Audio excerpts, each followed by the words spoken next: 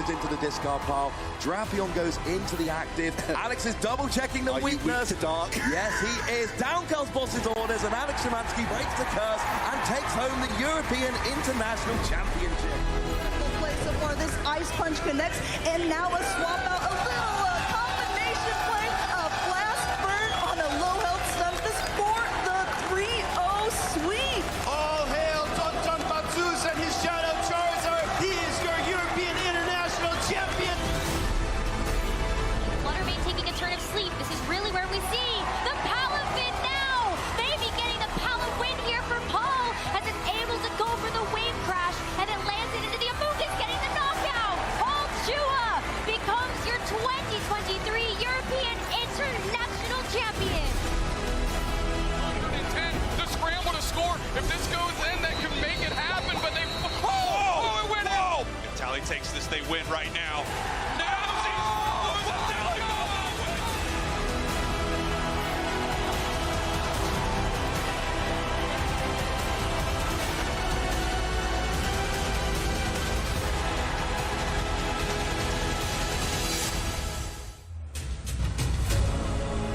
Hello and welcome, trainers, to our audience here in Columbus, Ohio, as well as everyone tuning in at home from around the world. Welcome to the 2023 Pokemon North America International Championship. Trainers from across the globe have gathered here this weekend to compete in various Pokemon titles, Including the Pokemon video game.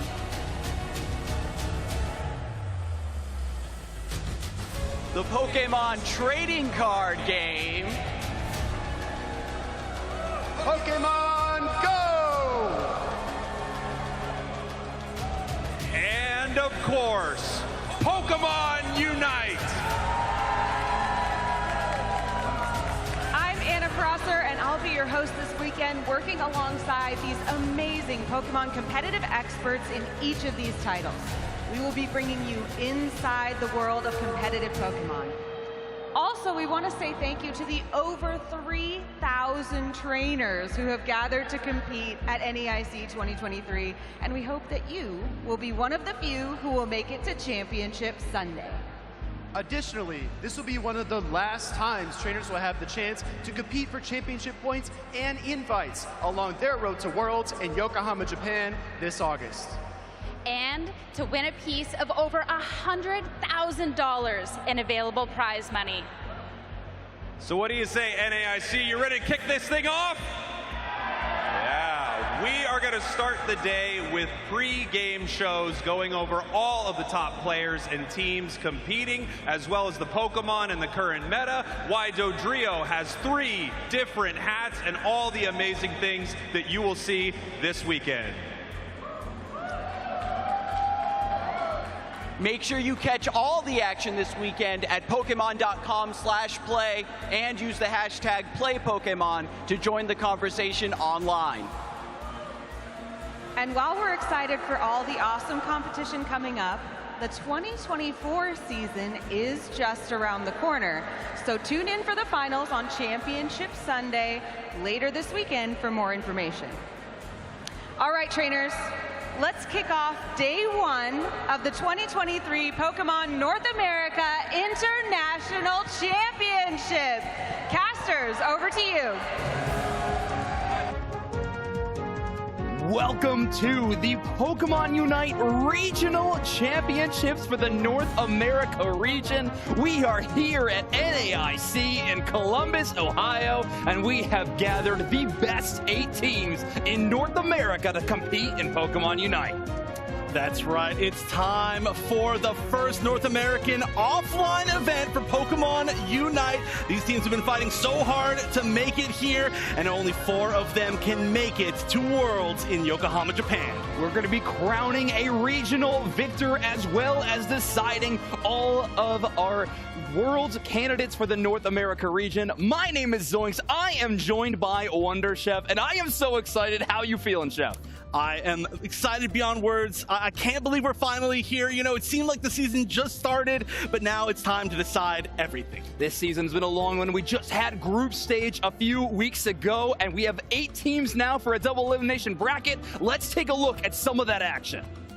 Luminosity is back on track. That is absolutely no respect for Team TOS. They're going to KO on Zealot. They're going to KO on all 5 of them, Spraggles. But Rogue just crushed this game. Big Unite move coming in from the Blastoise. Nice secure there. A nice little counter punch by Brave Bird. That is a gigantic Unite from the Trevenant. That is a great start for Spinal for this fight, but it's going to make a Fable in the end, getting the secure. Team YouTube making a statement. That's a full team wipe. YouTube takes Rayquaza. TTV runs it all the way back, making it happen just barely. But they've been working miracles all game, and a good little flip of the script here for Ginyu Force. And the stuns are out. They're putting a lot of pressure on Hoopa to keep regrets away from this. Now Amaterasu gets the Regieleki, and they're pushing in on this goal zone. The road to Worlds. The road to Worlds has been a long one, but we are near the end of it. Of course, Yokohama, Japan, the place we are all trying to compete for, and here is how you qualify for it. That's right, the monthly finals done, AOS Cup done, regional finals. This is the last that we've got before Yokohama, Japan, and the winner of the tournament today will guarantee their spot to make it there.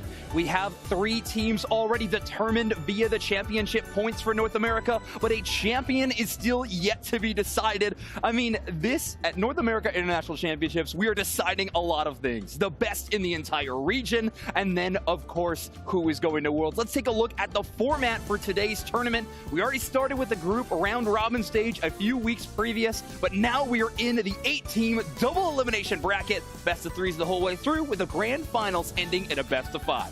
And of course, the prize pool is one of the largest that we've had so far, with $20,000 going to the first place team, $10,000 for the second, all the way down. If you've earned your spot here at the regional finals, you've earned yourself a place in the money. And we're not done talking about championship points quite yet, because some teams need them more than ever. This event, of course, awarding championship points, $2,500 to first place, and descending from that point on. Let's take a look at where these teams currently stand in the CP for the region. That's right, 3 teams sitting on top: Amaterasu, Luminosity, and TTV, guaranteeing their spot at Worlds, but there's still 1 spot up for grabs. We can see here Team YT and Rogue, 2 of the teams that we have here today, fighting for their position for the championship points to try and become the 4th team. Very close in contention on that leaderboard. Of course, we can always crown a regional victor a world championship spot, but if one of those top 3 teams that is already qualified gets that championship spot, they are taken out of the CP running, and all of a sudden that next spot is up for grabs. YouTube and Rogue very close, because they are here at our top 8 bracket that you can see. We're going to be at the top of the bracket, having Amaterasu and Luminosity as a first round game, an absolute barn burner. And of course, YouTube and Spinal, 2 incredible teams as well, have had recent great success. It's gonna be an exciting top half of the bracket. That's right, and then moving down, we have the team name that Zoink still maybe can or can't say, Ginyu Force, taking on Rogue in one of the matches that is going to help really decide who's going to be earning those championship points, especially with Ginyu Force being the maybe kind of biggest question mark of this tournament, coming pretty recently into the scene, I guess I would say, as a team. And then, of course, the final match of this top 4, or these first 4 matches, which will be our first match of the day. That's going to be TTV taking on Brave Birders. Yeah, a bit of an unknown quantity in Brave Birders against a storied team like TTV, but they've both been playing for a long time, since kind of the dawn of this game. TTV, though, one of the most well-known teams in the Unite Championship Series. Zugrug, Otter, Lutano, Celestial, and Ender make up a fantastic roster. Oh yeah, one of the most storied, just like you said. They've, been fighting very hard, especially over the first season of UCS, to make it up to the big stage. And a lot of people would have definitely assumed they would have been here already, but finally, they've earned their shot. And we got a chance to talk to Team TTV and really learn all we could about them. Only a couple of seconds, and they find the knockout. Great rotation by TTV. They read that play like a book. We are Team TTV. So since we've already qualified for Worlds, NAIC, we have to win. We won AOS Cup, and we have to show the world that we're still here to play. I think a great team is made by people who get along really well, both in-game and out of game. There definitely has to be a big glue to everybody, keep things together, keep the ship running smoothly.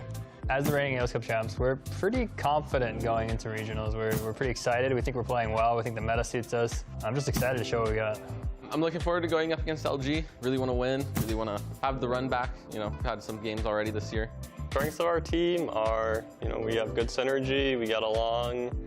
Everyone pretty cooperative for the most part.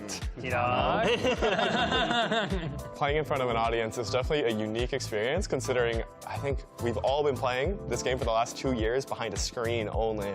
So it's a really big new experience, and I think it's going to be really fun overall.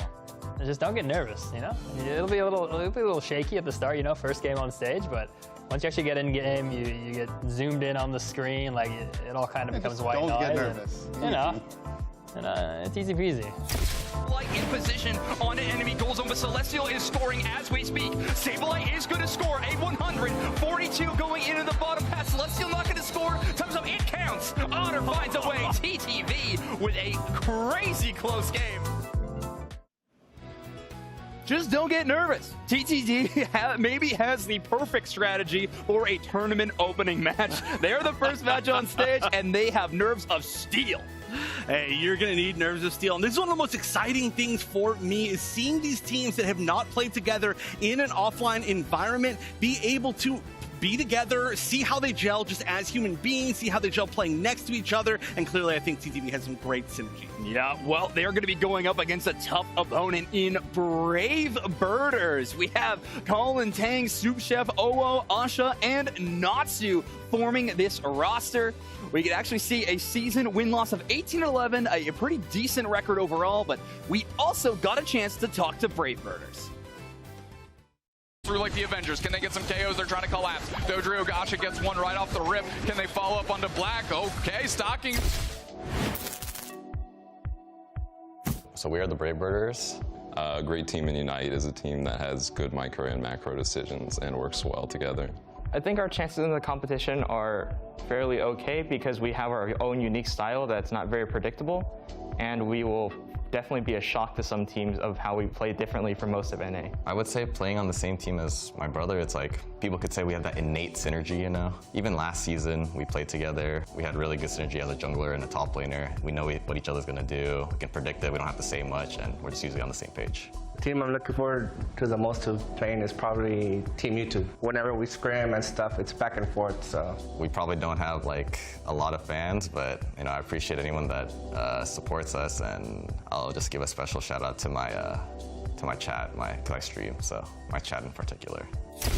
They're going to have to hold down that gold zone. Well, it's gone. It's a hold down the path at least to have some vision so they can start. Owo getting tons of pressure. Rapids' water spout is going, and they get collapsed on by Asha, getting credit for that KO. That's huge. Asha already being a level 11 is a great place to be. You say you don't have a lot of fans, but I'm definitely a Brave Birders fan. Hashtag Brave Birders sweep. I'm definitely coining that. I really want to see them do well, kind of qualifying as a wild card in a way. I feel like they have everything to gain and nothing to lose coming in to today. I also just feel like their overall mental is really, really strong. Yeah, they're feeling good about this tournament in particular. I mean, they got a tough round one matchup, though. TTV is a titan in the scene, and Brave Birders, a really interesting one. You saw in the team interview, they're expecting to take a lot of teams by surprise with their interesting way of playing. Well, let's see if that already implements itself in the draft as we start game number 1 of NAIC. All right, one thing that Spraggle said at the start of the day for everybody is we're going to see how many hats Dodrio has. Unfortunately, we're going to have to wait until a little bit later, as it looks like that's going to be the ban coming from TTV and Brave Birders selecting the Mew. Hey, when you got a team name like Brave Birders, you got to get rid of every single bird that they could be brave with.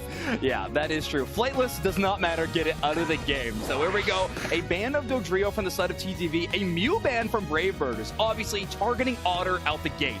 Otter, when this Pokemon was released, absolutely no life for this Pokemon. Was playing until the wee hours of the night, constantly, truly became one of the first masters of this one. Take it out of the game, but you are giving up Slowbro to Zugrug.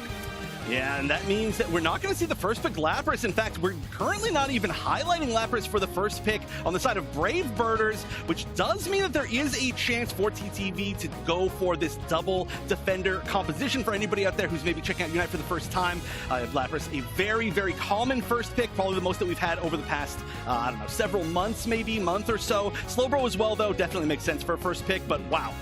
Damage on the side of Brave Birders, and still no Lapras. Yeah, grabbing that offensive core off the beginning. And I mean, if you want to deter a team away from taking Lapras, I think Sylveon and Chandelure might be your two best options at doing so. Sylveon, a really cool Pokemon because of how many ways you can build it. Both Hyper Voice and Mystical Fire in a pretty good spot in the meta right now. Trevenant and Machamp being locked in on the other side. Oh, Machamp is definitely a thing of legend. I have seen some really big moves from them in the past, but hey, Colin Tang, always known for playing something new and creative. TTV locking in the Alolan Ninetales as well as the Decidueye. So finding themselves a little bit of long-range damage to try to outcompete that Chandelure.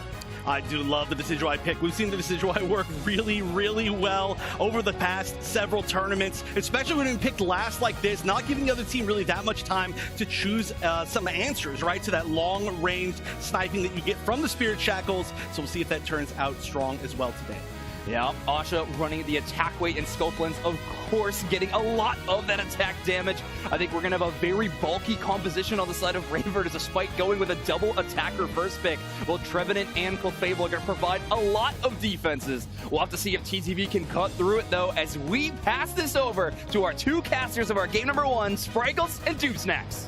That is right, ladies and gentlemen. Yeehaw to you and yours, Dupe Snacks. How are you, my friend, as we head into game number one? I am literally shaking, Spraggles. I am gassed to the gills. I'm ready to go. Brave Birders TTV kicking this thing off at NAIC. Come on, too easy. This is going to be so amazing. Up on the big stage, the first game of the day. And you learn so much about these teams when you see them in this environment. It's totally different from every other tournament they have played this season. That's without a doubt, and you got Brave Birders. They're playing on house money. They're going for it all because, as Zoinks likes to say, bump it, we ball. We're just going to go for it, and that's a positive and amazing energy. That's a way to wash all the nerves away. TTV says they have nerves of steel. Brave Birders don't even just show up with them because they're just going for it. And here we are, game number one. TTV, your purple team. Brave Birders, your orange team. These are the regional finals here at NAIC. As we're watching TTV, we can see they're sending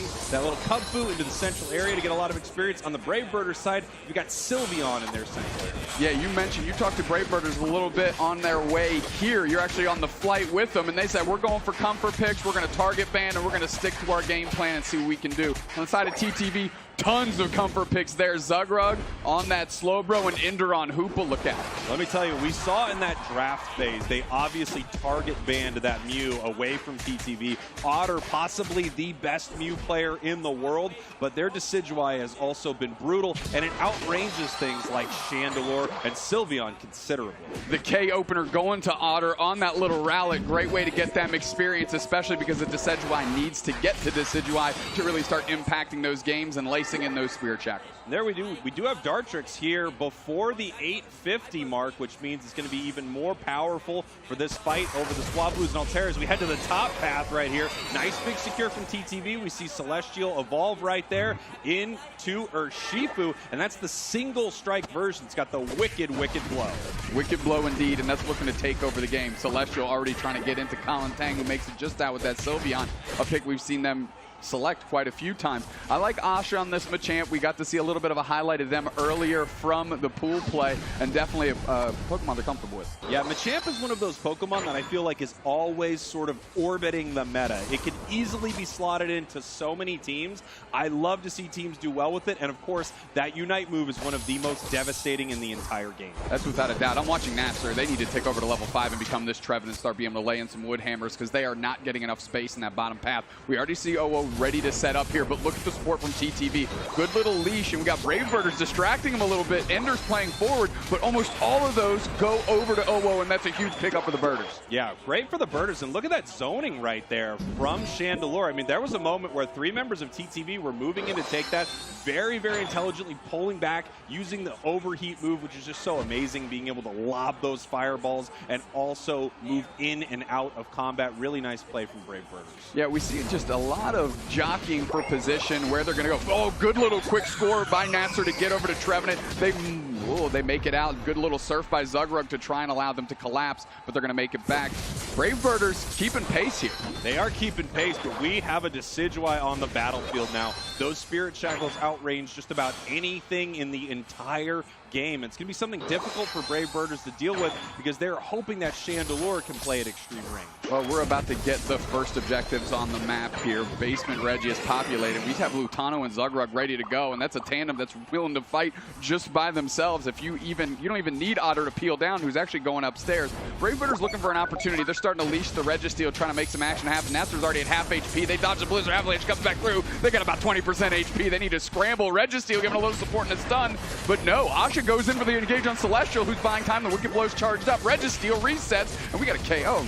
And here we go. They're pushing towards this Registeel right now. It's about at half as TTV is trying to put some damage on it. They have this Wicked Blow and Spirit Shackle ready to go. Easy secure for TTV right there. Easy secure, but a big pickup by Colin Tang. KO back on Lutano the other way, and there's the knock-knock arrow. It's going to get Nasser, but if the rest of the Brave Birders get out, they might not have gotten that Registeel, but they got a couple quality KOs there. Yeah, nice KOs from Brave Birders, and even if you look at the level-wise between these two teams, Dude Snacks, you'll see that they're pretty even across the board. Obviously, this Decidueye is outpacing everyone on the map right now, but Brave Birders not getting the objective, still very much in this game. I'll tell you one Pokemon who needs that level 9, and that's that Machoke right there. They want to be a Machamp very, very badly.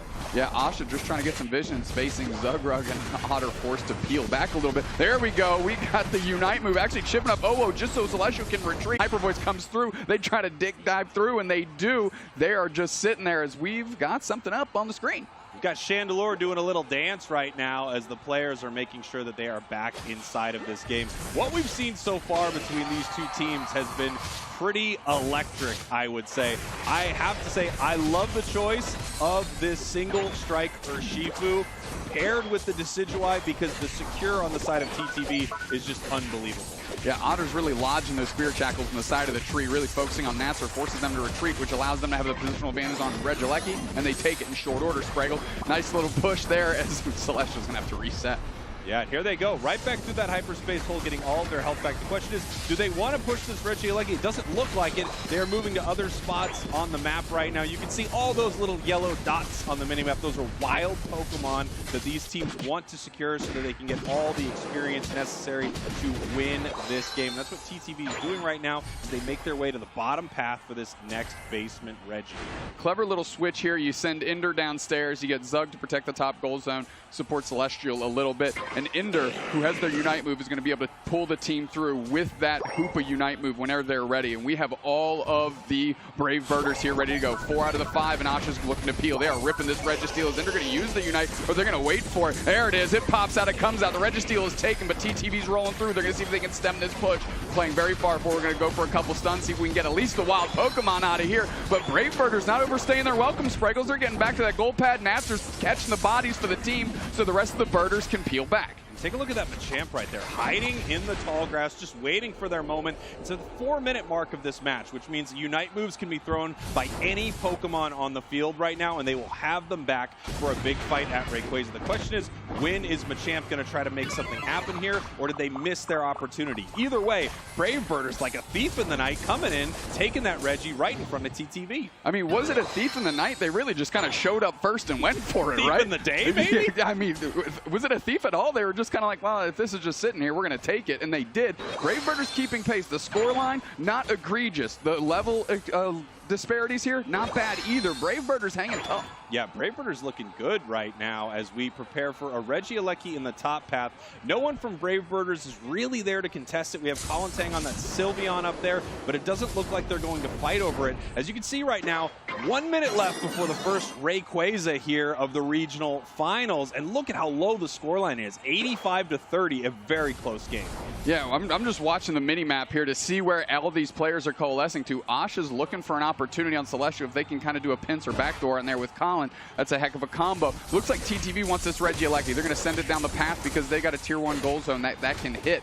We've got the hyperspace highway open. TTV's rotating. Colin Tang's going for an opportunity, but I think this one's going to be TTV's unless Colin Tang can pull something out. Hyper voice tick doesn't quite get it. No, doesn't quite get it. I mean, Wicked Blow secures busy, but look at that sneaky play from Brave Birders. They move right over and they score 2 huge goals in that top path goal, and they are now ahead 110-85. This puts them in a power position moving towards the end of the game right here, as actually they let that Regieleki walk into their tier 2 goal, but they are still up by 5 points. Yeah, it's wonderful. Look at all this AOS energy just sitting on the map. Not a high-scoring game for these teams right now. Certainly not as high as we've seen TTV before, but we've got a Rayquaza spray. And here we go. The 2-minute mark. Obviously, this battle is extremely important. 5 points separate these two teams. Both of them just found out it is a close battle, and now the question is, what are we going to do in this moment? Who makes the play? We have 4 members of TTV up here in this tall grass. They could send someone off to score in this top path, but look at this. Brave Birders positioning down towards this tier 1 goal, looking for a score.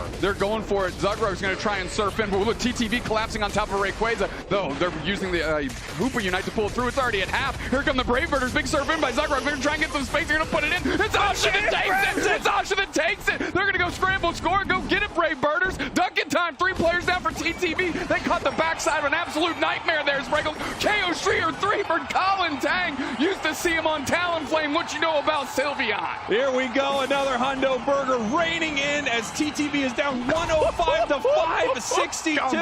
TTV going for that, steal of the Rayquaza, thief in the day, if you will. But Brave Birders were right there, able to take it away from them with Machamp. And it looks like Brave Birders are going to take game 1. There's still a minute left. There's still points in the pockets of TTV, but this is a tough one for them. I kind of like what they're doing here. Engagement on Sushap, they're going to try and get a KO. It's half HP. Hyper's voice comes through. Tons of damage on top of Celestial. They actually have to reset. They can't keep the push going, and that goal zone is still standing. The Brave Birders with a nice little bait, putting Sushap out here, and then peeling back is a great look. All 5 players at TTV are collapsing now. Brave Birders are going to try to hold it down. Spirit Shackle comes through. Surf for the spacing. Is that going to work out? We got a gravity right on top of that thing, and we have a Shadalore Unite to cover. Listen, they're flipping the lights off and turning on the nightlight on this TTV team. Brave Birders playing some heck of a defense. They're up by 300 with 10 left in this one. Look at this here. Brave Birders somehow taking game number 1. Come on, the dude. Team with nothing to lose and everything to win. Brave Birders making a statement here at the start of our regional finals. Come on, dude. NAIC regional finals, NA making it happen. Game 1, Brave Birders on stage. Let's go. Wow, I mean, what a game right here. You can see these two teams on stage. Obviously, TTV not loving how that went down. They had a great setup for Rayquaza, able to get stolen away by Brave Birders. Yeah, Asha really getting it done, stepping up. I know we were highlighting that some other players on Brave Birders pick up the Machamp, but Asha's been on it. Asha's been delivering with it. One thing that happens, in Pokémon Unite, everything can come down to a few key decisions there. The decision from TTV to take Rayquaza, it felt like the right call, but they just did not have the secure. The Wicked Blow seemed to miss right there. Now all of a sudden, Brave Birders, you can hear the crowd there at NAIC. They're loving it. Yeah, Brave Birders win, but Ender, aka formerly known as Indie Bear, gassing up the crowd. They're like, look, TTV's down, but certainly not out. That is one game. That ain't the whole event. Reigning AOS Cup champions, they said it themselves. They're looking to win. Yeah, I mean, take a look at these numbers right here. We're going to send it on over to Zoinks and Wonder Chef to break this thing down. Gentlemen. Thank you so much, you two. What a way to start off the North America International Championships with a Brave Birders win. Wonder Chef, you're a prophet. You knew it. Brave Birders sweet, baby. What can you say? That was actually incredible. I mean, we were actually just talking about this off the, I guess we were watching the game ourselves personally, but there is so much secure on the side of TTV, but in the end, it came down to a secure from Brave Birders in a very clutch moment. So the fact that they managed to outplay both the Spirit Shackle and the Wicked Blow to be able to get that actually pretty incredible. Yeah, some great plays around that final moment where the Urshifu of Celestial was actually pushed out of the pit, couldn't land that Hyper Voice. I mean, those are, or couldn't land that Wicked Blow, rather. Those are tough spots to be in. I like the play call from TTV. As soon as Zugrug gets vision of multiple members going towards that bottom goal zone, you immediately pivot and attack that Rayquaza. I think the plan there is solid. However, execution on the other side, it comes down to a bit of a epic Machamp play. And, well done to Brave Birders to put themselves in a fantastic position.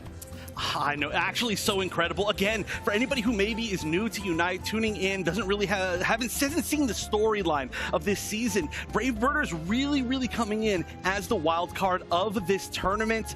They have such a gigantic chance to pull off, gigantic upsets that nobody would have expected. For sure, if anybody was to look at the math and just the experience of what's happened in the past, Brave Birders would be probably considered to be the first team to kind of go 0-2 of the weekend, but clearly not what's happening, which is great to see. No, not at all. Shout out to Colin Tang in his chat. I mean, they are ready to go today. We were talking a lot when we were in the green room watching this matchup, is how well the early game was going for Brave Birders, keeping up constantly, but their draft was really solidly well built around it. You run that Machamp, that brawler in that bottom path, where normally you see a lot of kind of the mid-range damage. Alolan Ninetales was hanging out down there for Team TTV. Where you run that Machamp for just a little bit of that extra power boost in those early moments. Machamp's got some secure early. You can leverage that into some big plays around those early Reggies. And, well, when Brave Birders got that second Reggie in the basement, I really do think that was the key moment that held them in this game and put them in a position where it was possible to win in those final moments. Yeah, they were... it was close. It was close the entire time, but they were just slightly behind, and I felt like it really evened things up, exactly like you mentioned, for that second basement Reggie. So just amazing stuff from them. They were talking about in their interview exactly what happened. They was like, okay, well, I think we have a good chance because we're a team that brings our own unique kind of style and our own unique team comps to competition. Look at all these people out here in the crowd. Shout outs to everybody showing up so early for Unite. Huge shout outs to everybody out there. I love our crowd here today. I love all the Unite fans showing up, but Brave Birders, they got to be excited for Brave Birders. They did, like I said, exactly what they said, and it worked out. Yeah, exactly. Now they are in a position to win this matchup, but we are playing this out as an entire best of 3. TTV needing to find some kind of adaptation if they want to be competing a bit better than that. The draft on paper looked good, and then unfortunately the exact game plan they drafted up did not come to fruition. Now, is it an execution issue? Is it just a bit of a timing problem? Or is it a whole rework of the strategy? Well, TTV is going to have to decide that headed into game number 2 as soon as we head into draft. Well, one thing that I do want to point out is how strong Brave Birders were in the early game. They held on very well against a team that has been known to shut out a lot of other teams that maybe they do end up kind of outplaying on that day in the early game very well. And so they were able to stay relatively close, like you mentioned, in experience, and just kind of stay in the game until they got that second basement Reggie, kind of even things up. So I really don't know what you do as tell me if you have any ideas, Zoinks, because as TTV, what do you even do here in this second draft when they first pick, for example, Sylveon? Yeah, Sylveon is a really interesting Pokemon because on paper, it doesn't look as bulky as it truly is, but it definitely has a bit of that defensive ability. Brave Birders currently hovering that exact same band, seems to be doing likewise. Obviously, the Dodrio pick for Brave Birders is a worrisome one. They do not want to be dealing with whatsoever. So no pivot for either of these teams. We're sticking to the game plan that we decided early on, and now it's Brave Birders in first pick position. Do we see an attacker again, or is the Slowbro going to be taken away from Zugrug? It is not. Chandelure, the first lock-in.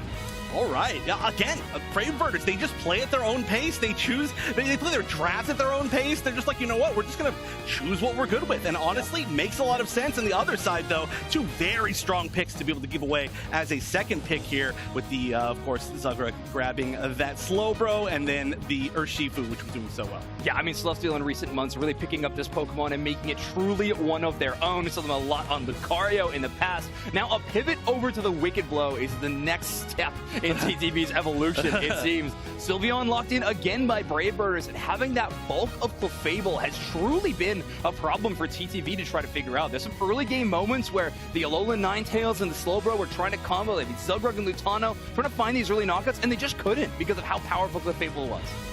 And we're seeing very similar teams here, but here's a pretty big shift as we're going to see the Venusaur picked up. Aside from that, though, are we at a 100% same teams? I think we actually are, or maybe there's one more shift, but we're already pretty early in the day. I'm already getting mixed up with these matches. The Venusaur, though, pretty cool pick. Yep, Venusaur, the only Pokemon that is swapped from last matchup. So Lutano now going to be taking up that central area role and allowing Otter to start playing within path, where Otter was playing the Decidueye for them last game. We've now pivoted, and we're going a bit in the Venusaur direction. Something that is always so exciting to me. Lutano really putting this pick back on the map, despite Spraggles hating their trainer card. Oh well, you know, just oh well, bit of a situation. Let's hear what they have to say, though, as we send it over to Spraggles and Dupsnacks. All right, TTV Brave Birders, game number 2 coming up, and we do have that Venusaur heading out to Aos Island, Dupsnacks. Yeah, what I'm most excited about is Otter on that A9. Before A9 got its buffs, Otter was an A9 believer, and you can only imagine how excited they were when they turned that Pokemon up to level 11. Yeah, without question. Now, you can see the target banning continues between these two teams. We have Brave Birders continuing to ban out Mew. That is a comfort pick for Otter, obviously, and they do not want them to have that Pokemon. This is something that you and I have talked about a lot, is how valuable the ban phase is right now for banning a specific player. Like, if I'm playing against Dupsnacks, I don't want to see a Slowbro. I'm banning it out right away. Here we go, game 2. I appreciate that. A little vote of confidence there for the kid. Brave Birders going to be on the purple side here. We see them rolling down. Natser and Asha, tell you what, that bottom path was a little rocky in game 1, but they certainly elevated and stepped up on the backside of that. So I'm looking forward to that here in game 2. Yeah, without question right here as we move towards this central Audino right here, excuse me, Ndidi right here. Audino, I'm back on remote stadium right now, Dupsnacks. As we can see, our Machamp looking for a score right here. Brave Birders, TTV, looks like we have a reset happening on the stage right now as they're getting ready here for game number 2. Yeah, I just want to make sure everything's above board between these two squads. Make sure they have every opportunity, and there's nothing that can be at fault here. So, hey, take a second, sort out that technical difficulty there, and we'll be back in some action. I wish I could do this in my solo queue games. Take a pause. Hey, everybody, we're not going. I don't know what we're doing right now. We got a few people fighting over center. Let's get it together, okay? Let's get back on the same page. Back on the same page. Hit that. We call that a soft reset in the biz. Yeah. I don't know what business that is, and I'm not too sure who says it, but I'm almost positive it's a real thing. I feel like we're always hearing the term soft reset with whatever business Sure. we are in right now. It's usually people saying, stop saying soft reset. No one uses that term. Listen to us, Spraggles. We thought we'd have barely any times for bits, and much less here we are. Bit out of control, out the gate. I think one of the most exciting things about having a moment like this is that we get a chance to be on camera and do something dumb. So, you know what? I may or may not have unplugged some stuff by the stage before the match started to give us more camera time, because that's important for us. I'm often moving around back here, pulling on wires, and honestly, I'm not even really exaggerating. I'm often pulling on a lot of wires. The first thing I did before we got up to cast the first game, I was sitting in a chair. I stepped on my own headset cord and fell. Yeah, I stepped on his headset cord and fell as well. It's a little bit of a slapstick comedy back here. Which is great because no one saw it. No one sees it. All right, let's talk about what these players are playing for right now, because there is a lot of money on the line, Dupsnacks. Yeah, tons. First place, $20,000. Nothing to scoff at there. Of course, going right down the list, tons of money on the line. You have a team like Brave Birders that made it here, so every round win for them is just climbing that prize pool ladder. And of course, everyone else, wants to keep them from doing that. Yeah, and Brave Birders, you know, the important thing to remember about what's happening today, obviously every rung you climb, every time you get a victory and move on in your bracket, not only do you get more money, but a team like Brave Birders can still win their way to the World Championships in Yokohama, Japan if they win today. This is the last chance qualifier for so many teams, and Brave Birders is eyeing that top spot. Yeah, as you can see, we have the current CP standings for NA. Brave Birders not on there, so they need to ride the wave and take that dream, and they've got a good start here, starting 1-0. But going down the list here, Amaterasu, 6,515 points leading the pack. Luminosity and TTV right behind. Those three teams have locked their spot to Worlds on CP earned throughout the season alone. We're just looking to lock in that 4th spot this weekend. There we go. We got the TTV fans in the crowd. Obviously a fan favorite team. I don't think you can think of a team that has more dedicated fans, more love behind them than TTV. As we take a look at our audience here at NAIC, I think I see Curly Q back there held up. Yeah, just on the stick, you know, there to hang out.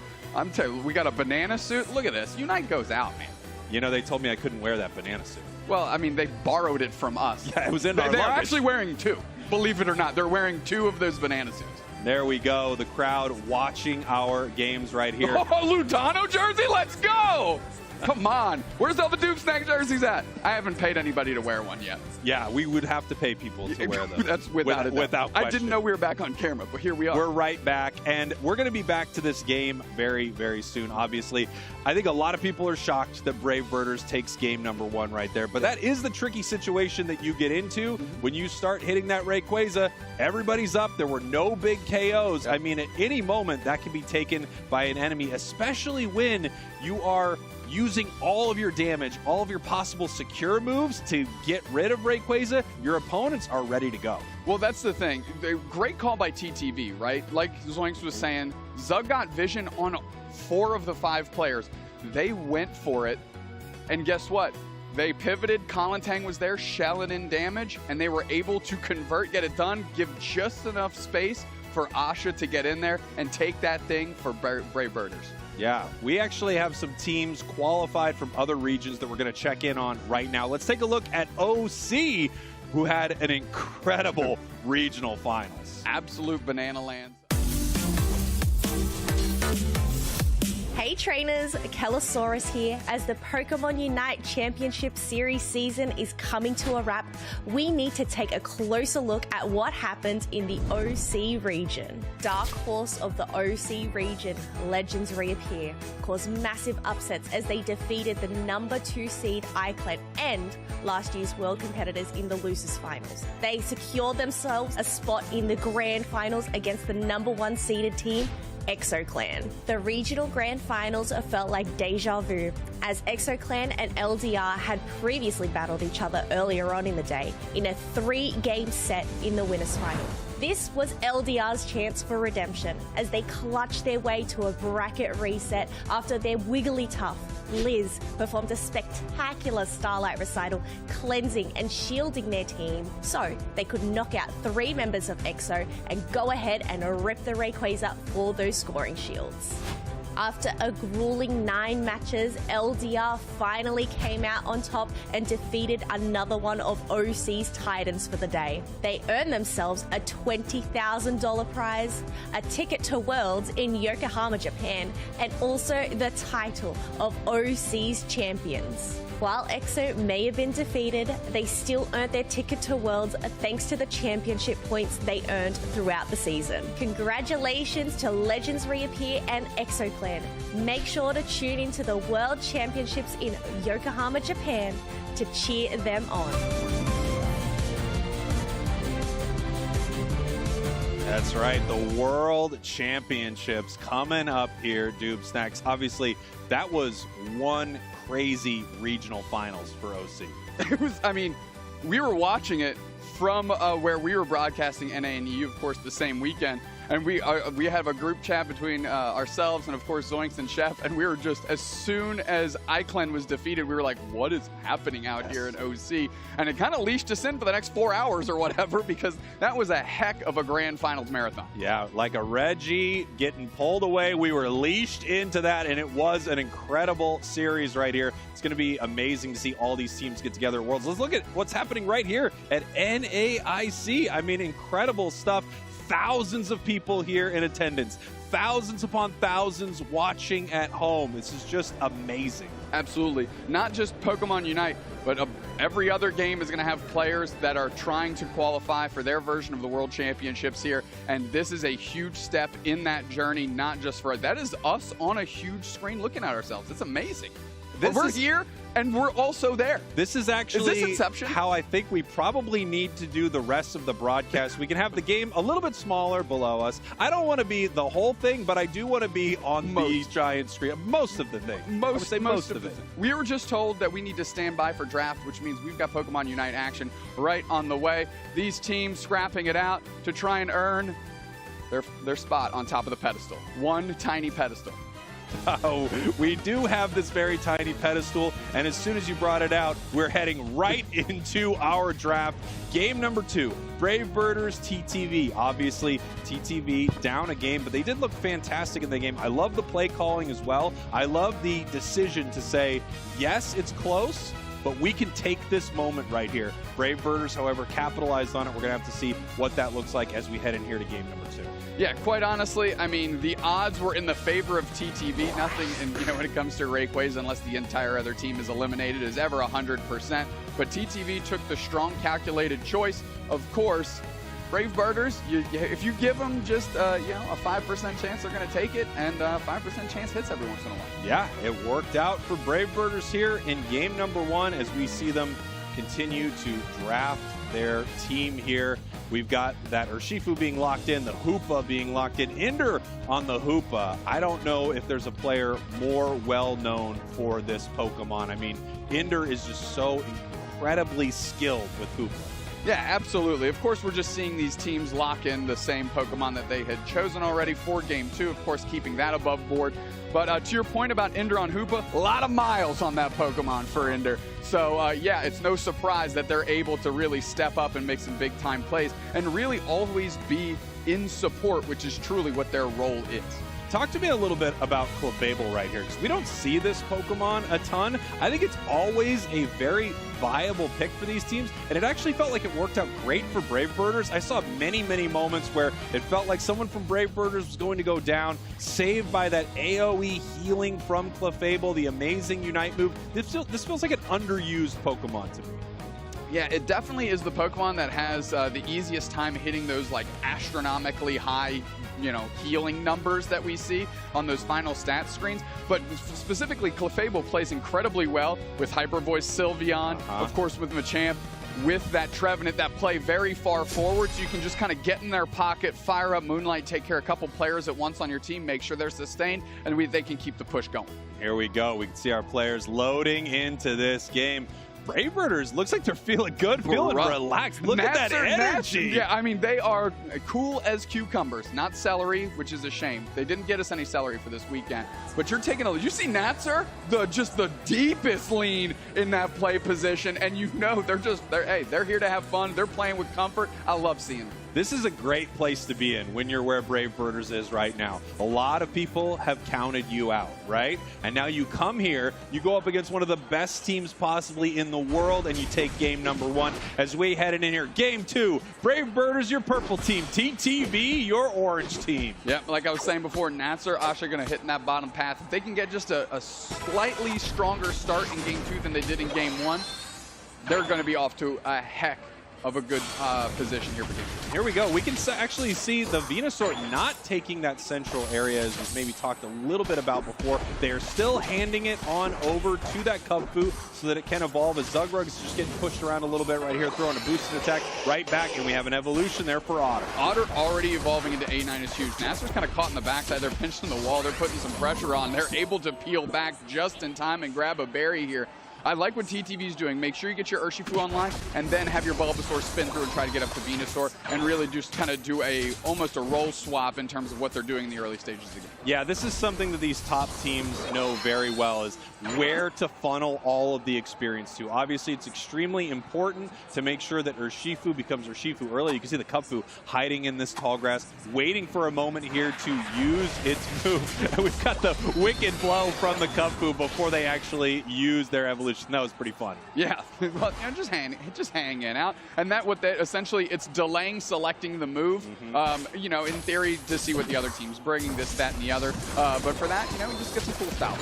Very cool style points, as well as some nice invulnerability frames right there that they took advantage of there in that top path. We have the Chandelure heading to the central area now for Brave Birders, and Venusaur now moving into the central area for TTV. Currently in Ivysaur, Zugrug's in a little bit of trouble right here, possibly being caught.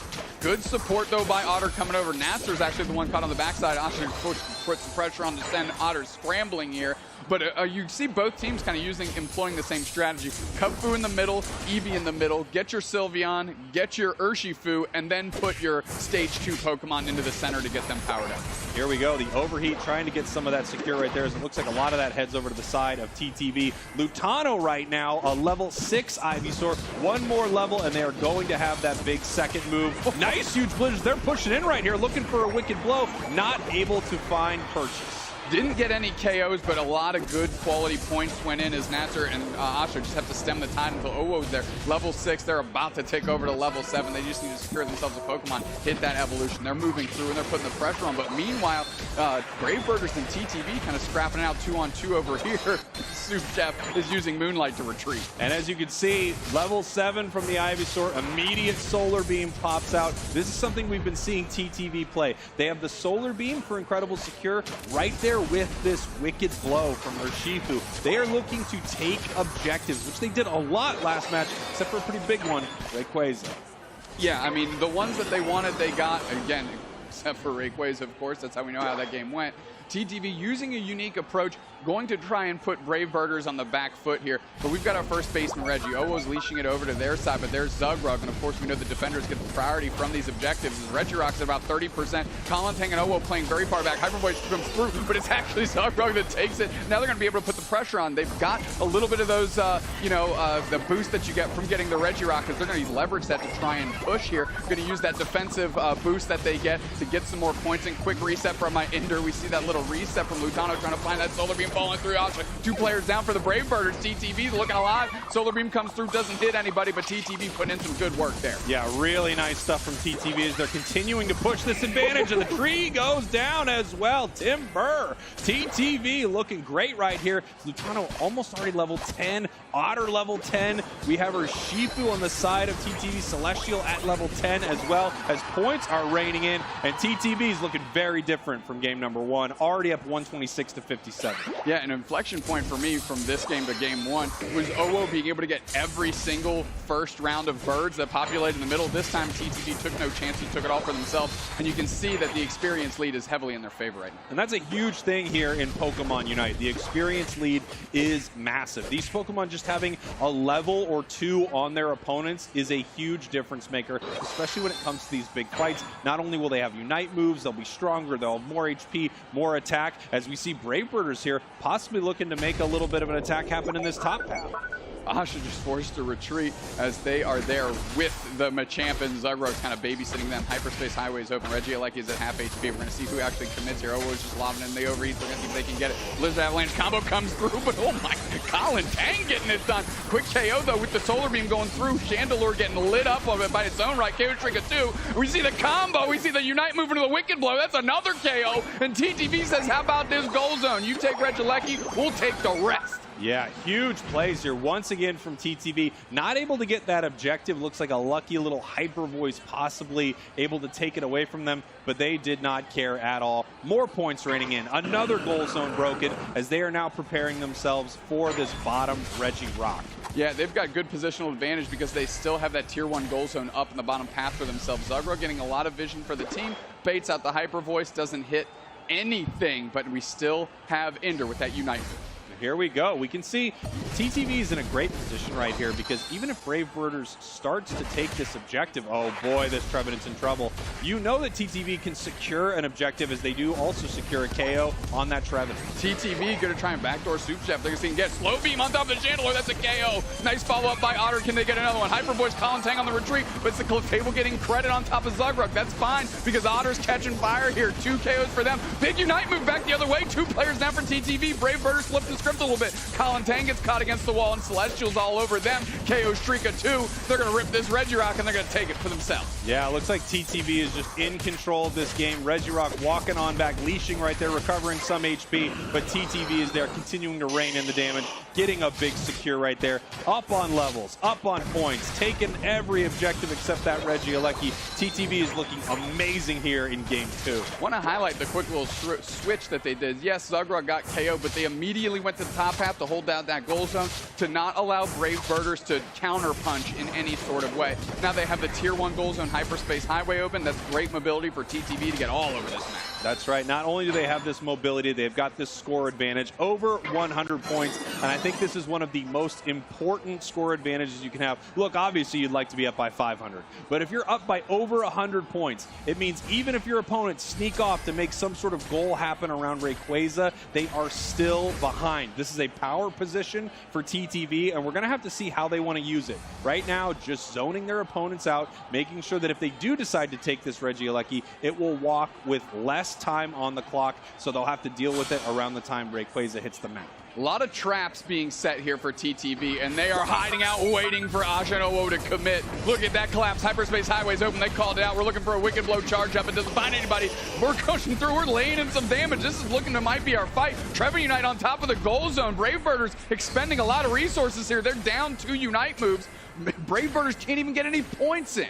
Wow, they threw their Unites. They know that they need to get something on the board. They don't want to deal with Rayquaza because the secure is so amazing on the side of TTV. Huge Machamp Unite, but it wasn't able to find a KO. Really unfortunate for Brave Birders as TTV is in the driver's seat, and I think Brave Birders might get dropped off here. Yeah, I mean, they were going for the hard commit on Celestial to try and catch their respawn timers to put them into the Rayquaza area. But now what you have is great spacing and vision by Zugrug, and Lutano's going to be able to launch in these Solar Beam pot shots to try and suss out where the Brave Birders are, so it's going to be tough for them to get into this central. It looks like Brave Birders here mobilizing towards this bottom path. The question is, when are they going to start a fight? They are well aware that they are behind. We have a ping on the map. It's possible that they are saying, hey, we see right up in that bush right there, we know exactly where Ninetales is, or we think that's where Lutano, the Venusaur, is. As time is ticking away, Dude Snacks, and Brave Birders are the team that need to make a play. Ooh, Solar Beam almost takes half of the HP away from that Chandelure. Nice little Moonlight, and now you can see exactly all the HP. Just Solar Beam comes through. Celestial kind of gets caught. Quick little portal by Ender is going to give them the reset. And now we can see right here, it looks like Brave Birders hitting this Rayquaza as the fight looks like it's starting. We're going for the back door. Here comes Otter and Celestial. They're looking for some KOs. They got the first one. Solar Beam goes through. Huge jump. 2 players there. Follow up. Wicked Blow. KO streak of 2. Finally, Ender uses their Unite move. There's 4 players down for the Brave Birders. And there's another one. Holy smokes.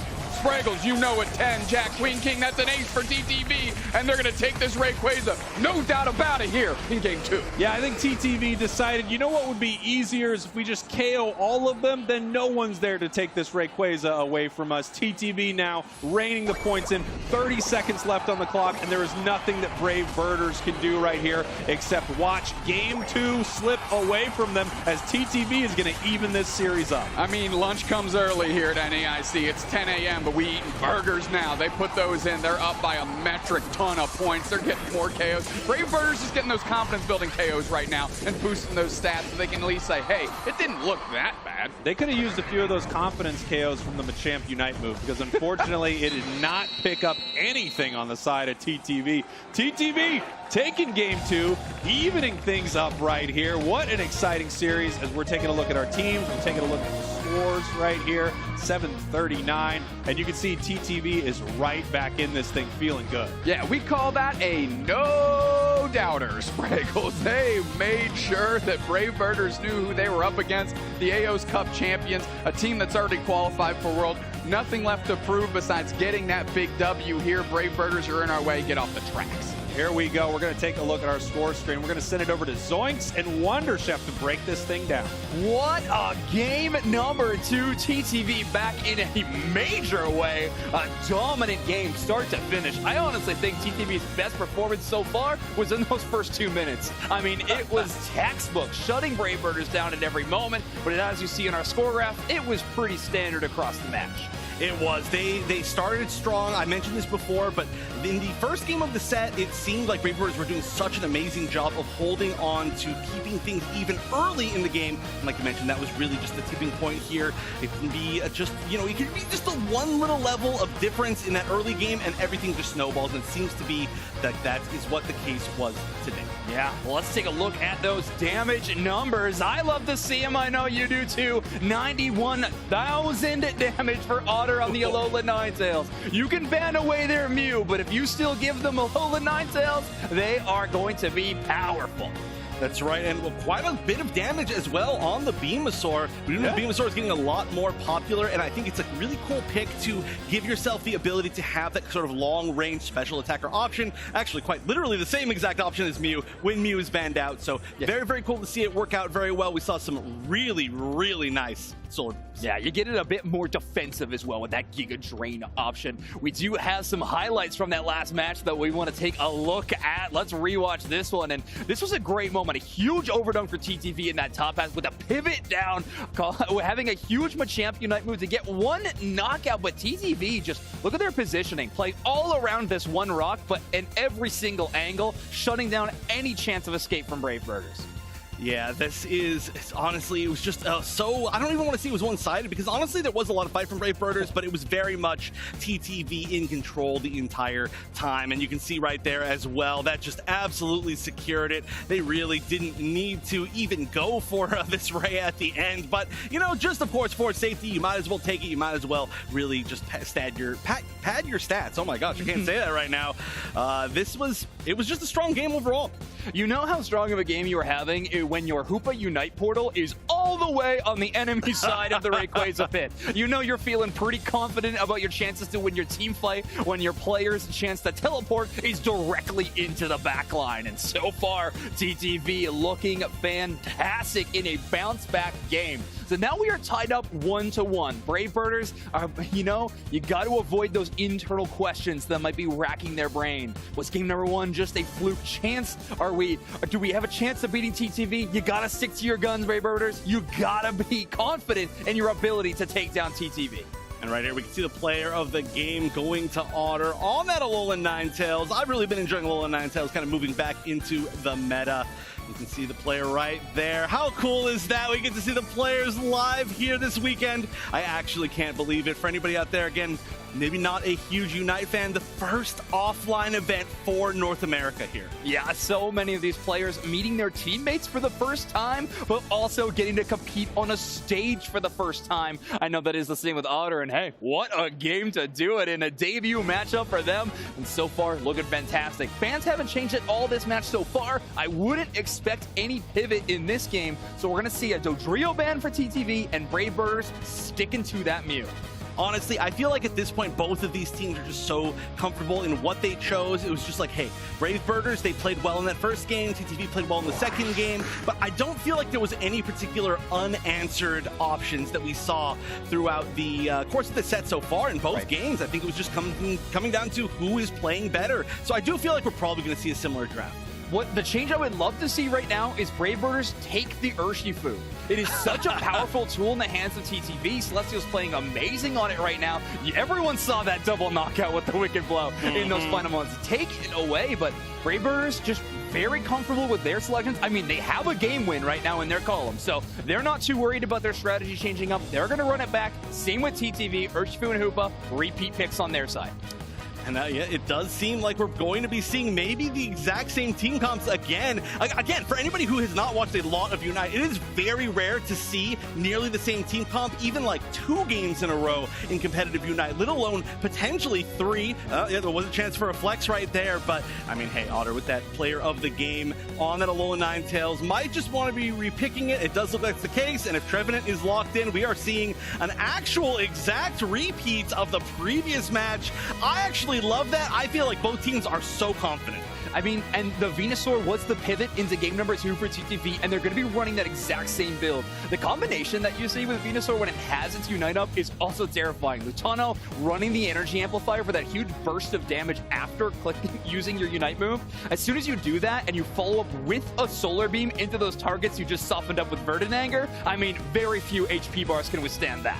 Yeah, and I do love the fact that Solar Beam can help really be, I guess, used by the rest of the team. Every single Pokemon on this other side has an ability to move the other Pokemon, so you can knock people into, of course, those big Solar Beams. But as we're getting into this final game of the set, we got to send it over one more time to our casters, Spraggles and Doopsnacks.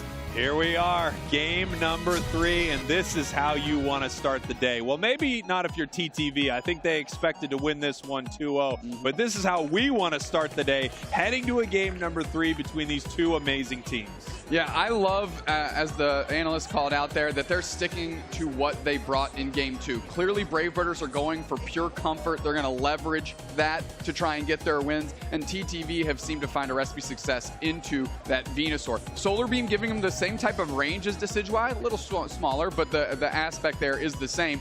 But what it does is it opens up Otter to be on Alolan Ninetales, and they are a fiend on that Pokemon.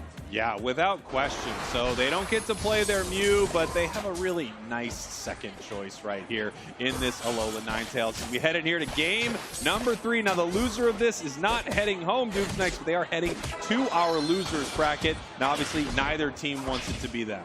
Of course, and Brave Birders, again, really shocking everyone with that big-time Game 1 win, putting TTV on the back foot. Brave Birders looking to get it done here. It's a quick little engage, and it always seems to be on Natsur early. They play far forward, and they're about that action. Zugrug and Otter peeling back, but the pressure continues as finally Machop is forced to back out. Natsur is going to try and get the escape. They're kind of locked down, frozen in place, but just for a moment. I love the aggression there from Brave Birders, but not able to pick up a KO there on Otter. As we see Colin Tang making their way up to this top path. They are Sylveon, and they are ready to start screaming at the enemies. We actually see Clefable in that central area, picking up some experience. I don't know if I've seen a Clefable rotate to the central area. It's huge! Avalanche catches a big K opener. Yeah, I mean, Otter saw that opportunity, and literally you could actually see the delay between the two moves. Like, are you really staying here? You're still here? I mean, All okay, right. I'll take it. And guess what? They did. K-Opener goes to TTV. That's a good crop of experience to them, and Celestial ticks over. TTV is looking big already.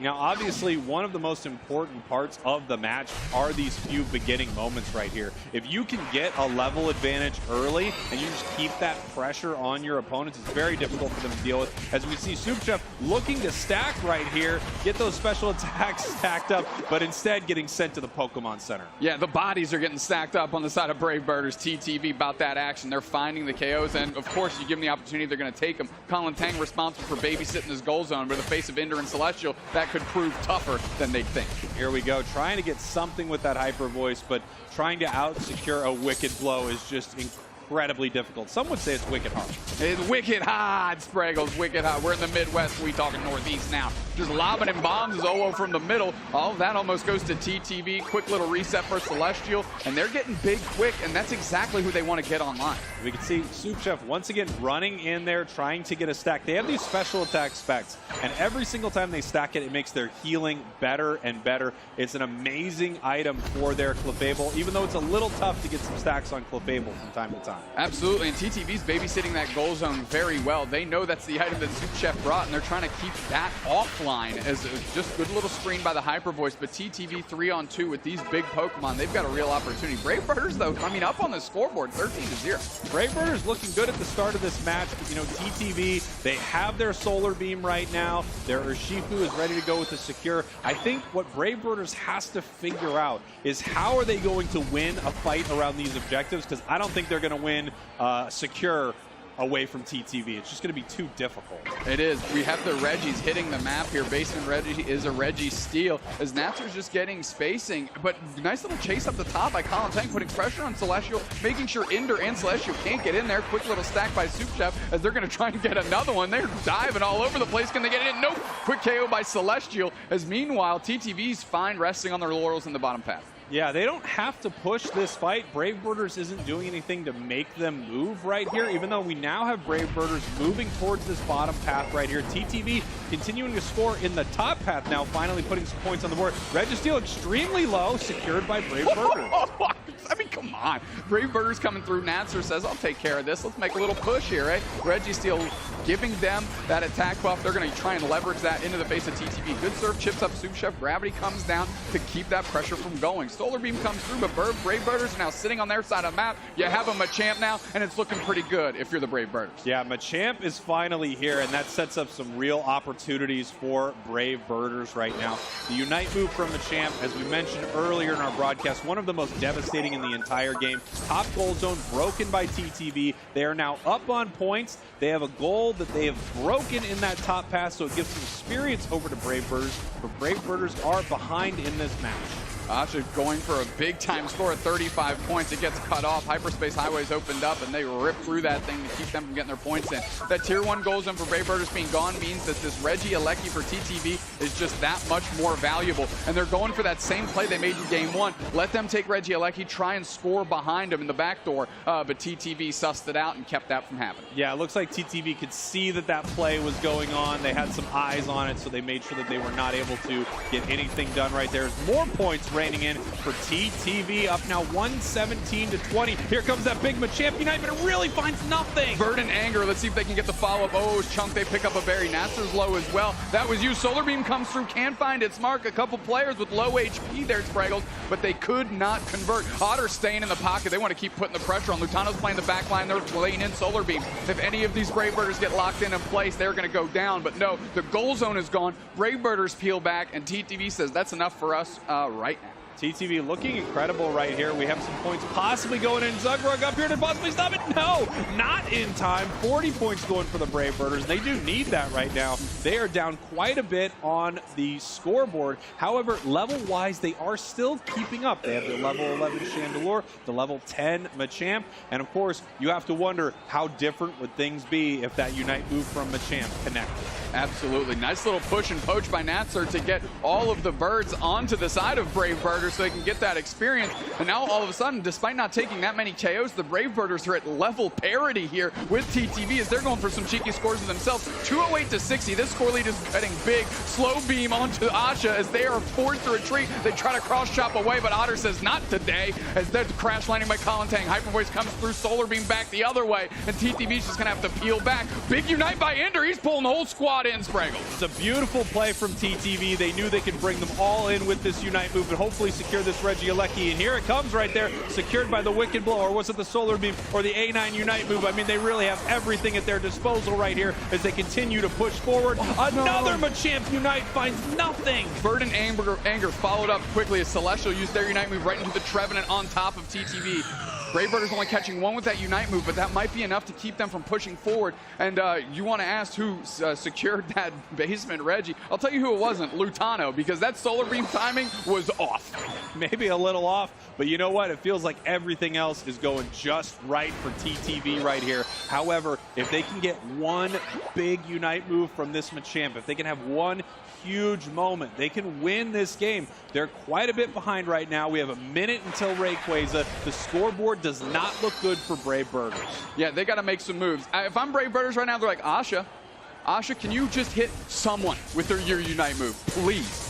And then we'll follow up and we'll make some magic happen after that. You know, getting a little high on their own supply from Game 1 where they secured Rayquaza, but they really need those Machamp Unites to be able to stick into these fights. And now we have the 2-minute 30-second mark. Nice little Solar Beam right there, pushing Brave Birders back. And they're just going to have to find a moment to engage right here. They are behind. They are dealing with Regieleki. TTV is in control of this match. They just can't give it away like they did in game number 1. Absolutely. They've got great space and great vision all over the map. Brave Birders are actually kind of pinned to their side. Can't get too far forward because Zugrug is getting vision on them. Brave Birders going to need a clever opportunity here. Rayquaza hits the map right now. Here's the Rayquaza, and TTV really gets to do whatever they want right here. So they are watching their top and bottom goals. They have incredible vision up in the top path and in the bottom path right now. As Brave Birders also knows that TTV really doesn't need to push this Rayquaza. It's up to them to decide how this fight is going to go, and we're going to see how TTV can counterpunch and stop Brave Birders once they decide to move in. Minute 30 on the clock right here. We see the solar beams being used just to try to figure out where the Brave Birders are right now, and I think they have a good idea what tall grass they are in, as Brave Birders are going to need to make a play right here. The tournament is not on the line for them, but staying in the winner's bracket is, and they want to do that right now. Osh just playing far forward. Talentang is chunked at half, and Brave Birders are just looking for an opportunity because they're going to be the ones that have to make a move, and this is their move they're going in. We have a little Hyper Voice to kick off Rayquaza. Gravity goes down to keep Celestial from coming in. Big time Solar Beam back the other way. Where's the follow-up? Big time Surf. Hyper Voice gets a KO. Chandler with the follow-up. One player down for TTV, and that's Zugrug. They're flipping the script on top of Brave Birders. Left lead has a huge lead, but they're going to follow. Trevor Nitton back into the other way. 2 players down for TTV, 2 down for Brave Birders. Who's got the follow-up? 3 down for TTV. Where is the follow-up, Spraggles? That's what I'm looking for. Rayquaza at half. Lutano comes through. Big time Solar Beam on the Chandelure, but there's 1 player standing for TTV. Brave Birders got 2. They go for the engagement. Oh, where's the follow-up? They're going to have Woodhammer come through. Half HP. Osh is looking for the follow-up. What a Solar Beam! Are you kidding me? Lutano filling him up. Say, you want some chlorophyll? Eat some sunlight, baby. Burning them down. And TTV's chances are just right back in it. Brave Birders, what happened? Did you see the positioning there? They were on both sides of Lutano. They were saying, we can't both get hit by this Solar Beam. Somehow the Solar Beam finds its mark, takes down 2, 10 seconds left, and there's not enough time for Brave Birders right here. TTV is moving forward in our winner's bracket. Tell you what, you better get onto the person in the crowd with that Lutano jersey, and you better get that thing signed, because that was an MVP level play for the Guac Bowl. Look at Lutano right now, the shrug. Oh, look at him go. What a match. What a match, Doom Snacks. I mean, come on. Great follow-up there. It looked rough. Brave Birders had a great opportunity. They flipped the script. Big KO on Zug to kick that thing off. Colin Tang with the follow-up. Owo there for the Chandelier support. But in the end, they turned the Sky Ruins into Jurassic Park. That's Dinosaur Land, baby. And Lutano getting it done. Amazing stuff from Lutano right there. I mean, what a heroic performance there. Obviously, I mean, he was playing pretty cool. I would not be able to play pretty cool. Okay, I think I'm doing bows. I am like, I'm doing the whole thing. I'm trying to pump up the crowd. But Lutano, very chill. I'm looking right in the camera and I'm going, no. I just ate him up, baby. What a good look. What a great set to kick this weekend off for Pokemon Unite. Come on, 2E. I gotta say, a lot of people counted this team, Brave Birders, out, but they're a team to watch. You watch those 3 games, they are a team to watch. They took a game off of TTV. They almost took 2 games off of TTV right there. That was such an amazing final fight from both of these squads right here. As you can see it up on the big stage. TTV with the victory. Yeah, Rayquaza not taken in this one, but it was all about that final fight. But let's check out this scoreline, because it was really TTV in the driver's seat the whole time. Yeah, TTV was ahead essentially all of this game. We had a moment where Brave Birders felt like they were good scoreboard-wise early. Since then, TTV just in position to win this whole thing. And as you can see, just as you mentioned, no Rayquaza, doesn't matter. TTV wins this one. Yeah, tons of points raining in. They stuck to their game plan in a great follow-up fight with some high-level play out of some high-level players. Get it done for TTV. Let's look at these numbers. Now, of course, the charge is led by Lutano, 81K. I mean, look at this right here. If you look at the damage numbers for both of these teams, you can see there wasn't a ton of skirmishing at all inside this match, but there was one Pokemon that was consistently dealing damage, consistently picking off their opponents, and also winning the whole game. That's Lutano on that Venusaur, the Beamasaur, if you will. I think I might have to apologize to Chris Heroes. He might be right about this thing. I mean, it looked good there. It certainly did. I'll tell you what, that Venusaur, put it up on the pedestal. It's right there, right on top. That pedestal's Venusaur. right back. The Venusaur is right here. Graphics, can we just get a Venusaur right there? Yep. I know we didn't discuss this earlier, but just pop one in. Yeah, just plug it in. Look, this is a small pedestal, but it is stout and structurally sound, not built by the Spraggles and Snacks construction crew, that the TV that was being mounted on from our last broadcast. Yeah, unfortunately, we are out of business, but what's not out of business is TTV, as they are moving forward right here. That was such an impressive match from this team. I know there are so many people at home who want TTV to win this thing. And, it makes a lot of sense who we're going to interview up on the main stage. The hero of that game, Lutano, take it away. Thank you so much, you two. That's right. We have Lutano here on the main stage after an amazing game number 1 win. I mean, Lutano, your advice in that team preview was just don't be nervous. Did it work? I think so. It's going pretty well, I think. Good to hear. Good to hear. Okay, I feel like we have to ask the question, what's the deal with the jersey that we saw earlier? That's my dad, Lutano dad, in the crowd. Yeah. Shout out to my dad for coming out, supporting us. He watches all my games, so. Oh, you love to see supportive parents. Huge shout out to all supportive parents. And we would be remiss if we didn't talk about it. Your Venusaur in that final game went absolutely wild, KO after KO. Were you talking at all? Were your teammates talking? What was going on in TTV right in those moments? I mean, my team is just getting me vision, and I'm like, I'll carry if you guys get me vision. So I just beam, and my team carries from there. Like. The strategies are simple for TTV. Well, thank you so much, Lutano, for the interview. Amazing game number 1 win. Congratulations. Let's take a look at our top 8 bracket now as we are moving on TTV into the next stage. What an incredible run from them. Absolutely. You love to see it. Their first time here on the big stage and already doing so well. And, not a close match. Not a tough match. Easy. Not close at all. More incredible games are going to be coming up very soon. I cannot wait. We will be right back after a very short break.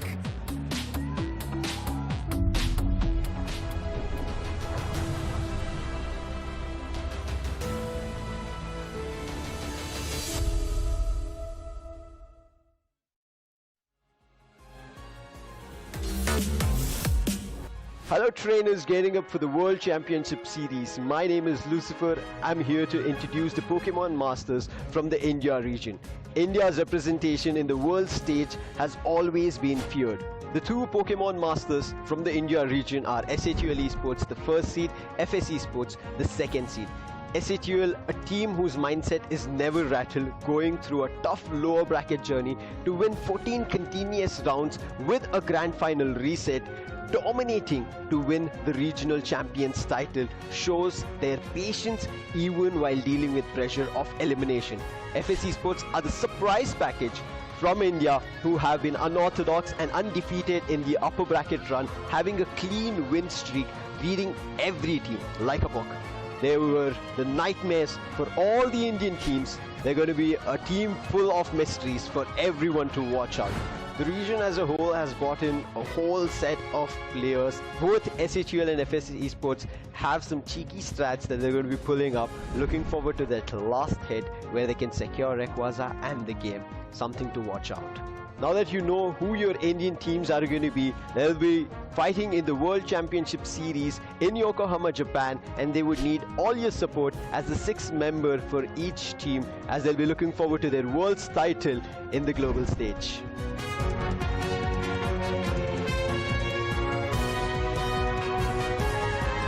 As the players are making sure that they are back inside of this game. What we've seen so far between these 2 teams has been pretty electric, I would say. I have to say, I love the choice of this single strike for Shifu.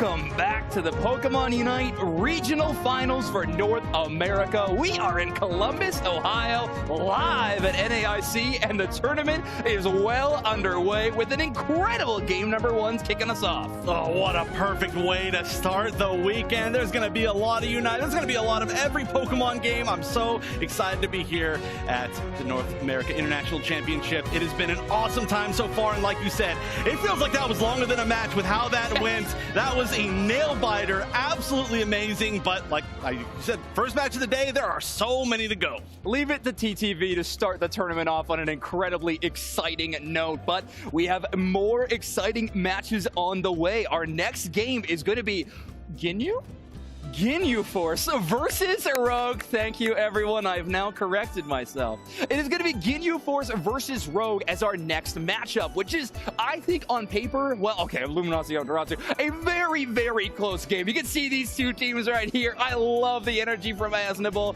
already having fun. But these two teams are ready to compete. Kratos, I believe, the only member between these 10 players that was at our World Championships last year. Oh, and this is, honestly, I'm so excited for just actually to see Ginyu Force, especially in general. I am a big fan of how they were playing in the group stages. Again, a team that kind of jumped together, some very well-known players, but playing together as a team. This is really kind of their like big breakout moment. May have been kind of just made for regionals, but they went 3-0 in their pool, one of the strongest teams that we saw, and now it's time to see how they're going to do against the rest of the competition. Well, let's learn a little bit more about Ginyu Force. We got to interview them. They're able to actually secure it as an able, and they're going to put the screws of TOS. They have to back up a little bit. I am Asnable. I'm Kratos. I'm Boozle. I'm Bloodline. I'm Katie. And we are Ginyu Force. We're just like a bunch of friends, and we're all just like chilling, and we've been playing together since like the beginning of the game, and we're like, sure, why not? Like, try to team up. It's like the end of the season. We're gonna just try to have some fun and see where it goes. So what makes a great team is like your connection to each other, because if you don't have a good connection, it's really hard to stay together as a team, because you'll be arguing during the game. All these problems are going to start cropping up. You know, when you're all friendly together and you're all good together, then things are going to go good. I know we all really nervous, but also really excited. All of us, I think, performed really well under pressure. And I think we're going to turn up. I think we're all going to really do well. Of course, Kratos has experience. I believe AZ has experience in a different game. I think we're going to do well. I mean, I can say for sure the strength is we never give up, and we truly trust in each other. And that's what I really love about this squad. Weakness, we barely play. What the? We barely play, that's it. Big shout out to Pokemon in general. Like, this is an experience that I've never had before, and I'm just glad to be here for the ride. Shout out to Chloe. Chloe's a big part of that team. That was one of the people I was Shout out to Chloe. Personal therapist. Yeah, and the friends back home too.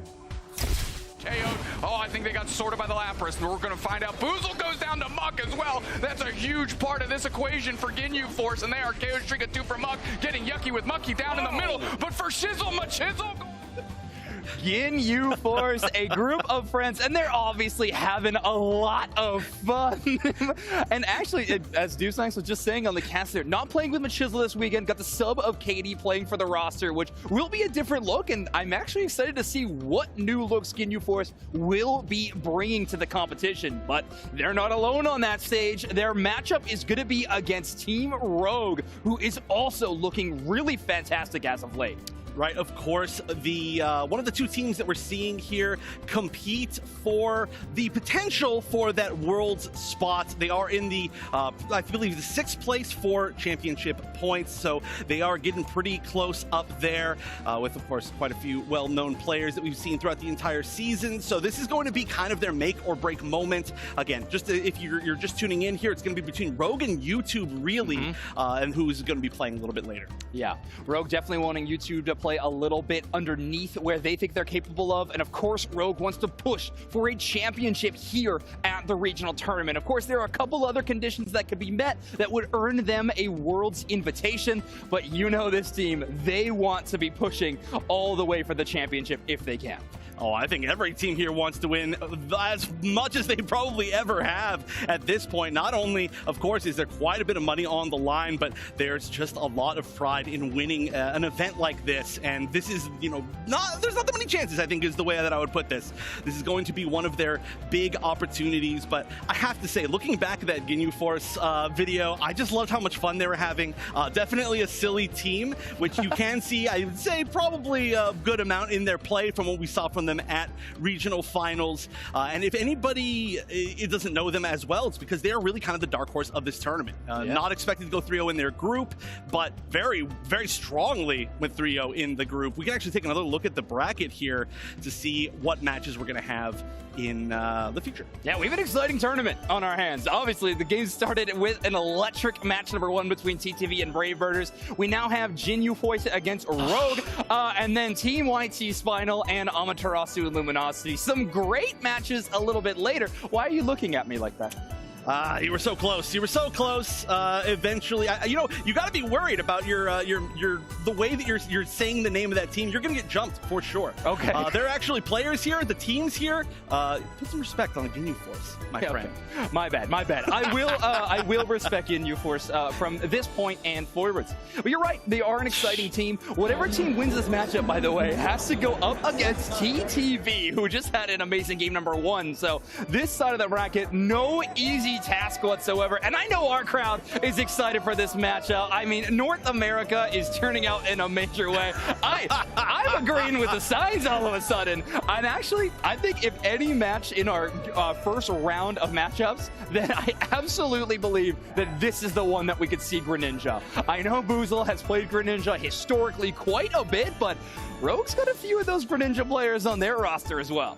And one thing that I've been seeing from a lot of teams is having these sort of pocket picks for the really strong special attacker players. I feel like over the past few months, we've seen a lot of the special attacker players, just because of where the meta is and because of who the players are, really pop off as these MVP type players. And now the meta has shifted a little bit to, for example, we start seeing the Decidueyes work really well. I have seen the Greninja picked a few times to kind of be able to just sneak in there, take them out. The Speedsters or the, I guess, pseudo speedsters have been working really well as well, just to be able to say, hey, hold on, I'm not gonna let you get that like 120k damage line. Yeah. Well, speaking of Ginyu Force and Rogue matching up right now, 2 teams that, of course, can win that regional finals and make it to Worlds. This is how you do so. We laid it out. North America, the last region to choose all of our qualified teams for the World Championships. Ginyu Force, if they want to get there, they have to win this entire tournament. That's right. You see 2 ways to qualify right there, and both of them are in play for Rogue. Only one of them in play for the Ginyu Force, and they have, you know, they have the chance to do it. They have the chance again to pull off a ton of upsets. I said it with Brave Birders in the first set of the day. Same here. We've got some really interesting teams that have qualified, but quite a few of them, they do have to actually win today. So we'll see who can actually pull off that victory. Oh, look at that.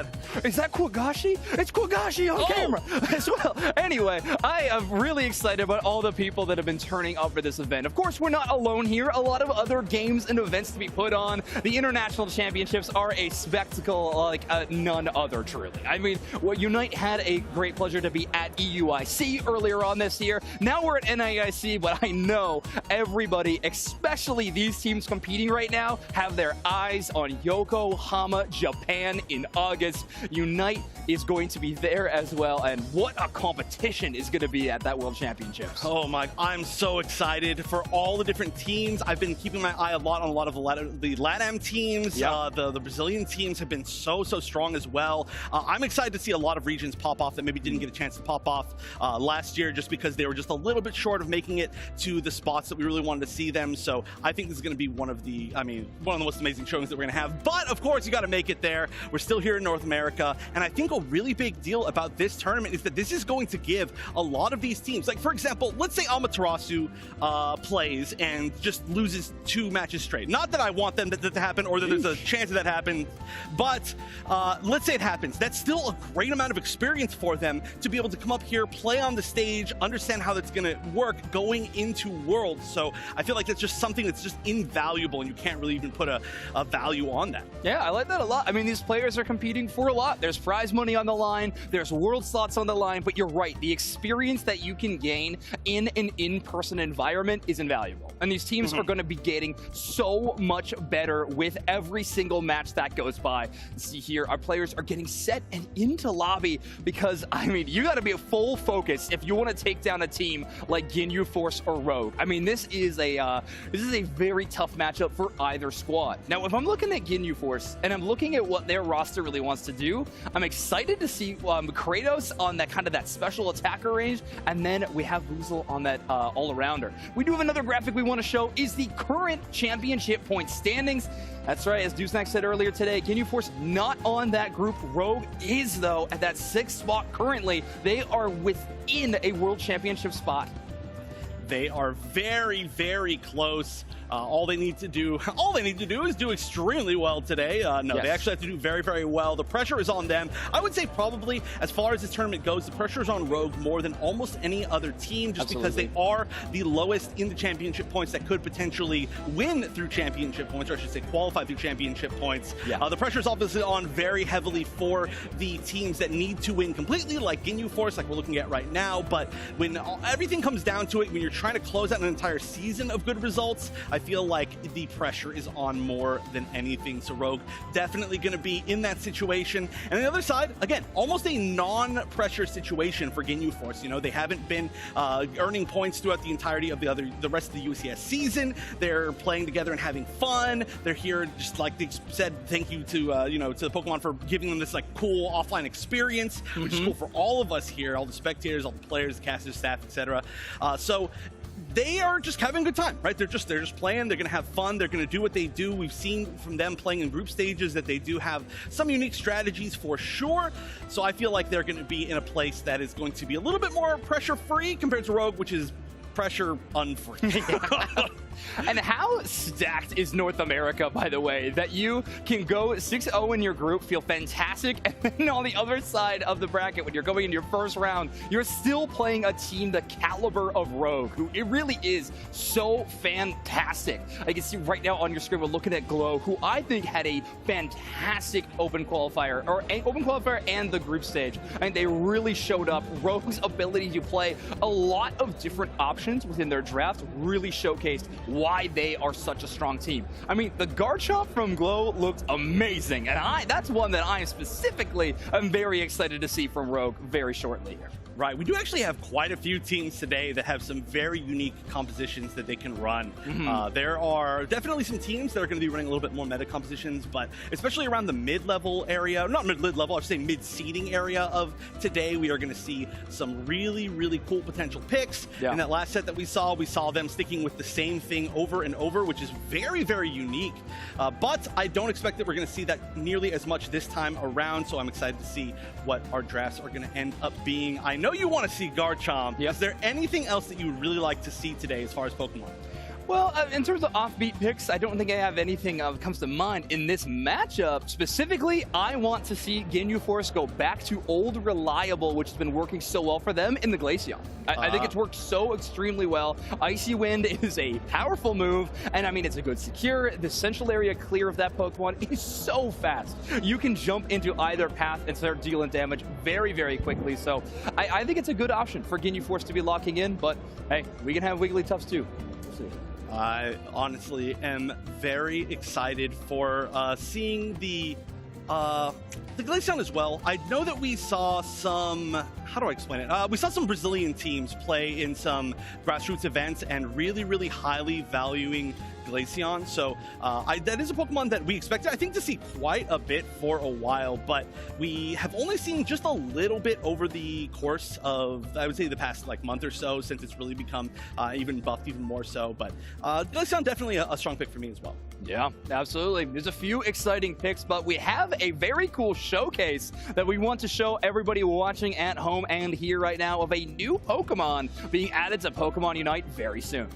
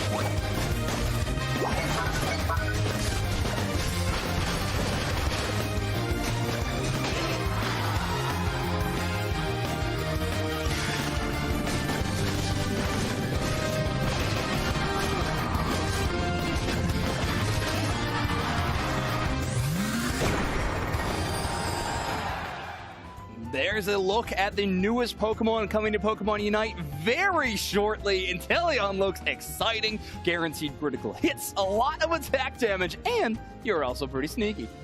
Ooh, I'm excited for Inteleon. That's the starter that I chose for sure in Sword and Shield, but we're going to see a little bit more of that later. Of course, no Inteleon yet, but we do get to see a few different Pokemon. In fact, some that have been added pretty recently. Looks like maybe we're going to get the Slowbro versus the Zoroark band. Okay, I really like the Zoroark ban out the gate. Get that Pokemon away from Rogue. It is such a power pick right now. I know we didn't see it at all game number 1, but I do think it is so strong it warrants the ban. Ginyu Force in that first pick position with Slowbro going over to the other side. It makes sense to me that we're going to see the Lapras first pick. Right, we actually just weren't seeing Lapras at all in that previous set. Very, very interesting. But Lapras, like I mentioned, the kind of go-to first pick here. Looks like we're going to see Dodrio. That is a popular kind of first pick, early pick once you see the Zoroark out, as those are kind of the two dominant speedsters. If you really want to go to one after that, we have been seeing the actual, oh my gosh, Talonflame. Yes, oh, exactly. I forgot about it. I was about to call it the Brave Birder. I was like, wait a minute, that doesn't make any sense. Interesting. Ginyu Force locking in the Wigglytuff. So not having the Slowbro to try to counter that Dodrio as much as possible, well, just put it to sleep instead. You may not slow beam it, but sleeping due to the gorgeous singing of the Wigglytuff is going to be a problem. Rogue going with a bit more traditional Snorlax and Hoopa, but the Glaceon Sylveon double pick for Ginyu Force to round out their composition. I like that a lot. We've seen the double EV compositions do very, very well. And, ooh, yeah, we're going to see the Mew picked near the end there alongside that Snorlax. So we're going to see a little bit of an interesting, almost defendery matchup here. I mean, I guess there's a lot of sustain is the way I should put it. Yeah, so we're going to have the Eldegoss support with the Lapras, which in terms of damage reduction can't really be outmatched on the other side, but Barnwell is going to be on reset duty all game long. Hoopa making sure everyone is back to base and healthy. Rex on the Snorlax is going to be really interesting. I'm actually really excited to see that. I'm a huge Snorlax fan. That's one of those Pokemon, those defenders that can make the huge hero plays, control entire teams, and it's always really fun to watch. Also just lets you pop off if you're a great player. But let's send it back over to our casters to take away this game, Spriggles and Doom Snacks. Here we go. Let's do this. Ginyu Force Rogue, or is it Ginyu Force? Well, if you're Zoinks and you can't pronounce it correctly, I guess it is Ginyu Force. Ginyu Force looking to make more waves. We certainly did in the pool play of the regional finals a few weeks ago, and now they're ready to repeat that thing on stage in the top 8. And I'll tell you what, momentum is a real thing, and let's see if they can leverage that, because they've got all of it. Yeah, they have a ton of momentum right now. They looked amazing in groups. I feel like it was the story of groups outside of course, what was happening with Team YouTube and GT needing to qualify. We had the story of Ginyu Force being able to take down the world champs, winning 3-0 in their groups as they head here into game number 1. Ginyu Force, your purple team. Rogue, your orange team. A lot on the line in our winners bracket. Yeah, a lot of high-octane picks on the side of Rogue. A lot of familiar favorites that we've seen the last couple months. Ginyu Force going for a unique approach here. We're going double supporter, single tank. However, we know that Wigglytuff plays sometimes more like a secondary tank or an off-tank role. And take a look at what they did right here. They have 2 evolutions, so they sent them both to the central area to get some experience, and now we have this Glaceon heading down to the bottom path here. That's a Pokemon that we saw a ton early in the season. Not a lot of teams running Glaceon right now. And then, of course, we've got Dodrio inside this game. Banned out all of our first set of the day, and now we get to see this powerful speedster. Well, Rex is getting buckled on by 3 players. The follow-up isn't quite there as Bloodline is still fighting to get to their level 4. They're forced to use their eject. Bloodline wants to make sure they make it back, not get KO'd early. And we can see Urshifu back on the map. It feels like if Urshifu is not banned out, one team is going to pick it up. Both builds for Urshifu, so amazing right here. Here comes the Wicked Blow, looking for a nice secure right here, and that was beautiful for the side of Rogue. Big Solar Beam! And the follow-up was almost there. Kratos able to get right back on that goal pad just in time. time. They were actually able to tick over to level 5 for themselves in that big foray for those birds in the middle. Meanwhile, up top, Aznable's getting collapsed on. They get KO'd for sure. The credit going to the mutant. Yeah, look at the plays here from Rogue, using that hyperspace highway, just keeping the pressure on, as they say inside the game. Now we see Rex heading into the central area of Ginyu Force, looking to try to steal away some of that experience. They're going to try to deal with this Glaceon. It's got all those shards. It's got the icy wind. We're going to have to see how this fight goes. Ton of damage onto Rex right now. Nice big eject button over the wall. Taking a little bit of a nap. Let's see if we can get the KO, and we do. Well timed to use that icy wind, and you got to give Boozle the credit for that hollowware. Nice. Looks good. Beautiful hollowware from Boozle. And you can get that hollowware as well inside of a match of Pokemon Unite. Nice big solar beam right here. This all being cleaned up by the side of Rogue as we head into the top path. It's level 7 Dodrio. It's got both of its moves right now. It looks like it's going to be Tri-Attack Agility. This Dodrio looking more to get single target damage. And there are a couple of juicy ones on the side of Ginyu Force. One of them being that Glaceon. They are going to be looking for the KOs on this all day long. And they pick one up. Great follow-up. Relax into the Mew there, coming through with the solar beam, getting great support. Bloodline is not able to keep them or eat that enough damage from Boozle from going down there. And here we go. We see a lot of experience here. Nice big dazzling gleam. Here comes the sleep. Looking to possibly get a KO on Glow right now as they are getting pushed out of this fight. We can see Lapras not able to pick up much. That looks to be a Perish Song Ice Beam Lapras. I mean, look, throw everything at the, in the kitchen sink at the wall, see what sticks. One of those analogies works out. Rogue here playing very far forward. Perish Song right on top of them. Rex is getting ripped through, and they get KO'd in short order. Nice little follow-up on Glow. They get KO'd as Boozle pulls up with a smoke, and then we get a little scramble maneuver. And Dodrio is forced to retreat immediately.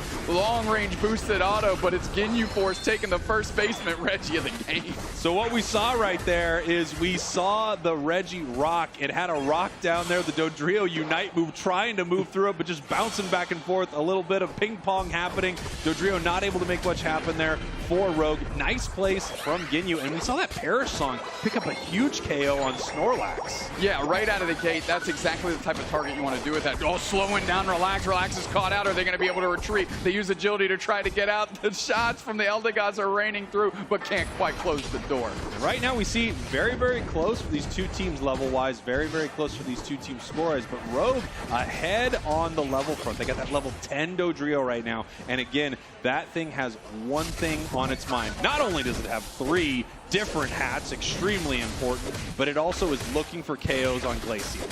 Quick rotation here by Rogue because they have that Hoopa and they can do that. They're taking the Regieleki. It's flying to that tier 2 goal zone, which means it has just a hair more value. They can quick rotate through. They're going to send that Regieleki down the path. They're going to make a push back the other way. Katie's caught out. Katie's down. The Urshifu getting credit. The follow-up is there. Boozle's left all alone. Heavy Slam comes through. He's big time engaged. Popped up with the Unite. And then the Wicked Blow. Forcing Glaceon Unite back the other way. Can they convert, though? Finally, Ginyu Force is here. They're shelling in damage. Mew forced to get into the shadows here to see if they can get the follow-up. Boosted auto rains through. That's another player down for Ginyu Force. Rogue's push is happening, and it's happening right now. Can Kratos and Katie stop this thing? Big time Perish Song, but nobody's there for the follow-up. Spraggles Rogue getting some points, and for Ginyu Force, it could have been a lot worse. So close for Rogue right there. You saw all of their members almost getting KO'd, but almost doesn't count here in Pokemon Unite. What is it counted? Something like that? Horseshoes? Horseshoes. Hand grenades? For sure. Something like that. And other things, I'm sure. Tiny pedestals. Almost counts the tiny pedestals for sure. As we have a bottom Reggie spawning right here. We have another Reggie rock hitting the map right now. Rogue positioning themselves around it, while at the same time they have their Dodrio scoring because they have a Hoopa with the Unite move. They can bring the whole team down when they need it. They're going for the heavy slam as Rex are going to have to reset here. They get the damage through. Boozle with the heck of a follow-up. Forces out the Hoopa Unite. They're going to have to collapse on this Regirock. Glaceon already used theirs. Crash right on top of it. Takes it for Ginyu Force. Their push is going back the other way. And Barn goes down in short order. Where's the follow-up here? Relax is getting smothered because it's the Boozle show. They're stepping up. Katie on the back door gets a KO for themselves. Tons of damage in. 2 players down for Rogue. Ginyu Force trying to bring some parity to this scoreboard. And it looks like they're going to do it. 130, 181. Beautiful stuff from Ginyu. We have the Lapras Express coming in there with that massive wave knocking into Rogue. As soon as Snorlax went down, Ginyu Force was on it right there, taking that objective, taking a ton of big KOs, getting themselves right back in this game. Perish Song looking pretty good early in this one, Spraggles. We got 3 minutes and 40-ish seconds left, and Ginyu Force getting all those points in is a great way to keep their head above water. Here comes Reggie Alecki towards the side of Ginyu right here. No one from Ginyu dealing with this at all. This is just going to go over to Rogue. It's something that Ginyu is going to have to KO so it doesn't make it into their goal zone right now. As Rogue really needs to do whatever they want on this map, look for some experience, get themselves in a position for this next big fight. Yeah, the Mu Unite was forced out for the retreat there. Getting a reset is nice. Obviously, not getting KO'd is important, but they need to fight to get that Unite move back up in time for the Rayquaza. Tons of points in Dodrio, splitting those fours up, able to make it happen. Huge Heavy Slam comes through, and the follow-up of the Urshifu is there. Glow is getting tons of damage in, but they're going to get KO back the other way because that's Perish Song that's coming through. We have a big-time Dazzling Gleam by Bloodline. Whoa. KO streak goes through.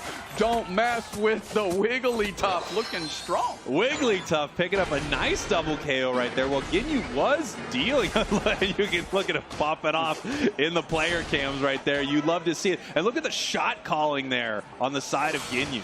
I mean, Boozle's energy is electric, and that's the type of thing your team can feed off of. Maybe it's that type of thing that made Ginyu Force, you know, take that Regirock, collapse on that goal zone, bring some parry to the score line, and get those big-time KOs on the backside. That's the type of energy you need. We got our last baseman Reggie before Rayquaza. Yeah, it looks like Rogue is set up here for this. One member of Ginyu Force at this bottom path. There really isn't much they can do. They're trying to show their face, see if they can stop Rogue from taking it right here, but that's not going to happen. Rogue secures this Reggie steal. They're going to be more powerful heading into this final fight. The match still incredibly close right now. Kratos in a lot of trouble. Yeah, Solar Beam comes through, picked up quickly by Asenable. Good heavy slam by Rex to force Ginyu to retreat there because they actually have the positional advantage, but now it's Rogue and Ginyu Force. Boozle's putting in damage on the Rayquaza, and I think we got a fight on our horizon. Yeah, we got a fight coming up very soon here. We still have a tier 1 goal open in the top path for Rogue, but Rogue is positioned very well so they can see that with Dodrio up there. They're also ahead on points, catching Kratos once again, but you know, it's a Lapras. It's pretty hard to KO this Pokemon. If anyone's going to get caught, you want it to be that,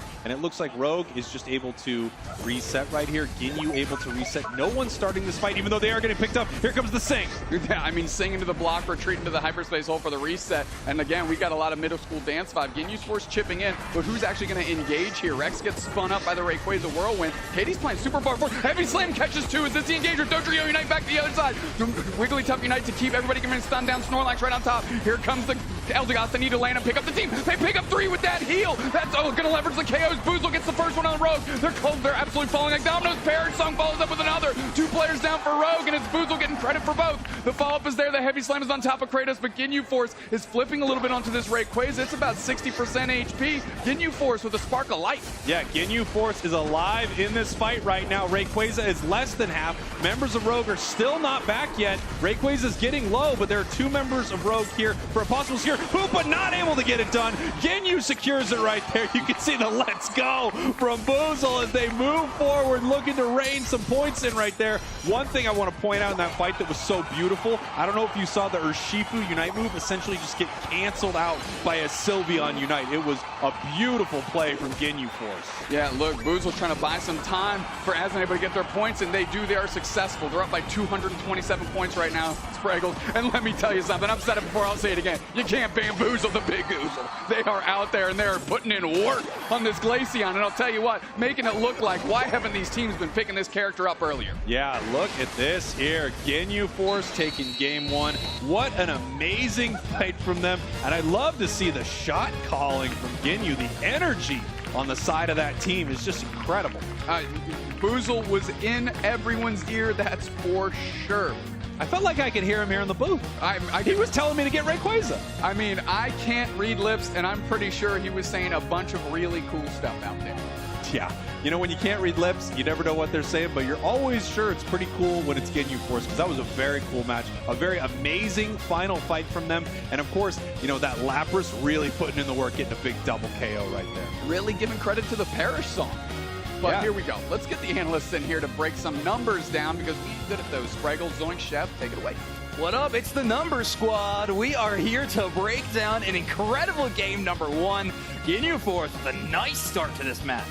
That was a close one, though. Very, very fun. And I do gotta say, I was sure Boozle wasn't on the Sylveon because it seemed like Hyper Voice to me, for sure. Yeah, you really think that they were playing the Screamion, but no. Instead, playing the Glaceon, Katie actually with a very impressive Sylveon game. Now, we were talking a lot just while we were watching that matchup. We were discussing kind of the problem. Where is the damage going to come from? We have the Glaceon, we have the Sylveon, which is very passive slow damage, but with Kratos picking up that Lapras, sort of picking that Pokemon as more of an all-arounder, engaged, kind of attacking flex pick, it worked out amazing with the Parasong. Let's run it back and watch it yet again.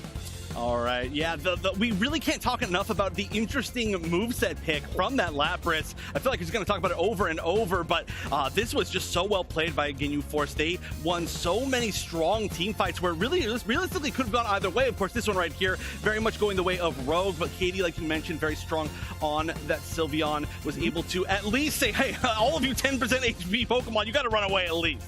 Yeah, and look, this happened a few times where Ginyu Force would kind of tag team Kratos and Katie together on these flanks that came behind them out of the central area to have a big surprise. This is where everything went down, though. The Unite moves were flying out either direction. So many supportive defensive Unite moves on the side of Ginyu Force, so it didn't matter what Rogue threw at them. They were able to out-sustain. One member going down in Bloodline, but Kratos chasing down Barnwell really set them up in a good position. Now, a bit of unsure decision-making here. The secure missing for Glaceon was terrifying for the side of Ginyu Force, but Eldegoss finding it is amazing, and there we go.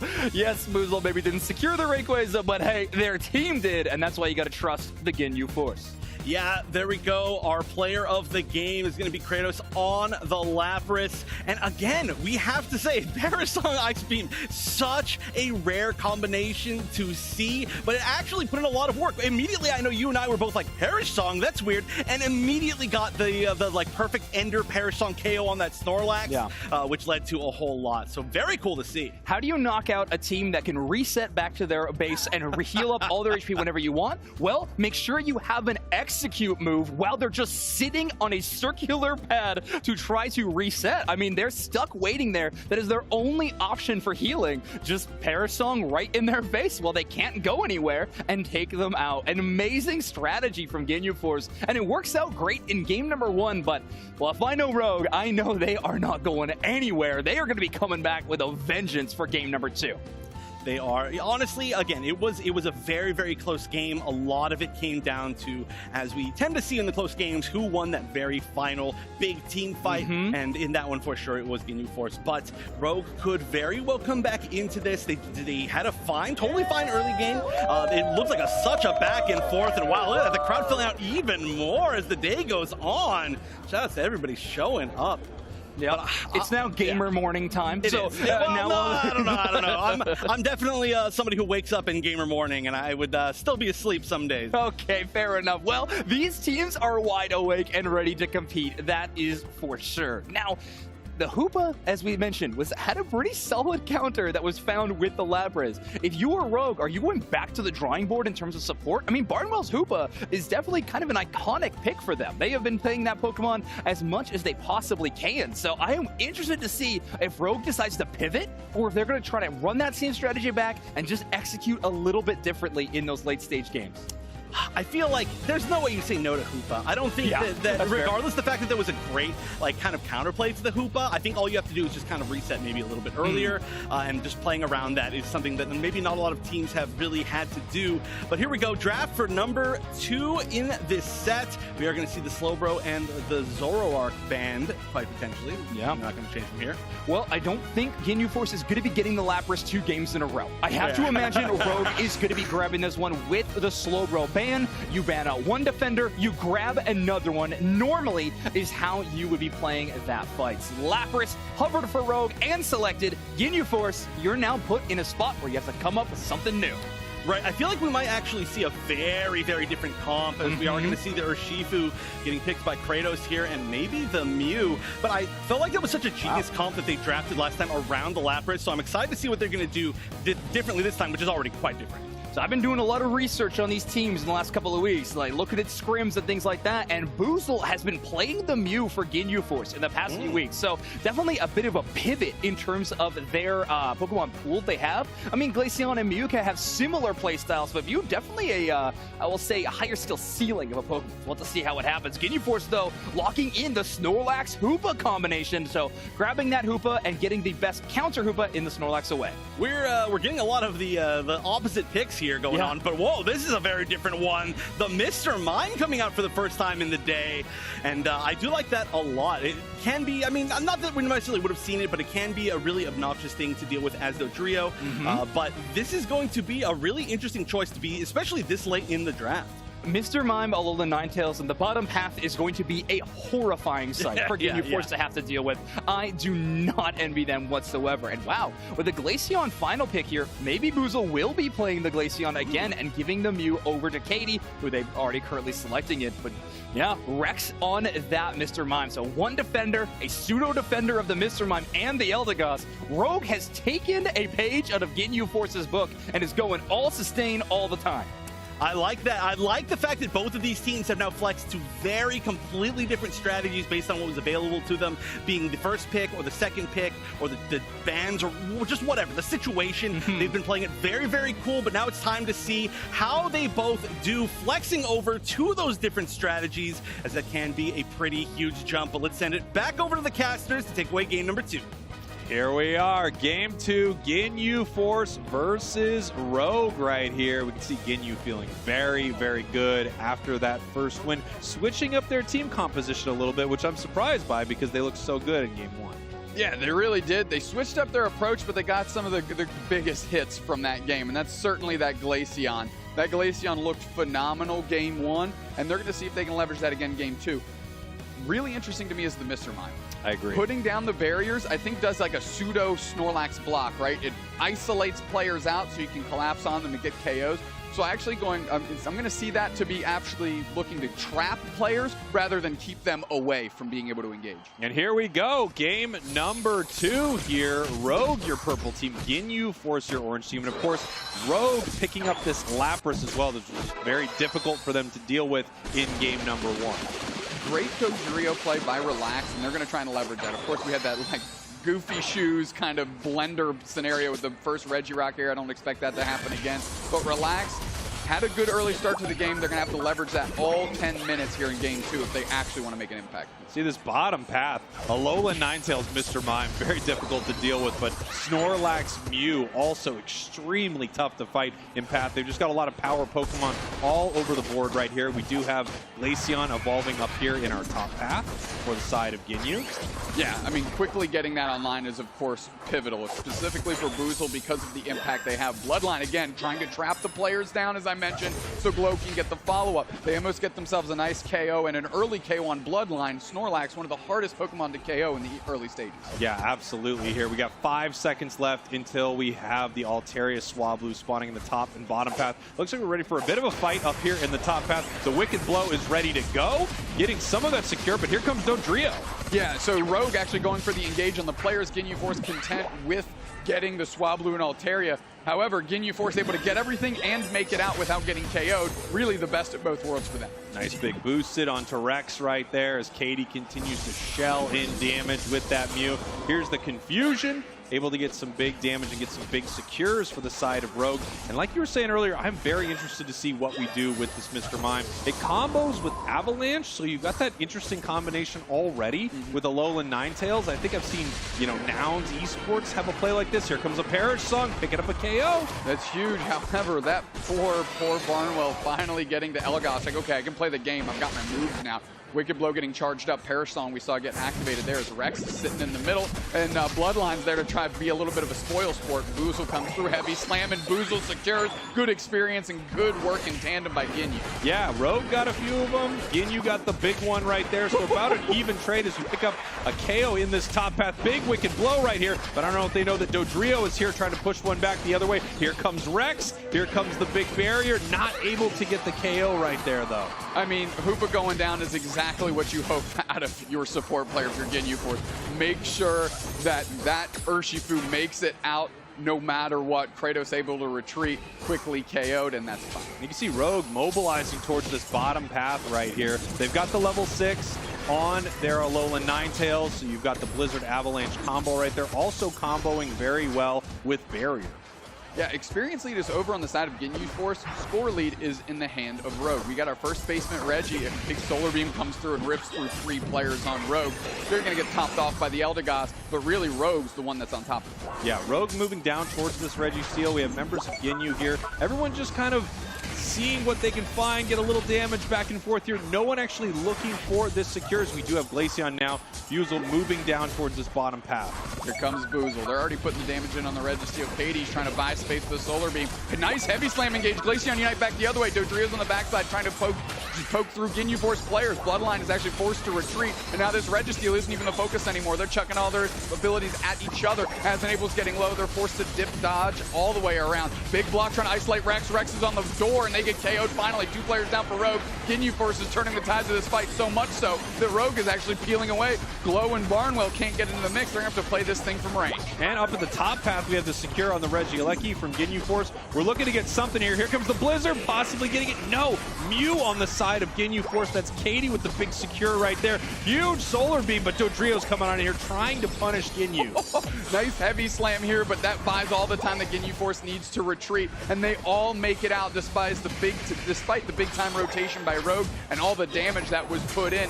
Nice work by Ginyu. They're really moving as a coalesced unit here as Enable's low, but they're able to just phantom Force out of there. Will Ginyu Force ever get KO'd, or will they all just survive on 1 HP every single fight? That must be what Rogue is asking right now. As you can see, look at this top path. Kratos already at level 11 on that Dark Urshifu.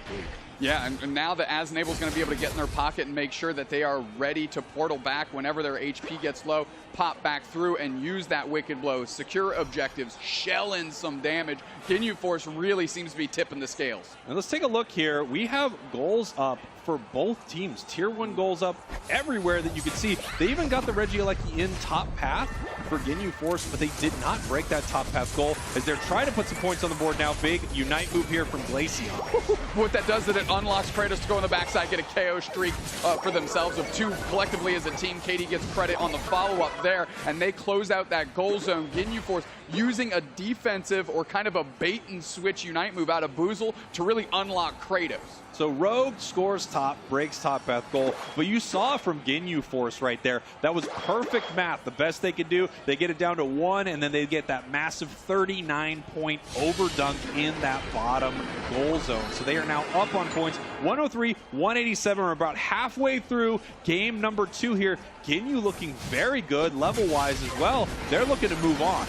Yeah, Rogue going to try and take this Regieleki because it's more valuable to them since the tier 2 goal zone is open. We're going to go for a steal here. Go Showtime on top of Kratos. They take tons of damage. Perish Stomp, Dodrio follow-up, and they get KO'd. And now the Hoopa's babysitting this basement. Reggie saying, well, when you guys want to come through, you're kind of taking L's up there. Katie gets KO'd on the follow-up too. Regieleki might go to Rogue here as it's leashing itself. So now Ginyu Force actually has an opportunity to come back. Snorlax Unite chips up 3, forcing out the Cotton Crash. Where's that going to land? It's going to heal 3 players. But Buzel's in the mix, Fraggles. What are these teams' objectives? The other team's the objective today. The KOs are the objective right here, and look at the moves there from Buzel. Finally going down right there. Very beautiful full heal to stop that Unite move as Regieleki goes down. Somehow to Ginyu Force. When you have an Urshifu near an objective, it's never safe. Ginyu somehow takes it. And once again, Hoopa, Alolan Ninetales just kind of hanging out in that bottom path, wondering what their team is up to. Yeah, it's almost as if they're nervous that the Hoopa Unite's going to come out and pull the team through, but we're at the 3-minute mark. It's too late to use that now. So in the effort that Ginyu Force expended in the top path, that means they can't do that cool portal everybody down as soon as you take the objective play. They need to save that thing. Nice follow-up by Glow, but the Snow Globe is down now at the 3-minute mark. I think they'll be able to get that back. They're going to need to find some wild Pokemon on the side of Rogue. Really aggressive play right there, but when you look at a level 13 Pokemon on the enemy team, you want that KO. Huge amount of catch-up experience, and also gives you the positional advantage for this Regice. Let's see if they can get this secure. No way! Katie, you absolute legend! Dragon from way downtown. Holy smoke, all that a hot shot. Ginyu Force taking another objective, and Rogue is just seeing all the sand slipping between their fingers saying, what do we need to do out here? Incredible stuff from the side of Ginyu Force. It feels like in all these moments, even when things aren't going their way,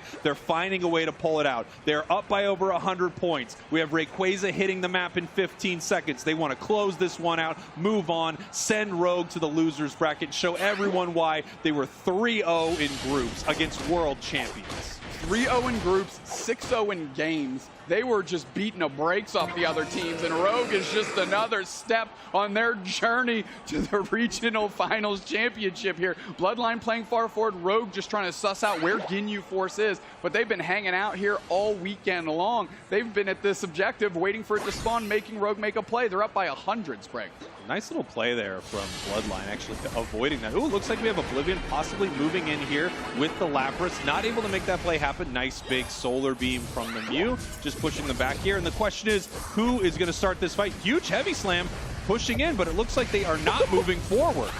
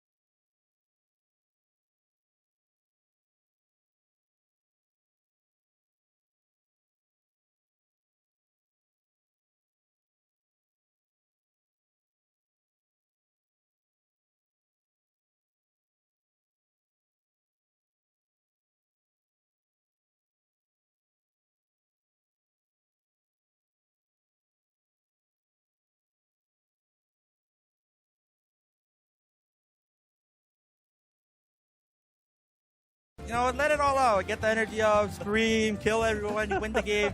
It's perfect. Yeah, you got that energy. You certainly do. My question is, are you aware that we can hear you halfway across the venue? Maybe. I was the one with the North Sky Station headphones. Now you Okay, real question. The real question. That was my fake question. So y'all had some really interesting picks as far as movesets, right? We saw the Perish Song, we saw the Ice Beam, we saw even Trick Hoopa at the end. Do y'all just have some like interesting ideas as to how you want to go about playing like these usual Pokemon but with different movesets? So yesterday in the many games that we lost this script, we just tried Trick Hoopa because it was a misclick, and you're like, this is actually pretty good, especially with like the comp that you run, and it's like good for like late game sustain, movement speed and stuff. And I'm like a pretty jungler. Like I would like my support to heal for me, so it's like I get the healing, the move speed, and get to stay alive. So it's like pretty good. So we're like, you know what? Why not? And we decided run it. All right, that's a good way to do it. If the combo works, it works. So then my final question I have for you, Uzel, is what team are you most looking forward to competing against here in our bracket? LG or ASU. I better see you guys in winter finals. Okay. Maybe TTV. All right. Well, we look forward to it. Thank you so much, and congratulations, Uzel, after an amazing first matchup. What a game from Ginyu Force. Let's take a look at our top 8 bracket now, as we have an exciting rest of the tournament to still go through. We do. We finally got our teams moving up to the second round of winners, as Ginyu Force is going to move forward 2-0 against Rogue, continuing to be a dark horse of this tournament. Yeah, we are going to be having Rogue drop down to play Brave Birders. So next up, we are going to have Spinal versus Team YouTube. I cannot wait. I know you can't either. We'll be right back after this break.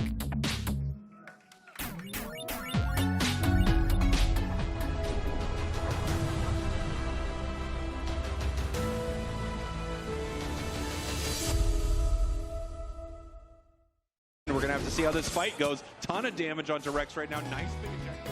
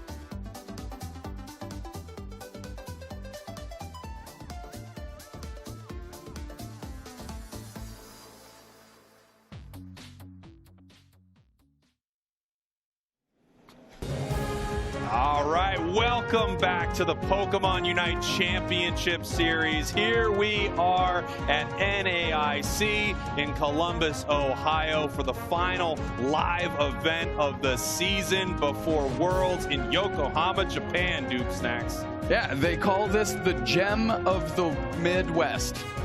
I certainly call it that. Absolutely, as we're taking a look at everybody inside the crowd watching on the big Unite stage here. And man, it looks incredible. It's so amazing to be here in person, to have the crowd. It's so exciting.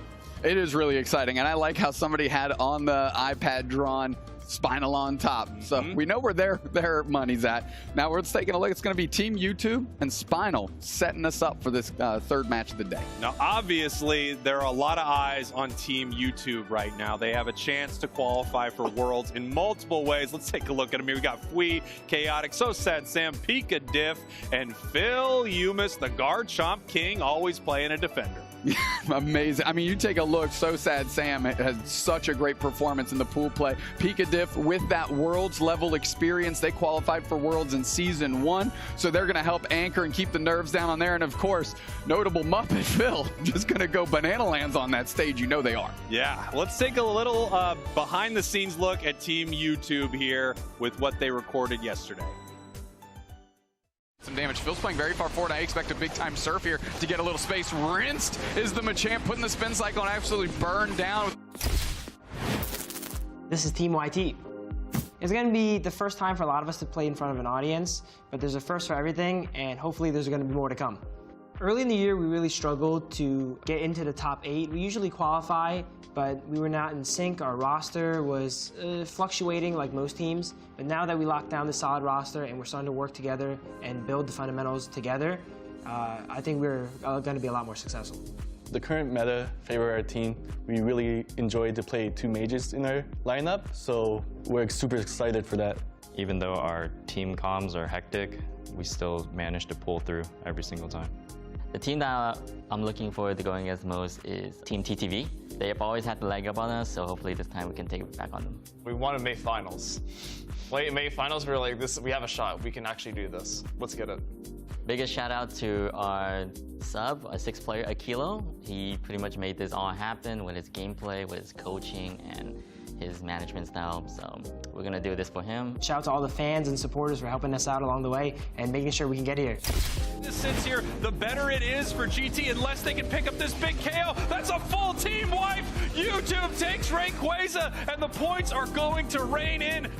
There you go. Team YT. I mean, looking to make what would originally have been thought of as a miracle happen, but now they have won the May finals. They are coming in here hot, and I know a lot of teams now have to worry about Team YT. A lot of momentum again. Another one of those teams that has had plenty of it as of late and really hitting a fever pitch and peaking at the right time. A win here obviously solidifies themselves to go to a win of the event, is what I'm talking about. Spraggles solidifies them to go to Worlds, but of course carries that momentum with them forward. Yeah, it's going to be incredible to watch them up on the big stage. As we heard from them, they have not, played a ton of big events like this, and we're going to see if they rise to the occasion or if it rattles them, because they're going up against a big team in Spinal. First off, Rhino is sauced out of control. Come on. I also like the pseudo Hawaiian shirt vibe they went for across the team, and Muck with just a classic black tee. I think Dat Boy Muck either didn't get the memo or just didn't understand what a Hawaiian shirt was. Well, like just short sleeves because it's hot out there? Well, it's because it's too baggy and you can't show off the cannons that he's got strapped to his shoulders when you wear a Hawaiian shirt. Yeah, let's take a look at Spinal's team interview right now. Try to get a little bit of HP back with the Trevenant before this full engage, but here it is. That is a gigantic Unite from the Trevenant. That is a great start for Spinal. We are Team Spinal. Playing in front of an audience, it's exciting for sure. Once we start the match, I think we'll really dial in and just autopilot into what we've been doing all season. The most important aspect a team needs on Pokemon Unite is that you play together. You don't play just for one person. You have to be in complete sync. As long as you stick together as a team, you are going to be a great team. Well, I don't think we played a single game together yet. So there's that. I think going forward, we're probably going to try our best to get in a little group session before the tourney. We've seen all these other teams playing for months now together, but not a single team has seen any of us play together at all. So we're kind of like a wild card now. I'm pretty confident because I know them, I know they're amazing players. I feel that the chemistry is there and I feel like we can make it. They are outstanding players. You are too, bro. Thank you. You're gonna make me cry, brother. But Red Love is going to be the first one to initiate, just walking to the bush, seeing nobody there. And that's actually going to be quite a bit of damage on the Urshifu, but that is a gigantic Unite from the Blastoise, and they are just chasing Mid and Milders down. The Hyper Voice is going to turn around for quite a bit.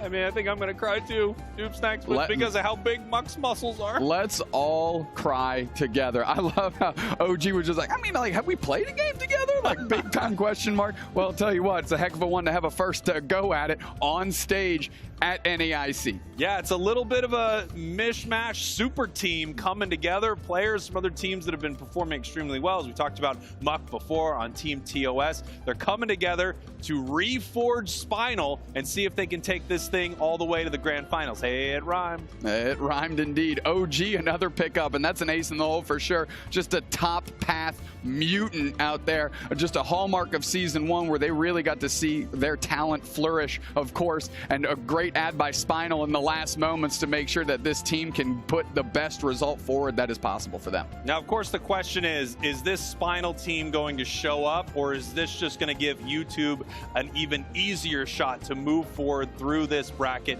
make their way up to those grand finals? YouTube has a lot of ways to get to Worlds, as we've talked about before. But of course, if one of these teams who is not qualified yet wins the whole thing, YouTube is out. So they need to make sure that they dispatch as many teams as possible, get as far as they can in this bracket, and possibly win the whole things themselves. Yeah, but Spinal really just putting all their eggs in one basket. They say, we've got one crack at it, let's just go for it. Put everything off to the side, and let's just play our game. And that's a little bit what they were talking about. Like, individually, we're all incredibly good players. If we keep our communication up, and if we keep our focus up and play for all 5 of us rather than individuals, then we've got a real shot at this thing.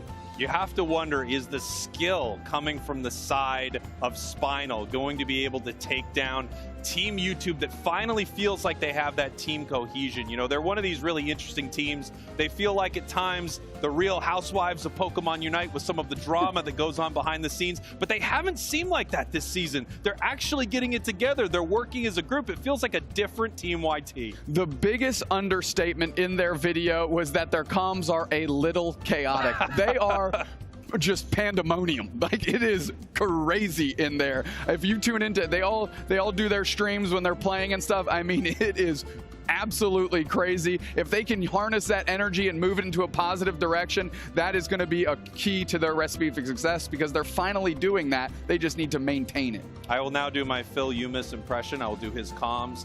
Glaceon's on 1. Glaceon's on 1. Burst. Oh, we missed it. It was on 1. I would imitate the other players on the comms, but this is a family-friendly show. Fair enough. We're just not going to do that. Fair enough, as we're getting ready for this next match right here. Obviously, Team YouTube is just, I mean, you can see it in their eyes. They're Pikatif can see it. He's got the binoculars on. The binocs, so for the long-range vision, because he's seeing that title in the future. That's what he's looking towards. Everybody else dialed in and focused. They just want to play the game. This is really time for Team YouTube. This is an exciting moment for them, because I feel like they're a team that a lot of people counted out. But this is a big moment for Spinal, too. Spinal is an amazing team, and now they're just in this weird spot where they threw in some players sort of last minute here so that they could make this happen. But these are superstar players that they're adding to their roster here. Without a doubt. I mean, again, we keep talking about Muck and OG, but you know, Black, even we saw them on GT earlier, great ads. So, I mean, like, this is almost a super fresh look at this Spinal team, and honestly some huge personality changes across the board for them as well. Again, can they overcome that, what would you assume would be a communication hurdle and a chemistry hurdle on stage right now, because they get run crack at this thing? You know, one thing about Spinal right now is you can't prep for them. because they haven't fully prepped yet. Because they haven't prepped themselves. Yeah. We don't know what they're going to throw in because I don't know if they know what they're going to throw in right away. The way to keep your opponent guessing is to also never truly understand what you're going to do. Yes, and I think obviously we got I Love Muck in the crowd right there. Obviously, they've got a strategy. They know what they're bringing into this game right here, but it's really hard to know how to counter this team because you haven't seen it. No one's seen it. The easiest thing you can do if you're Team YT and you're trying to prep against this Spinal squad is you look at the roster and then you dig into their individual games. You know, Muck, we see them on a lot of Delphox play. Okay, is that going to come out? What do we do if Muck goes there? Black CH has been on a litany of different characters from range Pokemon to in-your-face Urshifu type action as well. Okay, which side of that? If they go one way, how do we adjust? So really it's up to YouTube to find the breadcrumbs, put those together to make a loaf of bread and say, all right, let's deal with this now. Take a look at this convention floor here at NAIC. They say there are over 50 people out there. Honestly, I think that's understated. I think it's understated as well. I think there's 50,000. And that's why we're not the numbers guys. Somewhere in the middle, we are going to find how many people there. But there are thousands here in attendance at NAIC as we see the Unite crowd getting ready for this next game. There we go. Yeah, beautiful. That's good greeting art right there. That's good greeting right there. That's good greeting art as we're going through. Of course, all those seats pretty much filled up as this day rolls on. Like we said, we finally got the gamer hours. We finally got the folks waking up to show up here and get into the venue so we can keep this live train rolling. You know, I would love to talk to our crew about maybe getting us onto gamer hours. How does that work? For us, it doesn't work. It just does not. That being said, heck of a matchup we've got here to square up. Again, it's really on YouTube to prove themselves here. Yes. This is their opportunity to get to Worlds, and they're one of the few, they are the only team that has an option outside of straight up winning this thing to get there. So they are the ones that mostly need to play their game themselves and not stumble.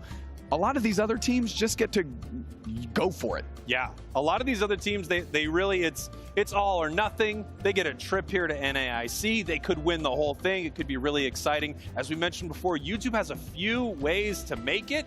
They've got to make sure they make it deep in this competition so that they can secure their spot. Even still, though, if a team like Ginyu Force, Brave Birders, Spinal, if they can make it all the way to the grand finals and win this thing, YouTube does not get to go. While there are a lot of shots for them to make it, there are a lot of ways that they don't. So really, everything is on the line for Team YouTube in every matchup. Couldn't agree more. Couldn't agree more. I saw a couple Amaterasu t-shirts there in the crowd. That's pretty dope. Let's take a look at this bracket. Here we go. We saw Brave Birders take that first game of the day on TTV. TTV bounced back in a big way, and especially with some late moment heroics by Lutano in that game 3.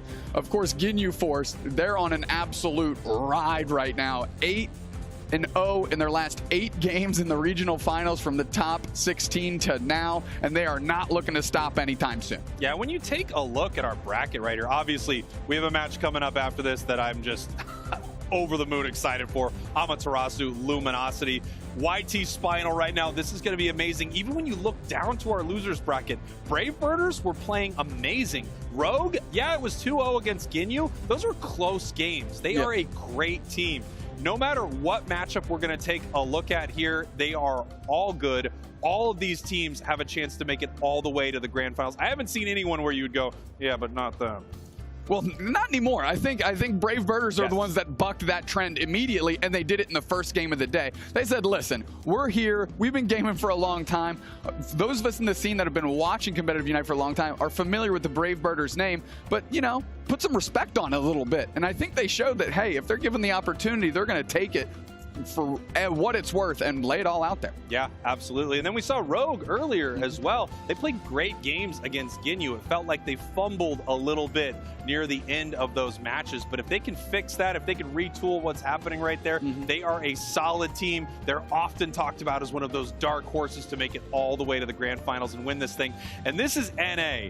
In NA, these teams are so incredibly close, and they're fighting for a lot right now. $20,000 goes to first place. Yeah, but every win you get in this bracket, moving yourself up that ladder is, of course, a bigger chunk of change. So literally all of these teams are saying, yeah, Worlds is awesome. That's at the finish line. But let's pick up all the change on the ground on our way there. Yeah, there is quite a bit at stake. Of course, championship points are really the story of this year of Pokemon Unite. The consistency of these teams is what's going to secure their spot to Worlds right here. Amaterasu, Luminosity, TTV, all are locked in to go to Worlds. But you can see a few teams very close. You see GT, YT, Rogue.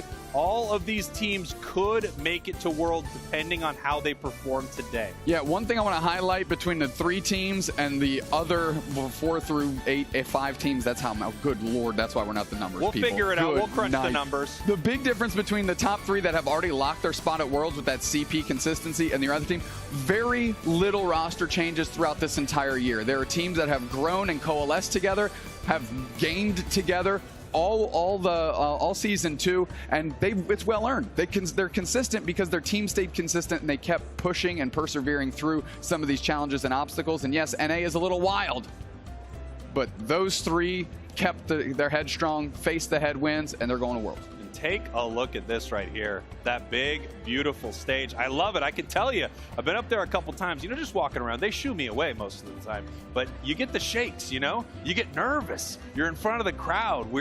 It's amazing to see how these teams react to this. We just saw Ginyu, and it felt like they fed off that energy. You could just see it, and I think that's the position you need to be in. That's the mindset you need to be in. Somehow, with all this pressure, with everything on the line, you still have to be playful. You have to play and have fun and really just play the game that your team is planning on bringing up to that stage. When you talk about playing on the stage, something that always resonates with me is Nouns from EUIC. And at the end of the day, we were talking to Blaine, and Blaine said Nouns looked like the only team that wasn't having fun on stage. They turned that around, they took the pressure off, and they were able to have a big-time run in that second day. That's what I encourage these teams to do. Drink it in, soak it in, have a good time, and ball out of control. And here we go with our pick and ban for this first game. Team YT, your purple team. Spinal, your orange team. As it looks like Team YT really does not want to deal with Zoroark. And we've got a ban for the Alolan Ninetales. I feel like we don't see that too often. Well, you can certainly see it against Team YT because Chaotic and with A9 in their hands is literally something different. It's a Pokemon that's elevated to another stratosphere, and a quick hit lock-in Lapras for Team YT. Now, this is going to be interesting. I'm wondering what they're going to grab from Spinal.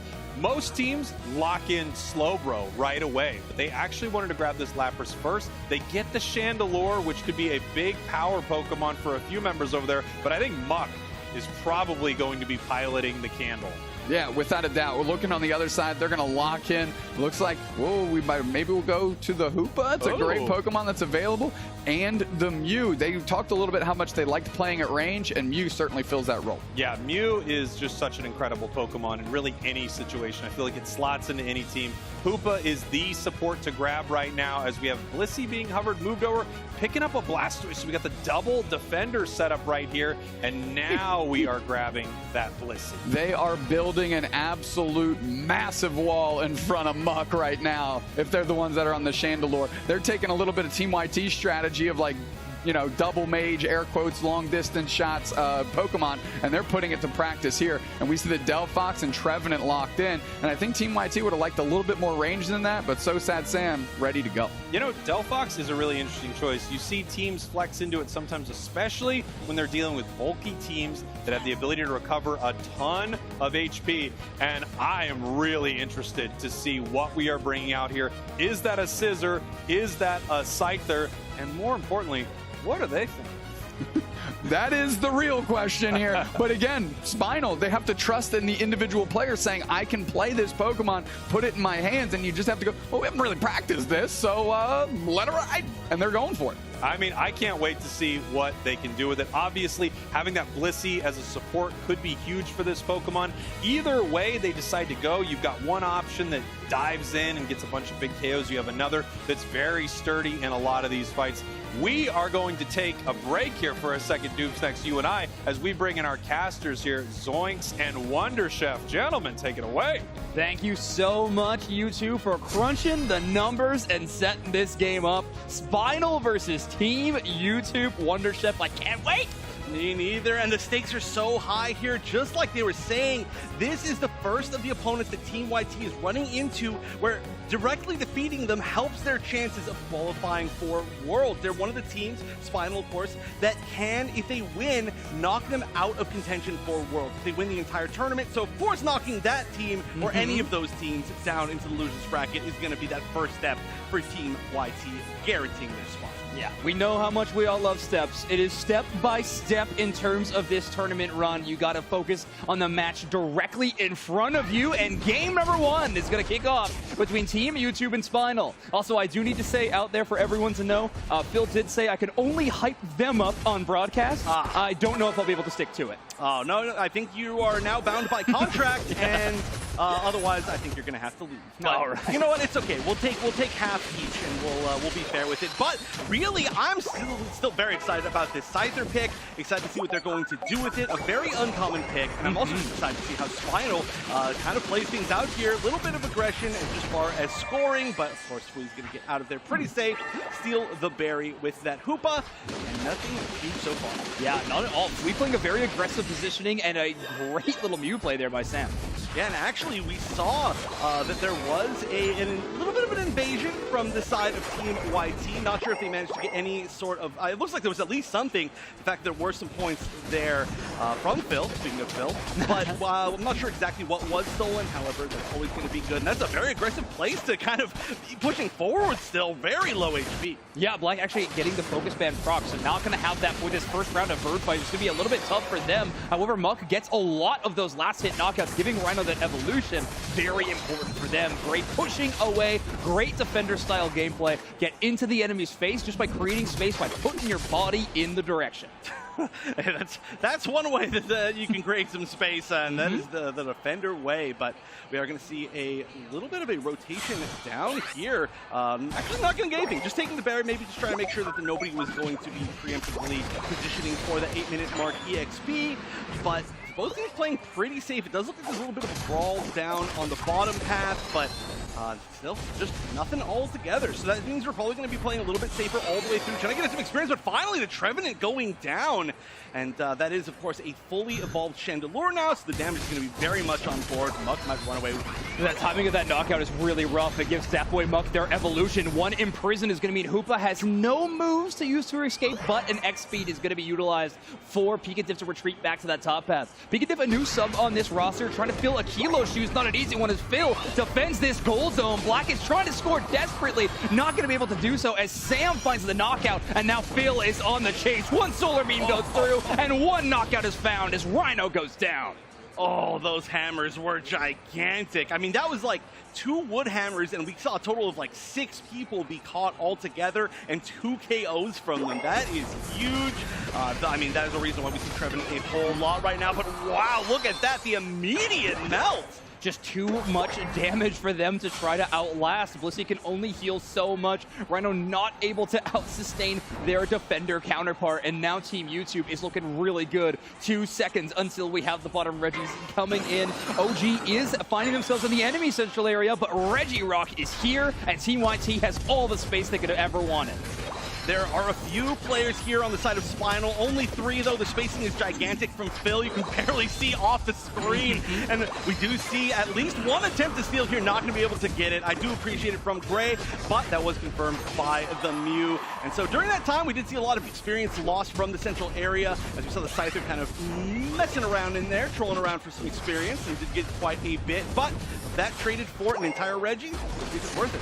Chaotic on this Delphox has been really impressing me, not just in this game, but in honestly Team YouTube's entire regional run. Playing a lot of these attackers that have access to kind of crowd control moves, whether it's Fire Spin, Fire Blast on the Delphox, Alola 9 kills with their freezing, or even the support attacker Pikachu. Team YouTube really has a lot in their toolkit when you have Chaotic on the team. I'm a big fan of Sport Pikachu. Not sure if we're going to see that, but that would be fun for sure. And we're going to see a little bit of an attempt to engage. Great mobility there, though, from Muck, just being able to run all the way away. But we're going to see the chase down on what is still a War Turtle.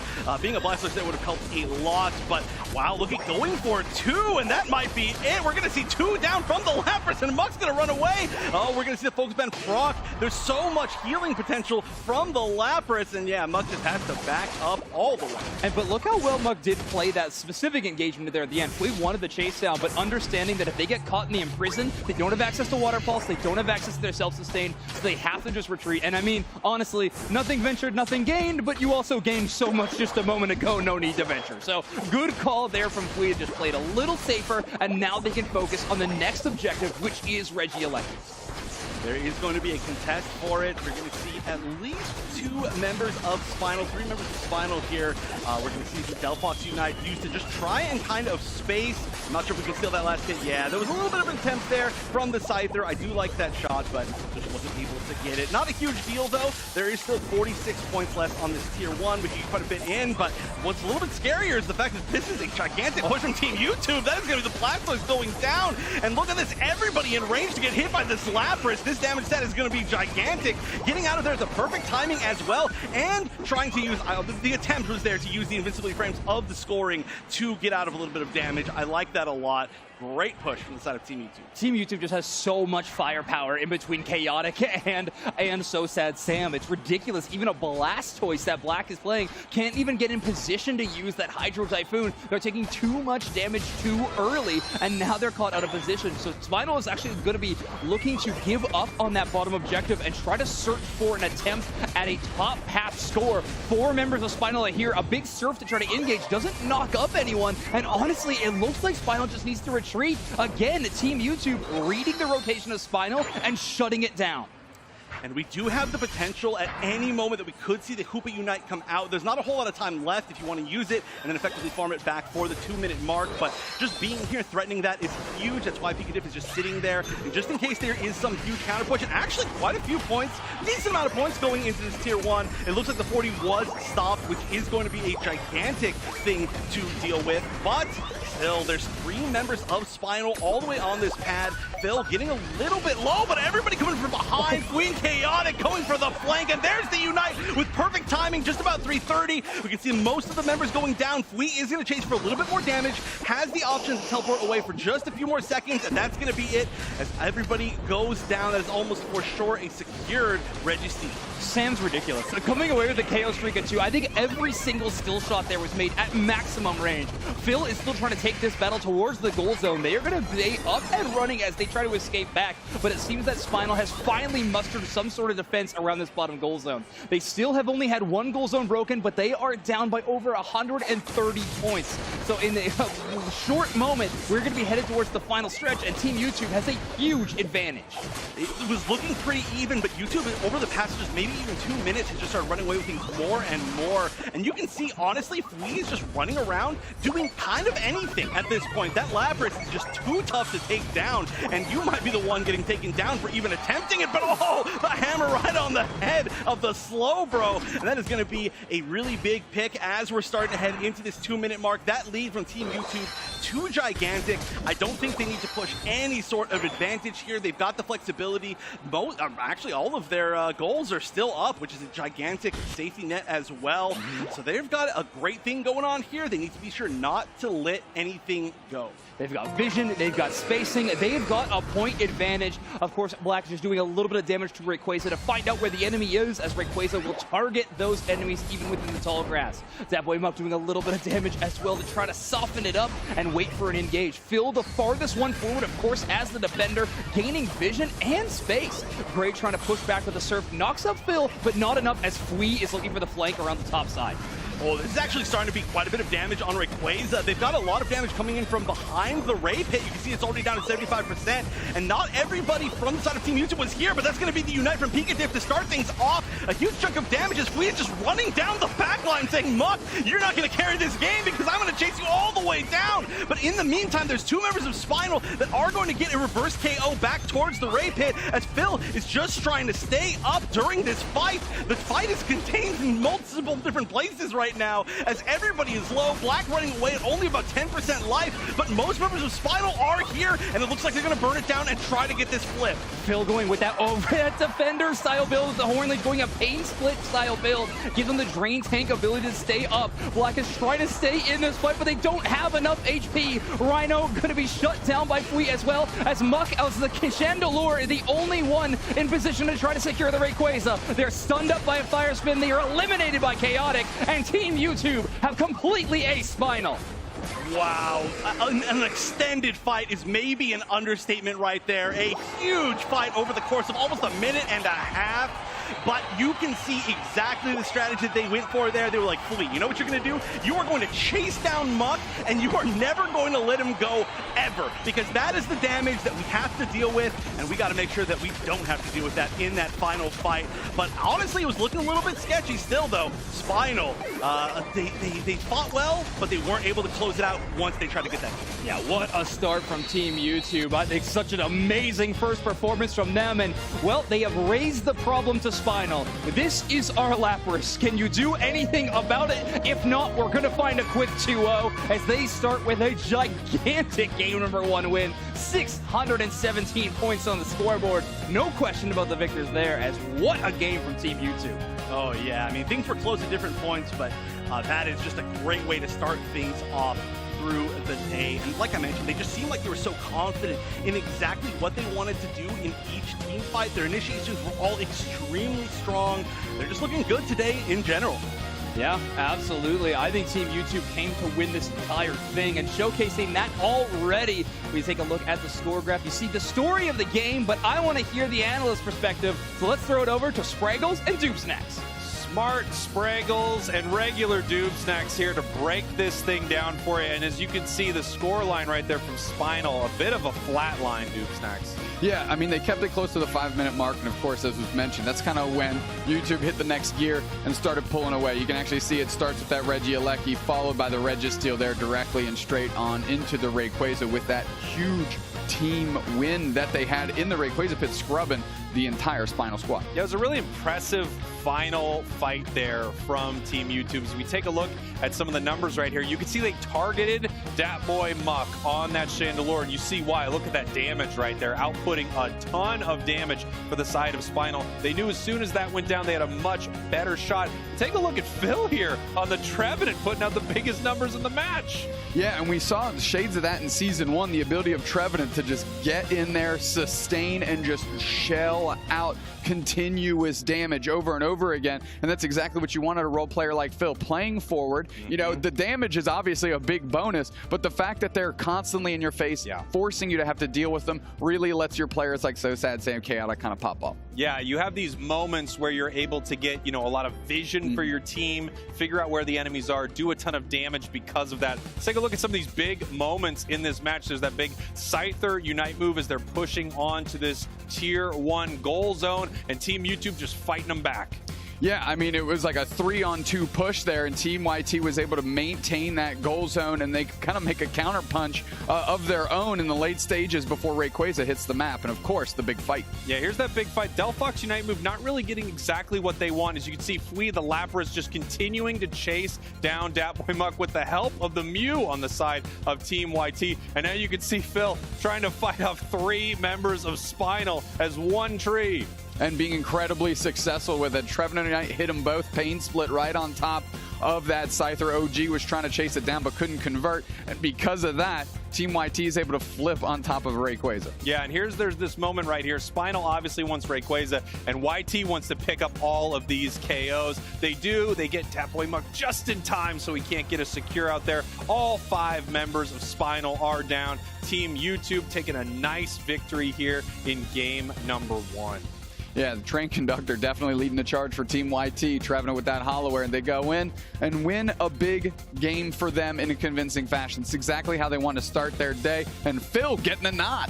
Phil getting the MVP of the game right here, and I'm not surprised. I mean, they did more damage than anyone. They took more damage than anyone. They brought us a beautiful headshot to use for them. I mean, incredible stuff. While everybody else was going for the true core drip approach, Phil said, I'm going business casual, and I'm going to really dress up and gussy up the rest of the squad to make us look legitimate, and that's a heck of a way to do it. Yeah, heck of a way to do it, and a heck of a game one for Team YT.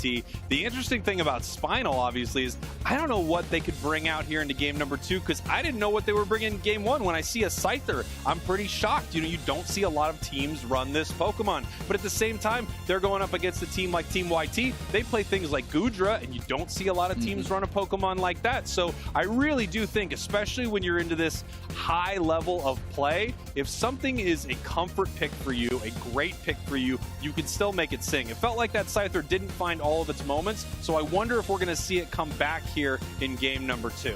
Well, there's a wonderful Team YT sign. We talk about teams that just have naturally big fan bases. TTV is up there, so is Team YT, with the volume of support they get when they're streaming, and then, of course, through these events, without a doubt. Yeah, we can take a look at the crowd right there. Got the DOS takeover from the crowd. Unfortunately, I don't think they really got to take over too much this season. No, unfortunately not. But hey, such is life. They've got a representative up there. Muck's trying to do some work. Chandelure couldn't really get off the ground, but that's because they were clearly focused on, dialed in, take care of Muck, we'll deal with the rest later, and it worked for Team YT. I don't see that strategy switching up. You wanted to talk about that Scyther, it didn't really look great. When a player of the caliber of OG says, I can take Scyther and I can make this thing work, especially on Spinal, who is a team that hasn't had a lot of experience together, you have to lean into those things. It might not have looked phenomenal, but I still believe in OG's ability, and if he makes a call on another character, the team is going to follow them and give them that Pokemon, because that is their best route to get a W here. I couldn't agree more. And also, one thing that's amazing about picking a Pokemon like Scyther in a game like this, no one is practicing against Scyther right now. So you're really in this tough spot of not recognizing how you're going to be able to shut this thing down. They didn't have the Slowbro, which is like the big Scyther counter, right? That slow beam Unite move, boom, it stops Scyther as soon as it jumps in. They didn't have that. So that could have been a big win there for Spinal. Unfortunately, they were just not able to make enough work there in game number 1. I wonder if they change things up in game 2. I know we've seen a lot of different looks from YouTube over the course of this year. We've seen a lot of different strategies. I wonder what they are going to bring to game 2, if they're just going to keep it simple, stupid, and play the same thing. That KISS strategy right there. Nice strategy right there. KISS. Keep it simple, stupid. Well, Team hey, YouTube. Don't call me stupid. I was the KISS thing, man. Oh, my strategy? Yeah, here you go. We got there. Team YT, what I like about them, similar to shades of Team Peps and EU, they're really not afraid to go for it. They will lock in what they need, and it doesn't matter if it, they need to have the most consistent game of their life. They don't play to that. They play to win, which I appreciate. So sometimes you see goofy picks like Goodra come out that you don't traditionally see other teams pick up. But for them, it's about putting everybody else's back against the wall, going for the W their way, and that's what makes them so fun to watch and follow. Now, I know that Muck's got the biggest muscles on stage right now, but I have to wonder, do we see Fui bring out the Buzzwole? Because they have been dominant with this Pokemon. Obviously, we just saw an incredible Lapras game from Fui, but their Buzzwole is a thing of beauty, and I'm surprised we haven't seen it more in the regional qualifiers. And then, of course, I'm wondering if we're going to see it today. First and foremost, Pikadiff takes exception to saying who's got the biggest muscles on stage. That dude is a unit. Back here, it's me, not even close. But in terms of Buzzwole... Whoa, Zoinks is flexing right now. No one can see him on camera. These are huge And if he was flexing on camera, you still wouldn't be able to see him. Bazinga! Oh, you got him with the Bazinga. That's what the cool kids say. Big win for you here, dude. Keep it simple, stupid. Hey, my catchphrase, we're back. And take a look at that audience right here. Again, my favorite part of these live events. I love it. I absolutely love the energy of the crowd. And you can feel it when a moment happens. We had the solar beam of the year possibly earlier, get that double KO in the TTV game, and you can hear it in the entire convention center. It's amazing. When Unite fans pop off for our big Unite moments, it kind of dwarfs the other audio from the other games because we have those momentous moments, and of course we have the folks to celebrate it live here with us in Columbus. Yeah, it's so cool to see. We love seeing so many people come out for these games because the fan base of Unite is so strong. The people who love Unite absolutely love this game. And I have to say, I love getting to cast games like this between these top teams. It's just absolutely amazing right here as we're getting ready. Ooh, take a look at our trophy. They're looking good, and one of these teams is going to hoist that at the end of tomorrow. But of course, you got to take every step as it comes. We love steps. Zoink said it. We know it, obviously. First step for Team YT and Spinal is each other right now. We saw who got to hoist that at the AOS Cup, and man, was that a moment to experience live, and I'm excited for one of these NA teams that you and I are incredibly familiar with. We've casted time and time again. We're finally putting names to faces here, or faces to names, rather, and being able to be in that moment with one of these teams is going to be amazing. Look at the vibes over on the side of Team YT right now. Obviously, they just got a win. They're feeling pretty good. They're feeling loose. This is exactly the mindset I think you need to be in, especially up there on stage where things can get a little scary. But right now, after taking that first big win, it feels like they're looking like Team YouTube, and that's great news for them. Absolutely. I mean, just keeping the comms light, clearly, you know, just chatting through, see what kind of things they can get done. If I'm, honestly, if I'm Spinal, I'm using this opportunity to craft a game plan because this is the first time all these players have gotten to be in person together, really working through strategies. And it looks like Black's QB in that right now as they're talking through these options. And now the question is, as we get ready for our next draft right here, what are we bringing in for game number 2? What is Spinal going to change? Or do they like the strategy they brought there for game 1? What is YouTube going to bring in? Are they going to switch it up, or are they just going to go with what already worked? We got the slow bro. Looks like it's going to be banned out here from Spinal, and Team YouTube does not want to deal with Zoroark. No, not at all. I mean, they have a couple players on Spinal's team that can actually pick that Pokemon up. We've seen Black dabble in it. OG can as well, again, as that kind of top path menace from season 1, having a great comeback story here in season 2. But Rhino says, give me Hoopa. I will get us to the objectives. I will get us across the map, and we will make a difference. But that gives big players on Team YouTube some good Pokemon. Yeah, Lapras is coming back for round 2 here, and now they do have this Alolan Ninetales. Actually, Spinal stealing away that Trevenant. They do not want to deal with what Phil was just putting down there, and I understand it because it was extremely brutal. Chaotic hovering the Pikachu right there as we see moving over to Eldegoss, and it looks like Phil is going to be taking Snorlax in the defender role. Good little, great way for Phil to be able to engage and open the door for, you know, a free follow-up. Pika getting in there. Black highlighting Mew here. That's a Pokemon we've seen them play, but where is OG gonna go? That's my question. Is it going to be a Garchomp game? Nope, they're running it through. Are we going season 1 OG? We are, and I love this type of action. Heck of a throwback. Here comes Lucario. I mean, like the Pokemon from season 1 of Pokemon Unite. Able to hold the top path all on their own if we remember the 1-1-3 of days gone by. What an incredible, you know, Pokemon to pick in this moment. A comfort pick if there ever was one. Yeah, without a doubt. And real quick, we got to address that Gutter Gardevoir that so sad Sam just picked up. And what a prize. That's a Pokemon if you just let them pick whenever, they'd lock it in pretty early themselves, and getting that last is a great look for Team YouTube. Absolutely here. I'm actually surprised that we didn't see a Chandelure with how popular it's been, but we're heading into game number 2 here, and the two gentlemen who are going to take you through it are coming up here. Zoinks, Wonder Chef, take it away. Thank you, Smart Spraggles. What a draft. I mean, a lot of surprises across the board, Wonder Chef. I'm pretty shocked by a few of them in particular. Most importantly so, no Lapras first pick. With the Slowbro ban, no Lapras first pick. For some reason, Spinal does not want that Pokemon. We have been seeing that more and more. I should just say we've been seeing the Lapras first pick less and less, which is really interesting to me. Another interesting thing to me is that we've seen them flex to, we've seen Team YouTube that is, flex to that last pick, the Decidueye, when there's 2 squishy special attackers a lot as their final pick, which could have been the final pick right there as well. They went with the Gardevoir instead.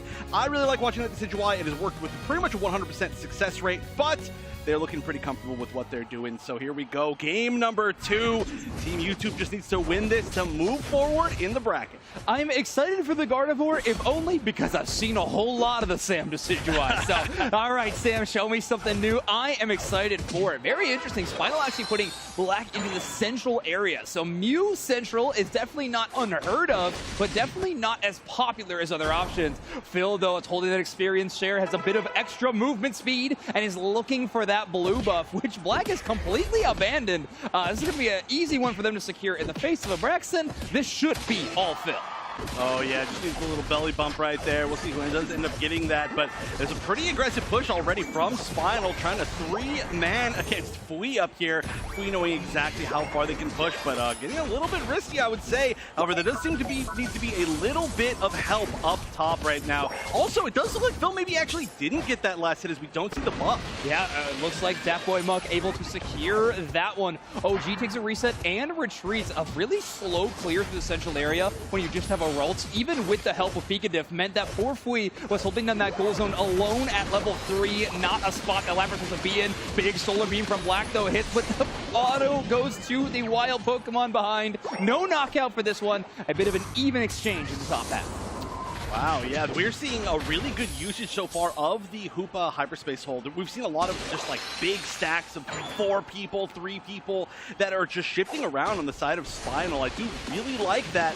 So we'll see exactly how Team YouTube deals with that, because they are down by experience a little bit here. They've got a few members that are up, but a few members that are down. It's an interesting situation. Yeah, well, with Rhino on the squad, Spinal can really take them either direction. After a quick peek into the enemy central area, realizing that those a Selgor and a Scavalier have not re-entered the map, they're going to retreat and help out with this mid-8-minute Altaria and Swablu spawning in. A huge power-up punch gets them weak enough, but Chaotic is the one that cleans up that team fight. OG goes down, as well as a lot of wild Pokemon knockouts for Chaotic. Very nice looking. That's a good way to kind of even up EXP here. Again, they're not behind. It was just kind of weirdly disjointed. Oh, Phil getting stunned and just barely making it out. That was actually the chance for potentially 2 picks, but there was no chance for backup, as 3 members of Team YouTube all running away in unison. They are going to, of course, get that full heal in the end, but they were not able to get any sort of pressure that they wanted. Yeah, Spinal just with the curse of cooldowns. You use your moves, but just slightly at the wrong time, don't equal out to those big knockouts, and Psyshock does so much damage as Phil gets one big heavy slam knockup, deters the rest of Spinal from getting any kind of chase down. Team YouTube with a small lead, albeit at the start of this game, but level-wise, they really are ahead of Spinal in terms of pace. Yeah, they've over the last minute or so just basically won every single interaction, or at the very minimum not lost every single interaction. Now it's time to see who's going to blast it. Here's Lucario, but they're going to continue this fight. There was already 1 pick. Lucario traded its own, I guess, survival there, and we're actually going to get a pick on both sides. But overall, Team YouTube taking huge advantage of this team fight. A little bit of support from the top path with the Hoopa hyperspace hole, and that's going to deter any of Team YouTube from actually trying to continue that pressure. There might be a rotation up to Regieleki. It's about that time. Looks like Flea is already up here, has been up here, but they're just going to be burning this with both Mew and Lucario available for that damage. Spinal do secure the basement Reggie, but not a whole lot else. Team YouTube getting so many early knockouts. Regieleki does go down to Spinal. They are able to secure it with actually the Mew, so Black putting in a great amount of work towards this objective. So 2 objectives so far have went the direction of Spinal, but still Team YouTube really holding on to a solid lead. But slowly but surely, Spinal clawing their way back in. Right, I think the best thing about the way that Team YouTube is playing right now is that they're not playing risky enough that they're not losing anybody. Oh, and there's a huge initiation actually trying to get that pick on Muck. You can tell that there is just this gigantic strategy of, if you see Muck, it is just on sight. It is, you're just not going to let that damage happen, especially with Flea on that Lapras. The same strategy that we saw last time is for sure back in for this game. So working out pretty well as Team YouTube now really starting to run away with levels. Yeah, Spinal Spinal's able to catch up a little bit and score there for a moment, but Team YouTube breaking that bottom goal zone looks pretty solid. You saw Chaotic actually waiting at that tier 2 goal zone, knowing they had no hope of defending it, but actually is able to pivot so quickly to the wild Pokemon that spawn in as soon as that first goal zone is broken. So again, Team YouTube with these really fantastic macro decisions so far that have been putting them ahead time after time. Let's see if Spinal can grab another objective here, though, as this basement Reggie is about to spawn in 5 seconds. And, well, we have a Trevenant caught out, but Rhino drops the Unite move. He's going to bring the rest of the squad. Oh, Phil whiffs the heavy slam. Nobody there going in. I love the preemptive, but the Unite is going to hit 4. And then once, that's going to be a huge amount of CC. Another heavy slam as well, again on Muck. This is going to be the side of Team YouTube taking that basement Reggie, and there's going to be a follow-up as well. That extra little shield as Black is going to have to run away. Looks like OG is very low, just going to get back a little bit of health with that close combat, but not able to really get anything. Team YouTube, they've done such an amazing job. I really can't stress this enough of not losing anybody in any of these fights. These double mage compositions make that so challenging for them as well. They have two kind of squishier Pokemon in terms of the Gardevoir and Alola Ninetales, but Pikadiff utilizing the Cotton Cloud Crash of Eldegoss at the perfect time really supports the rest of the squad, and of course Phil laying it all out on the line as Snorlax to create a little bit of space. Spinal is the only team paying any attention to Regieleki now, as we actually have Pikadiff on a bit of an invade, and the rest of the squad of YouTube maybe expecting a fast rotation down. We've actually seen Spinal take, or at least be the ones to initiate most of the objectives so far in this game. Of course, we are still pretty early overall in this game. There's still should be at least, I think, one more base in Reggie. I could be wrong on that. Oh, Muck just barely getting away. Maybe not. With a little bit of a whiff. Yeah, giving up on that one. I'm actually surprised there wasn't a little bit more of an attempt to get away there. Maybe trying to for a sneak little juke. But the fight is still on here as we're going to see the wall pushing so many members of Spinal off of this goal zone, and this is going to be a double heavy slam. The follow-up is there. We still got, of course, a Trevenant that can stay up there for a really long time, especially with the hoop, but the Unites come out from the Mew as well, and they're going to be able to clean up a little bit in the other direction. I don't think we're going to see that Snorlax make it out of it. Very aggressive play from Black, actually using their Unite move all the way forward. Actually comes away with a KO streak of 2, so a new member added to the roster of Spinal, already debuting in a fantastic way. Black really trying to turn this one around for Spinal, and it's going fantastic in this moment. One more basement Reggie with a whole lot of time to knock it out. OG is here. They've got power-up punch. They've already got a lot of objectives to their name so far. They're looking to add another one. Yeah, there are not many members of Spinal over here. Yeah, just going to be a little bit of bush checks. Yeah, I don't know if I want to go in for this. This would be a pretty tough time to lose anybody. Tries to catch out Muck, but once again, just barely playing against that wall, getting away, and there's not going to be a big offensive push from Team YouTube. This is going to be the last 20 seconds of farm. The Regieleki's going to spawn a little bit too late to take before the Rayquaza final moments. So the P-positioning is beginning, the EXP is beginning, and we can see that Team YouTube is one Pokemon that's one level above everybody else. It's going to be that Gardevoir. I'm really excited to see it do a lot of damage in this fight, but anything could happen. It's not that far away. If Spinal want to win this team fight, it's going to need to be picture perfect. There's a lot of great sustainability on the side of Team YouTube. They have the Eldegoss, and of course, the Lapras can self-support so much of its own. Spinal's target priority needs to be flawless if they want to come away with this one. But watch out for Datboy Muck's Unite move. That anti-healing fanciful fireworks can shut down this Regice buff, can really slow down Pikadiff's healing, and even Fui will want to avoid that one.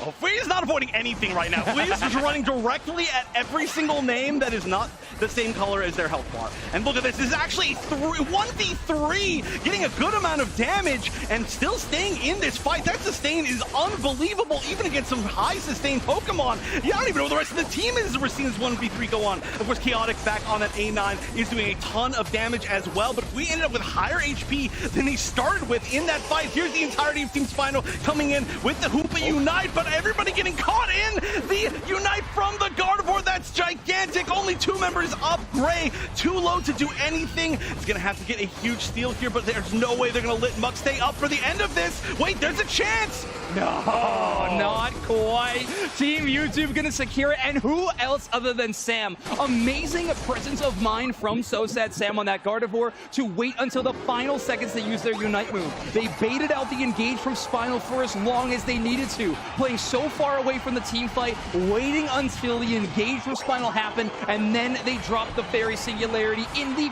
perfect spot. Spinal really tried to find the best team fight they could, but Sam shut it down almost immediately. Yeah, I was talking about it before it happened. I was like, I'm excited to see what that Gardevoir can do. We know such a good Gardevoir player, so good. And actually doesn't get to be on it that much, which is a little bit surprising, but I mean, amazing placement of that, like I said, Fairy Singularity. It was everything. It completely shut that down. That can be one of the most impactful Unite moves in the game if you can use it with good time, but that means that Team YouTube is going to be advancing in the winners bracket, playing their first on-stage match ever. Their first on-stage set and winning solidly. Yeah, Pikachu the only one with any Worlds experience, but now Team YouTube is going to be moving on in your bracket. What a match from them. Really showcasing that they are here to play. I saw Chaotic tweet earlier that anything else than first is not an option. They are pushing for a championship title here in Columbus, Ohio, and what a way to start. Honestly, the way that they've been playing, I don't think that is out of the question at all. It is very possible. Again, Spinal, of course, playing with a very different roster than they're used to playing with. They did seem like they were gelling together quite well, to be honest. I felt like they were playing a great game. It didn't seem like there was any obvious disconnection, but I just felt like the concentrated game plan of Team YT was so strong. They were able to focus every target they wanted to. I don't think there was a bad initiation in the entire set.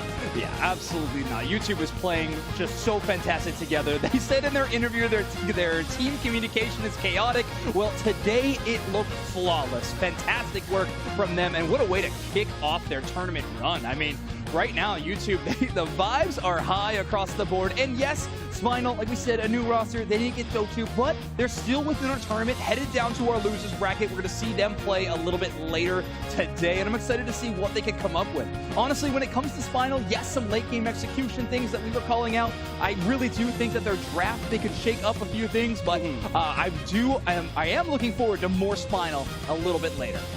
Me as well. And we can actually take a look at the tail of the tape here. As we can see, this was a close match all the way to the end.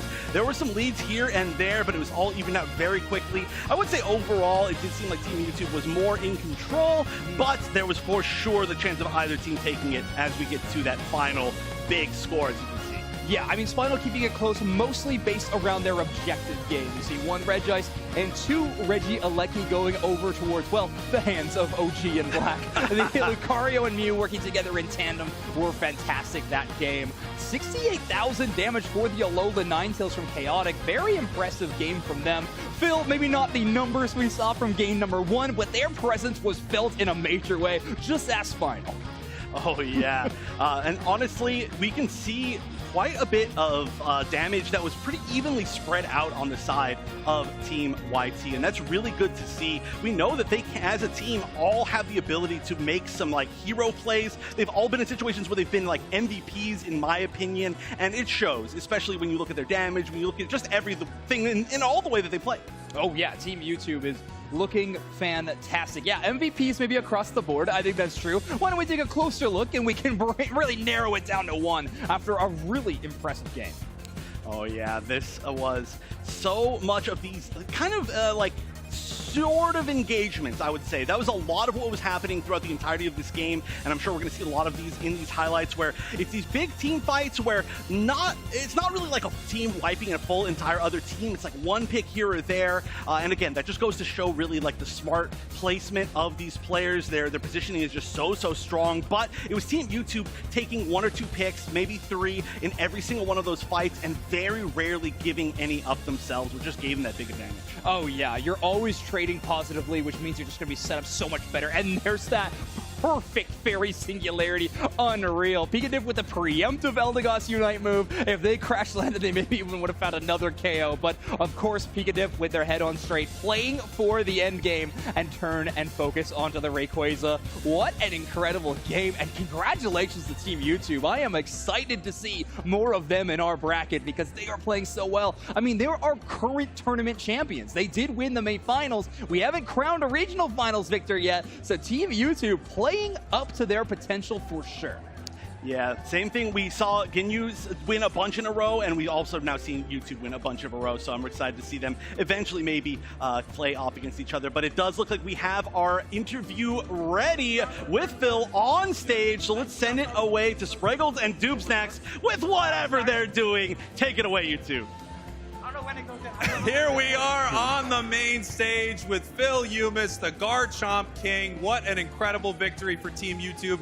Now that you have won and you never play Garchomp competitively, is it time to retire the title of Garchomp King? I was gonna play it, but my team didn't let me, so. Understandable. Phil, let me ask you another question here. Team YouTube is on the doorstep of qualifying for Worlds in Yokohama, Japan. How are you going to keep this team's head level with that opportunity on the horizon? I think everyone's just so excited, energetic at the possibility. We started playing with a 5% chance to get the Worlds, and it's slowly gone up and up, and now it's right there at our fingertips, so I don't think we're going to mess it up. That was very rude of me pulling the mic away. I got too excited. Very, very exciting indeed, for sure. Your percentage points are going up high, and definitely the favorites to make it to Worlds in that 4th spot. Absolutely. You know, Phil, if I could get one more question from you right here. I'm wondering, who are you worried about today, and who are you not worried about? Let's cause some drama. Who am I worried about? I'm not worried about anyone. You saw my Trevenant? They're worried about me. Who am I not worried about? I'm not worried about anyone, actually. Yeah. Confidence. I love it. I love that indeed. I think we have to do a bracket. Do we talk about the bracket? Let's talk about the bracket. Or do we do another Phil. question? Let's talk about the bracket. Let's talk about the bracket. Obviously, we just saw Team YT win, of course. But up next, we got LG, Luminosity Gaming, going to be squaring off against who else but Amaterasu. Yeah, what an incredible matchup we have, obviously. I don't think anyone expected this to be a round 1 matchup, but this is what we have. LG versus Amaterasu coming up next. And of course, Phil's not worried about it, but I think these two teams might be. Don't go anywhere or I will be mad at you personally. I will be more mad. I'll be more mad. I really meant that was embarrassing. Let's see if I can do it.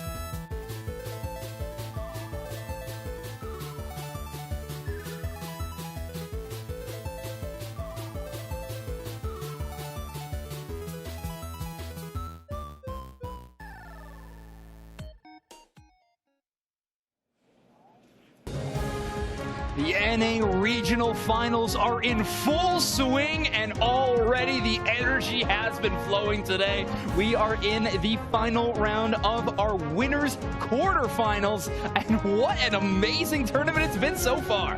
It has. I have enjoyed every single set, but you know, you said we're in the fourth round of our winners quarterfinals. Are you sure we're not about to watch grand finals right now?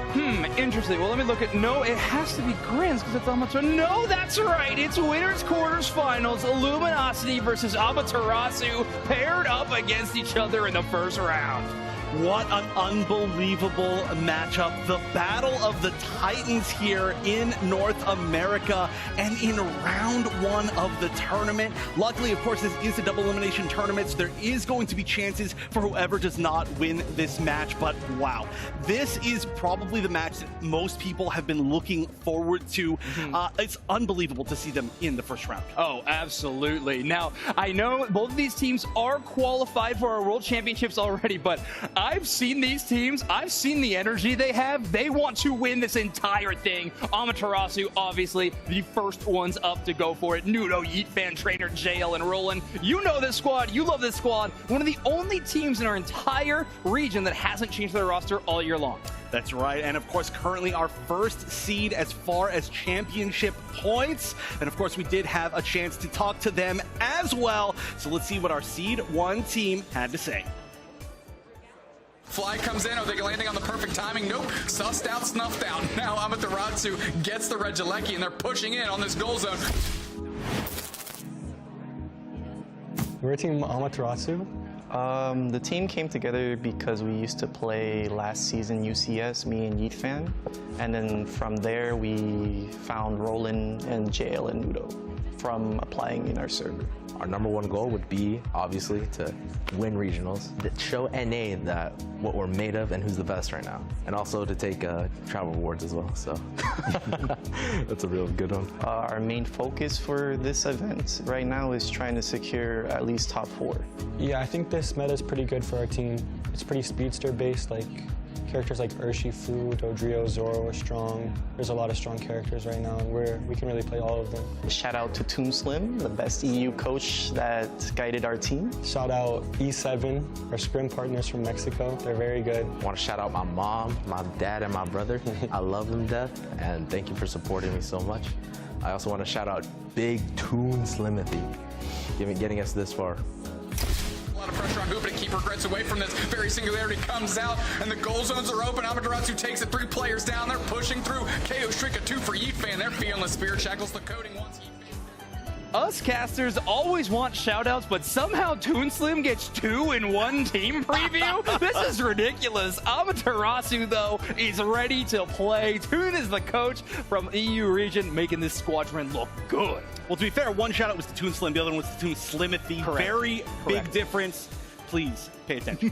My bad. No. Amaterasu, you love to see it. And that's just the story. That's the storyline of so many of these teams. It's like, hey, we were just friends and we were playing together and it just works out. But of course, the most storied team on the side of North America, Luminosity, will be their opponents. LG, of course, the majority of this roster, your current world champions, /Can Overlord, Elo, Kyrios, and Rin. You know this team, you love them. An average placement of 3rd place across this entire season. Fantastic season from them, a couple of low lows, but a whole lot of high highs. Right, and now it's time to see the biggest sign of how they're going to be feeling going into Worlds, as we're going to see how they play today. And I mean, what a ridiculous first round opponent to have to fight. But let's see what they think themselves as once again, we got a chance to talk to Luminosity.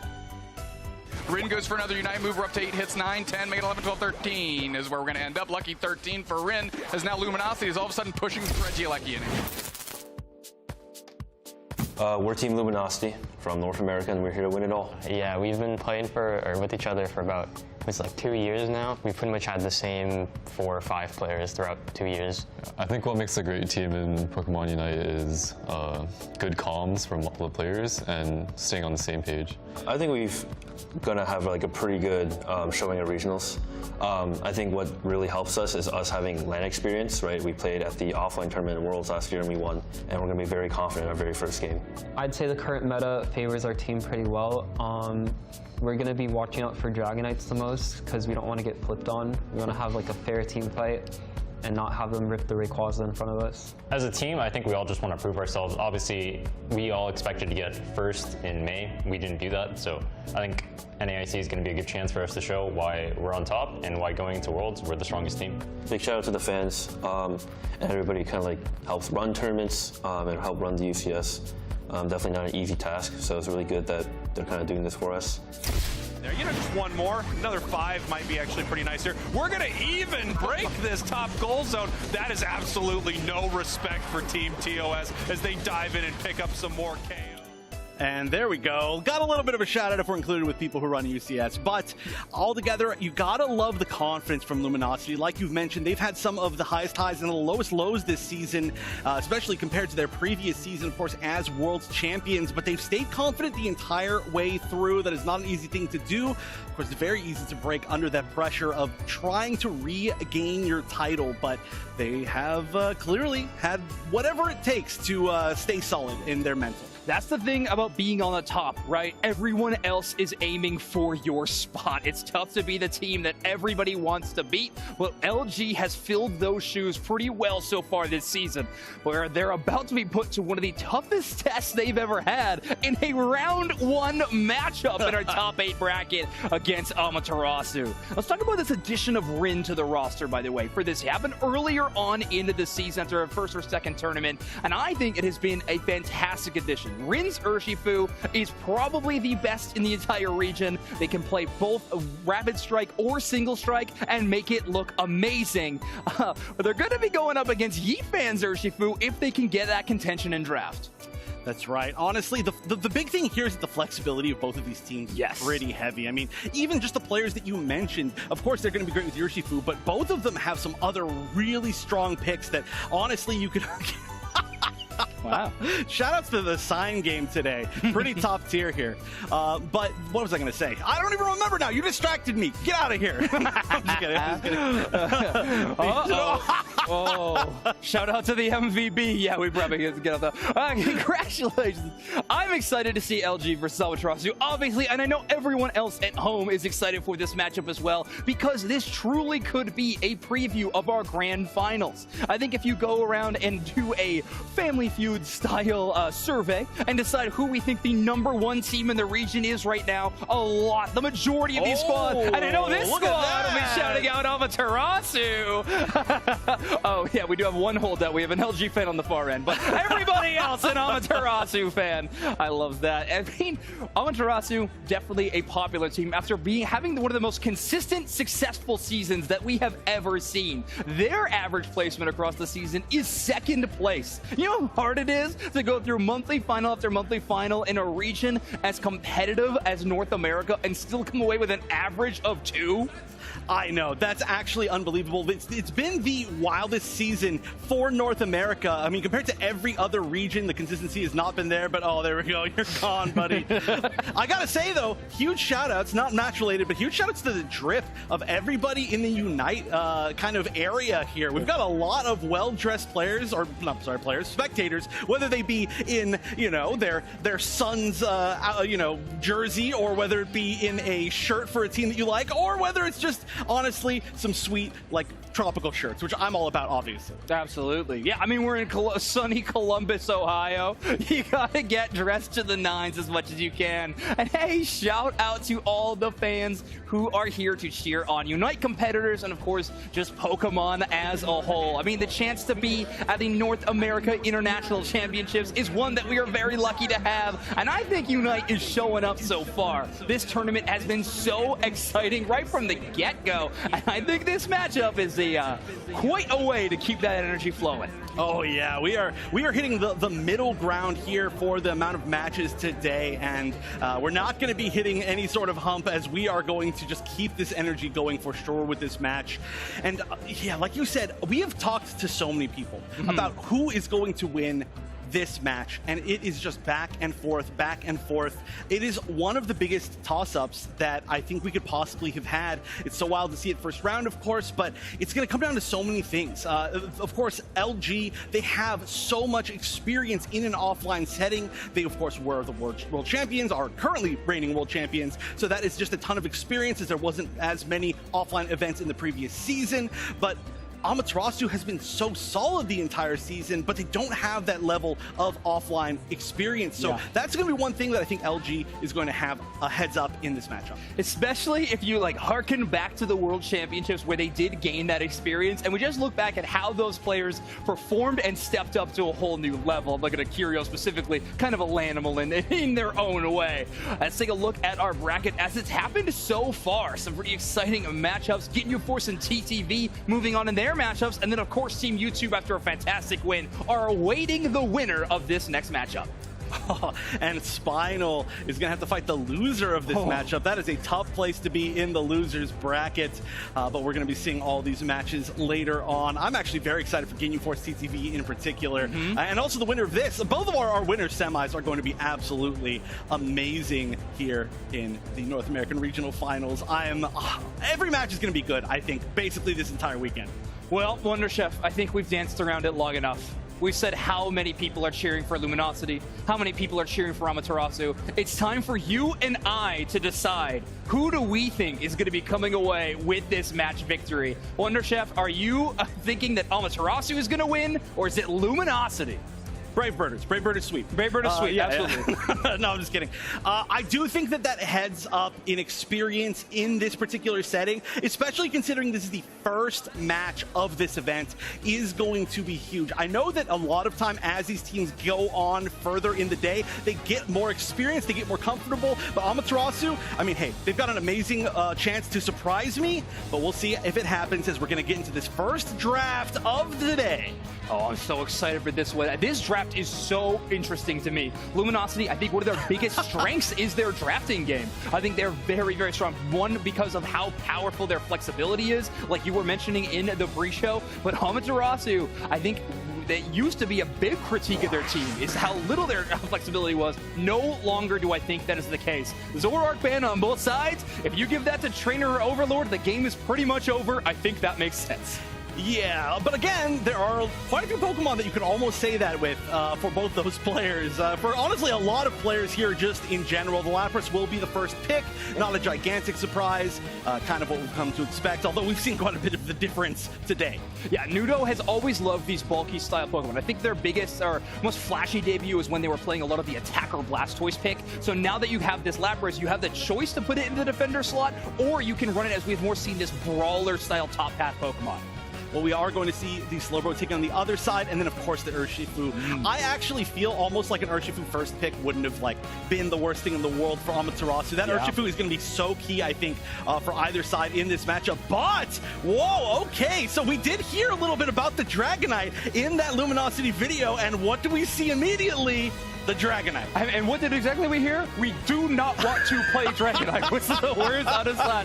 Or whether that is the 4D chess and they wanted them to pick the Dragonite, and that's why they said that, I'm not too sure. Either way, it is locked in on the side of Amaterasu. Now, why do we talk so highly, or maybe notoriously, around this Pokemon? Is the objective secure is out of this world, but Amaterasu is locking in the Sableye. This is JL's iconic Pokemon. This Sableye, on release, JL was a menace, and they did not stop until now. We don't need to talk about release Sableye, but no, I'm just kidding. Yeah, seriously, this is the weirdest comp on the side of Amaterasu, but I love it. The double EV, the only support being that Sableye, the Dragonite coming out. On the other side, it's very much a lot of the meta picks that we would expect, but it's a lot of the comfort picks on the side of LG where they're getting exactly what they wanted against a weirder comp. So I feel like LG is going to be very comfortable going into this. And LG playing that double melee brawler kind of composition to try to counter the double evolution.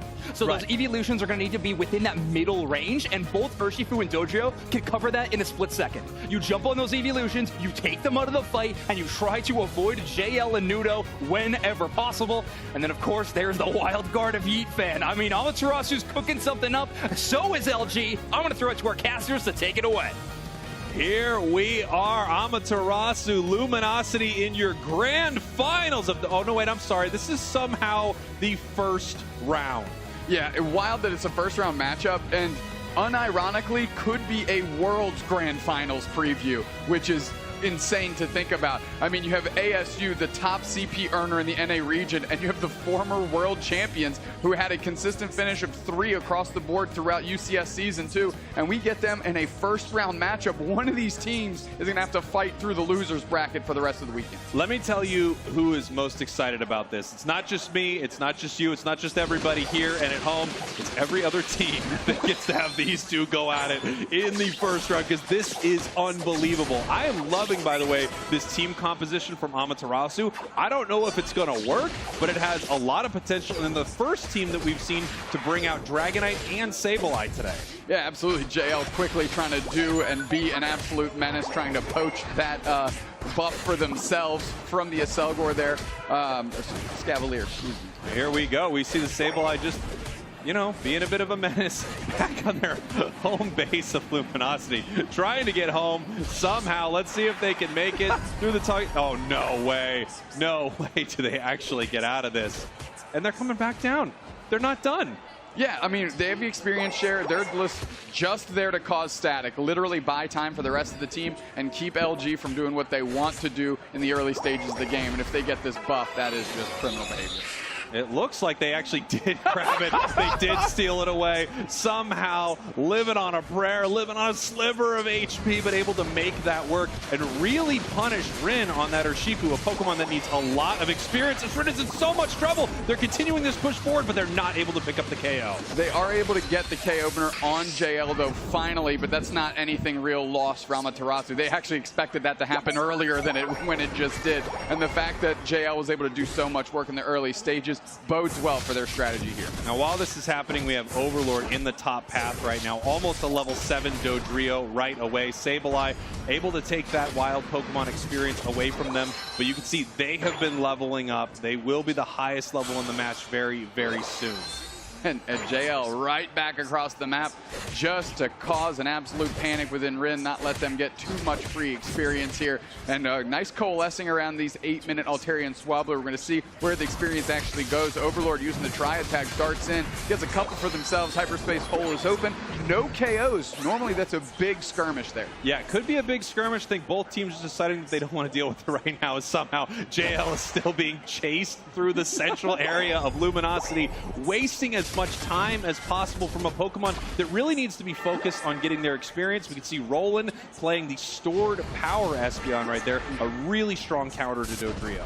Yeah, and a great switch up by Amaterasu. They're clearly trying a lot of stuff out here, and they're not only leveraging this opportunity to face LG early, another KO, nice pickup by Overlord to push their experience lead.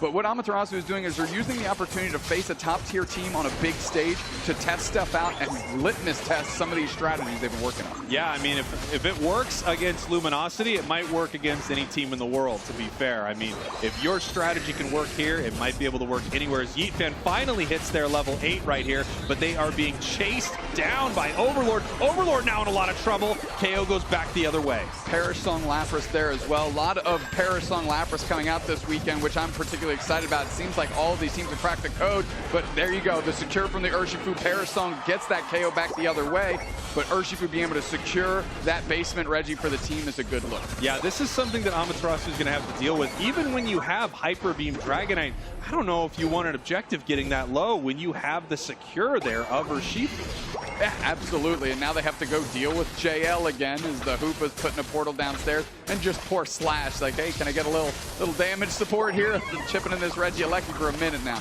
Sableye still raining points in on that bottom bat. Somehow, I thought for sure we would be panning down to see that Pokemon KO'd, but that is Sableye. That is how this Pokemon plays. It's providing so much value for Amaterasu. Meanwhile, Luminosity getting both objectives here. Now this Regieleki walking towards the top path. Luminosity, a team that has been known to push in with this, but it looks like they're going for a different strategy, making their way now to the bottom. Well, quite frankly, they can't push in with it because they have to deal with JL, and they finally get that KO, and Nudo's going to be able to them make it out, using their Unite move to actually hit Slash with a big wave to keep them from being able to get on top of the goal pad. And now the stand is being had by Nudo here as they have to bubble out 3 players. Finally, we've got Trainer pulling up with the Glaceon. They'll be able to shell in some damage, maybe get a courtesy KO on old Slash. Yeah, it looks, ooh, very nice solar beam from Kyrios, pushes them back right there. That could have been very bad for Luminosity, but it seems like Amaterasu for a moment there still wanted to push in and see if they can make something happen. Meanwhile, we have Overlord in the central area of Amaterasu. They're saying, look, if you're going to do it all game with Sableye, I'm going to do it all game with Dodrio. Yeah, without a doubt. I mean, leverage any opportunity you can get here. And that's the reason they put Overlord on that type of Pokemon, because they can take over the game if they are left to their own devices. And the fact that they're already this high of a level, the highest one on the map, says something. And here we go. We've got an objective spawning in the bottom path here in 8 seconds. And here comes Yeet Fan on the Dragonite. Trainer in a little bit of trouble right here as multiple members of Luminosity are heading up towards this tier 2 goal. Lapras coming in to try to stop them right now, but Trainer could be going down. Unite back the other way. The fact that they couldn't finish out Trainer is huge. They're going to be able to pivot back there, portal through by the Hoopa, and there's 2 players late for Amaterasu, but we still have the Dragonite in the mix that they can take this thing. If they don't get stunned out, they got a chance. They got KO'd, stunned down. What are you talking about, Snacks?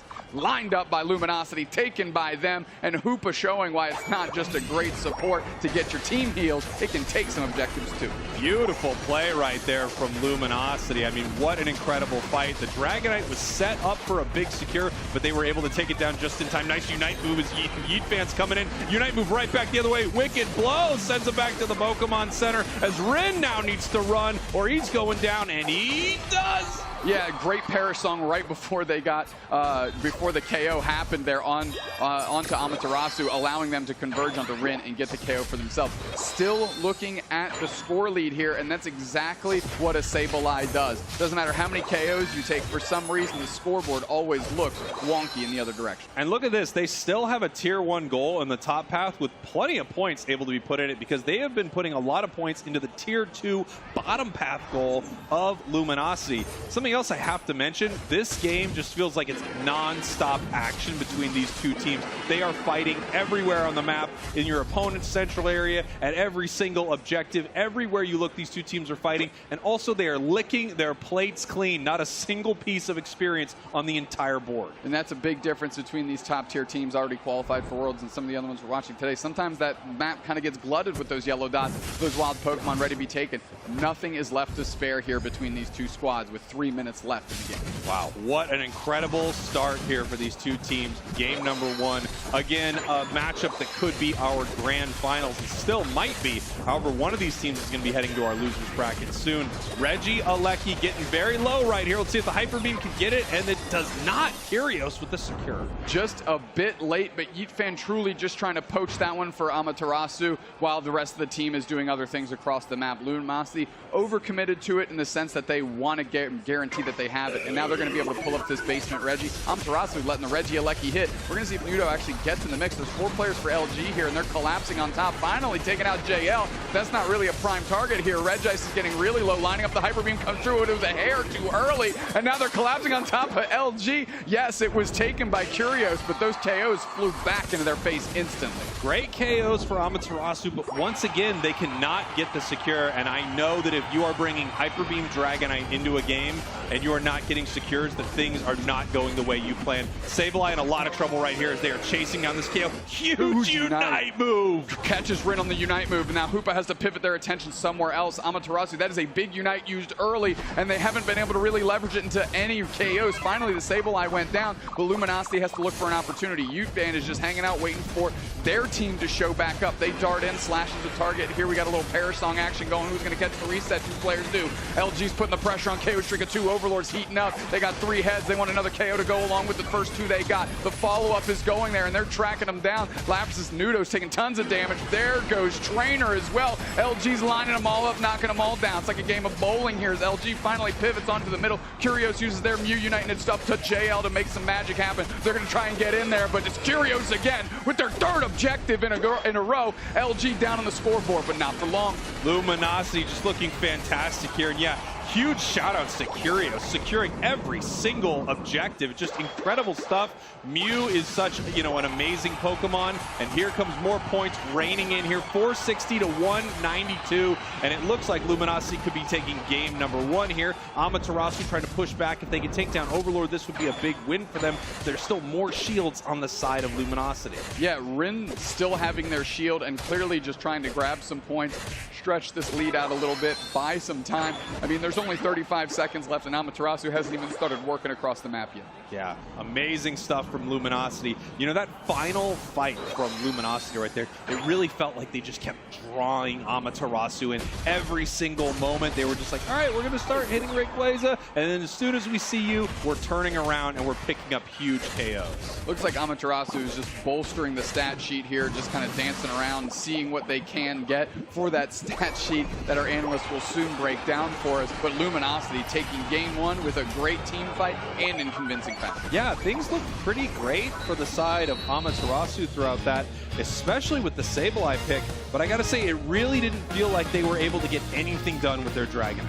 No, Dragonite fell a little shy, and I mean, even with Elo using that Hoopa Unite very early on in the Rayquaza fight and not even being able to leverage much off of that and still being able to take a win down that incredibly powerful Unite move speaks to how LG is playing right now, which is world caliber. Yeah, they are a world-class team because they are the current world champions right here, and obviously they have a lot to prove right now. They have not had the season that they maybe would have expected right here, and we're going to take a look at some of the important numbers. You know, you and I can't handle the Dukes next. Let's send it over to Zoinks and Wonderchef to analyze this game. That's right, it's numbers time, and this time I'm going to use letters instead. I'm talking Regis, I'm talking Curios. That Mew found every objective on the map.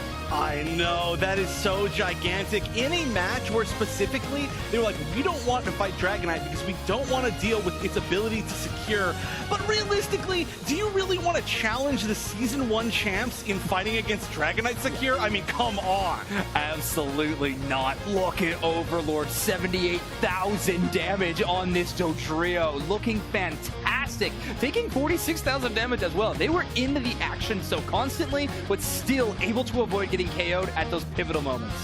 Oh yeah, this was, honestly, it was a great game from both sides. You know, you can see just looking at the damage, you can see it's pretty close to even. Obviously, there was quite a bit of damage on the Dodrio, but altogether, it seemed like it was staying relatively close. I really think if it wasn't so many objectives secured by Curios' Mew, that we would have seen a very different game. Yeah, it was a close game, and I mean, with a draft so focused on objective secure, having that Dragonite, we really thought we would have saw this match go differently. Let's take a look back and see sort of what happened here, and, well, Overlord find themselves in that central area so constantly, I think, was a thorn in Yeet Fan's side. Oh yeah, and we were talking about how strong Tri-Attack is against this team in particular as well, but there we go, just all the secures. We were trying to figure out every single time that there was a Curios secure, what actually move was it that secured it, and I think a lot of times it was the enhanced attacks. Yeah, that time it was a Surf, you know, whatever option that Curios has in the toolkit, and this was this game-winning moment for Luminosity Gaming. A bit of a half-engage from Amaterasu, with the full pivot from Luminosity just too strong. Trainer drops that Unite move from Glaceon, but really only Slash is the last one. Great moving back and forth from Overlord to dodge the ability, rush back in to find the knockout, and Nudo and JL just couldn't quite find a way to secure that main objective, and Luminosity wins this one.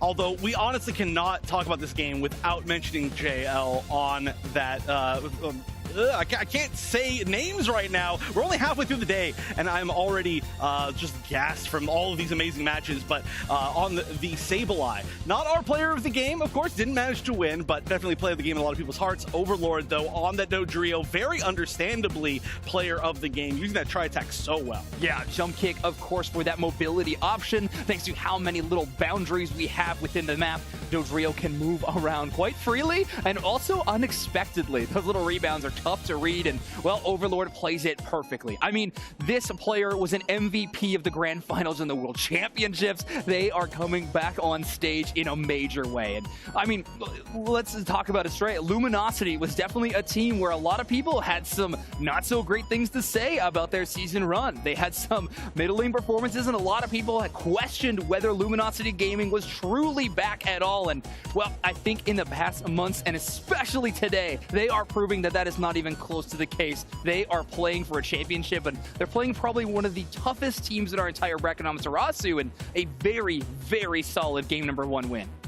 I do have to say, I like the Amaterasu draft. It was very strange, and we have seen that Luminosity in the past, when they have their low lows of the season, it's been because they've run into these kind of strange comps that they're just not used to fighting against, and it just doesn't mesh well against their comp. They're like, wait, what do we do? And they don't pivot quite fast enough. But even against that, they did hold on very solidly. It seemed like there weren't very many situations where they gave up kind of too many free KOs, which is one of the big ways that they do end up in that situation as well. And so, I mean, I just think that they're looking like today might be a good day for them overall. Of course, we've got to see how they do against every single team. And Amaterasu definitely not out of it, as they did have a very strange draft, in my opinion. Again, I like it, but I feel like we may shift back to a little bit more of a normal draft strategy coming into this next game. Well, with the pivot of sides in draft mode, Amaterasu actually finds themselves in a kind of a strange spot. They sort of played their hand with the Zoroark ban in game number 1, so now they're almost forced into banning the Zoroark again in game number 2. Otherwise, they'll probably be giving it up to the side of LG, who I am sure will give a lot of draft priority over to that Pokemon. If they don't ban it, it might be first locked in, unless, of course, LG wants to run it back and ban it again, which I do not expect, the Hoopa being the hovered ban for LG. We also could have potentially seen a situation where they both know that they both want to ban Zoroark, so neither of them ban Zoroark, which I thought would have been very funny. But of course, the Hoopa is going to be a strong choice as well. We can see JL on that as well, an extremely strong Hoopa player. But the Zoroark will end up getting banned out by Amaterasu, saying, yeah, we're not going to take any chances, especially they kind of have to just because LG gets that first pick. Yeah, I think this is an amazing draft strategy from Luminosity. Exactly how I would draw it up. Take that Hoopa away. Now, Amaterasu has their choice. They probably want to lock up a defender as quickly as possible. There we go. We got Lapras. You're not going to give Luminosity the possibility of double defender. Now, does Amaterasu grab the Urshifu? Absolutely they do. Take that away from Rin and put it in the hands of Yeet Fan. This is one of the best decisions I've seen from a team in draft so far.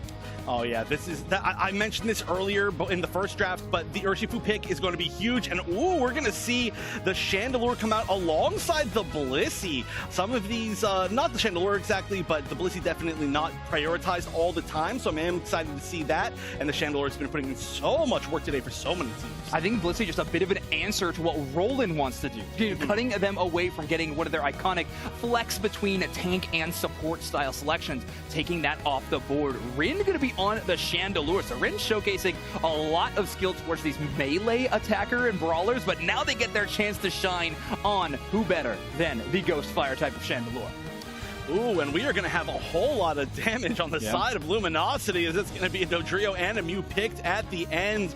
But once again, it looks like we're going to be seeing Amaterasu go with the strategy of the only support, quote-unquote, being that Sableye. They're going a very, very similar comp, but with some very strong picks to back it up early in the draft. Yeah, Roland going with a very defensive build as well, equipping that Focus Band for the early game, win that path section. That'll definitely help out there. Now, watch out in this matchup, near the end game especially, whenever Slash gets the Bliss Assistance Unite move, watch where they play in tandem with Overlord. Overlord's going to be, well, out there, right? They're going to be in the back line, and a Bliss Assistance will, of course, be knocking up everybody along the way. I think it's a great combination they're going to have to leverage. Chef, anything you're excited to see in game number 2? I'm excited to see if LG can hang in the early game. It's going to be tough with the comp that we've seen from Amaterasu, but there's only one way to find out, and that's in game. So, casters, tell us what happens. Well, Sableye is back here for game number 2, and I can't say I'm surprised. I felt like it was such an absolute force on the side of Amaterasu in game number 1. A little bit of a different look from Luminosity, however, Dupes next. Yeah, a bright spot was JL Sableye for Amaterasu, and not a lot else was going right, especially in the mid to later stages of that game. But I'm excited to see Slash on Blissey. That's kind of what they're known for, specifically from Season 1, is that Blissey. Actually, so much so that you would have thought in Season 1, Slash was that LG's support player, but they're actually the defender, and that's why when they lock in Blissey, Slash takes that, and Elo pivots to the slow run. Yeah, take a look here. This is one I was surprised to see, was Rin on the Chandelure. We have not seen them bring this Pokemon out competitively much. and this is going to be really cool to see how they want to play this. Obviously, Sableye has the opportunity to run into that central area here, but they are not taking it because I think they know they're going up against the Dodrio, and that might be a little tough for them as they are now trying to punish Curios in this top path. Yeah, they get them down to about half HP. JL goes for the follow-up, but Roland really needs to hit this evolution here to come online. As that evolution, we know they evolve at level 4. Tons of damage is being shelled in on top of Lapras. Lou and Nudo able to make it back, grab a berry, and Trainer there just to give a little crossfire support. Icy Wind getting that done. Curious is so low. Can they get the follow-up? Great KO for Roland there. Nice KO right there, but here comes Overlord on the Dodrio, picking up one, possibly looking, no, not to pick up another. They're going to go score first and then maybe turn around onto this Sableye. Looks like they're actually looking to just take all the experience. I think they're saying, yeah, we kind of get what JL's all about. I don't know if we can lock that down, but I'm going to lock down some attack weight stats. Yeah, no, it's a great look because it's more important for Overlord to get online the easy way than to try and scramble for a really tough KO of the Sableye. Trying to get backdoored is Luminosity here as JL goes on top of Rin. Just a poor little Litwick. They're collapsing here, getting some good points and taking the score lead. Nice follow-up KO. Elo back the other way, sorts out JL, but that buys just enough time for Nudo to get another stack in themselves and for Yeet Fan as well. Yeah, Yeet Fan just stacking up. Now, all of these attack-based Pokemon, if they are running at attack weight, they want to score as much as they can early to make them as powerful as possible. You can see how powerful Overlord is right here as he's picking up some big KOs. Yeah, Yifan actually picking up a berry that Nudo could have really used to help them re-engage there, but like it's Slash getting on top of Roland here, just bullying them around despite being a higher level and a support type Pokemon, just shelling in damage and pulling Roland to take the long way, buying time for Curious to get points. And nice surf to poach JL. Can he get the follow-up KO? Something we'll be on the watch for, of course. And here we go. Overlord right now playing a really interesting build, a build that I love. Tri-attack jump kick, which is a different way to do this. When you notice that your opponents don't have a ton of moves that are going to shut you down, you can actually use a build like this to reposition yourself a little bit better, do a little bit more damage, but it's a lot more rare than the classic jump kick, drill peck, or tri-attack agility. Yeah, because once, Dodrio gets the mix, they are very easy to KO if you can just have them hit the brakes for a second. And that's exactly what Amaterasu is trying to do. Wicked Blow is charged up. They're going to wait for that to expire, and Overlord could have re-engaged there. Meanwhile, Nudo's pressing forward, trying to hold down this bottom path because we got Base and Reggie here in a couple of seconds. Now we're going to have to see what Luminosity wants to do here as far as secure. Obviously they have Curios, but I don't know if you can always count on Mew, especially when you have a Dark Bear on the other side, that single striker Shifu. Nice little confuser on top of Overlord. Parasong comes through there, able to get a KO and scramble away. And Nudo has to go and try and cover for as Curios is bullying Trainer around a little bit. Excuse me, Yeet Fan. So they get KO'd, buys just enough time for another objective secure, and Luminosity is kind of taken over. Luminosity really took over that fight, and somehow Curios once again gets the secure on the Mew. What a superstar performance today. Yeah, they've looked great and really stepped up their game. And Zoinks mentioned they're a little bit of a animal, really seem to hit a next level when they're on stage here. Slash getting a quick KO on JL, and really, Luminosity is just kind of taking whatever they want. Gotta say, I love that. Lanimal. Man, incredible stuff for Doomsday. Yeah, well, Zoinks actually said it first, so I got to give him some credit.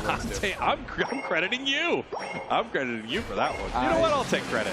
No, what a Lanimal. I don't accept. Here we go. Nice little follow-up as they still can't lock down Overlord. They get so low. Nice, forcing out the Chandelure Unite, get a KO on Nudo. Rin really just using that to make sure Overlord doesn't get KO'd because they are the biggest character on the map right now, which would have meant tons of comeback experience for Amaterasu. Take a look at the experience, by the way, between these two teams. Luminosity is absolutely dominating Amaterasu here at the start of Game 2. Way ahead on levels. They don't seem to be giving anything up right now. This Regieleki should be walking towards Amaterasu. JL in there trying to possibly stop it, but I don't think that's going to happen as they look to be going down here, and they do.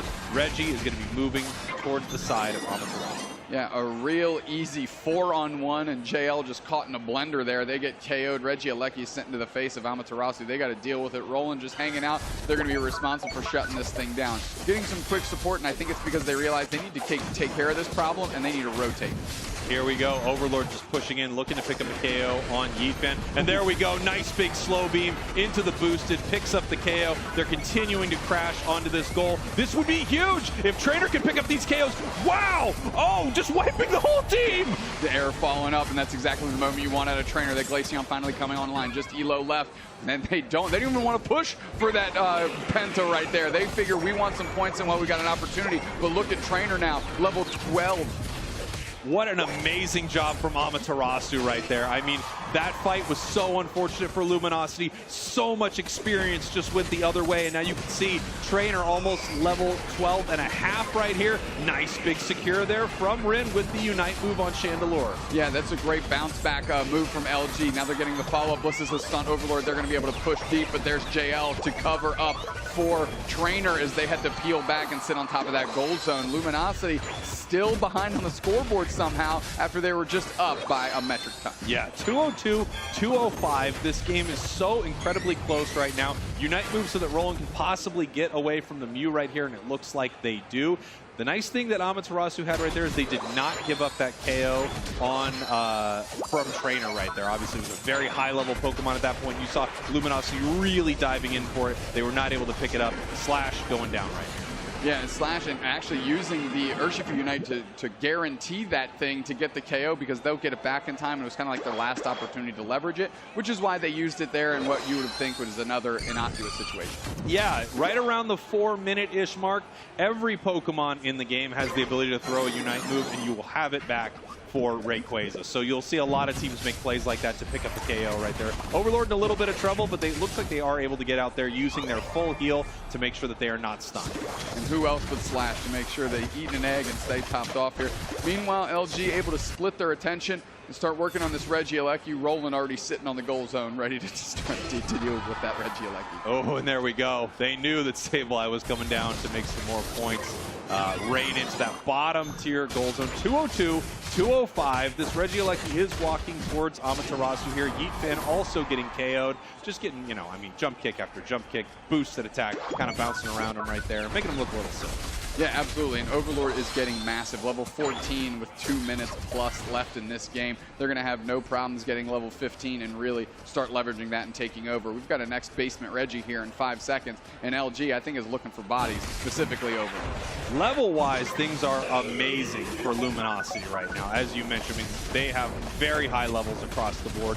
The one disadvantage to this, of course, is you give up a lot. If you do get KO'd, they have the Regice moving towards this fight, and it looks like Amaterasu waiting for them right here as they push in. They jump in, they absolutely buckle him. One goes down, where's the follow-up? They're looking for an opportunity here. Overlord's left to scramble. Who's gonna pick up Elo? They're looking for the hunt. They're trying to surf through, knock a bunch of players up. There's one person down for each side, and these respawn timers are massive. Curios resets, Bliss assistance on Slash into the middle. Slash goes and finds Overlord. They're trying to leverage that. Nudo is still hanging in the pocket, doing what they can. KO streak of 2. Where's the follow-up gonna happen? Yeetfan is trying to throw some fists and catches 2. The Rayquaza Whirlwind allows them by a little bit of space, but they're forced to peel back. 3 players down for Amaterasu, just got one back in the mix, but this Rayquaza's going down quickly. Can Yeetfan get in there and make a miracle play? They stop touching Rayquaza. Spraggles LG just turn the brakes on, takes the KO, takes Rayquaza, and you know what? It's time to get some ducats in. What a beautiful fight from Luminosity. Call an ambulance, but not for Overlord, as somehow they make it out of that very, very sneaky play from Amaterasu. It felt like they could have made a lot happen there, but they were just able to sneak out of it. You've got the Blissey Unite move, you got the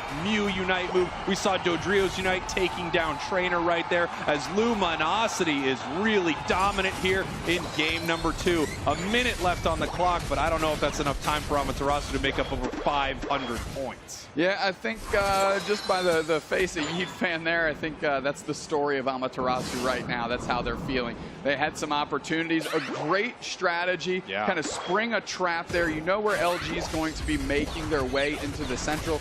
They tried to make some magic happen there. They did get a quick KO, but couldn't get the follow-up that they actually needed. Overlord able to escape peril. Yeah, it felt like Amaterasu playing a very strong game here in game number 2, especially as the match continued to go on. You know, they had some big moments there. But as we talked about earlier, that level lead from Luminosity was just too difficult to overcome, even with a really sneaky play from Amaterasu that clearly caught Luminosity off guard as Rin went down early. Yeah, without a doubt. 10 seconds left. We see just everybody just kind of hanging out there. It's definitely written on the wall. If it's not written on the wall, it's certainly carved in stone. LG takes this one 2-0, and they look in peak form. And this is what every other team is so excited to see. One of these two teams going to the losers bracket early, because it means you might not have to deal with them. Again, as we mentioned before, this is the kind of matchup you would expect in our grand finals. Still could be, by the way, a matchup in our grand finals, but now Amaterasu is going to have to claw their way through that losers bracket. Yeah, and they've got a tough way to go. If this any indication for the matches we've already seen today, the teams that are waiting them there are ready to play as well. That being said, LG keeps that winner's run alive. They're going to take the next step forward, as they're going to have to scrap it out up there, where a lot of teams are excited to win up there. Yeah, I mean, great stuff here from Luminosity. Obviously, we didn't know what to expect. I feel like every time we see Luminosity, we're not sure exactly which Luminosity is going to show up today. Is it going to be the world champs, or is it going to somehow be the team that seems to lose in the qualifiers 1 month? Right now, they're looking like the champs. Absolutely, and they're covering each other's bases very well. I don't want to pat myself on the back too much, but you can do it if you want to. Go for it. Thursday, when you and I were talking. Where's Zoinks? Can I pat you on the back? He's not here. He's not here. I'm going to put myself up on a little pedestal here. On Wednesday night when we were talking about this, what did I say? I would love to see LG get Slash back on Blissey. I think it's just a core of their success whenever they kind of pivot to it, or maybe even go for that comfort level that it provides. They find big time wins. Slash, again, there's some players that just elevate certain characters, and for Blissey, that is Slash. Yes, Slash is amazing on Blissey. And then also, I mean, it can't be overstated how good Overlord is on just about everything, but their Dodrio is maniacal. They couldn't shut it down at all. Almost level 15 at the Rayquaza fight, and at that point, I mean, it is just picking up any KO at once. Even when it seems like Amaterasu hatched a plan to get that bird, they couldn't get it done. Yeah, Overlord running rampant. If they're left to their own devices for too long, they can take over the game. And something that's incredibly impressive about Overlord is they're not the central area player. They're not running through the jungle. They're always in that top path, and somehow always the pace car for levels and experience throughout a game. They know how to make it happen. They know how to get ahead. They know how to stay ahead, and they know how to leverage it, which is why when Overlord is on, LG wins. Absolutely. And that was an LG win, if I've ever seen one, against what many could say is the best team in North America. Taking a look at the crowd right here. Obviously, I'm sure they're pumped to see the champs win a game like that. We got some big Amaterasu fans in the crowd as well. These are two titans of this region going at it so early. Yeah, again, I like that Amaterasu is using this opportunity to play new things, test them out on the big stage. LG can't really afford to hold anything back, right? Because they're trying to really reascend to the top of the pile for NA. They've got a lot to prove here, right? Amaterasu has kind of led the CP race for NA all season long. So what do they get to do? They get to obviously fight for the prizes out there, of course, but also use this as a great training and proving grounds. Yeah, of course. And even if you're already qualified for Worlds, which these two teams are, there is a lot of money on the line here. I mean, this is a huge prize pool before we head to Yokohama, Japan.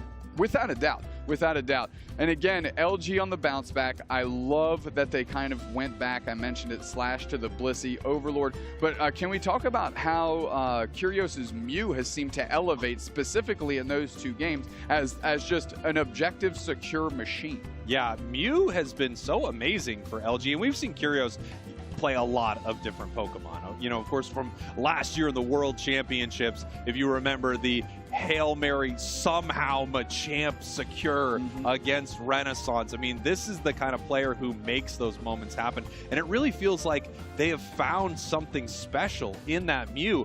All of these get just like so precise. Every secure, perfectly done from Curios. Absolutely.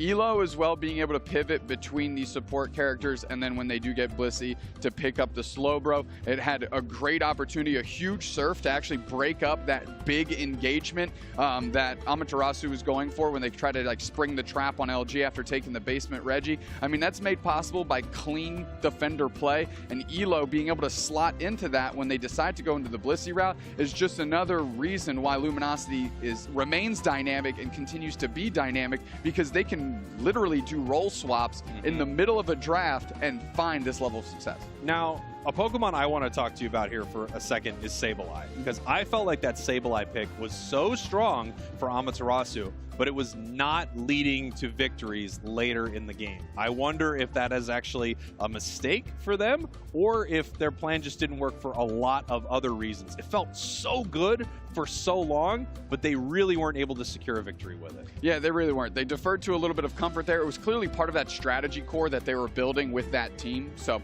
we could see that it didn't quite prove dividends there. But we've got the newest Pokemon that's entering Pokemon Unite is Inteleon. We've got a nice little vid for you, so check that thing out. Ooh.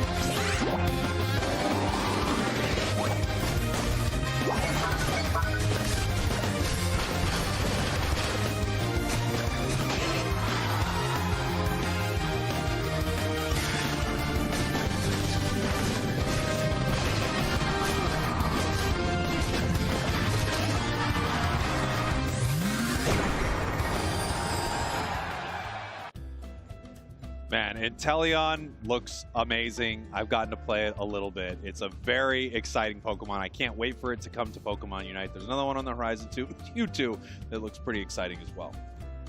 That's how I cough. Okay, I don't believe you. That's how we cough. Is this like a regional finals running thing for the NA region? You just lie to all the folks at home? The You'll beautiful see, folks at home? You'll see. When I cough later, it'll sound exactly like that. Now, this is pretty exciting because we're going to see these teams go at it again. Correct. We had some stage baits things, whatever, doesn't matter. We're rebuilding it in an effort. It's one of the best explanations of something I've ever heard. Listen, they said wing it. I said, hey, what's going on out there? They said, Snacks, we need you to just grab the ball, run with it, do your thing. You've never told us to wing it. Okay, fair enough, production. Fair enough. So we're going to set that thing up. Competitive integrity, make sure that everything is above board. These teams get a true chance to battle this thing out. So we're going to be same picks, same bands. We're just redoing game 2 from the jump to give, again, both teams the right opportunity here, the correct opportunity while they're on stage to compete. I think the big question, of course, is there anything Amaterasu can do to Luminosity here? Because they looked amazing in game number 1 and game number 2. Again, this is going to be the exact same setup. We are going to see these teams run it back here for game 2. Well, they certainly have a good opportunity because you got a lot of lessons learned for those first 2 games. And they're obviously locked into the same lineup here for this game 2. So use the opportunities that you've got and try and leverage that into some success. You can see what did work, what didn't work. The biggest bummer in my book for Amaterasu is that trap they sprung at the Rayquaza fight. Like that's kind of a one trick pulled out of your sleeve that you can't really put back in once. So that's a bummer for them in that particular context. Yeah, but here we go as our teams are locking in their Pokemon right now. We've got the Urshifu on the side of Amaterasu, as well as it looks like they're locking in that Lapras for Nudo. Nudo's Lapras has been incredible. A lot of teams picking up Lapras here in NA. Even though this Pokemon received some recent nerfs, it's still a very, very powerful defender choice. Yeah, I mean, it's great defensive stats, great HP pool. It can really hold down paths by itself when you really want, you know, like a JL scrambling around that isn't really going to be supporting any individuals in a certain path. It's good to have a Pokemon like that. And Nudo has been able to obviously kind of flip the script as well and make it look like an offensive force. Yeah, this is going to be really interesting to see what they're able to do right here. At this point, both of these teams know what these comps are going to be like, where they're going to rotate. The question is, are they going to try to do something a little sneaky right here, not try to run it back exactly as we saw in game number 2 just there? Are they going to try to go with a different strategy? Are we going to see that Sableye make their way to the central area earlier? That's a lot of the questions, a lot of the mind games that can happen between these two teams. Yeah, on Amaterasu's side, they have a lot of spiking characters early, so they need to get Yeetfan online, they need to get Trainer online, they need to get Roland online, right? All 3 of those Pokemon, yes, they kind of ascend early, but they're all experience hungry in the first few moments of the game. So how do you divvy that up? You know, having the experience share on Sableye tends to go into the pocket of one of those. You can't just run across the map, you need to support your team. Yes, absolutely. We're going to have to see if Sableye can make the difference when you head into the final moments right here. Now we're watching Luminosity, and the question is, are they confident in this moment, frustrated in this moment, ready to, like, are they excited to be able to do it once again? Like, oh yeah, we're going to send you to the loser's bracket right now. And then you have to wonder on the side of Amaterasu, are they ready for this? I mean, this is another shot here to stay in the winner's bracket. Yeah, well, if you're on LG's side, you're the world champions. You need to be able to reset your mental and just take this game for what it is and go into it and say, okay, let's do it again. We did it once, we can do it again. If you're Amaterasu, you count your stars and you say, okay, we got a real chance to make a difference here. Let's mix it up a little bit. Yeah, and let's see what the difference maker is here in game number 2. Luminosity versus Amaterasu here. Luminosity, your purple team. Amaterasu, your orange team. If you're just, joining Pokemon Unite for the first time, you are watching 2 of the best teams in North America, possibly 2 of the best teams in the world go at it. Absolutely. Curios just hanging out, Slashes there for the support, and JL looking for an opportunity here to take a break and take a quick pause. And you know what that might mean, Spraggles? Me and you on camera for more time, which is something I'm finally glad they've heard our cries for, and they can bring it to us. Yeah, I think the most important thing in these moments is to remember that for every time that we need to take a break, we finally get to shine. We're a couple of sparkly boys, and we just want we're just a couple we're of coming, sparkly baby. boys. We out here sparkling. We're just out Get here sparkling. here. I mean, come on. As we're working through some stage we are I said going. it better than that. Did you say it better than that? I did. I also you too. He did it there. So let's check out the season schedule. Here we are. Let's talk about where we've been, where we are, where we're going. AOS Cup, EU AOS Cup Finals live. Insane. Awesome. Yes. April and May, those are done and dusted. Regional Finals, we're at the NA Regional Finals at NAIC right now. Take a little nap in July, eh? Absolutely. What do we got? What do we got in August, Spraggles? The World Championships in Yokohama, Japan, and there are 3 teams competing today that are already qualified for Worlds. 2 of them are on that stage right now. We've got Luminosity, Amaterasu, TTV, all ready to go to Worlds. Of course, they have a lot to prove today. They have a lot that they are fighting for. But there's a 4th team. We do not know who it is right now. Coming out of North America, it truly could be any other team on this top 8. Right now, YouTube, very, very close to getting that spot. But of course, if anyone wins, they guarantee their spot. Well, let's talk about how some of these teams got there. Let's talk about it just a little bit. If you win this event, you're going. You're the top 3 CP earners in the region, you're going. Yes. And honestly, there's only one team that can cut it both ways right now, and that's YouTube. Yes. They can take this whole thing down, take that regional finals win spot to go, or if they perform and outpace the rest of the field enough, they'll take it on CP. Absolutely. So they could get there through championship points. They could get there through winning the regional finals. The worst outcome for Team YouTube is for someone who is not TTV, Amaterasu, LG, or themselves to win this thing, because that is how they will not make it to Worlds. Obviously, they want to win. They want to win the whole thing in general, because there is a huge cash prize for first place, $20,000. Yeah, and every round you win is climbing up the volume of money you're getting. And of course, all of these teams are playing for that. You're playing for the trip, but also you got to look at what's ahead of you. Another opportunity, line your pockets with a couple more bucks, earn a little bit more CP, yuck it up on the stage with us, and hopefully get that win. And let me tell you, the money matters in this situation, because without question, these teams want that prize pool. I have asked all of them if they would share it with me, and they will not. That's how you know it's significant. It is very significant, and they're all trying to become Scrooge McDucks out there with their pile of coins. But here we go. We're going to take a little pause for the cause, Spraggles. We are taking a pause. Be right back. What a great explanation. That nailed it. Yeah. Just like the stage thing. Perfect.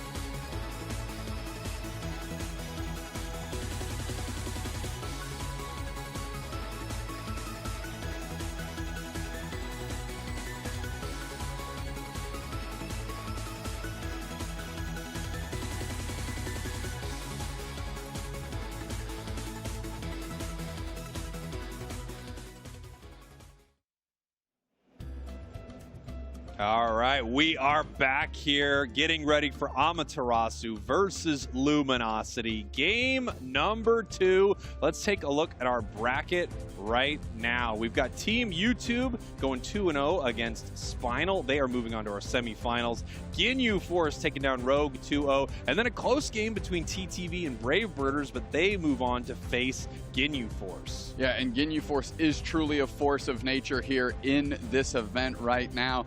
8 straight game winning streak here in the regional finals, so they are definitely on one. Yeah, they're absolutely on one right now as the official Pokemon Unite term for a team doing very well. That is how I'd like to coin it. If you're wondering, hey, Snacks, Sprinkles, what were you guys working on that 5-minute break? You're looking at it. So what we have here is a very tiny pedestal and a water bottle. I will attempt to flip this water bottle and land it onto this pedestal. There's no world this happens. Oh, listen, we didn't practice this at all, and I'm hearing from the production that we're going to do a best of 3. What's that? We're not doing a best of 3? We're going to talk about the money. Let's talk about the money. Fair enough. These teams are competing for $20,000, that first place prize, Dude Snacks. Yeah, and right on down the list here. Of course, in that #1 spot is the travel award for the World Championships in Yokohama, Japan. A great amount of money there as they keep working through it all the way down the list. So every win means a couple more bucks. Means a few more bucks in these teams' pockets. Incredible stuff. Oh my God, we just did it! Yeah. We just did it! Listen, you missed. Whoa! You miss 100% of the shots that you don't take. Wayne Gretzky said that, then Michael Scott said that, then old Snacks said it. Snacks said it here today. Incredible stuff. Here we go. There it is in slow motion. We got it pretty far away. Honestly, it didn't go well. It didn't go well. Unfortunately, the saddest thing of all is... This is the fastest replay turnaround I've ever seen. Yeah. They're like these clowns. They put us through so much nonsense. We're going to bury them on broadcast. My favorite part is we'll never actually get to see what truly happened, which was it perfectly landing on this tiny bit. We certainly did it in front of this camera, but the footage is lost and found. Yeah, oftentimes it's not found footage, like that it is lost found. footage. It's lost footage, sadly enough. I know these two teams are getting ready to go at it right now, and obviously this is a massive game. We talked about this before. These are the 1 and 2 teams in this region. Yep. There's huge rivalry between these teams that they've kind of been going at it for the top spot. I don't know what a bigger rivalry is. I don't know what a bigger rivalry would be than the 1 and 2 teams in North America. Us and the production crew. Probably. I think right now, we love them. I think they hate us. I think there's this uneasy relationship here where they recognize no one else. It's easy for us. It's easy for us. Admittedly, it's easy for us. We see our teams setting up here on the main stage right now, getting ready to load into this game. Obviously, as we said before, they're going to be loading in with the exact same Pokemon that they played Game 2 out in. We had some stage, and now hopefully we can have that fixed, and we can have these two go at it once again. If Amaterasu can win this, they're taking it to a Game 3. All of a sudden, Luminosity could be heading down to our losers bracket. Yeah, I mean, obviously, again, another breath of life into Amaterasu here to try and stay in this winner's bracket and really put the rest of the losers bracket on edge because LG is going to be there. Either way this script goes between these two teams, there's going to be a bully in that losers bracket. Speaking of Luminosity right here, let's take a look at that team interview we got to do with them yesterday. Rin goes for another Unite move. We're up to 8 hits, 9, 10, make it 11, 12, 13 is where we're going to end up. Lucky 13 for Rin, as now Luminosity is all of a sudden pushing Regieleki in it.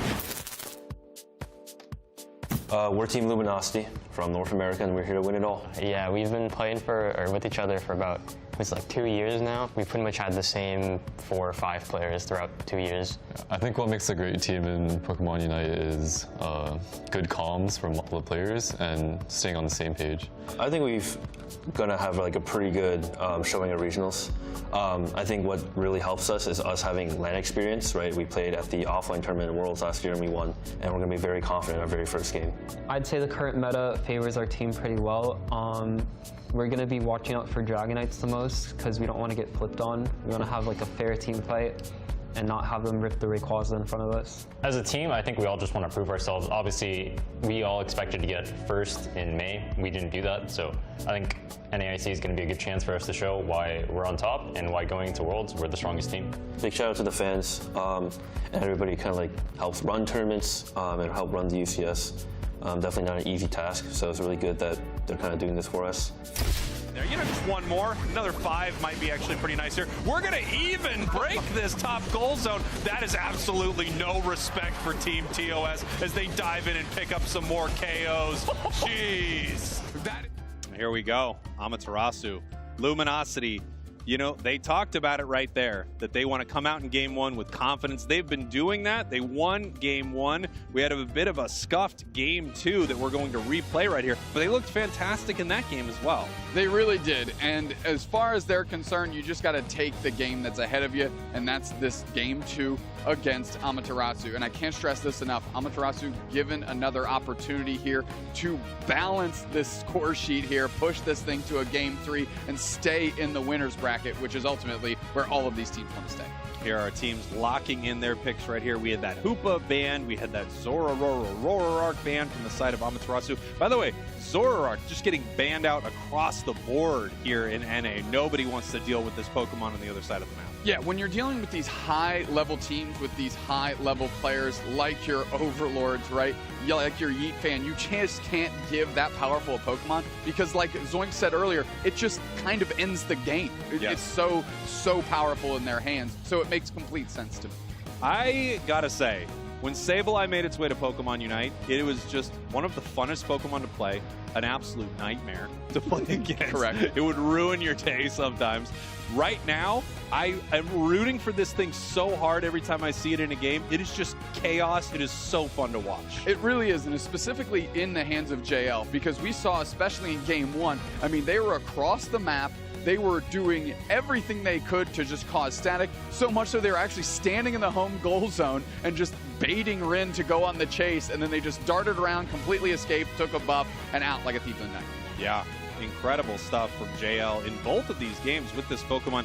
Something that you don't see a lot of teams running right now. One, choice on the side of Amaterasu that really feels like it has not been paying off for them is this Espeon, unfortunately.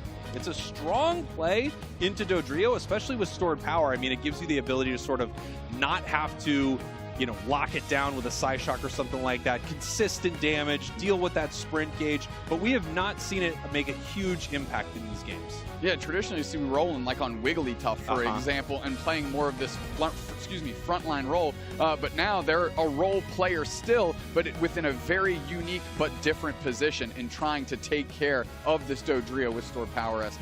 Yeah, and obviously it is a great counter for this situation, but for whatever reason, we just have not seen it really. It really hasn't gotten enough done. And I wonder if they're just more comfortable on, sort of that defender role, or if they actually will find some success with this Pokemon. Well, clearly it's a strategy they've outlined. Like, it's not like, oh, we have one flex pick, let's go to it. This is something that they built and they want to test out and practice. I just want to see it come to fruition for them because I think we're just missing a little bit of what they're driving for. And here we are, game number 2, Luminosity versus Amaterasu, and there's the little gentleman running across the map looking to try to take something away from Luminosity, not able to make it happen with that first buff. So this is already a different approach than what they took in game 2, where they actually JL stayed in lane a little bit longer before jumping across the map, and they're just going aggressive with a slash, having to babysit Overlord early, who normally would be in path themselves. That's right. Dodrio feels like it does a decent job into this Sableye right here, but it's well aware that it's close. It's well aware that it's going to need to save either, its tech and a full sprint gauge or a boosted attack to get this secure right here. So we take a look at the top path. We see Roland did hit their level 4, and that was not able to be stolen by Elo. Yeah, they're taking a look. Amaterasu having both players hit their EV evolutions under a minute is massive, and it really allows them to play the game. And on note, Yeet Fan comes through, Wicked Blow's charged up, they're going to try and get some experience. They actually engage on the team. They almost pick up Overlord. Can they get a courtesy Ren? That's the big question here. Elo's trying to buy some space, and Big Surf is going to keep them from being able to get out of here. They're going to get credit for it. Elo looking good. JL just trying to buy some time, but now they're going to go down. KO streak of 2 for Elo. The K opener goes to him. The follow-up goes over to him. And they say, support what? Somebody support me. I'm doing all the work out here. Incredible plays right there from Luminosity, not getting shut down at all in that moment. I love the wicked blow into the eject button to try to pick up a KO, but they were not able to make it happen right here. And now we see Roland, actually, they are now playing this Psyshock Espeon. Yeah, going for some more objective secure possibly, understanding that Curios is a problem on this view right now, and trying to leverage that as a way to take some objectives for themselves.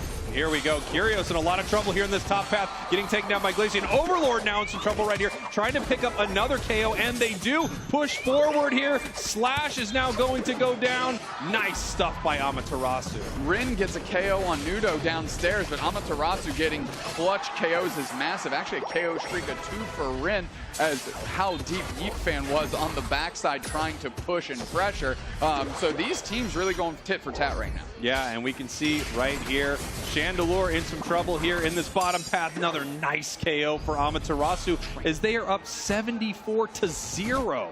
Dude, Trainer is level 9. Like, they are going to be all over this thing. And now that they're eclipsing level and Overlord, that Icy Wind being a sure hit is going to give them a real way to deal some damage as they close out a Go Zone already, 140-0. I don't know what was going on in that game too, but this Amaterasu team seems to be like, no, our strategy was actually supposed to do this. Yeah, and you know what? You talk a lot about momentum here, Dupe Snacks, as they move down towards this Regice, looking for a big secure right here. And one thing that Amaterasu is able to take away from Luminosity is momentum. I say that as Dodrio comes in faster than ever, picking up KOs, picking up the objective. Yeah, I heard her Trainer was level 9. What's going on with that? Another KO for them. Rin in the support. That's 3 across the board. Espeon Unite chunk sucked a couple, but where's the follow-up? That's the big question. It's just Roland trying to hold it down by themselves, and they get put on the chopping block. That's 5 KOs in about 30 seconds. Luminosity said tit for tat. No, it's about that action, and tit for tat is us. We going for it. Look at that play there. One, player I have to shout out in that moment, Rin on that Chandelure. That Imprison right there, stopping Overlord from getting KO'd by the Espeon. It couldn't use a move. It was able to reposition itself and score at that point. Really nice stuff from Luminosity as they come in fighting better than ever. Yeah, Amaterasu may be up on the scoreboard, but man, that experience quickly went into the hands of Luminosity here. Now Amaterasu needs to try and find opportunities. Fortunately, this Regieleki isn't worth much. It's all about the follow-up. Nice secure by Roland. Glaceon into the Glaceon Unite. They kind of want to push this thing. Everybody's peeling back from LG. Where are they going to actually go? They're going to let it hit, close that thing out, make it clean, and force Amaterasu to go somewhere else. The nice thing about Luminosity's situation here is even though they're behind on score, and they are by quite a bit, they actually have opened up tons of catch-up experience from top and bottom path, and they have some experience-hungry Pokemon on their side. Slash in a little bit of trouble right here, getting caught. Once again, another sneak attack from the tall grass. Absolutely, and that just means Amaterasu is understanding what picks they want. Go for the ones that you are given, not the ones that you truly want. Obviously, they'd like a pick on Overlord, but Slash is there, you're all there, jump on it. But JL just trying to put tons of pressure on Curious. Electric Ball comes through, Parasong follow-up, forces out the Unite move, which is a great get for that exchange for them right there. Amaterasu still holding on to a massive lead. And here we go, Curios putting in some more work, nice boosted, pushing Nudo back right here. Oh, we have the slow beam, and they pick up a huge KO on that level 12 Glaceon on the side of Amaterasu. Trainer goes down as they are now pushing forward. Yeet Fan also going down. Chandelure Unite comes out and quickly takes care of Yeet Fan. Good 1-2 punch by LG. Slow beam on the Glaceon, follow up on Yeet Fan. Chandelure Unite, now they're pressuring this goal zone, and this lead is going to shrink a little bit as they've got a real opportunity. Solar Beam doing tons of damage. Where's the follow-up? There's the Glaceon Unite. Blitz assistance right on time, though. Overlord takes it. They're getting gobbled up by the Parasong. 2 players down for Amaterasu. Are they going to be able to flip the script a little bit? It's just Nudo hung out to dry, and that's a water type. You looking rough, kid. Overlord gets another one, and honestly, I thought the scoreboard would be looking different, but LG is taking the body somehow. Yeah, LG looking amazing in these fights. Amaterasu, though, continuing to put points on the board. They are way up, 87-23, heading into about the halfway point of this match right now. One thing Amaterasu needs desperately, though, is experience. Yeah, absolutely. Because they broke those 2 goal zones, Luminosity has all of the wild Pokemon catch-up experience that they could want. Amaterasu, on the other hand, only has one of those unlocked for themselves. Yeah, and here we go. Actually, it looks like our little Sableye here in a bit of trouble. Big Wicked Blow coming in with the Unite move right back from both players here. The full heal stopping that Unite move from getting the KO on Dodrio. Yeah, great use of the full heal, of course. There's not that many things you have to pocket that full heal for in this Amaterasu comp. So yeah, why not use it when you're about to get Unite moved off Sky Room? Once again, more points raining in for Amaterasu, 261-87. But it looks like Luminosity is just fighting so much better, and a big fight is going to break out around Rayquaza, at least if Luminosity has anything to say about it. Yeah, they're fighting great, but that's really what Sableye does. Like, it makes your fights look great, but it's stressing you on a different axis, and right now, that's the scoreboard. Yeah, and that could be huge for Amaterasu. If they're able to just sustain getting a couple KOs here or there, putting Luminosity in a position where they cannot secure Rayquaza, they will easily win this match. They're just so far ahead on score. They can really peel off and have, you know, Dodrio put a ton of points in, and they would still be ahead. Yeah, Regieleki quickly taken by Amaterasu, forcing LG to have to deal with it. LG's going to take the basement Reggie, that Regirock. But Yeet Fan cannot get caught out here, Greg. No, yeah, Yeet Fan does not want to get caught out in this moment. So we have Amaterasu moving up into this tall grass. You have to wonder if they're going to look for a sneaky play right here. And you can see Elo right there checking the bushes, using their surf, trying to figure out where Amaterasu is. They do not want to get caught again. Yeah, so right now what Nudo's trying to do is get Rin to overcommit into the middle. Parasong on top of Elo, no follow-up there. Are they going to be able to pinch? I'm taking a look at where Amaterasu is. We actually see Yeet Fan sitting up on top, trainers peeling up to meet them. Rayquaza quickly getting chipped in on them. Yeah, Rayquaza taking a little damage right here. We have the soft boiled healing up. We have the egg bomb doing some damage. It seems like no one wants to commit to this fight just yet, as Nudo's in a little bit of trouble having to back out. Well, that's the thing. With Amaterasu not having any active healing on their team, they actually have to reset to get their HP back. So anytime, oh, there we go. We're going to first pick up on Curios. Where's the next one going out?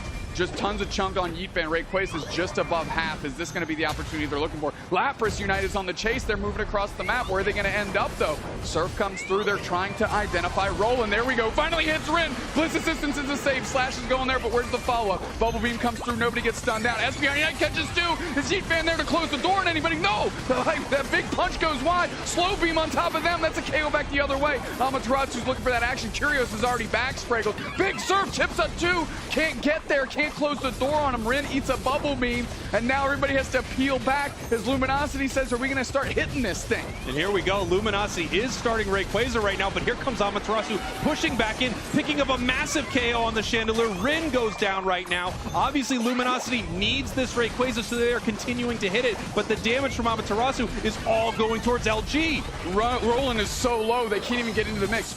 Unite is coming out, but that's another KO. Two players down for Luminosity, but now Overlord's back in the game.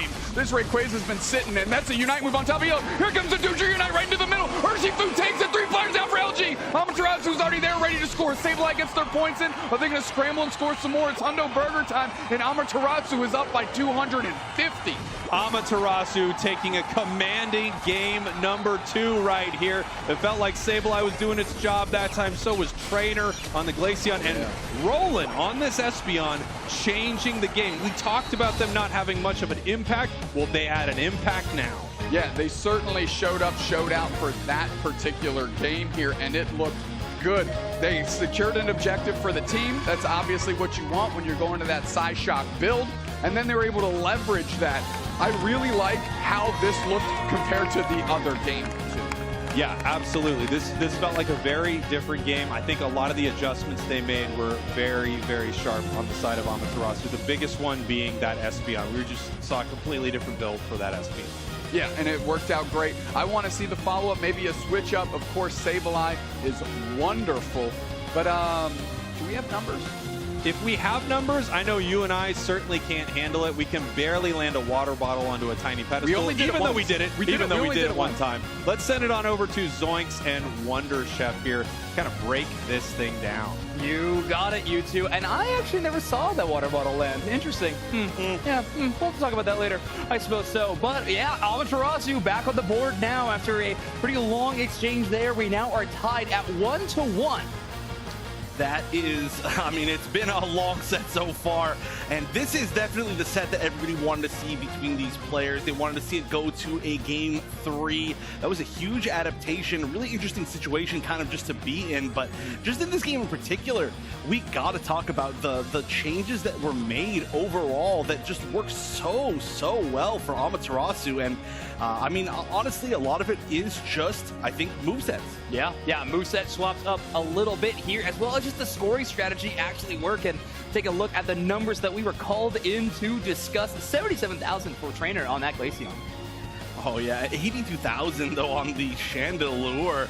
Pretty big damage game overall. And yeah, I mean, you mentioned that the score comp worked out really well. Of course, that is the general goal, is especially if you do have the Sableye, you want to get enough points that you can force your opponent to have to make the first move at Rayquaza. So even if you don't quite have the experience, of course, the levels, you can have the positional advantage of saying you have to come in, you have to take some hits from Rayquaza maybe, you have to at least position yourself in an aggressive space, and that's exactly what happened.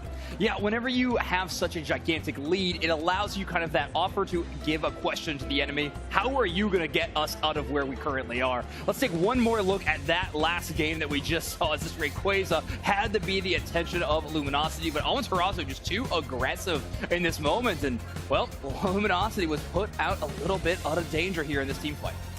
We didn't get to see actually that perfect moment with Amaterasu Unite swiveled around all the way, pulled off like a giant U-turn and ran to the back of Luminosity's kind of core, which was an amazing move right there. Very, very aggressive Lapras play, of course carrying also a teammate with them. But yes, this was a long fight at Rayquaza, and it all came down to, of course, the fact that you've got that extra secure, which is gigantic. I mean, the secure overall on the side of Amaterasu this game was huge. Yes, I mean, of course, the Espeon and the Urshifu, even Icy Wind Glaceon, 3 fantastic options to last hit the Rayquaza, and the plan worked out this time as Amaterasu currently tied 1-1 with Luminosity. Your player of the game is going to be Trainer on that Glaceon. Definitely well earned. Glaceon, again, getting picked up kind of rarely, I feel. I feel like a little bit more rare than we maybe would have expected, at least I would have expected over the past month or so, but it does tend to have some pretty big value once you see a strong player like Trainer play it. Yeah, absolutely. And look at them, calm, cool, and collected, going up against one of the titans of Pokemon Unite worldwide. But hey, Amaterasu is absolutely within that same category. We're going to be headed into a game number 3 as well, which means that Amaterasu is going to be on that first side of that draft pick screen. We've now seen a Zoroark ban both times around. I think you have to stick with that. However, your option now is most likely going to be Lapras or Hoopa. Do you have to dedicate getting Nudo on that power pick of the Lapras, or do you try to pivot? Another big question is, are they going to stay with the same interesting comp of having essentially no real true support, no sustainability support, where they're just going to be playing with the Sableye as kind of their support, quote-unquote, pick of their team? Or are we going to see them shift to a little bit more of like a normal comp or something else different? They've certainly had enough experience to see like where it can work and where it can't work, and certainly the scoring put them into a position that was very, very strong in that last game, but we've also seen now multiple situations where it hasn't worked out for them. So we'll see. They have an opportunity now to shift the draft very much in their favor, especially having the first pick, but honestly, it's a big question mark for me. I'm surprised that Amaterasu is actually committed to their current comp over the past 2 games. Yeah, I was just going to say that. I'm definitely expecting the Espeon to come again for the side of Amaterasu. I mean, even after getting, really rocked in that game number 1, they still stuck to it, and they, have a success now in game number 2. So I would be pretty shocked if we move away from that specific selection. However, they do have their options open. Roland, kind of the traditional defender player for this roster, and has a pretty deep pool of defender picks. I mean, Wigglytuff is maybe one of their most iconic that they like to select, but they definitely have a lot in their wheelhouse. All right, well, it doesn't look like there is a for sure ban. Actually, it looks like we might see the double Zoroark ban once again, the same way that it went in game 1 of the set all that time ago. But Zoroark, we just value it so highly here in North America. These pop-up players can do so much with this Pokemon, but what's the first pick? That's the main question. Certainly not Aegislash yet. Lapras, for sure. And of course, banning that Zoroark again, the same way they did in game number 1, actually opens them up to getting 2 of these top-tier Pokemon in the metagame right now in a row. I mean, yeah, you're not giving an extra ban in there, but sure, you'll give up Lapras. You'll give it, though, in exchange for Urshifu and the Slowbro.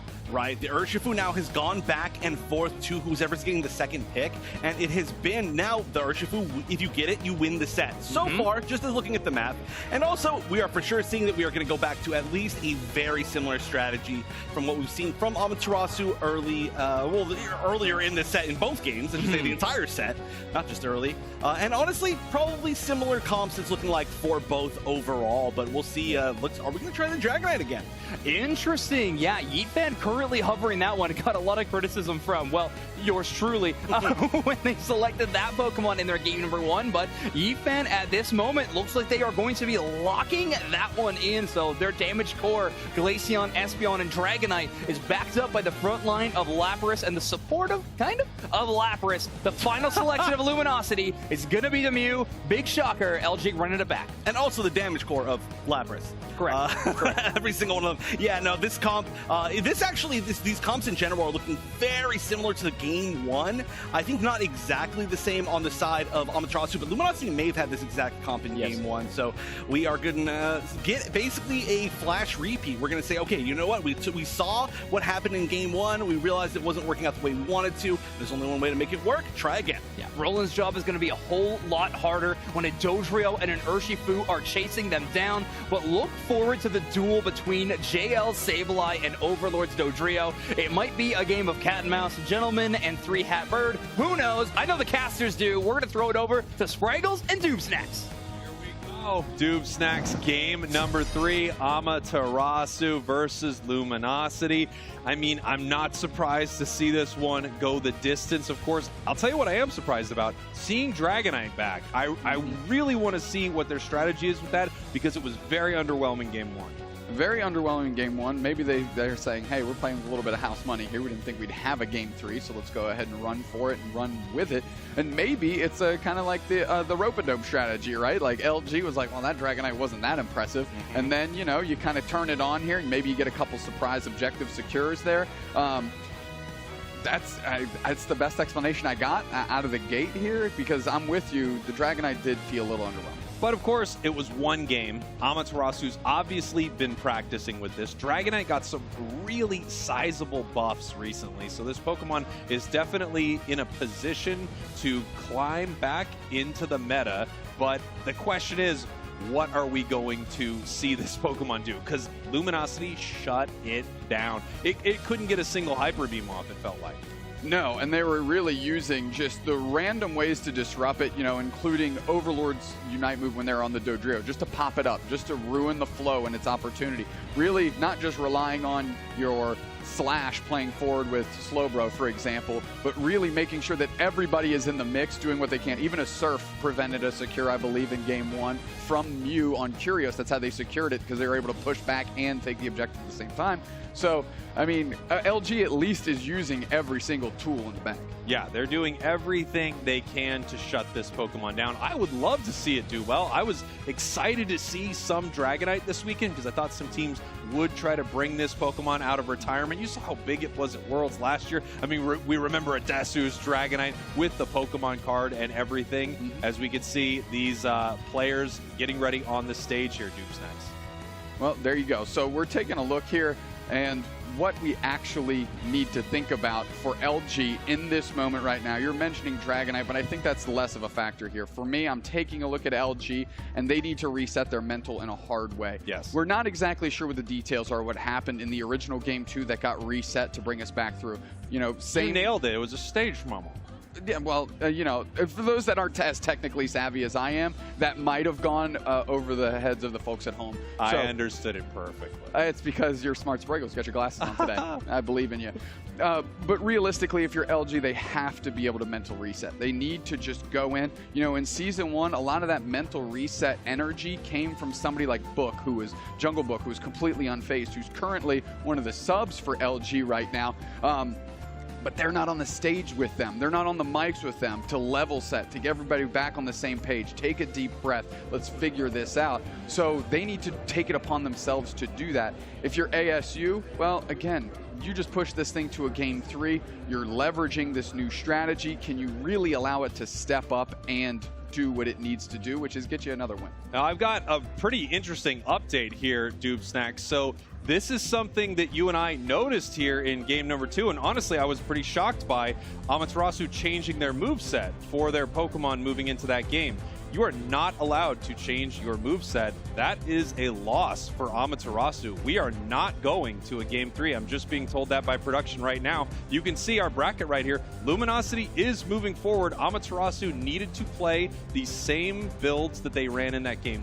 Well, there you go. And so, you know, in an effort, again, all of this is to maintain competitive integrity.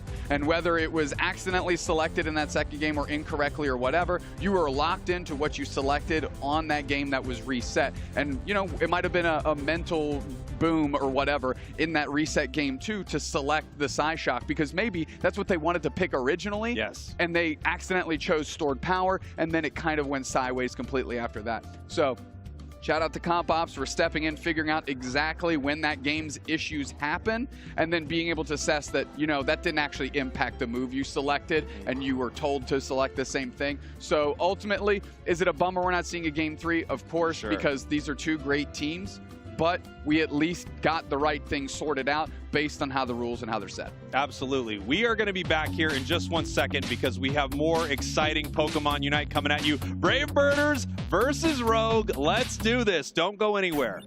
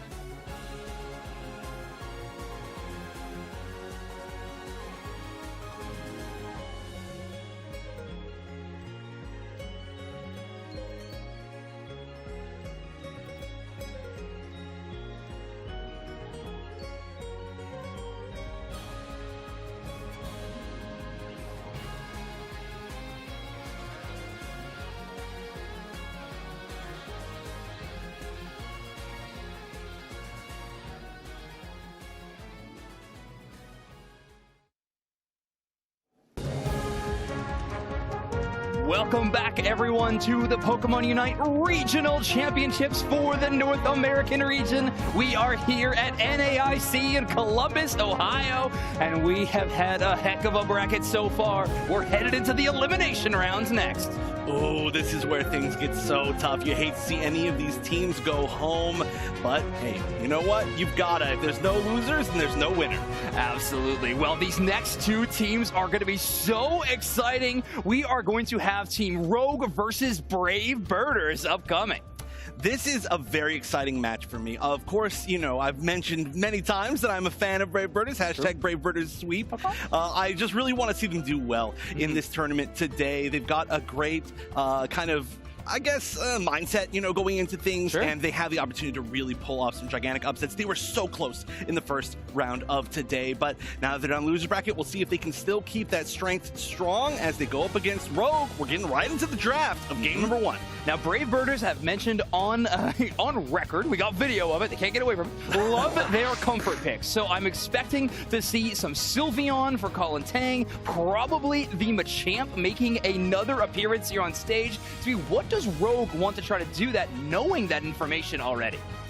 Ooh, actually going with the first pick, Dodrio. They have infamously gone for for Sylveon almost every single first pick that we've seen them in this entire tournament, whether it be group stages or this. On the other side, actually going to pick up that Eldegoss very quickly. Really interesting pick. They clearly have a lot of value for that on Rogue. Yeah, absolutely. In tandem with Lapras, such a powerful combination. Oblivion probably going to be playing that Lapras within the top path, not the traditional defender that I guess it is classified in game, but instead how the competitive community is really, well, I'll say rallied around Lapras as such a brawler.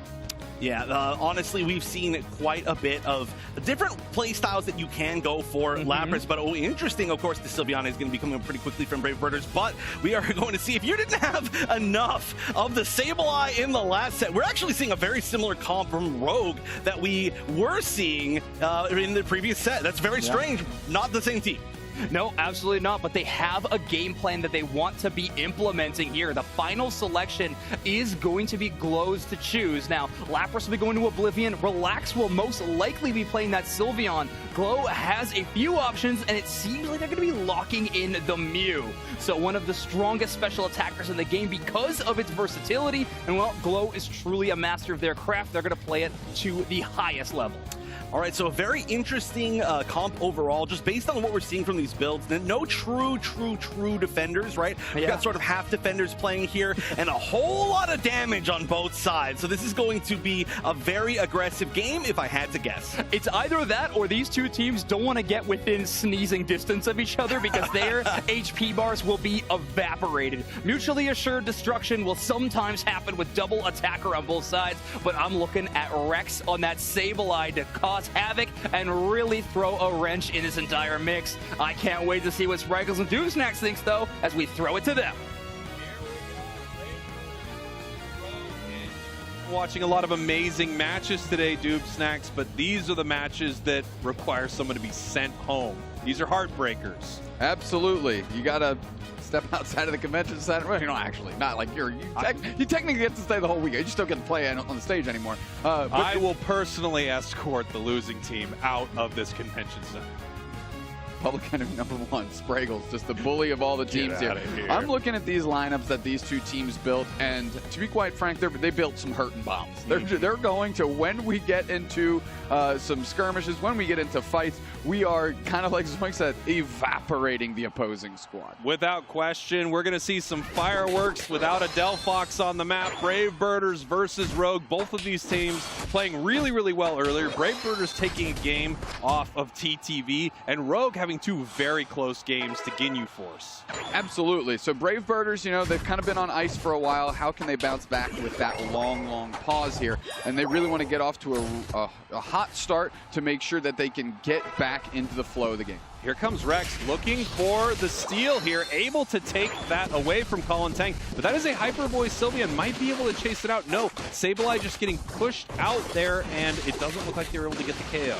Asha tries to go in and poach that wild Pokemon, but I don't think it quite went to them as Rex is just being a bully. They're collapsing on top of Soup Chef. Soup Chef gets KO'd quickly by the Glaceon. They get one back the other way, but, you know, Glaceon on top, and then you get a Sableye back. Doesn't feel as great. Bang, another KO for the Lapras getting in there. Yeah, pushing towards this bottom goal here. And playing Dodrio, you know, in path, it's definitely something that can work, but obviously you're not going to get your levels as quickly as if you were to send it to the central area, so you might not be 5 when you need to be 5. Hyper Voice coming through, trying to get a bunch of birds for the Brave Birders. Again, that's kind of what Relax has to deal with, is not, nice little push by Asha, but they weren't able to take out that Lapras. They're moving forward here. The Perish Song is coming out, but no KOs to be found in the bottom path. Now, we've seen some Dodrios today, but we have not yet seen Drill Peck, as once again, Rex on the Sableye makes their way towards the central area of Brave Birders right here, and we have Dodrio looking to get a pick right there.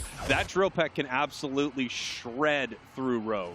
Not only can it shred through Rogue, it's a great way to contest the Altarian Swablu that populate throughout the game, because it just pushes them all to your side, and there you go. They get 2 players. Barnwell's getting low. So is Oblivion. They're moving back forward. They're trying to put the pressure on, but it's just that poor Wigglytuff that catches it for the whole team. Yeah, but what a beautiful play there from Brave Birders. It did not work, but they had a really nice combination there. They put them to sleep, set up a perfect Drill Peck with some extra damage on top of it right there, as they're now chasing into the central area, and Lampent goes down. Yeah, when Owo gets online with that Chandelure, we've seen them have some really bright moments, and I think Rogue has sussed and assessed that, and they're making sure that they just can't get online. I mean, they're still sitting at a Lampent level 6. And here we go, 30 seconds now until we have an objective in the top and bottom path right here. And it feels like there's just been so much fighting back and forth between these two teams. A whole lot of chaos right here. But that Dodrio is ready. It's level 7 now, so it should have jump kick there. It does, which will be able to set up some amazing combinations for Dodrio, as long as it doesn't get shut down by all of the, you know, stuns, crowd control effects on the side of Rogue. Yeah, and that's the biggest kind of hurdle that Dodrio always has to hop over, is can it get in and then get back out? Because it's easy to engage with Dodrio, but it's not always as easy to escape. Now we have both teams moving down towards this Registeel. Obviously, Rogue has Sableye, looking to make a fun play happen right here. As the sleep comes in, Eldegoss might be going to bed. No, actually able to pull out. Yeah, and there he goes. All 5 players for Brave Birders are there. It's a 5-on-4. Rogue having the Mew kind of move around the top of the map here. And a good little engagement. They go to sleep. Can they follow up Dazzling Gleam Sylveon tandem? It's getting fair out here. Fairy Odd Parents working together as they're moving back through. 2 players down for Rogue. Got to pivot through the Brave Birders.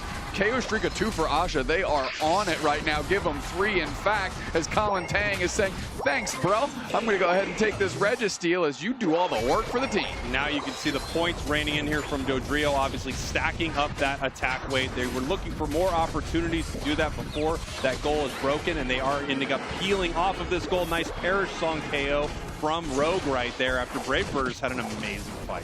Great work by Brave Birders, and again, when you get these conciliatory KOs on you know, those types of Pokemon, you just kind of have to go, it wasn't that impressive. But what is impressive is getting Relax on this Glaceon going, because they can really take over the game. Yeah, they are going to need a lot of levels on this Pokemon. It's extremely important that they get them. Nice big surf pushing everything over to their side of the map, and here comes that Drill Peck. Yeah, Asha being able to get some despite the attempt of Rogue to push on their side of the map. Big Lapras Unite chips up 2. Where's the follow-up? It's right there. Relax gets it. Chandelure Unite comes out. Owo's looking for 1 for themselves. Do they get it? They do. Sableye goes down. Rogue actually had 2 back the other way, but now Rogue is kind of forced to scramble a little bit, but look where the Chandelure is. They're caught out, and they get Perish Song. That is a high pitch that shatters that Chandelier in half. Good look by Rogue as they're all over this Regieleki. Incredible stuff. Nice secure there by the Mew. We've just been seeing Mews all day securing every objective. It's no different here for Rogue as they're pushing this Regieleki in. Looks like it's walking Hoopa Unite move, trying to push them back right here. The big fist spline from space, but it's not enough as they are now able to rain points into that top goal and even up this game a little bit. Now they're at 129 over 75 for Brave Birders. Yeah, so much pressure in that top path that Soup uses that Unite move to try and defend that goal zone, but they are immediately immediately taken off the map, only get to throw fists once before they are completely knocked out. And a great little follow-up here. This is nice courtesy KO if they can pick it up. But look at that. Eldegoss working in the Lapras's pocket gets them right out of dodge. Yeah, Lapras able to make it out of there. Seemed a little scary, but then again, it's a Lapras. Pretty hard to take that thing down. As we head towards the top half right here, I didn't want to cut you off. Felt like we both had a little bit of a moment there, Doomstacks. 4-minute mark right here as this Reggie's about to hit the bottom path. Yeah, we get lost in each other's eyes a little bit sometimes. We need to stop staring at each other and watch the game. Lapras Unite comes through and again chips up the Chandelier. Where's the follow-up? We're going to see it fine. Hyper Voice comes through. Nice reset though by the Brave Birders as they pour back through. This Regice is low. Rogue is looking to get it, and it's taken by Relax. There's the Dodrio Unite from way downtown. They poach two people. Drill Tech follow-up forces out Relaxes Unite back the other way, and they pick up Asha with the KO. And now the Brave Birders are sent scrambling. That's 2 players down, and there's way more that are low. Solar Beam doesn't hit their mark. Soup Chef grabs a berry and has to reset. Nat, Suri, and Colin are just in the cut, but it is not working out for them as we are throwing fists. This is an opportunity to push back or at least make sure your goal zone doesn't go down. Huge Hoopa Unite as Dodrio and Chandelure are now streaming through, making their way towards this goal zone, but it looks like they are going to have to back off right here. They do defend this bottom goal zone here, but they lost a lot in the process on the side of Brave Birders.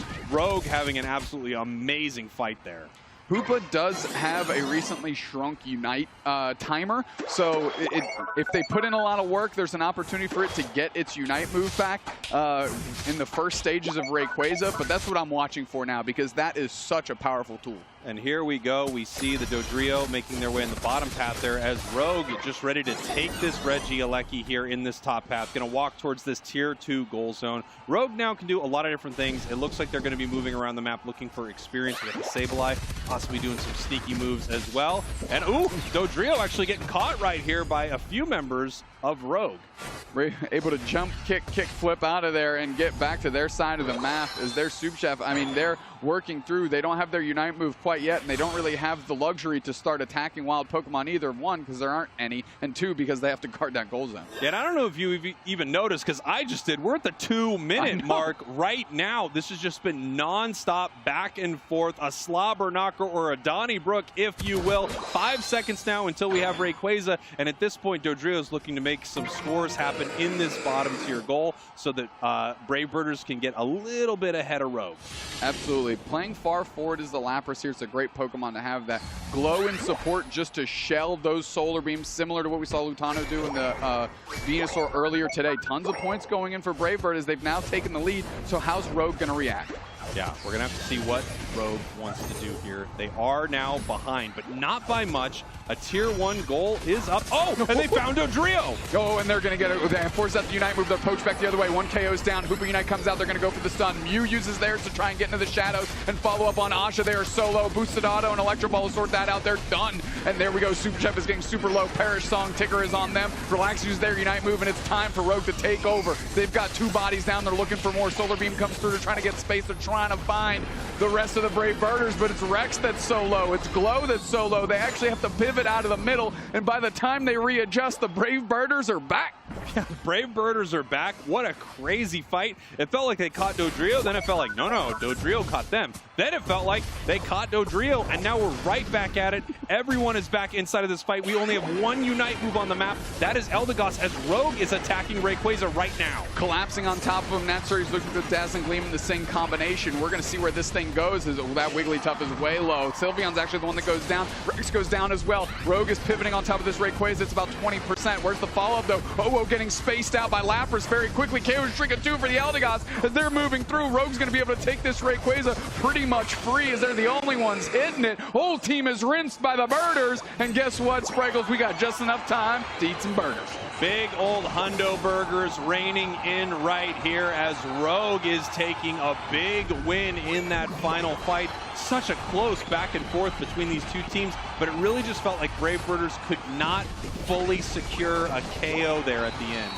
Yeah, they really went onto the Lapras quite a few times, but were never able to actually get it KO'd and out of the equation, and that really allowed the persistence in the front line for Rogue to remain, and therefore take over that final team fight when all the Unite moves had been expended. Yeah, amazing stuff there from Rogue at the end. And honestly, in the chaos of that one huge fight, it was really hard to see which way that was going to go as multiple members of each team started going down, but then making their way back into that fight. We had the Eldegoss Unite, so we had some big moments right there for Rogue to come back, and they did.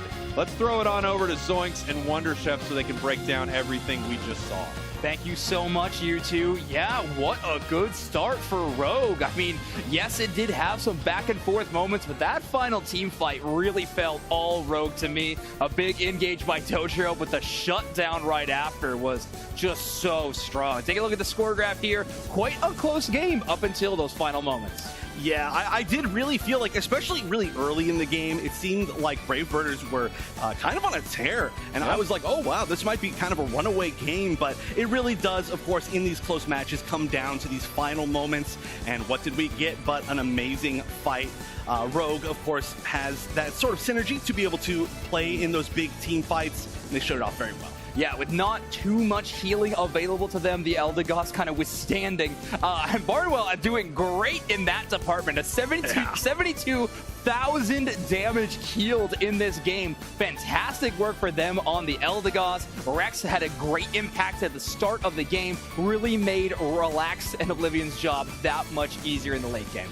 Right, but if we look at this damage data here, we can see that, honestly, pretty good from everybody who needed to do damage. And even from pretty good from people who didn't need to do damage. Kwagashi getting a little cameo here. Kwagashi, what do you think of this match? I can't do his voice. I'm not going to do it, but it would be cool if suddenly we did manage to make that work. But yeah. So honestly, I do feel like I didn't feel like there was anything in this game, which I've said in a few other games, where there's not like, oh, we needed an answer to this on either side. It just felt like it came down to who played better in the end. I do expect maybe we're going to see a similar draft, but let's take a look at the highlights. Maybe there'll be something else that I didn't notice. But honestly, that's just the way I feel so far.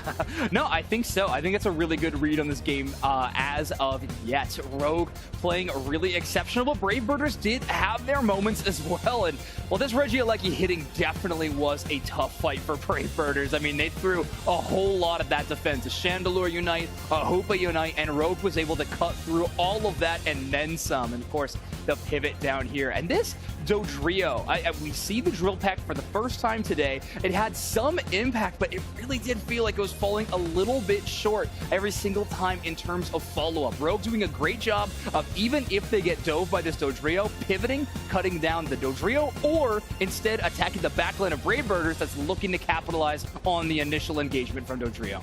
Right, well, I think earlier you said that it was feast or famine with Drill Peck a little bit, and it may have been a little bit of famine in the moments that were necessary, which is unfortunate. Sometimes that does just happen. Can be played around, can be one big miss, and that is one thing about Dodrio, is that a Pokemon that you cannot mess up with. You mess with that Pokemon at all, you just don't have any more opportunities.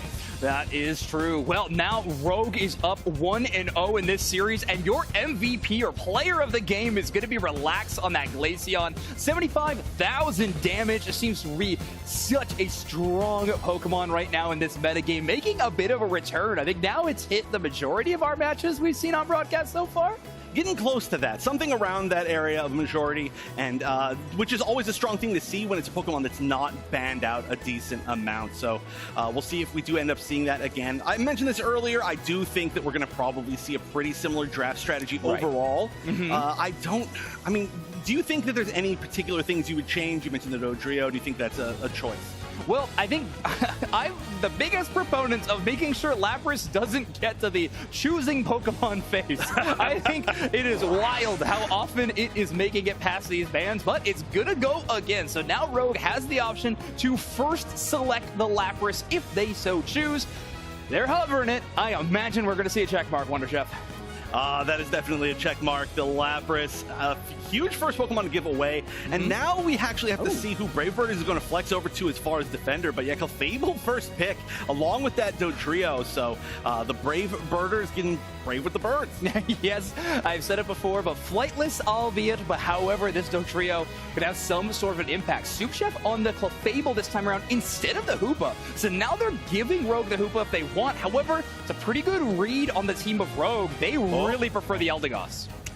There was a little highlight right there. But okay, the Zoroark coming to play for the first time in all of today. Yeah. It has been banned out so much, and that is a very scary Pokemon to give away. The Trevenant will be the pick on the other side for Brave Birders, now that they don't have the two most popular defenders, probably going to the third here. And then, of course, that Sylveon, which is so highly valued by Brave Birders as a team, gets picked up a little bit later in draft than they're used to. Yeah, and with that Clefable, or with the Zoroark pick, you actually pushed Brave Birders into a more defensive composition by selecting that. So Nasser having to pick up the Trevenant of the defender, obviously Slowbro and Lapras not able to be selected. The final selection is going to be the Chandelure. So Brave Birders still sticking to this candle, and they are going to be going up against a very formidable draft of Rogue. I really like the Alolan Ninetales final pick on Glow. I think it matches up so well into Trevenant, like so well.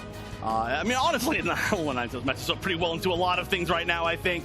But I do agree that is honestly a great pick. It also matches that range of that Sylveon so well, and it can catch it out when it needs to move forward to try to get that level of aggression. Sometimes you just get caught out, and that can be it. GG, especially with that burst damage from the Alolan Ninetales. Yeah. Now, will Rex have as big of an impact in terms of their central area invades? Well, we will see all of that and more as we throw it over to our casters of Spraggles and Dew Snacks.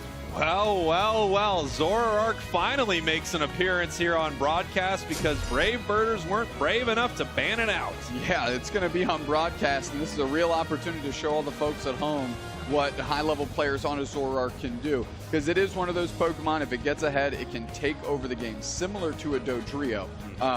And it has the movement and kind of the agility to move across the map like a Dodrio as well. So that's what I'm looking for between those two Pokemon and each one of these teams, how those are going to square up. Yeah, I think the biggest concern here with a Pokemon like Zoroark is just how good it is early. I mean, its very early game is brutal as soon as it hits 5. It's definitely a force to be reckoned with. That's why we haven't seen it at all. And then also, this Pokemon is extremely mechanically intense. And you know, we're all playing here together, so there is very little latency or anything that these teams need to worry about. Something that intense can really shine here, and I think that's why we've seen so many teams ban it. I agree completely. So in an effort, instead of buying time for your Zoroark to become a Zoroark by defending it from invades, you just go invade the other side and play on the offensive here.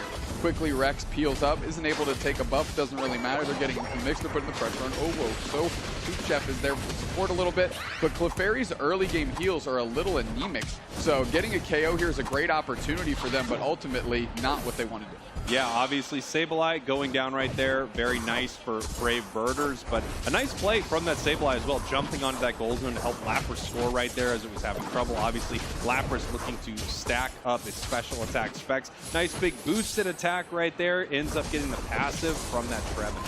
Yeah, something that's very unique of what we just saw Rex specifically on that. We're going to see if there's a good engagement here on Glow. Can they get the KO with a follow-up? Oh, they're absolutely putting the pressure on. Nice engage by Asha to get the all the way up to level 4. Going to try and take over to level 5, and there it is. I really want to talk about Rex real quick because they were actually leashing and then used their ability to try and pick up the berry, but not hitting any of the Brave Birders, so they couldn't pick up the berries themselves, which they got KO'd just before they could nab it, but that's just high-level play and things you need to be thinking about. Yeah, that was a really nice play, obviously, from Rogue right there. Once again, Sableye is being a Sableye looking for you're just barely missing it right there. Yeah, tons of damage is getting reined in, but they're still going to need that support. Just as lobbing in some of that blue fire, and Colin Tang pulls up and hits that Hyper Voice just in time. Soup Chef babysitting this goal zone, and they say, we need an attacker here if I'm going to put the pressure back the other way. Here's Zoroark to be engaged. The Hyper Voice doesn't go anywhere. Soup Chef takes a ton of damage. The Moonlight actually being used to retreat, that little pop of speed that you get off of that. Yeah, the Moonlight also is really nice, basically saving them from a much worse situation. Zoroark not able to close it out in one big combo right there, but you're going to look for it, especially as it starts to get more and more experience on the side of Rogue. We can see highest level in the game, though, both of them on the side of Brave Birders. Level 7 Dodrio, level 7 Chandelure, as it has just evolved. Yeah, Rogue needs to get the Zoroark again scaled up and online. Brave Birders getting a bunch of points in, and despite Rogue having Rex there as the Sableye, clutch KO out of there. They haven't gotten a lot of points in yet. Yeah, not a lot of points yet, but they have been very, very annoying. Which I think if there was a graph somehow, you would really want to see it at the end just to see how well this Sableye did as an annoyance. Yeah, let's just invent a new metric, the annoying meter. Where does this Sableye rank on that? Yeah, you know what? I think we need to at this point. As points rain in this top goal. Nice job. A little bit of an overdunk there in the top path. And then also, of course, stacking up for that Zoroark. Yeah, and of course, bringing some favorability to the scoreboard for yourself here as they're working right through it. We see the gravity on top of Regis. Nat Surrey's trying to play very far forward to get some spacing, but ultimately they get KO'd, which means tons of damage is in right on top of them. Are they KO'd as well? KO streak of 2 actually from the Eldegoss. They're finally taken out, but not before they do all the work. Great secure there by the Chandelure. Obviously, that's what, multiple members of Brave Birders were fighting for, front-lining for. That's what the Trevenant was trying to do. That's what the Fable was trying to do. Give them enough time for that big secure, as we do see Zoroark trying to jump in and make something happen right there. Having to use a Unite move actually to retreat. I think they got shut down by the gravity from Clefable. That's what I was going to say. The gravity looks really good, especially if you're intentionally giving over Zoroark. They can't take Clefable as well, right? So they kind of baited them into that, and they're going to try and leverage that gravity ability, which is kind of like a no flux zone, right? Where we talk about no speed boost, you can't dart through it, you just kind of like hit a brick wall, and then they can pounce on that Zoroark then. That's right, and in fact, if you do try to dash through it or use any type of move like that, you stun yourself for a moment inside that gravity. Like you said, setting up a perfect opportunity for Brave Birders to jump on that, pick up a nice big KO. That's what they did there. Rogue actually having to use a Unite move just to escape. That being said, this score lead is getting a little ridiculous here, 130 points-ish. So the Brave Birders need to find a way to, leverage their good planning here, because they're not finding on the scoreboard and they're not getting a lot of KOs either. Yeah, and let's be fair, Brave Birders need this game badly. If they do not win here, this is the end of their tournament. Rogue looking to move on. Rogue has been talked about a lot as sort of one of the dark horse teams right here. Lapras Unite coming on and bringing Eldegoss down to the bottom path as they continue to push forward. Actually, no, pulling back right here as they see all of Brave Birders at this bottom goal. Yeah, your allergies are riding on the back of a Lapras there as they're pulling up the Pollen Puff, and see all the Brave Birders are also on that side of the map and deciding not to leverage and engage.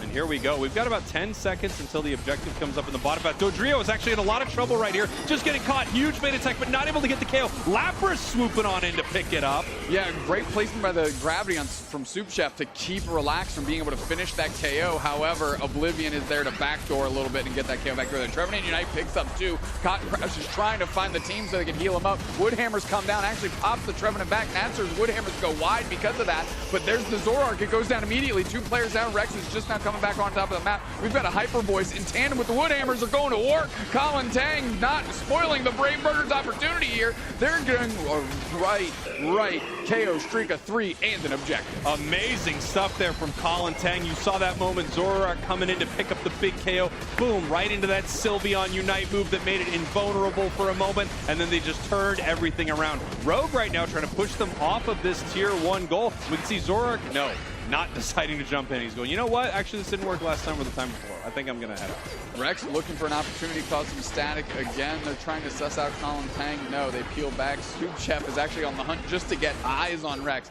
to make sure that they're not getting any of their central area taken. Meanwhile, we've got a good set of defense going on in this goal zone. It still stands at 5 points. Yeah, all this back and forth, however, and the great fights from Brave Birders, they're still way behind on that scoreboard. Over 100 points. They really need to make something happen. Luckily for them, they do have a top and bottom goal zone tier 1 open. However, Rogue has just done such a great job of defending those goals. And it looks like they're also going to be able to take this Regieleki, send it towards the tier 2 goal zone of Brave Birders. Well, that's the thing. The Brave Birders have been fighting really well, but it's almost always in a defensive fashion. They haven't leveraged any sort of pressure back the other way. And Asha is caught in the Perish Song, and they are so low. The chase is on. Rex has got the speed to close the gap, and they do. In tandem with the Lapras, they get it done. Now they have to deal with this Regieleki, and they have to deal with a big body Lapras looking to just put tons of pressure in the face of the Brave Birders. Brave Birders right now having to deal with this Regieleki and now also having to deal with Rogue at this bottom tier 1 goal as Rogue is looking to put the points in. Maybe not the exact overdunk you would want, but it just widens that score lead even more, takes away some positional advantage. 50 points reigning in here for the Brave Birders as we have 30 seconds until Rayquaza, and I have to remind you for all of those watching here and at home, Brave Birders needs this. They lose this game, they are done in this tournament. Their chances of going to Worlds in Yokohama are gone. And they've got 17 seconds to cobble together a game plan because Rogue has taken this basement Reggie and they can't even pressure it. So what do they need to do? They need to posture around the Rayquaza pit and they need to figure out how they're going to take this engagement because ultimately they're the ones that need to make a move here. Nice little score here in this top path, but they're still behind. But now by under 100 points, which means they can peel off, make a sneaky score happen, come back to this fight. They just need one Pokemon on their team with full pockets, as it looks like Dodrio might be looking for more scores to happen here in this top game. Yeah, really just purchasing the space, but then they have Rex on the other side who can do a little bit of back capping of their own, and there's Asha trying to close the door, but they're going to be too late. 70 points going in, the lead is bigger. Now the Brave Birders definitely have to do something. And here we go. We see the Zoroark moving around behind the Brave Birders, trying to sneak in and look for their moment right here as they are looking for that Chandelure. Maybe getting caught out a little bit right here, maybe getting noticed. Dodrio picking up a KO on this Sableye. So Brave Birders are actually in a powerful position right now if they can make something happen in this fight. Trevenant gets two. The Zoroark is ready to pick up on Asha. Asha uses their Unite move to kind of get back in the mix, but they're caught right in the blender of the A9. 3 players down for Rogue, however, and it's just the Dodrio down for the Birders. They're going to flip on this thing, and they're going to tear it to sunder here, as it's the Lapras and the Zoroark that need to make the money moves, and they get the first KO that they need. Is the Rayquaza being touched? It's not. Soup Chef is trying to pick up the team, but Oblivion is there. They're shelling in tons of damage. All of a sudden, there's 3 players down for the Birders. Can they convert? Nice little Horn Leech to buy some space, but it's just the support and the defender trying to hold it down. Yeah, and it looks like right here, Rogue able to take an incredible fight between the Lapras and the Zoroark right there, and this is why they picked it up. Nice big double KO from that Zoroark. Only 35 seconds left in this game. Rogue continuing to score in this top path. Brave Birders tournament is on the line. They have to push right now. They have no choice. They have no choice, but Dodrio's backcapping. They're not even in the mix trying to make any magic happen. And then meanwhile, you get 49 points, double it up, back the other way, 375, 157. Brave Birders, they kind of let this thing fizzle out in their hands. They were so worried about making a move. Now they're just getting buckled instead. Colin Tang, the last hope and the leader of the Brave Birders, trying to make some magic happen, but they're going to get KO'd back the other way. Can Relax close the door on him? Colin Tang holds on, gets a KO, but guess what? Going home. Yeah, Brave Birders have ended their tournament run here. They had some incredible games, such an amazing team to watch, but they were not able to overcome Rogue. Rogue just continuing to put points on the board and then win that game in pretty commanding fashion. Yeah, points after points, and that's the beauty of Sableye. Once you're in the lead, it's really easy to just send your Sableye on a back cap mission. Just causing static, but again, in a different way. This time you're just pressuring the goal zone. You're forcing them to deal with you. You can't let that lead slide more out of control, but you can't not have your players committing to getting the objective in the middle. Worked flawlessly for Rogue. Well-executed strategy there with the Sableye pit. Yeah, incredible stuff from Rogue. They really were in control of so much of that, and unfortunately for the Brave Birders, when they needed to turn and fight, it seemed like they were scattered. They didn't exactly have a cohesive plan. Even though it would have been tough, the only shot for them at that point is to somehow win at this objective, somehow win at Rayquaza, and they could not make it happen. Absolutely, and then especially getting KO'd, which means, you know, when you get KO'd, you dropped some of your AOS energy, so they didn't quite have enough to, even if they took it, to go score, to kind of break the score margin that Rex specifically had built for the team. And take a look at this right here. We're talking about that score margin. We can see basically the whole game we have Rogue ahead right here, and they held on to that lead. No Rayquaza necessary, just continuing to rain points in on the side of Brave Birders. I mean, 234 points scored just for Rex. And that's really the story of this one. Once they got ahead, Rex just kind of went crazy. I mean, you look at those numbers across the board for the Sableye specifically, and they were nowhere to be found in any of these team fights. Yeah, not at all. But of course, that's not their job. They're doing a different job, Doopsnacks, and they're doing it pretty well. As we take a look at some of our damage right here, take a look at this Lapras, 87,000 damage output, and it was always up in the mix. And then, of course, we have Relax putting out some big numbers on the Zoroark, but at the same time, it wasn't only the big numbers, it was some big KOs when it counted. Absolutely. And I mean, you want to talk about Barnwell real quick. They were always on top of that Lapras. You know, I made the joke halfway through that you're pulling up your allergies on the back of a fairy, but I mean, that is exactly what it is. They were just carting around behind the Lapras all game long and saying, yep, keep engaging, keep engaging, keep engaging. I'll keep your legs under you. You keep pushing. Now, obviously, Rogue, very excited about this. Brave Birders, that's going to be the end of their tournament run. Yep. One of the, NA teams that has just been around for so long. It's so amazing to see them compete here at NAIC. But that's going to do it for Brave Birders. They're not making it to Worlds. Let's take a look at some of these big moments. Yeah, let's see how they got it done. And this was really the first opportunity here that Brave Birders had to get more points onto the map. And then we had the phenomenal engagement. And of course, you take a look at the end here. And this was definitely the beginning of the end for the Brave Birders as they couldn't get a coalesced push together. Yeah, and here we go. I mean, that was just such an amazing moment. You have Lapras sort of zoning out the Brave Birders right there. The Zoroark jumping in, picking up some big KOs. And even though the Brave Birders were able to hold on, time just kept ticking down. They needed to get together to win a fight, and they couldn't do it. No, they couldn't. And look, the Lapras never got KO'd either. It just got to maintain and stay in the fight and keep the Brave Birders scrambling a little bit, unable to, again, mount a collective push behind the Trevenant, buying time and space with the Horn Leech. And because of that, Rogue takes a convincing team fight and game 2 and ultimately the set. Yeah, so Rogue still in this tournament, has an opportunity to continue moving on, has an opportunity to make it to Worlds in Yokohama, Japan. They've got a long way to go, but they're looking to make it happen. Player of the game here, Rex on that Sableye. You talked about, you don't see it in a damage number, but they just have so much influence over the match. They really do, because they force the other team to adjust, operate on a different axis, and stress weird points on the map that you're not traditionally rotating to or getting to or anything like that. So great work by Rex. They played that Sableye flawlessly. It worked exactly as it intended, and that's why they got the nod for player of the game. Yeah. Incredible stuff. We are going to send it on over to the stage with Zoinks and Wonder Chef. Gentlemen. Thank you so much, Sprinkles and Doopsnacks. I'm on stage with Wonder Chef. Wonder Chef, what'd you think of that last game? Honestly, still Brave Birders sweep. Okay, yeah, Brave Birders sweep. Unfortunately, their run goes down, but up next, we have Team Amaterasu versus Spinal. Thoughts on this game? I think this is a North American classic, and I'm excited for it. All right, who do you have winning, knowing they're right behind you? Brave Birders. All right, Brave Birders gonna win.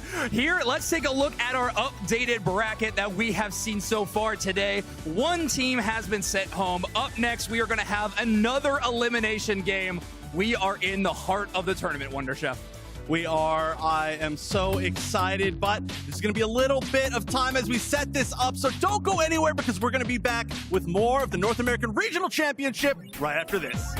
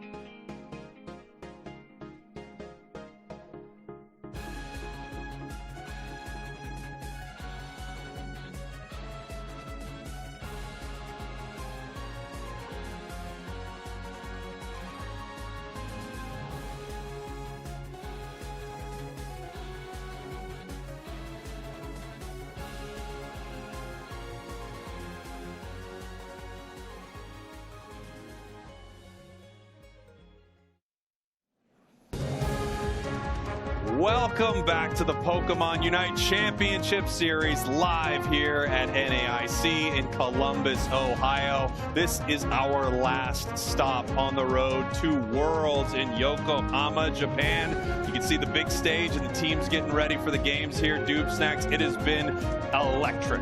It really has. We've had some great matches so far. Teams that people thought wouldn't be able to step up to the challenge have really put a lot of these top teams to the test. And now as we keep progressing through this event, we have to unfortunately send more and more teams home. That's right. As we head through the losers bracket right here, these games are do or go home, win or leave. Third way to explain it. I mean, it's very, very important.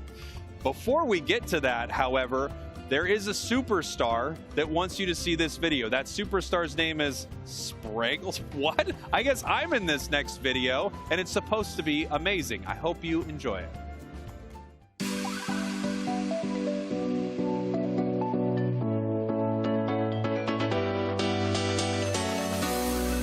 Welcome, Pokemon trainers, to the first ever Pokemon Sweep Run here at the Pokemon Center pop-up store at the North American International Championships in Columbus, Ohio.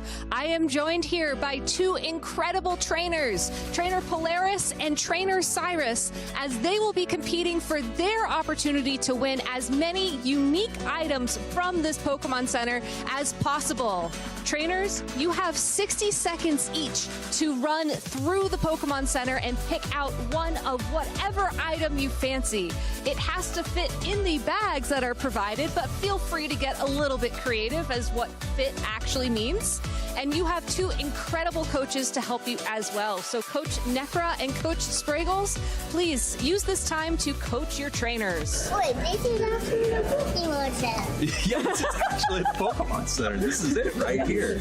All right, so remember our plan. We're small, but we're mighty, okay? We need to get in there. We need to get aggressive handshake. Let's do this thing. Boom, boom, boom. Nice, we got this. All right, we've got the height advantage, so we gotta get all this stuff on the top shelf, right? All right, so TCG cards over here, we got our plush over here, got the big Squishmallows in the bag. Oh yeah, I think that's a good plan. We've got the good plan. All right, we have 60 seconds on the clock. Cyrus, Polaris, are you ready? Yes. All right, I love the energy. Let's get started in 3, 2, 1, sweep. All right, let's go. Let's do this. All right, it looks like our trainers are hitting up the Pokeballs first. I see a Cherish Ball from Cyrus, very nice. Polaris going for the Funko Pops, very, very stylish. And now it looks like Cyrus has made a beeline for the plush. Polaris is not that far behind, picking up the Togepi Squishmallow. Oh no, Koraidon just fell on the floor, but Cyrus saved him and gave him a beautiful home. Trainers, the clock is ticking. There is 30 seconds left. We're skipping the keychains, it looks like, going straight for the Charmander, Squirtle, and Gengar hat. Oh, we got the Charmander hat and backpack from Cyrus. Now that is a very bold play. Oh, how about the exclusive version? 10 seconds left. 9, 8, 7, 6, 5, 4, 3, 2, 1. There you go. And, you know, we didn't get to see the ending there, but I can tell you that we definitely won with that Altaria. It was a genius move, and we took it all the way to the bank. So did they sit on it and then you just rode it out into the sunset with that big, big W? Uh-huh. We just pushed it on over there. Genius stuff here. We had a strategy. But let's take a look at these two teams who obviously have a strategy to win this thing, and they need to. We are in our losers bracket. It's Spinal versus Amaterasu. Amaterasu, again, we keep talking about mental strength here. They need to kind of shake off whatever happened between them and LG, whatever the situation was there, and focus on what's ahead of them. Spinal, again, free rolling through this thing. They're just looking to make a little bit more money and see if they can spike this thing to go to Japan. Amaterasu already locked, but they want that travel award. They set it themselves. And here we go. The bans. No surprise here to see Zoroark banned. Slowbro, a Pokemon that we've seen banned a ton of times here in the entire season of Pokemon Unite, but not a ton today. I feel like we've actually seen a lot of teams get a chance to pick it up. Yeah, absolutely. I'm taking a look at Amaterasu. I mean, they are getting just gift after gift here. This Lapras and Urshifu are exactly where they want to be. But Spinal, again, because they are a collective of individuals that have come together specifically for this event and are trying to figure it out on the fly, are really leaning into individual selections. And to be honest, if you don't choose Hoopa right there, you're probably not getting it. Yeah, without question. Hoopa is just such an important pick as we see Spinal hovering over their last few choices right here. They've had some interesting picks today, and I have to say, I love seeing Azumarill right here. I love the recent buffs to this Pokemon. I think it's more powerful than a lot of people expect. I can't wait to see it here in game number 1. Yeah, locking in a Talonflame as well cannot be understated. We've seen it do a lot of great work on the EU side, and is it finally time for the big bug to step onto the map? It seems like it is. And here we go as we head into our final moments right here. We can take a look at these teams. Sableye getting so much more play than I expected today, but I mean, OG on this Azumarill, I really can't wait to see this. They've got the attack weight, the weakness policy, the scope lens, max damage Azumarill coming out here. Yeah, if you're taking a look at Spinal, though, they have to fight pretty close up. Not a lot of range. So, I mean, Trainer, if they stay spaced out and they use the Icy Winds, they can really start mowing down some of these players on Spinal. Yeah, the question is, how is Spinal going to be able to get in to, take Trainer out when you see such a powerful front line and so much displacement from Pokemon like Buzzwole, Pokemon like Lapras, Sableye. Let's get it on over to our two casters. Zoinks, Wonder Chef, take it away. Thank you so much, you two. I am excited for this game, the second debut of Amaterasu here, and then, of course, the same for Spinal. Having to go up against Team YouTube and Amaterasu is not a bracket that any team wants to deal with, but, well, Spinal is here to play. Oh, yeah. This is a really interesting match, though, because both of these teams coming off of a little bit of, I would say, like a rough loss just based on the situations. But we know that this is this is a classic match. I said it in our joke interview earlier, but this is a classic North American match in a way. It is. And honestly, they're both very strong teams. So I feel like one of these teams needs to get the momentum back. Some strange picks, or I would say not strange, but cool picks on both sides. Yeah. Strange ones, Azumarill. But this is a really interesting comp versus comp altogether. I really do think, in terms of draft, it's going to come down to, is the Talonflame pick worth it? It's preemptive. They knew the Glaceon stuff was going to be coming out, the evolutions, even chasing down the Sableye with Talonflame. It's a lot of investment, but the power spikes of that Pokemon can truly sing. Yeah, also surprised that we're seeing the Buzzwole for the very first time. It's a few points in, as we're going to see JL still managed to escape. I was about to say go down, but I should just assume not. Okay, that did actually go down. The moment that I changed my mind, the game changed. That's how it works. Of course. Yeah, preemptive caster curse? I'm not sure exactly how that works out. Roland trying to defend the goal zone against 3 members of Spinal. Well, at least somebody's going to score as Black is able to acrobatics to a wild Pokemon and escape the clutches of Nudo. Oh, who would have thought we'd be watching UCS and see an Azumarill and Talonflame path? Like, yeah. that is just interesting. I don't know what's going on in this world, but it's very, very cool. Certainly a whole lot of power. Now, J-Hell has been on the Sableye this entire tournament so far, and Amaterasu is looking to leverage that into an early team fight win. Gray trying to defend this goal zone. They're not going to be able to stop these scores, but they do get out of danger. JL goes down, but yet again, more stacks go in for both Nudo and Yeetfan. Right, and of course the whoa, okay, how did that even happen? The chase down all the way through. Not even fully evolved yet. That's going to be some points as well. Really good stuff. Being able to take out that Buzzwole early is going to be huge to stop it from snowballing. Ooh, almost catches, but looks like that's going to be an escape. Great mobility as well, but look at how many people are kind of converging right here. The Hyper Boy's gonna be great against this Lapras. It might not be able to get out, and JL coming in as well. Might get a pick in exchange, but wow, actually Nudo might escape, and it looks like it's the case. Yeah, Lapras escaping only for a moment, though. Finally, Muck is able to chase that one down and find the knockout. However, Amaterasu is making full advantage of that space as they score even more in that bottom goal zone. Gray, again, just trying to defend this one, but it's brought down to already just 10 as Amaterasu's offense in this scoring category is peak. However, Muck and Gray combined for a KO of 2.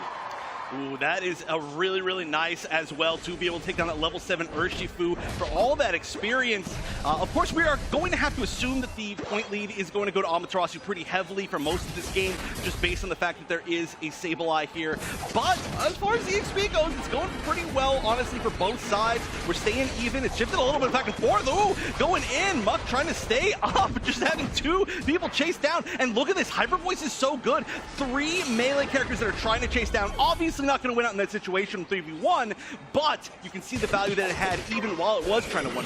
It's tough in the speed flux zone, that's for sure. Fly gonna have to immediately land and dash out with the flame charge. Again, that Perish Song Lapras is a little bit too dangerous to stand beside for too long. However, Black's path up towards this experience is going just fine. Already at level 8, looking for a bit of an engage, but they are slowed immediately by Nudo, who is not deterred. Trainer goes in with a Unite move, trying to find a target low enough to knock out, but it's Yeet Man who's going to engage with that Ebon Fist. 1 knockout as Gray tries to hold them all at the Wood Hammer, but not enough. Black searching for KO with the Fly. They find Yeet Fan.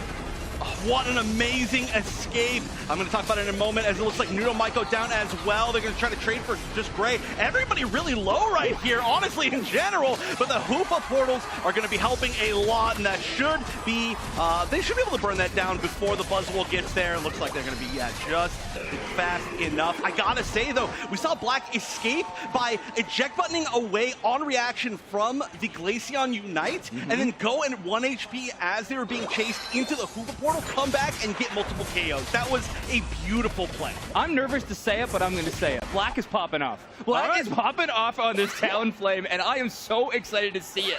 Already level 10. Yeet Fan almost there as well, and those 1v1s are always interesting. Gray and Nudo having these defender battles back and forth. The sustain is just so much. As a Flame Sweep comes through and hits 2, mostly used as a defensive tool, though. It was getting dangerous being between both Yeet Fan and Nudo. It was. And honestly, that was almost an attempt to follow up there. Not able to escape. Buzzwole, such a scary Pokemon right now. We've seen it do well even before the buffs, but it is going to be a pretty interesting kind of self-sustained battle between Azurill and the Buzzwole in particular if they ever do 1v1. That's right. Roland new to this top path kind of arc that they have entered into. However, OG was born in it. Been a little top path main for so long. They are going to try to win those 1v1s as often as they can. Gray playing a little bit of defender defense as the rest of the team focuses down their Regieleki. They do not want Amaterasu's score lead to go higher than it already is, so great defense from the side of Spinal. As this one, yes, is definitely in the lead of Amaterasu, but Spinal keeping it pretty close.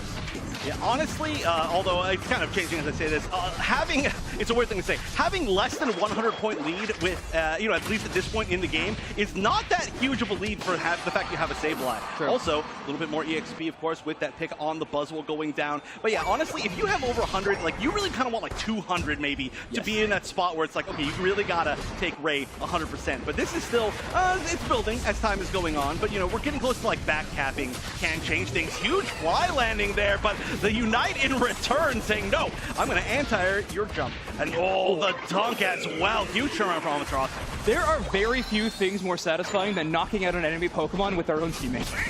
Buzzwole provides that in spades. Amazing superpower there. Dappboy Muck focusing down on it. And a Unite move from the Sableye secures the Regice. JL is a master of this Pokemon. I'll say it again and again. They have picked it every single time we have seen them in the lobby, and they are looking amazing. JL responsible for the score lead, and JL responsible for a great Regice secure. Yeah, especially too, the Hoopa Unbound was right there, so the laser is one of the best secure moves that was available in that situation, and it was able to outdo that, so JL just playing so well. I'm also really excited to see that they're basically sticking to just the Sableye over the course of this tournament. It's been a really interesting pick. We've seen a good amount of Sableyes, but it's been paying off. Yeah, if they take these team fights, they want to win them quick, and a big engage. Superpower is going in with the Buzzwole Unite as well. Another knockout happens as Nudo cruises through the enemy with that Lapras Express. OG's able to trade one back, but Amaterasu winning the lion's share of that fight. JL wasn't there, but they were doing their job. They are doing the honest work of scores as Trainer defends the goal zone and comes away with a 1v2. Yeah, you remember that thing I was saying about having like a 200-point lead is pretty comfortable? Well, hey, we're there at this point. Right after I say it, and honestly, they're getting it just in time here for this close to 2-minute mark. There is a Regieleki that's going to be available for a pretty long time here. We'll see if Amaterasu does end up delaying it or just kind of burns it down ASAP. It does look like if there's any intention to take it, it is going to be a delay, a really common strategy to make sure that Regieleki goes in as late as possible to kind of split the opponent's focus between that and the Rayquaza. Exactly. You can even pull away one member of Spinal's side that has to defend that Regieleki in those final moments. It gives Amaterasu a better fighting chance at a clean team fight victory in that final stretch. So here we are, Regieleki knocked out with 10 seconds until the final stretch, walking or maybe hopping its way towards that tier 2. Spinal have some decisions to make. Can you hop if you're flying? Or are you just bobbing in the air? I don't know. Questions for later. Is all flying hopping? We will find out very soon. One big jump. That's all the flying is one big jump. But, you know, one jump that needs to happen is the jump of score from Spinal. They're now about 200, it's exactly 216 points away. Well, Black CH on the Talonflame is looking to change that real quick. Goes for a sneaky score in the bottom path, but JL reading that one and immediately shutting it down. Roland having a bit of a 1v1 in the top path as well as JL tries to chase Talonflame. They are easily going to escape. OG and Roland decide that no one is going to be the victor, call that one a draw, and instead it's up to Gray to get an engage, but Trainer with a huge amount of damage takes that 2v1 situation, and they find one knockout. Ooh, the Hyper Voice to try to just make them back up at least. It doesn't look like, the reset didn't quite happen fast enough for the Hoopa itself. It looks like Muck was able to get out, but the Flame Sweep, that's huge. That's going to disjoint this team, but it doesn't even matter. Just draw them into your own team for more damage. It's exactly where the Urshifu wanted to be. Looks like Nudo might get that KO on Muck.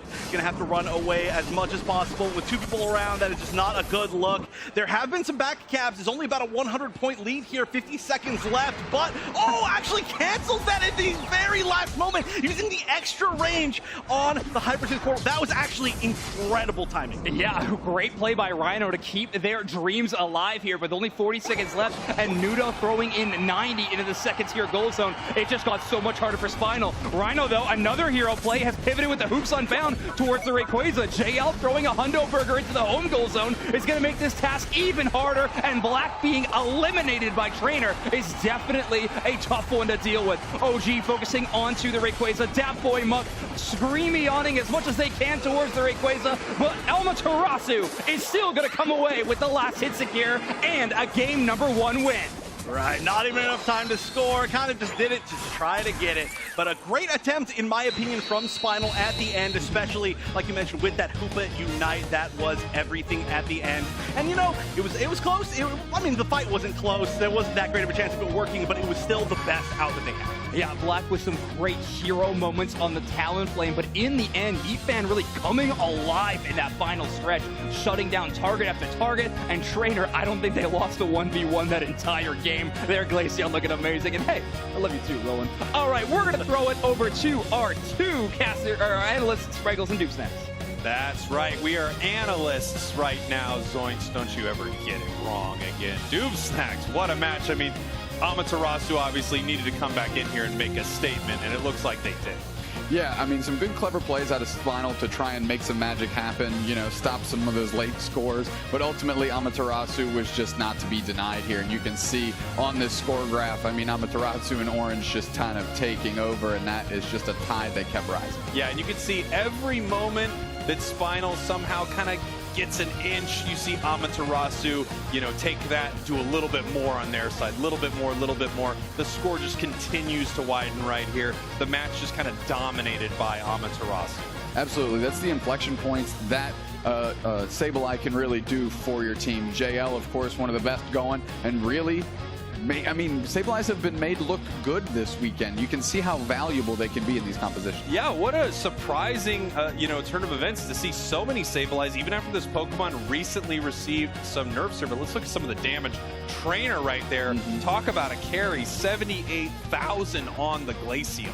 Yeah, I mean, with that Icy, when they're always finding their marks, Zoinks pointed it out. I mean, when you're not losing 1v1s, that means you're getting KOs, you're getting bigger, so much less in a team fight. You can just hang back and absolutely lay it in. And that's something we talked about specifically about this Spinal squad. Trainer's going to be able to play at range when we go into these team fights.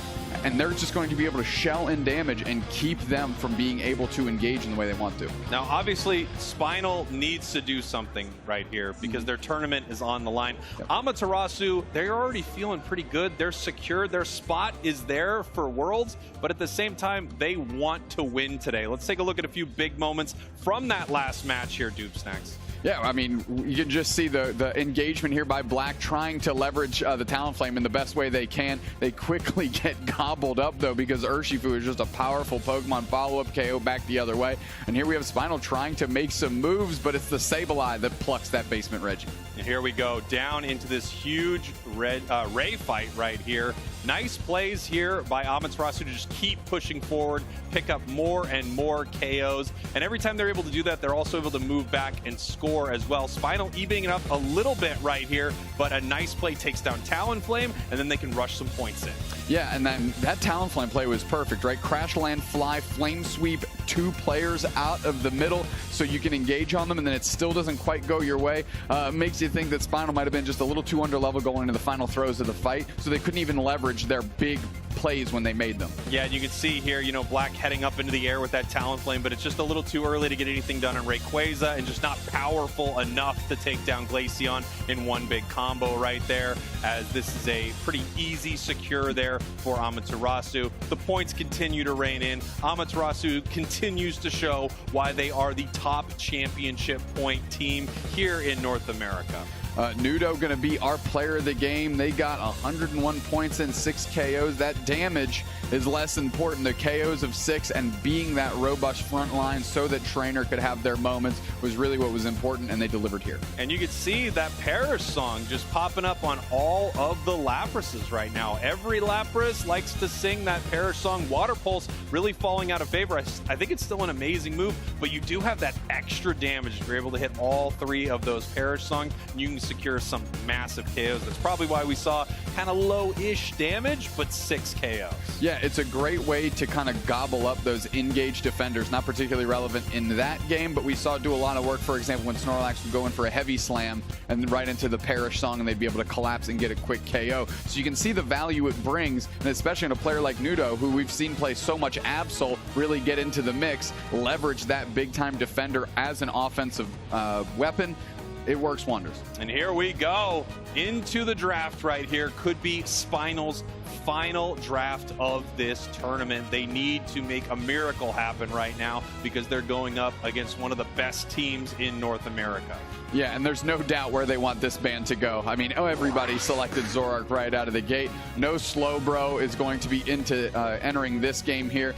Now I want to see where Amaterasu goes because JL has a mean Hoopa as well, but they're saying, no, we're going to get that later. Just like Chef and Zoinks preach, get the Lapras. Yeah, Lapras just so incredibly important. Such an amazing defender. And it kind of fills 2 roles, right? It's tanky, it's a defender, but it does a lot of damage. It displaces your opponents as well. It seems to just live forever in some of these fights. So I can see why so many teams are giving it so much priority.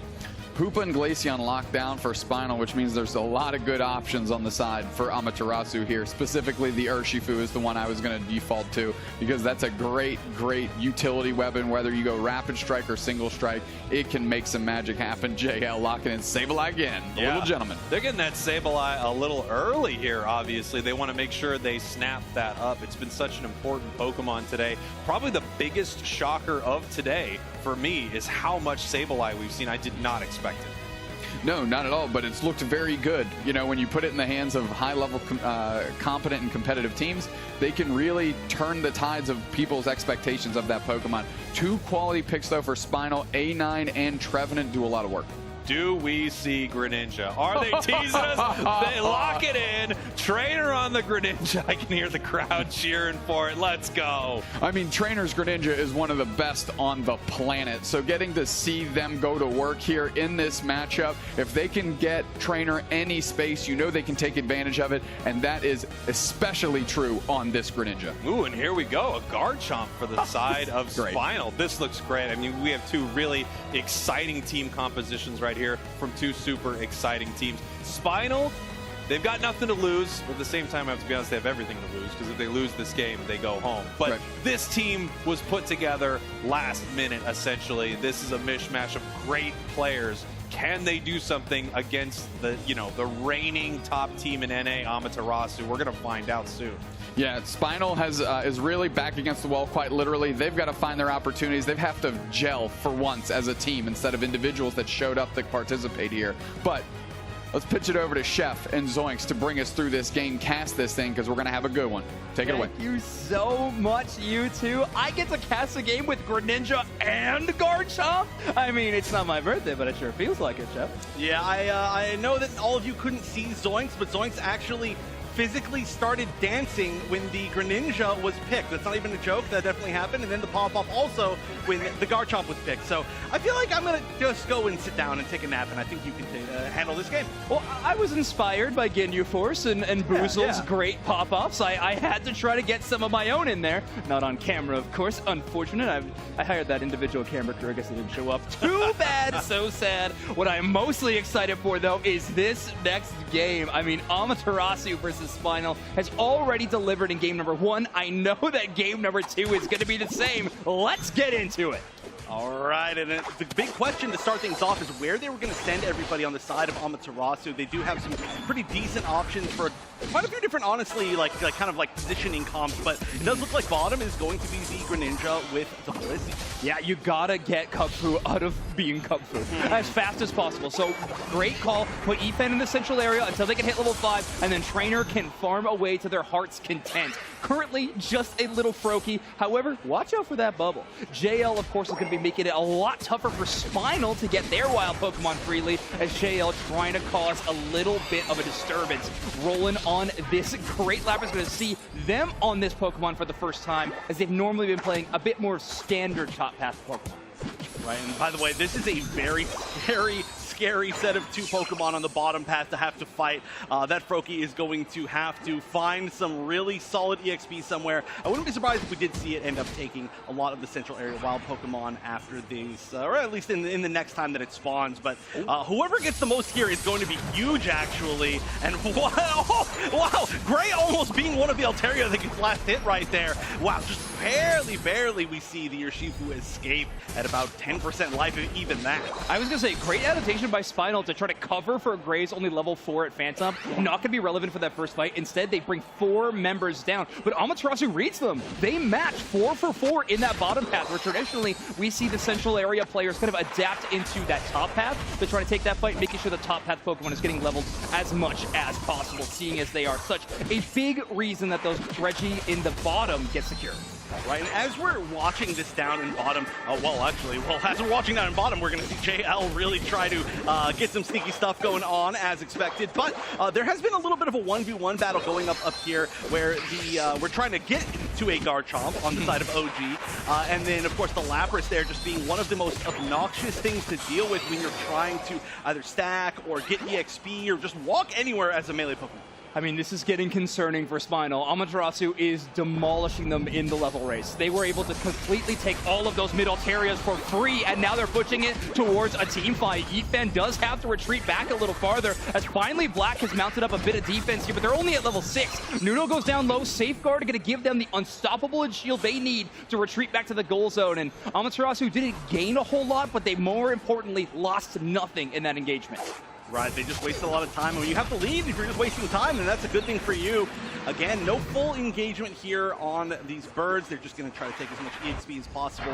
But again, we need to see some sort of comeback here from Spinal. They need to get a huge pick. They need to find some experience that they can get to before Amaterasu does, because otherwise they're just behind. And especially when you have something like a Greninja versus a Garchomp, which is a weird thing that I'm saying that we're actually watching here in this top 8 tournament, is that you just need to be the stronger character. Absolutely. Well, Spinal having to basically forfeit that fight around the bottom Reggie, instead going towards the Reggie Alecki. Poor OG not quite at that level 9. Can't really be a big impact on this team fight. Finally, Amaterasu, though, pivoting their attention toward the Regice as Trainer doing what this Greninja was born to do. His Pokemon will be picked by the side of Amaterasu whenever that double mage style composition is on the other side. There we go. Yeet Fan doing their job as well with a big secure, and Trainer comes away with a KO streak of 3. Dewsnax was saying they are probably a top Greninja on the planet. I will say that for sure. I'll write it on a stone tablet and a chisel.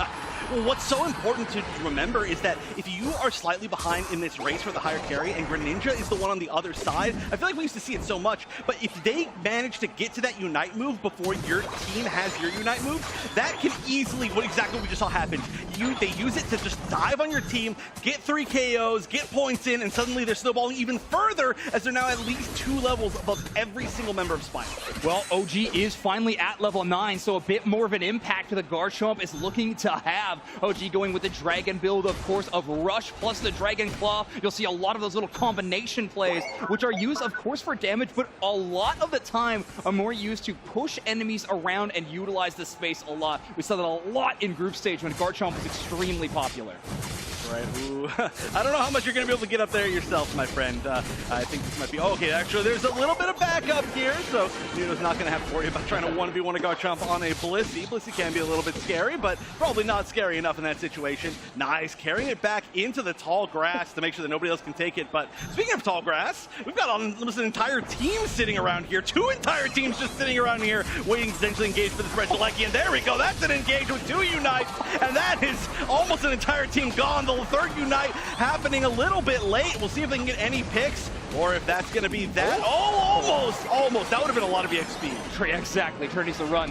When we are throwing the competition up, and I said Greninja is used against these double mages, and Glaceon, of course, one of those prime targets. The one thing I'm concerned about is how do you get out the Glaceon passive? That Snow Cloak will really make Greninja have a tougher time getting these knockouts because of that slight invincibility they have on the first instance of damage. However, Trainer just does it with an auto attack. Rushes up, presses the A button, and then charges in with the Surf combination. So Trainer not deterred at all. I mean, not even slightly. They're level 13 at 5 minutes. It's ridiculous. Yeah, I would say that the Greninja fan, you're the Greninja fan, that's you. The Greninja pick is working out very, very well. I think that may be a little bit of an understatement.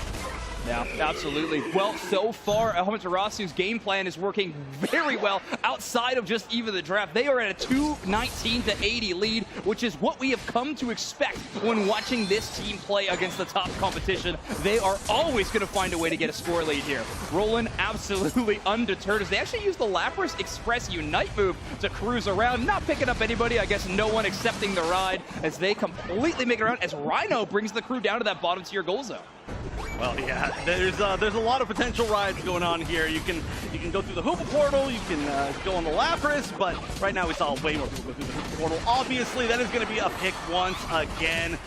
That's getting kind of rough. Looks like Gray's going to go down as well. You can only stay up so long there. Obviously, kind of a long time just because you're Trevenant, but the thing here is that Amaterasu, usually when you're going for this strategy with JL on the Sableye, you're not going to be winning every single team fight because you're going to be doing a lot of 4v5s, but they're also winning every single team fight. So, I don't know. Things are just going well. And I think it's weirdly due to the Confuse Ray move pick. Because you look at the roster of Spinal, Garchomp is one of the most terrifying targets to ever have that confusion effect. If you are standing next to them and all of a sudden they get confused and start auto-attacking you, your HP bar is getting eviscerated. You can't trust anyone when JL is on the enemy team. That's all I'm saying.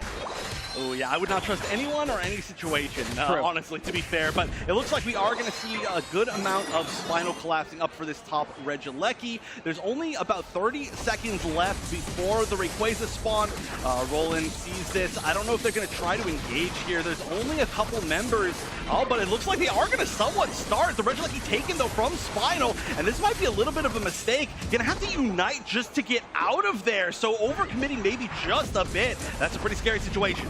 Yeah, there's one Unite move gone. However, they got a whole lot more. Trainer engaged with that Water Burst Shuriken and immediately gets 2. Alola Ninetales also down. Glaceon out. OG trying to unite back in response, but not for long as they cruise through the enemy. A KO streak of 3 for Trainer, a KO streak of 4, and they still got a full HP bar. No Penta to have because of the reset, but now Amaterasu can focus down the Rayquaza and immediately rip this one off the map. Oh yeah, that's extra damage from that Greninja, and then of course they've got some of the best secure in the game, and by that I mean Blissey, of course. Yes.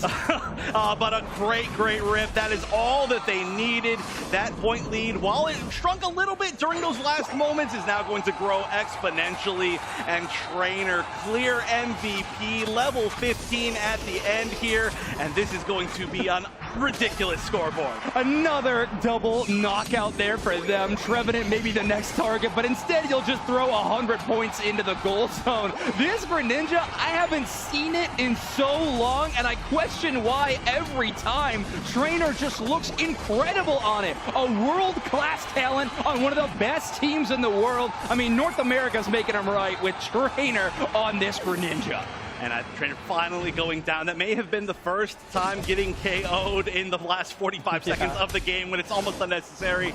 But even though we see Spinal kind of making a little bit of a push here, the chance to score over 600 points is probably a little bit too low. So that does look like Spinal may be saying goodbye here. They're gonna get some points in. It's gonna be a decent amount. Gotta at least fight back, right? This is their last chance here on the stage. Do what you can. Exactly. I mean, Spinal has been such a fun team to watch. And we talk about story teams in the North American region quite a bit, how long they've spent together as a team. And I mean, yes, Spinal definitely having quite a few subs as of recently for this tournament, but this roster, especially OG building this team near the start of the year, of course, some other very notable members. But in the end, this is where their tournament run is going to stop. But an incredible season for them, and Amaterasu is going to win this matchup 2-0 and move on in our bracket. Yeah, a huge final shout out to Spinal. It can be really difficult playing with people that are not the team that you are used to, but they still all did their best to make it here and just get enough players to even compete. And honestly, they put on a great show. But I mean, I gotta say, your first round losers match being Amaterasu, probably literally the most difficult role that you can get. Yeah, that is the scariest losers bracket I have ever seen with Amaterasu down there. And I mean, they have just taken their first victim, knocking them out. Spinal out of the tournament, but all smiles. The vibes are high on their side, I know, but Amaterasu on the other side, a bit of a revenge arc starting for them. I know they're going to try to find Luminosity in bracket again as soon as they possibly can. There's only one way for Amaterasu to win this tournament, and that is one of the most legendary losers bracket runs that we could possibly get. But the first step, that's all you need, right? Just take it one step at a time, and that's what they're up to. Again, all good friendships out here. Yeah. These teams definitely get along, and honestly, well played by both teams. It's so hard to deal with that Greninja. What an MVP performance. I know. Seriously, MVPs across the board. I mean, Yifan was having a crazy game on the Urshifu too, but how do you outshine Trainer on that Greninja? Absolutely absurd. I mean, there was a reason I was so excited when that pick was locked in. OG's Garchomp looked really solid too. A little bit too long to get online and ready for those team fights, and well, Trainer was at 12 at that point, and that's tough. Yeah, that's what happens sometimes when you choose these sort of hard carries, is that it's whoever gets there first can snowball very, very well. And you can actually probably see just about the moment that that started happening on this graph here. Yeah. Probably around that 4-minute mark was where we first saw that the level 9 coming out of Trainer, and then we saw that like triple KO up top, and then they took down the goal, and then it's basically everything.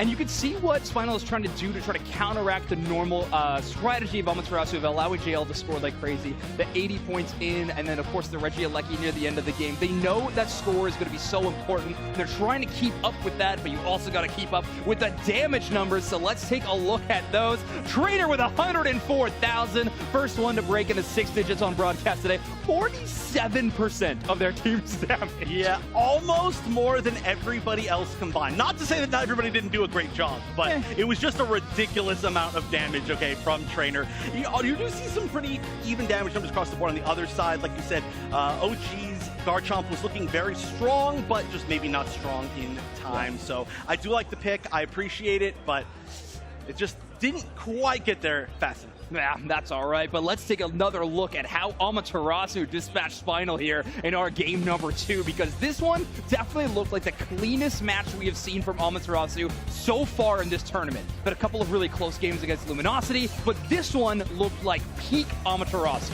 It did. They looked way more in control. Of course, they've been going with this strategy with the Sableye for JL pretty consistently now, but this seemed to be the first time that it worked out to 100% maximum capacity. There's definitely been times where it worked out, but this felt like they were just in control the entire time of the score, of the levels, of the map, every single thing, every objective. It was just all there. And I do have a confession to make. I did know this Greninja was coming. When I asked Trainer about any secret techs, they said, yeah, we got the Dark Tech. If they go double mage, I go Frog. And well, it looks fantastic in this one. I'm so excited Amaterasu felt confident enough to employ this pick. And what a game to do it in. That's at 210 where they initiate that fight. So confident in that moment. Amazing Blissey work there in that team fight to keep Trainer up and running, and Yeet Fan comes in for the cleanup. What a team fight from Amaterasu. Can we do that highlight 4 more times? I love watching that. I don't know if we can. They might have to, you might have to pay the replay op extra for that. But honestly, there were so many highlights in that game, and guess what? Big surprise to everybody. Player of the game, Trainer on the Greninja. Wow, incredible work from Trainer. 14 knockouts in addition to that wild 6-digit numbers worth of damage. So, I mean, a lot of credit to that player. Yes, they are in loser's bracket, but they are looking for a whole lot more. We have an interview on stage with Yeet Fans. So, Spraggles and Dupe Snacks, take it away. All right, here we are with Yeet Fan from Amaterasu. Give it up for him. Big win, obviously. Now, after what happened earlier with LG, it's very clear that your team you're now the bad boys of Pokemon Unite, okay? You don't play by the rules and you know it. You'll do anything to win. Obviously, how do you reset after an unfortunate moment like that? We'll be back tomorrow. I heard people were saying we were cheating. I don't know about that. It was a misclick, but I don't think anyone thinks you guys were cheating. I think it seemed like an honest mistake to me. However, I did tweet that you were all cheating, and I'll do it again. They were definitely not cheating. I don't know why that was the line of questioning you decided to go with. Great moments up here on stage. Follow up, Yeet. You said you're going to be here tomorrow. Obviously, you have all the confidence in the world. Your team is looking good, leading NA region in championship points. What would this win mean to you in terms of solidifying yourselves as the top team in NA? of course we want to solidify ourselves as number one. We only got one tourney win this year. It'd be huge to win regionals with us because we're going to Worlds already, but there's a lot of really tough competition going to Worlds. I think we have a chance of winning that too, but it'll be tough. So I want to at least win regionals. I hear you on that. I mean, it's a great event to spike for sure. Now, Yeet, I just want to ask you one last question. You're one of my favorite players to watch. Tell me about the Dragonite. What is the thought process there? Because we really didn't get to see it shine. Yeah, Dragonite got buffed. It's pretty strong right now. Yeah, I could have played better on Dragonite for sure. I messed up a couple of Reggie Secures and I showed at Ray. They killed me and they flipped. That's how we lost the first game. I was a little disappointed in how I played today, but I'll do better tomorrow for sure. Absolutely. Yeet fan from Amaterasu. Give it up for them again. Incredible win against Spinal. We're going to take a look at our bracket right here, everybody. Up next, we have Ginyu Force versus TTV. Yeah, nothing to scoff at, nothing to shy at. Tons of great games ahead. But of course, we got to switch this thing up. So peace, love, and hugs. Take a quick break. Catch you in a minute.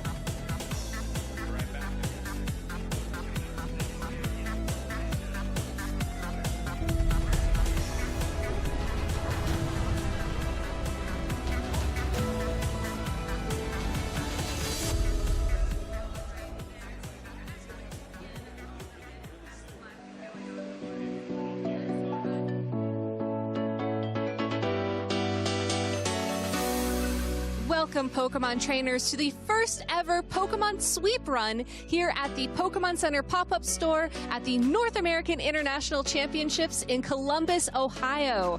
I am joined here by two incredible trainers, Trainer Polaris and Trainer Cyrus, as they will be competing for their opportunity to win as many unique items from this Pokemon Center as possible. Trainers, you have 60 seconds each to run through the Pokemon Center and pick out one of whatever item you fancy. It has to fit in the bags that are provided, but feel free to get a little bit creative as what fit actually means. And you have two incredible coaches to help you as well. So Coach Necra and Coach Spraggles, please use this time to coach your trainers. Wait, this is actually the Pokemon Center. Yeah, this is actually the Pokemon Center. This is it right here. All right, so remember our plan. We're small, but we're mighty, okay? We need to get in there. We need to get aggressive handshake. Let's do this thing. Boom, boom, boom. Nice, we got this. All right, we've got the height advantage, so we gotta get all this stuff on the top shelf, right? All right, so it's TCG cards over here, we got our plush over here, got the big squishmallows in the back. Oh yeah, I think that's a good plan. We've got the good plan. All right, we have 60 seconds on the clock. Cyrus, Polaris, are you ready? Yes. All right, I love the energy. Let's get started in 3, 2, 1, sweep! All right, let's go. Let's do this. All right, it looks like our trainers are hitting up the Pokeballs first. I see a Cherish Ball from Cyrus, very nice. Polaris going for the Funko Pops, very, very stylish. And now it looks like Cyrus has made a beeline for the plush. Polaris is not that far behind, picking up the Togepi Squishmallow. Oh no, Koraidon just fell on the floor, but Cyrus saved him and gave him a beautiful home. Trainers, the clock is ticking. There is 30 seconds left. We're skipping the keychains, it looks like, going straight for the Charmander, Squirtle, and Gengar hat. Oh, we got the Charmander hat and backpack from Cyrus. Now that is a very bold play. Oh, how about the exclusive version? 10 seconds left. 9, 8, 7, 6, 5, 4, 3, 2, 1. Trainers, that is time. Please take your items up to the front. Trainers, congratulations. Polaris, let's start with you. What you get? I got a bunch of play mats, deck boxes. Dump them all out. Let's see them all. Yeah, there we go. Oh, and a Cherish Ball, too. That's very special. Got it. Woo! All right, Cyrus, let's see your haul. Incredible stuff. Look at that, 2 backpacks. Wow. We've been running this for about 3 months every other day, doing this run. So a lot of great stuff. We kind of knew what we wanted coming in. Oh, I see that. Really big. This was a big one for us. Oh, is that Koraidon? Yeah, let's see it all. Look at all those plush. I also got the I got the Koraidon and the Miraidon. You did? Are those your favorites? Yeah, and this is how we were planning to win today. Well, Sorry, I don't know if we can still see you, bud, but it's huge. Team Cyrus, you drive a very tough competition with that incredible Altaria plush. But Polaris, your love of the trading card game and Pikachu and Bulbasaur really shines through. Well, guess what? Everybody is going to be a winner today. So why don't you all pick out your favorite item, as you can get all of this exciting merchandise and more at the Pokemon Center.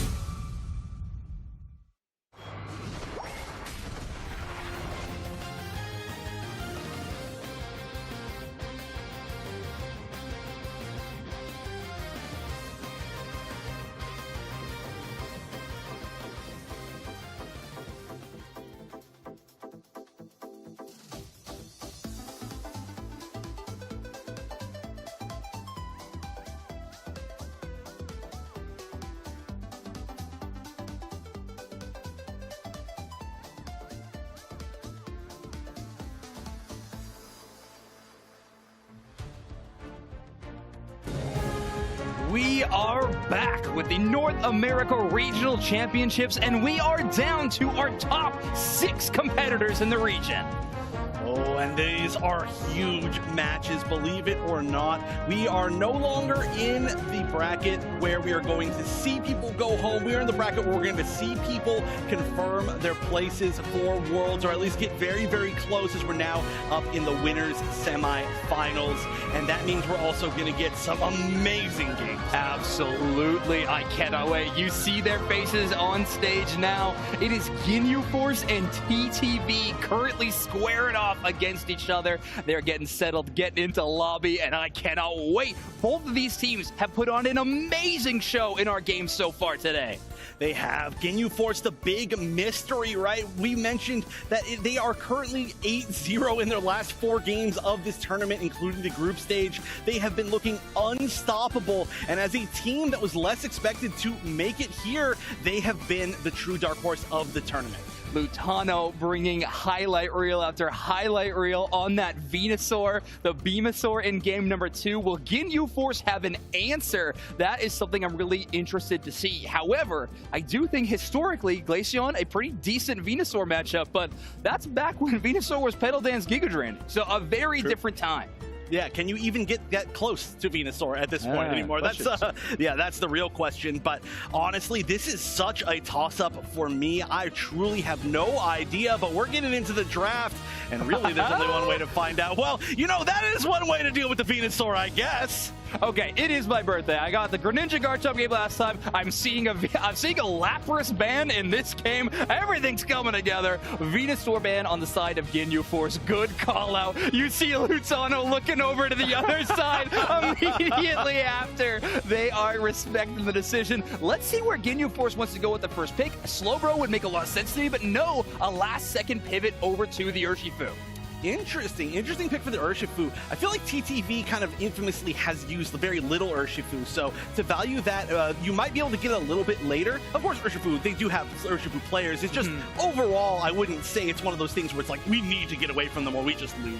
Yeah, that's true. I mean, Celestial recently picking up this Pokemon and adding it to a repertoire. I mean, Celestial, of course, has you role swap when joining this team over towards the top path, so it took him a while to get every single one of these Pokemon within their pool, but Ginyu Force now going to grab the Chandelure and the Eldegoss. So that's going to give Hoopa over to TTV, which is a terrifying sight. Asmongold is very confident in their Eldegoss play, clearly, if you're going to give Ender the reins of Hoopa.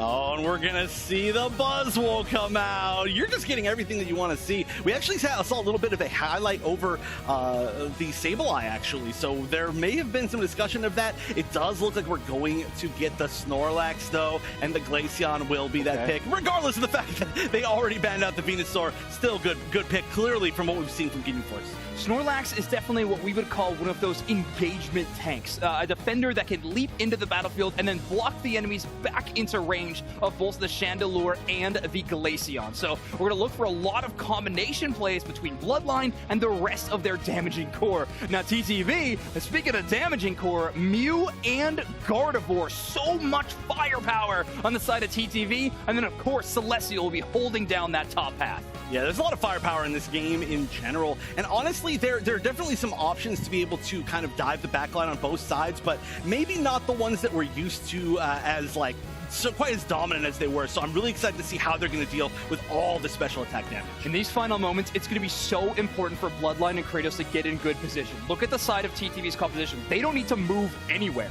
They want to find where Ginyu Force is, wait for them to come in, and then deal tons of damage. Let's take it over to the casters, Spraggles and Zoosnax.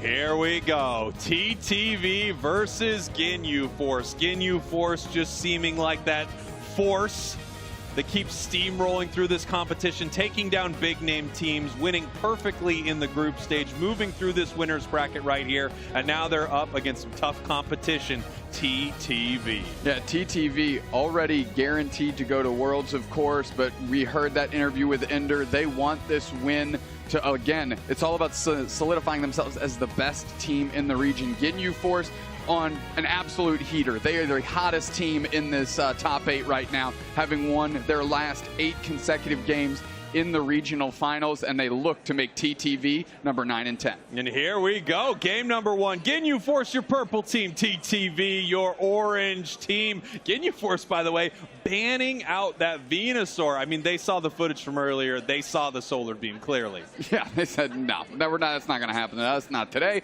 Let's ban it out. And we've got 2 very unique compositions between these 2 teams. A lot of the greatest hits for TTV, though. And here we go, Bloodline moving into this central area right here to try to secure this blue buff away from the side of TTV. Zugrug coming on up the Slowbro to make sure that they could stop that, and they do. That gets handed over to Lutano. Most importantly, Lutano still able to get it despite the pressure and all of the kind of hubbub that was going on around that particular objective in that moment. Yeah, it's such an important buff for this Pokemon. The cooldown reduction that you give to one of these, long-range special attackers is extremely important.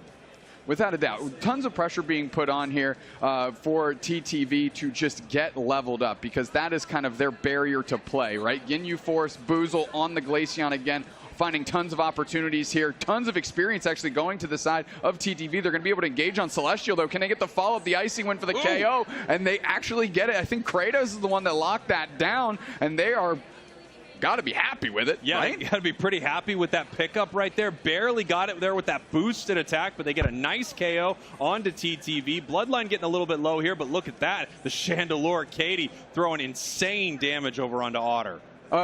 Katie filling this ranged attacker role for Ginyu Force has just been an absolute blessing.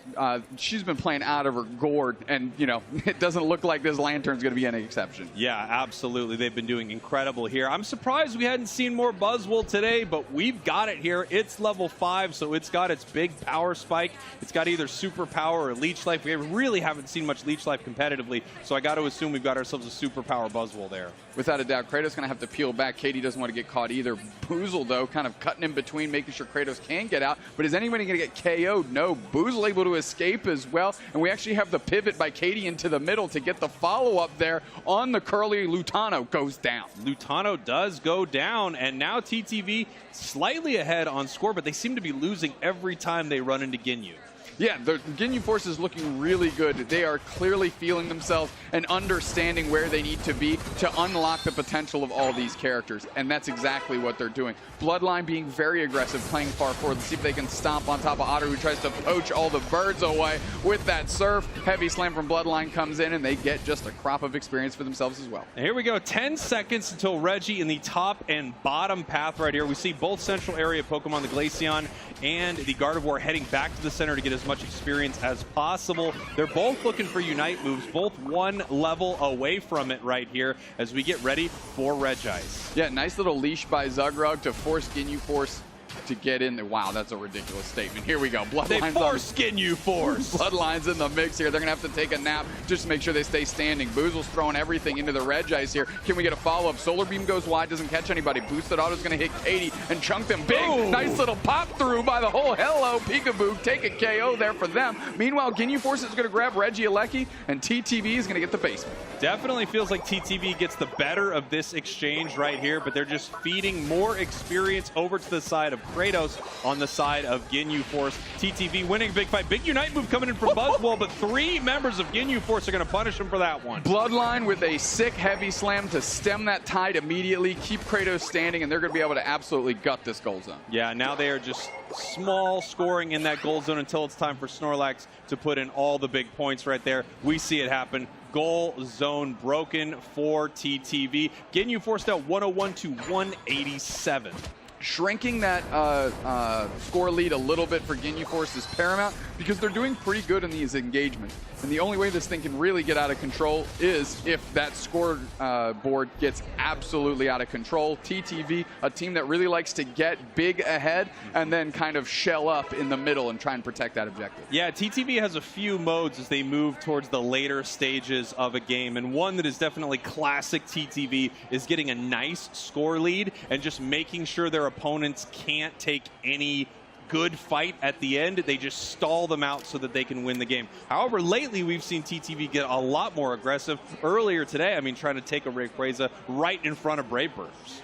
Yeah, and I like that TTV is operating in different modes. Before it was a little bit more predictable, but again, Otter and Celestial are going to get credit for kind of flipping the script, making sure TTV is always pushing on objectives that they have a good probability to take, and making sure that they're not hemorrhaging essentially percentage points of winning to the other team. Right now, we see a nice KO in this top path. Snorlax gets caught by the crew right here as Buzzwole's moving on in. Celestial trying to pick up a KO right now. Big Unite move coming in. Not able to take down Eldegoss. United right back in return, pushing them back into the team as Katie picks up a big KO on the Chandelure, and now they're going to move forward here. They've got great position for this Regieleki. They always say a moth to a flame doesn't look too great, and it certainly didn't look good there. Katie with the big-time KO. Meanwhile, TTV is going to take the basement objective. Ginyu Force going to get another Regieleki. So the prioritization between these two teams is a little different. Clutch KO then, a nice follow-up on the Urshifu. Kratos goes down. Bloodline's getting chunked, and Otter's kind of staying persistent. They're going with the follow-up. The yawn obviously goes wide, but the Electro Ball says, I don't care where you go, I'm finding you. You know, we talked about this earlier. Otter on Mew is just one of the scariest things I feel like in Pokemon Unite. And you can see why. Just able to pick up so many amazing KOs. The level of mastery he has over this Pokemon is truly impressive. It really is, and because of that, it really allows the rest of the team to not have to babysit Otter. Typically, your ranged attackers, you want to have a little bit of structure around them to make sure that they can withstand and stay in the fight and deal damage, but with Otter, they're so good and they cycle through those moves so quickly and so efficiently that they are actually sustaining themselves. Yes, absolutely, and that's one of the other huge advantages just of Mew in general, is unlike a lot of these ranged attackers, it's so slippery, it's so difficult to lock down, its Unite move can help it get away, it's got multiple dashes, it's just really set up to be a very self-sufficient Pokemon, and then you get someone on it like Otter and it's just a thing of beauty. Absolutely. Boozle really needs to get in the mix. We saw them take over a lot of games for Ginyu Force earlier today and in the regional finals pool play prior. But this Glaceon needs to get online. It's used to being the biggest thing on the map, and right now it's just shades behind Lutano. Yeah, and it seems like TTV right now is just playing in a very safe way. They recognize they're ahead. They're just continuing to extend their level lead right now. Ginyu is going to need to make something happen as this match gets closer and closer to Rayquaza. 3 members of TTV, actually 4 kind of positioned right around this bottom path as Zugrug, the slow bro, watches that top path tier 2 goal. As an able to throw a little pollen puff out there to see where TTV is, actually sends them scrambling like roaches once you flip the light on, but good engaged by Inder. They're trying to make some magic happen. They pop in, pop out, but now the pressure is on and TTV is just going for the opposing team here. Tons of damage. Celestial goes for the pick there, and they're going to see if they can catch a reset. They do. Ginyu Force peels back. Does TTV have enough time to take this Registeel? They do.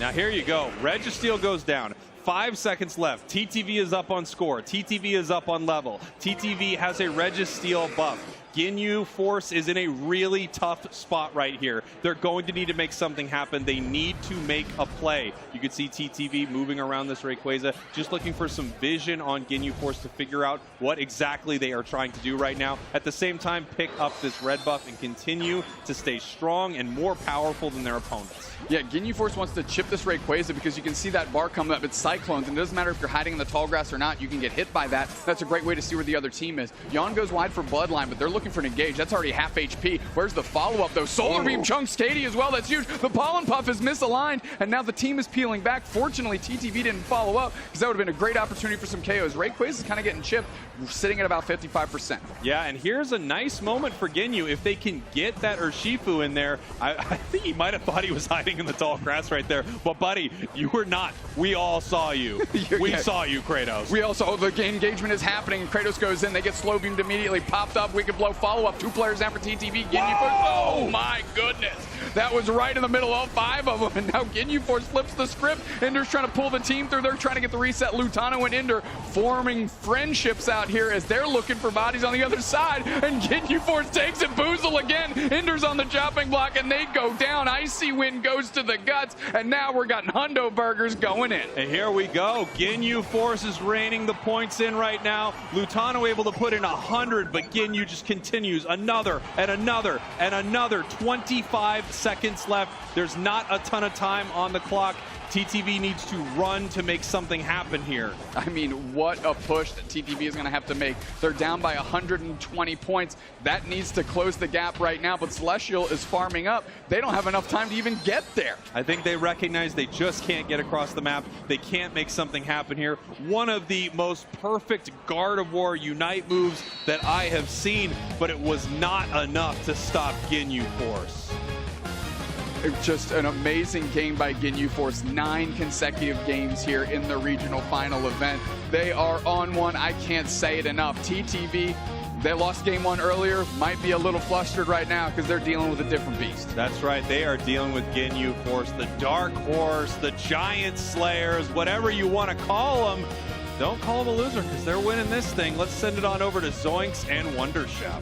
What a game, Wonderchef! The energy of Ginyu Force is ridiculous, and now it is just taking the game against TTV. In what was a pretty tough situation. It's not like they were just like, oh, we just won this. It was like they fought tooth and nail for that. And I love watching this team just visibly in all of these camera shots. They're just so excited. They're so passionate. I feel like they have all of the momentum in the world behind them right now. And look how well it is working out. And I think the score graph really perfectly captures the story of this game. TTV was winning at every turn, shutting them down. We had Ginyu Force trying to play a bit of a scoring strategy around Regieleki. You see both of the Regielekis that entered the map were both taken by Ginyu. Of course, trying to keep up in that score path. I was talking about how the compositions were going to play out in the final fight, trying to make a lot of play calls. Ginyu Force wanted that point advantage going into the final fight. They didn't get it, but they did come away with a win. Hey, you know, this is a familiar story for TTV, doing so well until the very final moments, and then the main objective being their ultimate nightmare. But, I mean, honestly, way to keep it together for the side of Ginyu Force. I do still feel like TTV, if they can keep it together mentally, they've got a heads up here, because just the way that they had the lead so strongly was very convincing. Yeah, I mean, within the draft, they got so many of the options they really wanted. We had Inder Hoopa, which looked amazing in that final fight too. A max range laser to knock out Kratos looked fantastic as well. I mean, so many awesome options for TTV, but Ginyu Force coming away with a game #1 win. Now, harken back to the beginning of today, which feels like eons ago, but TTV has been in this position before. Their first game on stage, they did go down 1-0, and let's take another look at that last game. Oh, yeah, I want to watch this a lot. I mean, honestly, I was very, very happy with the buzz wall, but, I mean, in the end, of course, you know, the game played out the way it played out, but I did feel like the draft maybe did work out a little bit better for TTV. I feel that way just slightly. Of course, it really does all come down to your individually, like, how you just win fights, and one fight happens to be very, very important, but the buzz wall was a pretty great counter, and it was kind of the big difference between these teams. You could see right now that you can see it getting melted, but I just want to talk about that more, about it was a big reason why Ginyu Force was kind of forced to take the initiative in a lot of situations, because they knew that that was the big threat to their backline. Well, I mean, Ginyu Force definitely grabbed the Glaceon Chandelure, which was the only reason that they were able to knock out the Slowbro of Zugrug. I mean, Zugrug had a great shutdown onto Kratos. That's what I was worried about, that anti-dive style of defender in Slowbro. But if you just throw enough damage at it, you can also knock it out. And so they just turn and burn that defender, and then, of course, freeze up Kratos to go from that moment. And it's Asnivel's and Katie's turn to pop off this time around. I mean, everybody bringing the energy, and our player of the game is going to be Katie on that Chandelure. What an amazing Pokemon in the metagame right now. Overheat Imprison is an impressive moveset, but it is a spectacular moveset. Yeah, and one thing that Doopsnax mentioned, which we didn't get a chance to ask in the interview, ideally there's a chance we could ask here, but you know, we wondered at the start of today, how is Katie going to do as the sub for this team when they've been playing with Machisel instead? But clearly amazing. This is like actually almost like scarier, the way that they've changed around their comps because of who plays what.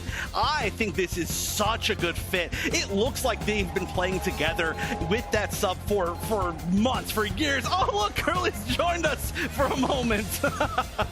Yeah, I mean, Katie's looking fantastic on the roster, and it's not even like a roll-for-roll swap-in, right? Yeah. Machisler, obviously, known for their Machamp and other style melee attackers, but Katie filling into that special attacker role, which has kind of made Woozle have to be a bit of a rotation. And then, of course, Kratos showcasing their flexibility game after game, as well as, of course, their experience. But we're headed into game 2 in a draft, and I'm having so much fun with these specifically. We had the Venusaur call-out from Ginyu Force in our game #1. Let's see where they hover. It seems to be the Urshifu for game #2. They are not allowing Celestial to have that Pokemon. Interesting, interesting. I mean, hey, the Venusaur pick, I mean, they won with it, but again, there were some definite issues that Ginyu Force has to learn to, or had to figure out how to deal with in that previous game. I do like the Urshifu as a pick here, and the Slowbro, always going to be a good pick event. Now, TTV, I think on paper, would probably be picking up the Hoopa here for how much priority they give that Pokemon. However, if they want to grab a defender, it will probably be the Lapras, and it looks like actually Zugrug going to be playing it. So we're going to see kind of traditional defense defender Lapras this time around, instead of how we've seen it in few games past of that brawler top path Pokemon. Right, and since, like you mentioned, the Hoopa is going to be very heavily contested in this game in general just because of the players here, we do want to see it taken for sure as one of the first 2 picks on the side of Ginyu Force. Also, of course, that Mew's been doing extremely well, but on the other side, looks like Inder's going to go for that classic LD pick and the Buzzwole as well.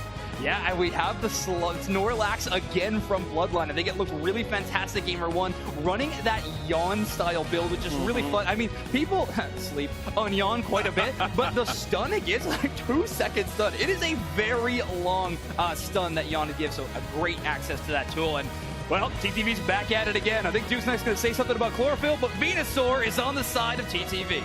That's right. We'll see if that changes up the game considerably. But what's this last pick? Is this really a thought here? There are a lot of speedsters available, but the Talonflame Prio #1. Yeah, no Zoroark, right? I think that's or even Dodrio. Honestly, Kratos has an amazing Dodrio. Well, we've sprouted wings for this bird, and now we are going to bring the Talonflame into this team fight. Running Attack Weight, Floatstone, Razor Claw. So a stacking Talonflame. Definitely going to have to go for some early scores that they really want to have as big of an impact as they can. Lutano is not going to be safe in the backlines, though, when Kratos is looking from above. Oh yeah, nobody's going to be safe in those back lines. I mean, they don't have the squishiest back line, so it's definitely not going to be just an instant GG if they get in. But I am really excited to see why they're prioritizing this bird so much in this match with everything on the line. They could pull off an upset here, but we'll see if it happens. Let's send it over to the casters for game number 2. Here we are, TTV versus Ginyu Force, game number 2. I'm Spreggles, joined by Doob Snacks, talking about Chlorophyll and God knows what up there, as we have the Solar Beam Venusaur making it back to the field. I want to tell you, there's nothing Borophyll about Lutano's Venusaur, that's for sure. They're putting money moves out there. Now, actually, Lutano was playing Giga Drain as well last time we saw it, which actually makes Kratos backline engage with this Talonflame a little bit more awkward. Because yes, the point is to crash land on top of that Venusaur so they can't pepper in those solar beams, but when it can sustain itself just enough time for maybe Otter to pull up and get the stun on the Talonflame and the subsequent KO, it's going to be tough sledding. So Ginyu Force are bringing the right tools here, but they have to be able to know how to use them. Yeah, let's see what they can do here in game number 2 as Ginyu Force takes a game off of TTV. Now, this could be the same old story for TTV as earlier. They lose game 1, come back 2 and 3 to win this thing. Obviously, they want to stay in our winner's bracket right here. But this team, Ginyu Force, it just seems like they can't be beat.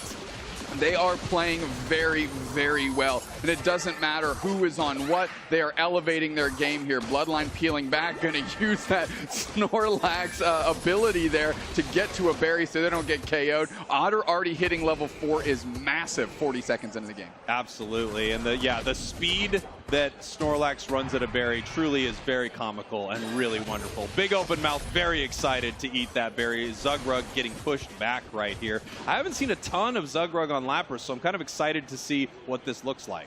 Look at Kratos already menacing Lutano, knowing that Lutano needs to scale quickly, able to shell in tons of damage, forcing Inder to peel out of the path and try to give them the support there, so much so they're not even an Eldegoss yet, still hanging out on Gossifleur. And here we go, the 850 Swablu Altaria spawns right here. A lot of that looks like it goes over to the side of TTV. We got the level 5 now on Celestial, that Buzzwole. It looks like in this bottom path, I'm not sure who got what, but it seems like everybody's feeling pretty good. Everybody's feeling pretty good. Decent level parity there in the bottom path.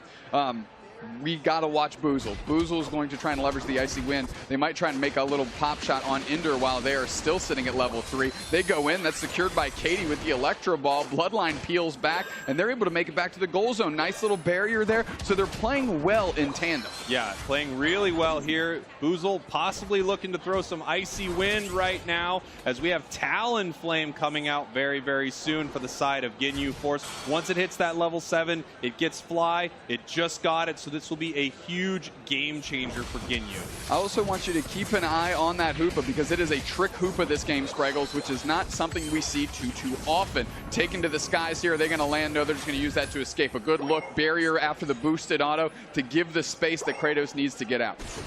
Trick Hoopa on the side of Ginyu. This is going to be pretty exciting. Obviously, yes, very different from what we've seen. Big Fly coming in, trying to pick up something on Otter, not able to make it happen right here. All 5 members of TTV push towards this goal. Huge break right there. Nice big solar beam. And obviously, Talonflame couldn't make it happen there. As Enable peeling back to join with the rest of the company here, but TTV is going to be able to kind of bubble up and force Ginyu to go through them to get to that basement Reggie. So much so that TTV is actually splitting their attention. They're going to the top path. Boozle's been able to live out up here without being pressured too much, but only sitting at level 6 is not exactly where they want them to be. I'm really excited to see what they end up doing with this Talonflame. You know, a couple cool interactions with Talonflame. If it has Float Stone, which it does, it has that increased movement speed even when it's in the air for Fly. And the same thing applies with Trick. If they put Trick on Talonflame, it will move faster during its fly, able to pick up some big KOs on Pokemon like Alola Ninetales and Venusaur. Going for the block on Zugrog into the corner, which means the Fly is going to be able to hit in tandem with a Heavy Slam, gets a quick KO. Otter's still working through this Regice, but Ginyu Force gets pushed out. Who's actually going to take this Regice? Crash Landing is going to hit Otter. They get it taken, and they dart back 3. Meanwhile, KO Streak of 3 for Lutano, as the objective actually goes to Ginyu Force. Kratos is on the retreat, and they are dodging out of here. And if they get away, that is a big W for Ginyu Force, considering how Lutano just popped off. Lutano looking for the beam right here. Can they land? No, not able to make it happen. Nice play there from Kratos, and I believe that is the first Talonflame Unite to hit its intended target. First one we've ever seen. One on broadcast. Are you telling me, Spraggles, that a Talonflame Unite is not supposed to hit a wall? It's not supposed to run right into a wall. Why does it do that every time for me? I don't know. It does the same thing for me, buddy. Here we go, up into the top path. Ginyu Force behind on points, but they're looking pretty good, and we can see their strategy starting to form here in this match, and it might be something very difficult for TTV to deal with. Well, TTV has a good score lead here, but where's the follow-up? That's where we need to go. They've got the level and experience lead. They need to keep pushing that envelope. Lutano is definitely the anchor here, so if Ginyu Force can take that out of the equation, they've got a real shot. TTV bubbling up a little bit, and they're going to see if they can make a little move on this Regieleki. You know, I just noticed this on Otter. I didn't notice they were running Dazzling Gleam, Aurora Veil. I wonder if we had the start of a bit of a misclick right here, and then they just made their way into that build. Normally, we're seeing Blizzard Avalanche in this meta right now, and there's the classic Talonflame Unite just move. Chipped into the corner of the wall, sent it flying sideways. Here we go. Katie darts back, dodges. The real Solar Beam user is able to put the pressure on the fake Solar Beam user, Mew. Meanwhile, I mean, Kratos is just going for more and more KOs. They try and collect into the Heavy Slam as they did downstairs against Zugrug. They get a KO, and they're just going to peel back, not over-pressurize. His Bloodline is rolling back. All right, here we go. Big double KO there for Otter, and I've been told by Zoinks, this is not a misclick. It is coming in here with a muscle band. This was part of the plan. All part of the plan. That's why they're on the analyst desk, so they can let us know when we're wrong, which is often. Nice secure there by Lutano with a courtesy KO on the side. Little BOGO deal there for TTV as that thing's going to hit, and they have an opportunity to put in a ton of points. Nice stuff right here for TTV. They're continuing to push up to this tier 2. No one from Ginyu's there. Snorlax just landed right there, but the rest of Ginyu is down at Registeel. Nice little block there, I'm sure, by what Bloodline was able to do. Get there and keep that goal zone standing, which is important. Meanwhile, they're able to close the goal zone for themselves and get that basement Reggie. So Ginyu Force is really trying to close this level disparity, but Lutano still the biggest dinosaur in Jurassic Park. Yeah, level 12 right there. We just had Glaceon tick over to level 12 as well. Obviously, we're looking for level 13 on this Venusaur, which is about to get at the 4-minute mark. That is going to be huge. That means those solar beams are going to be coming fast and furious. No Vin Diesel. You know what? Maybe a little Vin Diesel. Maybe a little Vin Diesel. Maybe a little, was it The Rock? The Rock's in those movies, I think. I don't know. We got Michelle Rodriguez in there. What are some of the audience's favorite characters from the Fast and Furious movies that Celestial jumps on in here? We got a huge pick on that Mew. I mean, that is just a choke slam into a solar beam. That's a heck of a combination. That's a quick KO. VW Bugs are the main cars in Fast and Furious, I'm pretty sure. That is correct. There you go. Bang. Bubble beam coming through. And Kratos is going to be able to say crash lands on top of Zugrug, and they're darting through a lot of speed. Oh, Zugrug uses the Unite move. This is what they want. Flame Sweep actually kind of repositions and makes it out, which is a nice, crisp play by Kratos to get out of dodge. Yeah, that's that reposition using an eject button. Something you can do with a lot of Unite moves, and obviously you could see the value in using that for Talonflame, a Unite move that's honestly a lot trickier than you think it should be. Absolutely, and especially on Theosky Ruins where they put a lot more obstacles in the way, whereas Remote Stadium was a little bit bigger. Well, they actually didn't even put the obstacles there. These are ruins. They were originally built there by who knows? Well, it was ruined by too many Talonflames hitting the walls. That's what happened in the Theosky Ruins. It was just the Theosky field. And then it became the Theosky Ruins because of Talonflames. Absolutely, it did. As TTV moves up towards this top path, it looks like they would like to take this Reggie, Alecki, obviously. They're setting up some perfect timing for this to walk towards the tier 2. They're already ahead on points right now. However, Ginyu could be able to take a bottom Reggie here, and it also looks like they are just positioned right now, right around Rayquaza. Oh, maybe they're looking for a sneaky play right here. A sneaky play, a sneaky catch as all of TTV's rolling through the middle. Zugrug's trying to get some vision, but I don't think they know that Asenable and Katie are right on the other side of that wall here. Bloodline knows that Zugrug just went into that bush, as now Kratos is peeling back to protect the open goal zone. And now we can see they're hitting this Rayquaza just so we can see what TTV wants to do right here. Zugrug coming on over the wall, getting chipped up a little bit by that icy wind.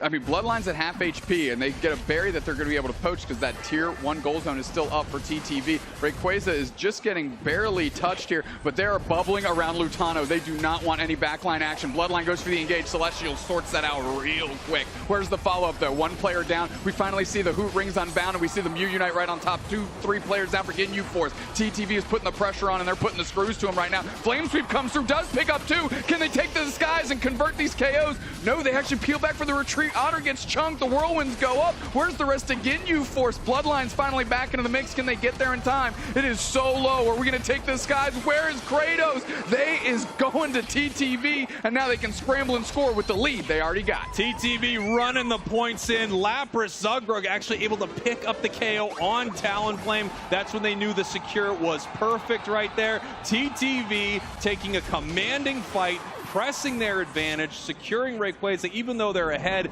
they want to score more points. Ender right now just being accosted by these Swablu up the top. Get away, guys. Guys, I'm just trying to hang out. I'm just trying to hang out. Maybe waiting till their Unite move comes up and they can use that to quickly get to the main goal zone here. They've got that shield that's going to be important, sitting with 50 in pocket, which means if this goal zone defense for TTV goes completely sideways, they still have a hundo burger in the back pocket that they can eat whenever they want. Zugrug also still holding a shield. Ginyu Force is going to put some pressure on. Only 15 seconds left. Glaceon Unite comes out. Boozle's going to put the pressure on, and I think we're going to see the first loss for Ginyu Force since the top 16 started. Yeah, Ginyu Force actually getting taken down right here by TTV.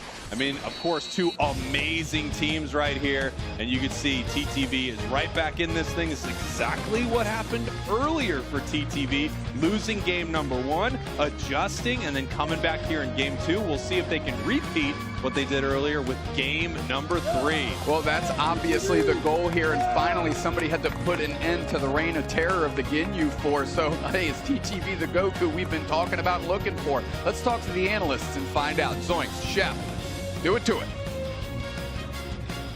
Ginyu Force dropping a map now as TTV finding a way back in this game. After an incredible team fight, some interesting moveset adaptations, and, well, building what I would love to call an anti-dive composition. You bulk up, you stay defensive, you stay in that bunker, and you shut down whoever enters. Bloodline a little bit unlucky to be the one chosen to do so, and they demolished that engage. Oh yeah, that Aurora Veil was working so well. I thought it was so interesting to see it picked again. Yeah. It's been kind of a while since that's been the moveset that you really want to choose, but honestly, it worked exactly like you just mentioned. It made it so much harder for all of those flies to land and just do massive damage to a bunch of their team. And on top of that, it does give a little bit of extra mobility to Alolan Ninetales to get out of the way. Yeah, absolutely. And look at that scoreline. I mean, TTV just cruising ahead the entire way with a very, very solid game number 2 win. And whenever TTV comes away with game victories, that feels like the storyline that we are reiterating. TTV started hot, they ended hot, they kept it the entire way. Now, TTV playstyle-wise is very different than a lot of our other top teams in the region. And yes, Pokemon selections might be the same, but let's take another look at the highlights so we can really break down how this team likes to operate. And the way I like to say it is TTV is one of the safest teams that we have in the upper echelon of Unite. they are definitely not going to be over pushing, taking big risks, disrespecting their opponents. Instead, a measured approach where they get the easy knockouts in front of them, and then they go back to get their wild Pokemon. TTV at every step of the game is keeping level-headed and calm. That's true, but that does unfortunately lead them to some tough situations like the previous game that we watched them in where, you know, they can lose in that last fight because they're playing so safe, but this time around their positioning was so strong overall, and that engagement completely went to them. You could see it was very split up on the side of Ginyu Force, and despite the fact that they popped a good amount of what they had, it was only Kratos left in the end, and it just wasn't enough to get everything. I mean, honestly, that was almost a huge hero play, but even if that had worked out, there would have still been 2 members of TTV, and then it just would not have worked out. Yeah, just a minute too late on that, or rather a couple seconds too late on that moment, but the tech, you saw it was there, and here we have Otter just putting up highlight reel in these final moments. The auto attack speed did Oravel with that muscle band that they, I think, swapped to in the last couple of seconds in their held item loadout move looked amazing, but the one I want to talk about is Zugrug. Wake up, Zugrug! You're in semifinals and you're tied 1-1. Well, I think so far they have been wide awake as they come away with 4 knockouts at 43,000 damage in that game. Oh yeah, definitely not getting hit by slow beam right now. You're not going to sleep. But yeah, honestly, it was a really cool pick. You pointed it out really perfectly off broadcast. You were like, wait, last minute they switched to the muscle band. So honestly, that was probably a switch of ideas of what moveset you want to go once you've seen what the other team has drafted, which is something that's so cool about Unite, that level of flexibility that we don't get to see, especially with some Pokemon. But here we go once again, everybody out there.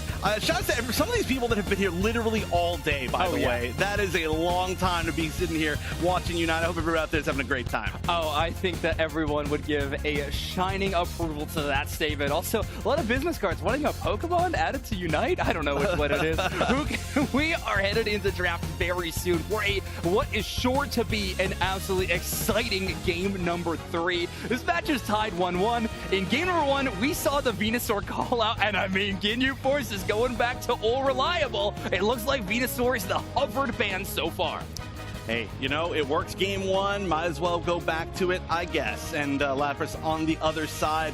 But I'm curious as to what we're actually going to get as far as picks. I feel like the bands weren't going to be all that different. It was kind of a decision of whether or not they were going to go back to this Venusaur or not. But I didn't feel like the Venusaur was like the reason like why they won or the reason why they lost. You know, it's just down to, I think there's so many comfort picks from both these sides. Yeah, that's true. I mean, Venusaur definitely, I usually say not the one to make hero plays, however, Lutano proving that wrong again and again. But Urshifu going to be locked up for Kratos, meaning that Boozle will most likely be going over to one of these long-range special attack damage dealers, ideally the Glaceon, if it's still there by the end of the draft. However, Otter has Mew available, and they are going to lock that one in. Yes, their Alolan Ninetales looks exceptional, but their Mew is stuff of legend within North America. We're also going to get the Slowbro on there. So we have got some great strong picks that we've got some great strong players for on the side of TTV, but it looks like we're going to be switching over to the Chandelure on the Ginyu Force side, which we have seen as a very strong pick for them, and also taking away the Eldegoss. Yeah, I mean, Katie's Chandelure is so fantastic. And yeah, as we're going back to the Eldegoss that they had in game number 1, and of course, Hoopa will be available, and they're going to be picking that one up for TTV. And the pickup of the Gardevoir, that spot was reserved for last pick last time around for TTV. Instead, they're going to pick Celestial selection last. So we don't know the top path Pokemon quite yet, but the final one for Ginyu Force is almost assuredly this Glaceon. They've been sticking with pretty similar comps the entire way through, and yeah, that's working so well for Boozle. But what's the pick? There are so many different options we could see here. The Zoroark being kind of hovered over, that would be an amazing pick. We could see the Buzzwole once again that was working out, but here we go. That's going to be such a threat to the backline of Ginyu Force. The only problem is where does Celestial play it? If they're going to be playing it in the top half, that is a tough Pokemon to have some early to mid-fight wins on. You are squishy. Usually want that in the central area to be going back and forth between the paths and finding big knockouts, but it can be played top, and of course Zoroark can be so powerful in the right hands, and Celestial is a very capable Zoroark player. Well, they've got some options on their side as far as once we actually get into the game where they're going to decide where their EXP is going to go, where each Pokemon's going to go, and that's just another level of flexibility. We know it's pretty solid on the side of Ginyu Force. They've been playing what they were playing, but let's see if this shift over from TTV works, as we're going to send it over to our casters for this final game of Ginyu Force versus TTV. Here we are, game number 3, Ginyu Force TTV, and I have to say, looking at that draft, it feels like you just gave TTV every single Pokemon they wanted, except for maybe Venusaur. You got Zugrug on Slowbro, Celestial on Zoroark. You've got Otter on, like, Ender is on Hoopa. What happened here? Well, those is because we're synonymous with TTV and those Pokemon, but Ginyu Force has also gone to the well, and they're on a lot of comfort stuff too. You want to talk about Aznable on the Eldegoss, you know, specifically Kratos picking up that Urshifu first pick. So, you know, there's comfort on both sides here, and this has been the recipe to Ginyu Force's success so far and why they've been able to make it this far. Now, TTV is trying to stem that tide, but they've got some favorites to get it done. Here we go, game number 3, Ginyu Force, your purple team, TTV, your orange team. We are in the winners semi-finals right now, so whichever team loses this stays in the competition, but they do have to head down to our losers bracket. Absolutely, and the other team, well, they're in the winners finals hanging out, ready to go. Katie getting tons of pressure put on them. The little follow-up is there, half HP. Bloodline would have cut off any attempt for the follow-up from TTV, but I'm really curious to see how Celestial gets to this Zoroark early. Yeah, it could be a little tough to get to that Zoroark early, but obviously it's really tough to be a Gardevoir inside a path. So I think I understand exactly why TTV sent Lutano over there. Bloodline in a little bit of trouble right here as Lutano makes it up to the top path at level 5. Yeah, fortunately, Celestial has the support of Ender to make sure that they can get in and out of these fights, you know, by plucking berries up, using the ability. Of course, you know, Astonish to stun, so there's no KOs that go on top of Celestial there. But Aznable really needs to tick over to this Eldegoss. They get it right there. Kratos is so low. Can they cut off that attack? They do. Kratos staying standing is very important for them. Yeah, felt like a very cautious fight from both sides right there as they peel back. I think either could have went for a KO and make something happen, but of course they don't want to give one up to the other side when experience is so valuable early. Both of them really low here, but Katie getting pushed out by the Mew. Huge Solar Beam, but now Bloodline moves back in, and they do pick up the KO. I mean, the eject button heavy slam follow-up was nasty. K-opener going to the Ginyu Force in just theatrical fashion. That was a great, great play. And here we go. We've got Celestial. It is now level 5. They've got their combo ready to go, and that's going to be so difficult to deal with. I mean, Bloodline's playing so far forward, not afraid to just launch into that heavy slam just to disrupt here. Celestial's going to try and get a ton of experience. The hyperspace hole is down. Nobody's going to catch a reset just yet, but it is enough to force Ginyu Force, good lord, that's ridiculous, to go into other places in path. And now Aznable has to babysit this thing in the face of 4, and that is a fruitless endeavor. Now here's TTV once again getting aggressive with these goals, trying to make some big scores early. It's possible they jump back in. It's also possible they just take this portal right back. 4 members of TTV in the top path right now. Zugrug looks like they're holding their own decently well in this bottom path.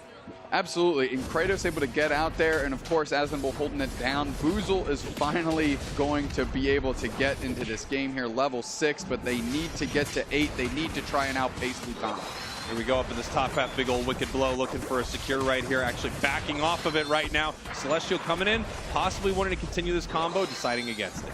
Yeah, if Celestial would have hit that last part of the combo, you actually already saw the Wicked Blow being charged up by Kratos for the big catch. Of course, Celestial not going to fall for that trap. They decide not to re-engage. And here we have the bottom path. Reggie just spawned right here. Multiple members of each team deciding whether they're going to head down bottom or continue to stack up in this top path. Ginyu's got that Wicked Blow, so they're looking for a secure right here as Lutano's come down to the bottom path. I'm pretty sure Bloodline just yawned over the wall and actually caught Otter, and that's huge. And now that gave just enough time for Kratos to come in and seal the objective. Celestial's caught on the backside, and if they can keep the pressure on, they can. Katie goes down here, but Boozle stays standing.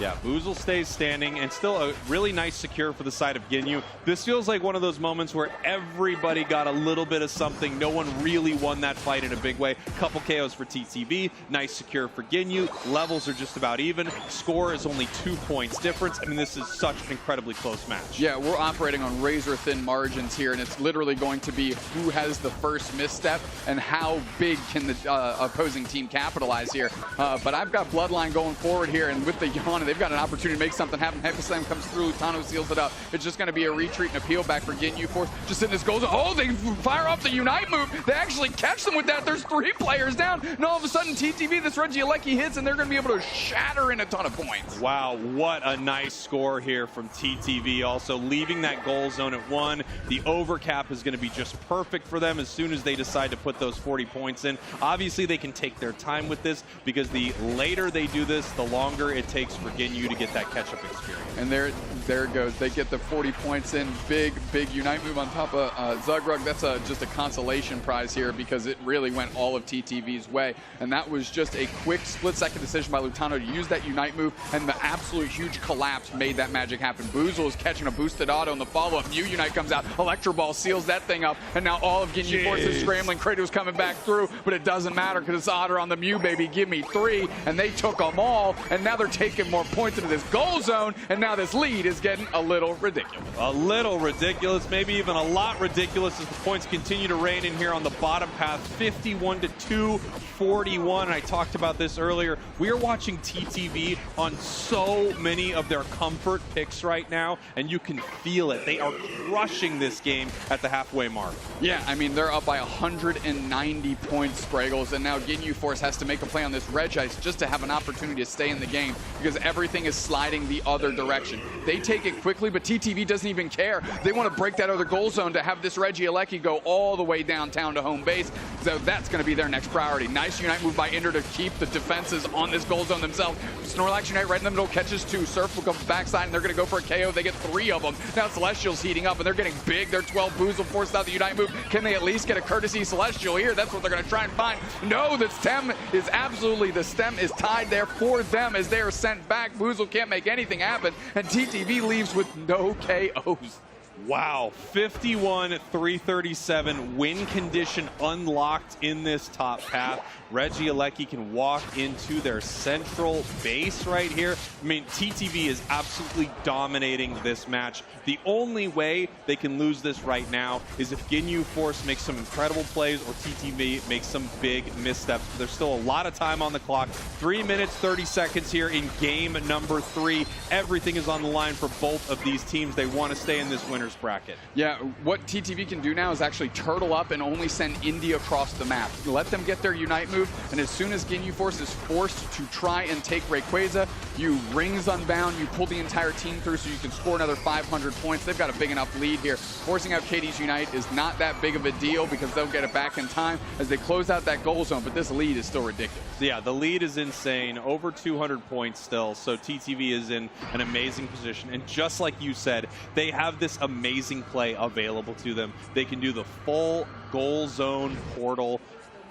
They don't need to even really participate in Rayquaza. Ginyu is in such a bad position right now. Yeah, and it's especially bad because Ginyu can't, like, they know that's a play that can be done here. Everybody's familiar with it, but they can't even defend against it because they're getting split so many different ways here. They have to take this Rayquaza to even have a shot, which means this is kind of a free roll for TTV if they want. And right now, Registeel just being taken by TTV, there's really not much Ginyu can do about it. Ginyu is going to need to make a huge catch right here. They're going to need to make a play, a big play. They're going to need to get a big KO and take Rayquaza because right now TTV has so many options and Ginyu is running out of them.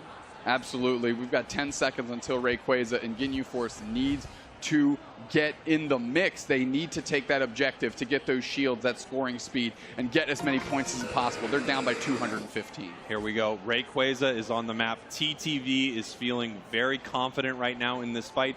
Ginyu needs to make the play. The question is, how does TTV want to play this? Obviously, they have the Hoopa play available at any moment.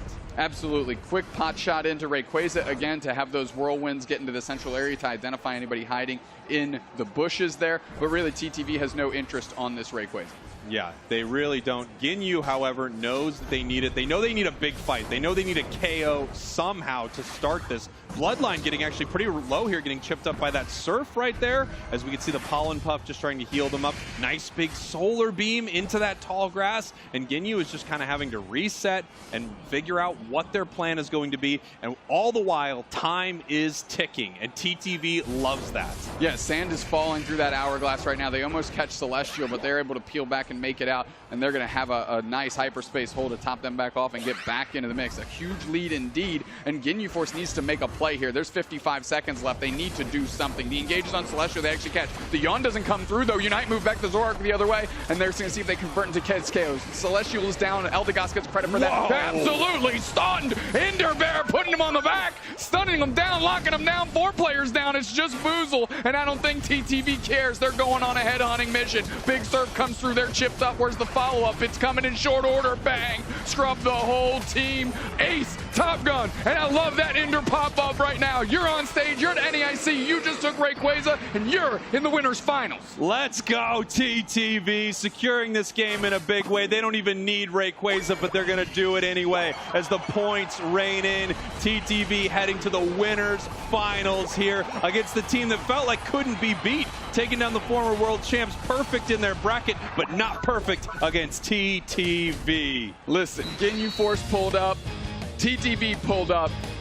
Ginyu Force taking game 1, and TTV said, hold on, we are Goku. Let's just take off all the weighted clothes here, and it's time to go to work. And go to work they did indeed. You want to talk about statement games, Spraggles? That was one. Without question. And let me tell you, Dupe Snacks, as soon as I saw that draft, I thought this is really unfortunate for Ginyu Force, because I am looking at the scariest version of TTV that could possibly exist, and that's what we just saw in that game. Yeah, Zorak last was wild. Celestial's got to just be like, what did I do to deserve this gift? And it showed. It took them a while to get going here, and but the pressure was on the other players because Otter's so strong on Mew, because of Clutch, that Lutano Unite right on top of that first gold pad to allow them just absolutely collapse and really get Celestial online, and after that, curtains, my friend. Huge victory for TTV right here in the regional finals. And I mean, what a difference a year makes. You can remember,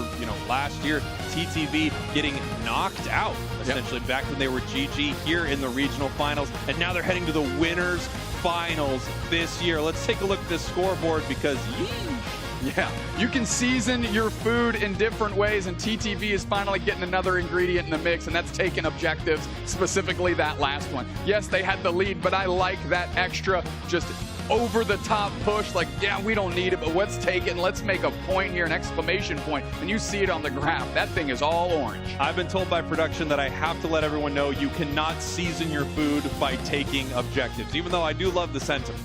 Well, it was an analogy that made sense, Spraggles. Production made me say something. No, I would not. never have That's not corrected true. you, my That's friend. not true. Let's take a look at these damage numbers. I mean, leading the charge here is Lutano, and of course Otter right behind, and that is a heck of a 1-2 punch. I mean, Celestial, like I said, they only really came online the back half of the game. That's when they needed it, and they did just enough damage to close the door. Yeah, I mean, just such incredible stuff from TTV. We saw so many huge plays from them inside this game. Obviously, when we had that Lutano Unite move, right on top, we had Ender with that incredible, Hoopa Unite, just chef kissing their fingers. It was magic. I mean, getting 3 players in that stun from the Hoopa with those space fists coming through, and then that big old Moonraker laser just burning down the Theia sky. Look, if Talonflame made the ruins, they certainly added to the mix there with that Hoopa Unite, because that was massive. And after that, it was all they wrote. I mean, it was a great game. What a game for TTV. Let's take a look at some of these big moments right here in this dominant performance.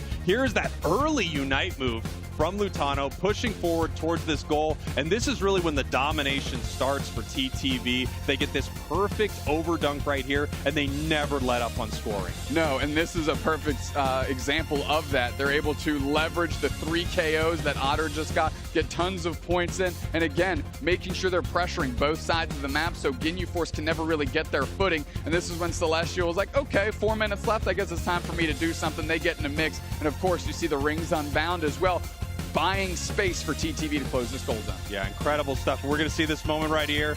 here is the Unite move coming in very soon. There it is, catches 3 members with the fist from space. There's the laser, and that really is all they wrote as Rayquaza is secured here by TTV. 4 members of the enemy team down, secure Rayquaza. That's what I always say. Yeah, it works. It works, and it certainly worked there as they're able to sort out Boozle, make sure they get credit for that ace, and then take the objective as a little cherry on top.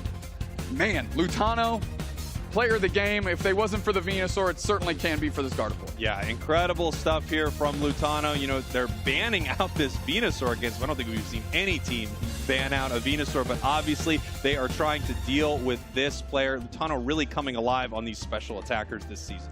Yeah, without a doubt. You know, used to be the top path player for TTV last year. Obviously, they didn't reach the benchmark that they want, but this switch up, man, it is providing and providing and providing success for them. That being said, let's pitch it over to the stage because we've got an interview with Ender. Take it away. Thank you so much, you two. That's right, we're on stage with TTV's very own Ender. Let's give it up for Ender. What a game from you. Your Hoopa looked amazing. I mean, in the team interview, you said the meta's looking pretty good for your team. You still think that's true? How are you feeling about your game so far? I'm feeling great. They keep giving me Hoopa. I love it. The metas are revolving around our team. We're forcing out bans. I'm feeling really strong, and the job's not done yet.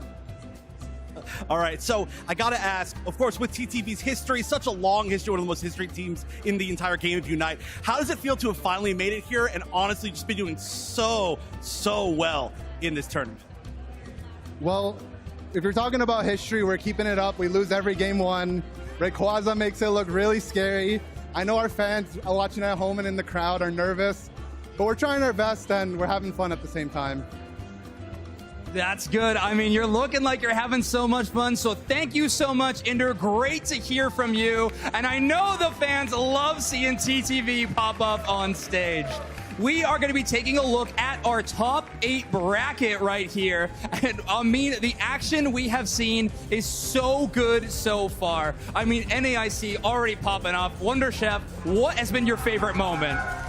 I don't know. I don't know if I can have a favorite moment yet. I think first, before I decide that, we have to decide on this last match because this could be one of the biggest matches that we've had.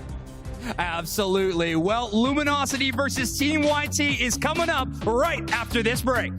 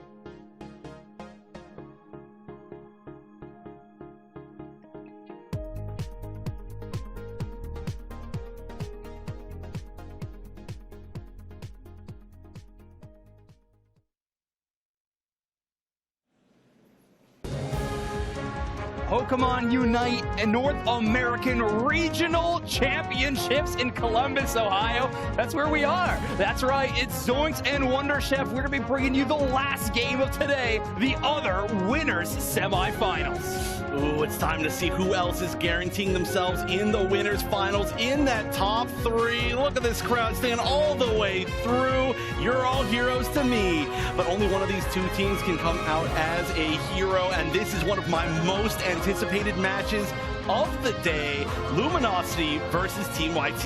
Yeah, LG versus YT, teams who could not be more different on paper, I think, if we were to break it down in terms of play style, Pokemon pool, and even how their team's inner workings truly interact. I mean, we have an absolute headliner of a match to close out today, and I cannot wait. Is LG on this burner revenge run? Is YT going to come back for another championship this year? I mean, we're not going to get those questions answered quite yet, but certainly a look ahead.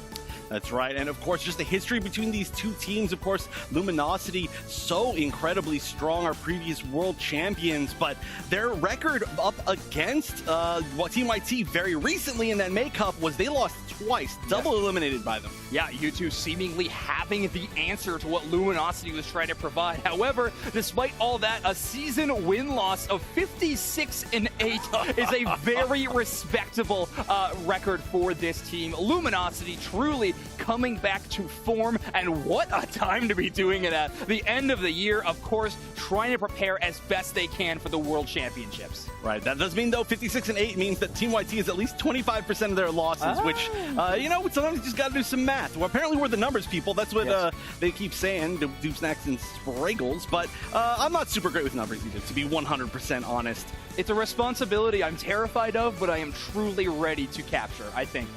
2 + 2, 4. See, I'm nailing it. Team YT on the other side of the stage. A solid team as well. Of course, Chaotic playing for a little bit more than just a spot in the winners finals here. Of course, Chaotic on this roster just last year, right up until the World Championships, until they were no longer there. So obviously, Chaotic wanting to play for just a little bit more. That's right. When we're going to see the bans come out, Lapras on the side of Luminosity and Dodrio on the side of Team YouTube. There are always going to be some very strong targeted bans against Luminosity. Yeah. Dodrio makes a lot of sense. And Slowbro picked first on the side of Luminosity as well. Yeah, and now this is opening up the chance for Overlord to get their hands on Zoroark with no Slowbro on the other side. Team YouTube going to stick to those comfort picks, grab the Alola Ninetales for Chaotic, get the Buzzwole for Fui. Now Luminosity starts getting to cook. Looks like we're hovering the Mew and the Blissey to round out the support core and find another piece of damage. Overlord undecided currently.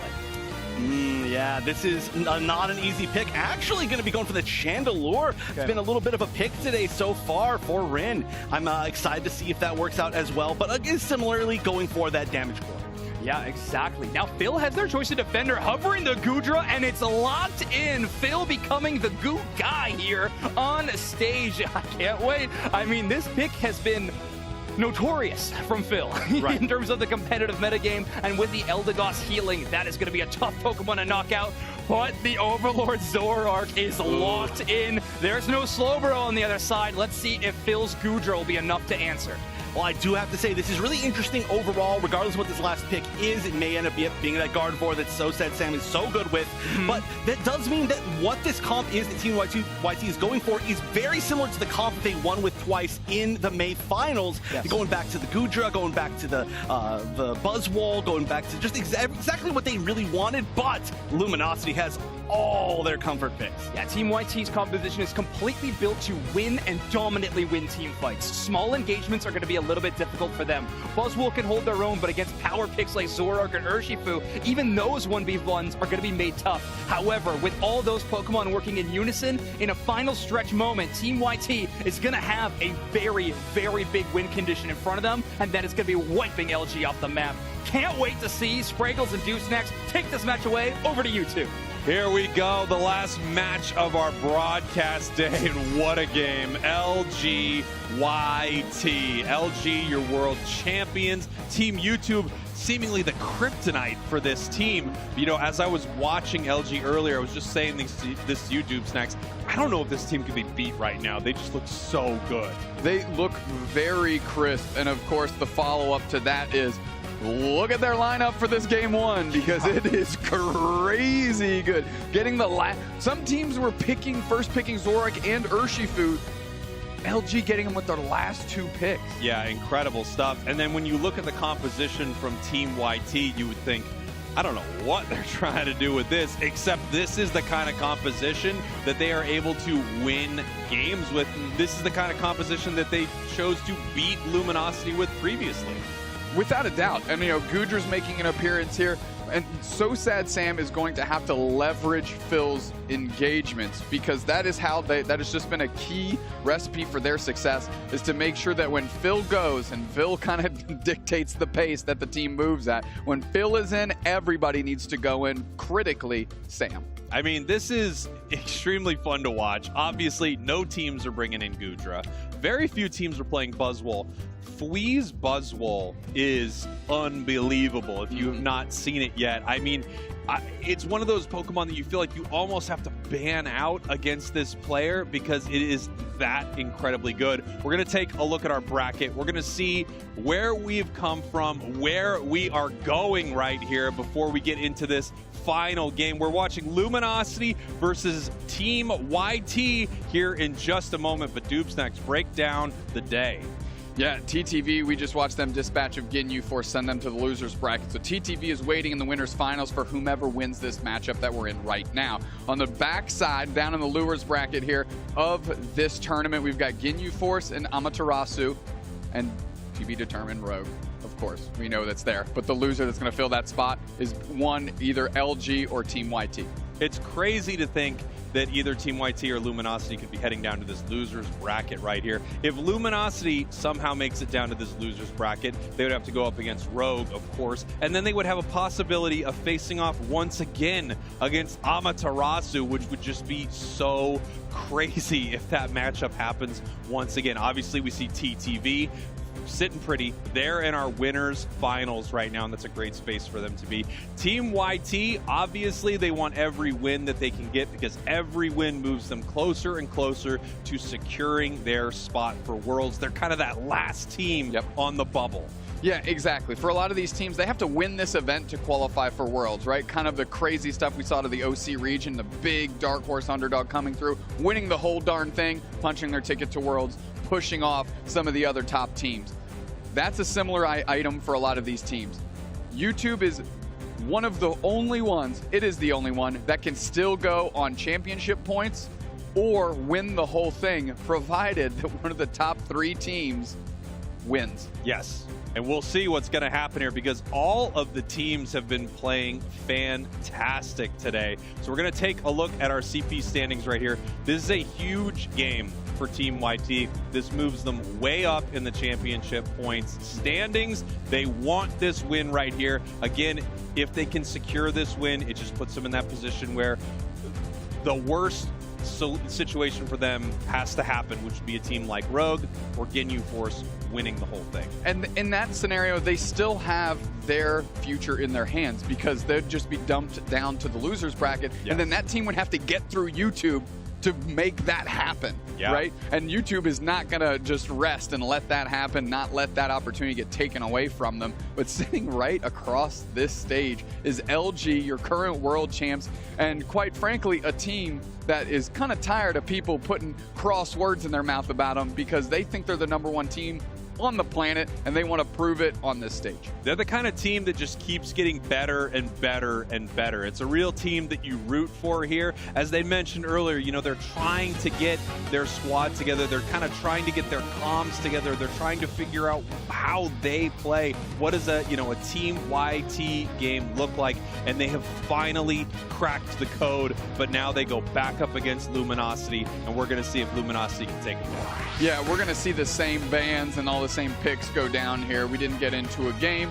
So what we're going to see is, of course, what we just saw. You're going to see Phil lock in that Goodra, which is a big question mark to me. Typically a unique pick that they can pick last, but because they committed to that, that gave LG the Urshifu and Zoroark Sprinkles. Yeah, these are big, big power Pokemon for the side of Luminosity. And you've got things on the side of Team YT that are very, very strong, but they're definitely not first picks. In fact, some of them aren't even last picks when you look at a Pokemon like Goodra. But Phil has been able to make it work. You can see he's got the Assault Vest on this Pokemon, just giving him that big shield so that they're able to tank a ton of damage from something like that Chandelure. Absolutely, but then that gives Overlord and Rin with a regular attacker or a non-special attacker to go into that. But again, we've gone through this. Something I mentioned earlier that I want to bring to everyone's attention here as we go into this game. Slash, known for their Blissey in Season 1, and they are going back to that well to make sure that they are having a stable piece of this core no matter what. And Slash, again, there are some players that just turn some Pokemon into something that is incredible to watch, and Slash does that for Blissey. Yes, absolutely they do. Slash is such an incredible player on this Pokemon. That is what they are winning worlds with, obviously. So bringing it back right here. You've got, kind of the super team, Luminosity. And once again, the question is Team YT their kryptonite? Is this the team that consistently can take them down, because they've gone up against them multiple times and Team YT has looked amazing? Yeah, I mean, LG is one of those teams, if you throw a 110-mile-an-hour fastball down the middle, they'll take it out of the park. However, all Team YouTube throws at you is slop. They're just throwing you the curveballs, the screwballs, the sliders. They are just nothing's in the strike zone. They're just making you hack and slash away to see if you can actually do something with it. And really, they are like polar opposites. You mentioned they are the yin and yang to each other in the NA region, and seeing them square off on the big stage is something that I am more than ready for. Yeah, I'm very, very excited for this matchup as we are getting into it. Game number 1, Luminosity, your purple team, Team YT, your orange team. Let's go, dude. LG, YT, going after it, and Team YT wants this in a big way. They feel like they can't be beat. Phil said they need to be afraid of me right now. Talking about the Trevenant, didn't bring it to the stadium. Yeah, you know what? Phil also said I need to be afraid of him. I mean, he was just making a lot of threats, it felt like. Like a cartoonish amount of threats. On stage, no less. Nice little engagement here. Buzzwell's forced to peel back. Gossifleur with the cover there. Good look on Pikadiff to make sure that Buzzwell stays standing. Take a look at this. Do we have Goodra invading the enemy central area here? I mean, this is a look I have not seen. So let's see what can happen here. I mean, it looks like it's going okay. It's really wasting the time of Bryn. Might even get the KO. Dude, let's go. I mean, it turns out you gotta be afraid. What's poppin', Slime? Goodra coming through, and they're making it happen. This is gonna be an easy KO for Overlord if they can get the follow-up here. No shot, dude. A little bubble action. How is Phil still standing, man? Come on. They're just chasing him down, wasting a ton of time right there. So much so that we didn't get to see Zoroark make it to a path for this fight. What incredible stuff for Team YT as they're pushing onto this goal, and this little candle is going to need to run here because this Buzzwell is just going to pick you up and set you down way back at base. And they're putting tons of points in here, and something I want to just shine a light on. Chaotic was in this bottom path alone and hit level 4 alone and was able to hold that goal zone alone. So tons of faith that they're putting in individual performances here to make the collective stronger. Incredible stuff here. And obviously we have that EXP share on the side of Team YT for that Goodra. So even, all that time, if they're not getting a ton of experience, they're still able to tick up that passive experience for their team. Very similar to what we saw earlier with a Sableye. Yeah, so now Phil's actually lagging a little bit behind, right? We know it's a 2-stage Pokemon to get to Goodra. They need to get that knockout to tick over into Sliggoo, and of course another one to Goodra right down the line. So they need to make sure, yes, Phil had a lot of great plays early, but they need to actually get them to the Pokemon they selected, which is Goodra. Whoa, real nice play from Overlord. I thought he was going to get caught right there, and he does, but still, real nice KO from Overlord as Luminosity continues to put points in this bottom path goal. Candle may be in a little bit of trouble as it looks like Blissey is actually being taken down right here. No, the slow smoke, and Blissey does not go down. Good follow-up by Curios. Again, sometimes the best defense is a good offense, and just laying in some overheat bombs there, burning down that grass-type Pokemon, make sure they have the space. Oh, that's a big-time engage off. We follow-up by Curios, and that KO gets them Chandelure, so now the pressure can be on. Slash is there for the support, and it's just poor Pikachu picking up a berry and trying to do their best here, but they are facing a lot of headwinds. Meanwhile, the rest of Team YT is on this basement Reggie. We're going to see if Elo and Rin gets into the mix. Rin is that single strike Urshifu, so they have to secure. They're going to charge up. They dart in with the Wicked Blow. Do they get it? They get a KO on Sliggoo. They're going to take that objective, and Rin showing up for just a split second, but making it count. Yeah, and that's what you always have to worry about when the enemy team has a Wicked Blow on that Urshifu. They can pick up that secure. They did just that. Really nice stuff from Luminosity here as they are winning now in top and bottom path. Yeah, and the Luminosity comfortably going to start working on this Regieleki. We can't really put too much stress because the range on Curios, they can go in on Overlord, but the damage is going to be like a critical mass. That thing hitting is huge, and they can still have an opportunity for a big overdunk for LG. Yeah, LG just deciding when they want to put those points in. Obviously, Fui finding Overlord right here. Nice big full heal. The combo between that and Curios, they are able to score right here. And it looks like they're going to give the points on over to Rin, so they can continue to stack up and get a big 40. Yeah, ticking over to level 10 is Rin. Big Unite move. Pikachu eats the Wicked Blow after the Unite move follow-up. And, of course, Overlord going to get credit for the KO. LG, man, you said they look tough to beat. They look unstoppable right now. They absolutely do. You know, I love the plays from YT early right here, but ever since then, it feels like Luminosity has just got their footing, and they are dominating. One real Pokemon to deal with is that Zoroark. It has just been such an incredible pick here for Luminosity. You've seen so many combos, so many moments where they jump in and just pick up massive KOs, and YT is going to need to figure out a way to answer that as they move in, trying to get a big one on Sam. Running out, are they able to escape? They are. Overlord makes it out of this fight, being chased down by Phil, but they just can't get all the way to Overlord as Blissey keeps them happy, healthy, and safe once again, jumping in unpunished. Those illusion iframes really saved Overlord there, and you know LG is feeling themselves because you actually had Slash go for the preemptive engage to open the door for Overlord to get in the back line in the Flux Zone, crash on top of So Sad Sam. So Luminosity is playing with a mission right now. Team YT trying to get some spacing. Nice little damage thrown in by So Sad Sam. The forts, Elo, and Curios out to the top. They use a Surf to buy space. Blitz Assistance goes in deep right on the engage. Can they convert on So Sad Sam? Cotton Crash comes through, but 2 players down for Luminosity. What a heck of a follow-up. Wicked Blow comes through. Chaotic still standing. If they can get a follow-up support, they're actually going to take it out on Rim. Chaotic on this A9. You slept on it before. Don't sleep on it now. Holy smokes. You want a script that just got flicked. You're finding yourself upside down right now because Team YT just beat LG down, son. Yeah, they did, but here comes Overlord right back in this fight. Team YT is going to need to peel back right here. They're in a lot of trouble. It looks like the Goodra is going down and the rest of YT is actually pulling back, but here comes Overlord once again. Not going to give this up, looking for another KO, and they get one. Rin jumping on in here with the Urshifu with the Wicked Blow. Another Overlord KO as they just continue mowing through the back line of YT. The lead that Team YT had just picked up for themselves, or at least the comeback experience that they did, just hemorrhaged back into the hands of LG. They stayed way too long. They should have known Overlord was coming back to press some buttons on them, and that's exactly what happened. LG counter-punching the counter-punch and getting themselves some KO. Incredible. Another catch here on Overlord. One thing is for sure, Overlord is an absolute monster, but they know this. They are watching this Pokemon. They are watching this player. And they're trying to do everything they can to shut that Zoroark down, and they've actually caught it more times than I would expect. Yeah, and the biggest thing on the map is So Sad Sam, level 13. However, Team YouTube sitting at a paltry 68 points in the face of 226. So yes, LG is getting some KOs. They are catching Overlord, but it's not showing up on the scoreboard here. And now LG is going to be able to take this Regieleki at the low, low cost of free. Yeah, this Regieleki going to walk towards that tier 2 goal zone here of YT. Luminosity way ahead on the scoreboard right now. Team YT needs to win a massive fight. There's really no other option for them at this point. They're way too far behind. Even though they have a tier 1 and 2 goal, they could, of course, you know, put 100 points in each one as soon as we hit the 2-minute mark. But really, it feels like the only shot they have is beating them in a big fight, which they've done a few times in this match. It could happen, but they are behind. They are behind, but they are right there in levels, Spraggles, and that is what's going to be important now.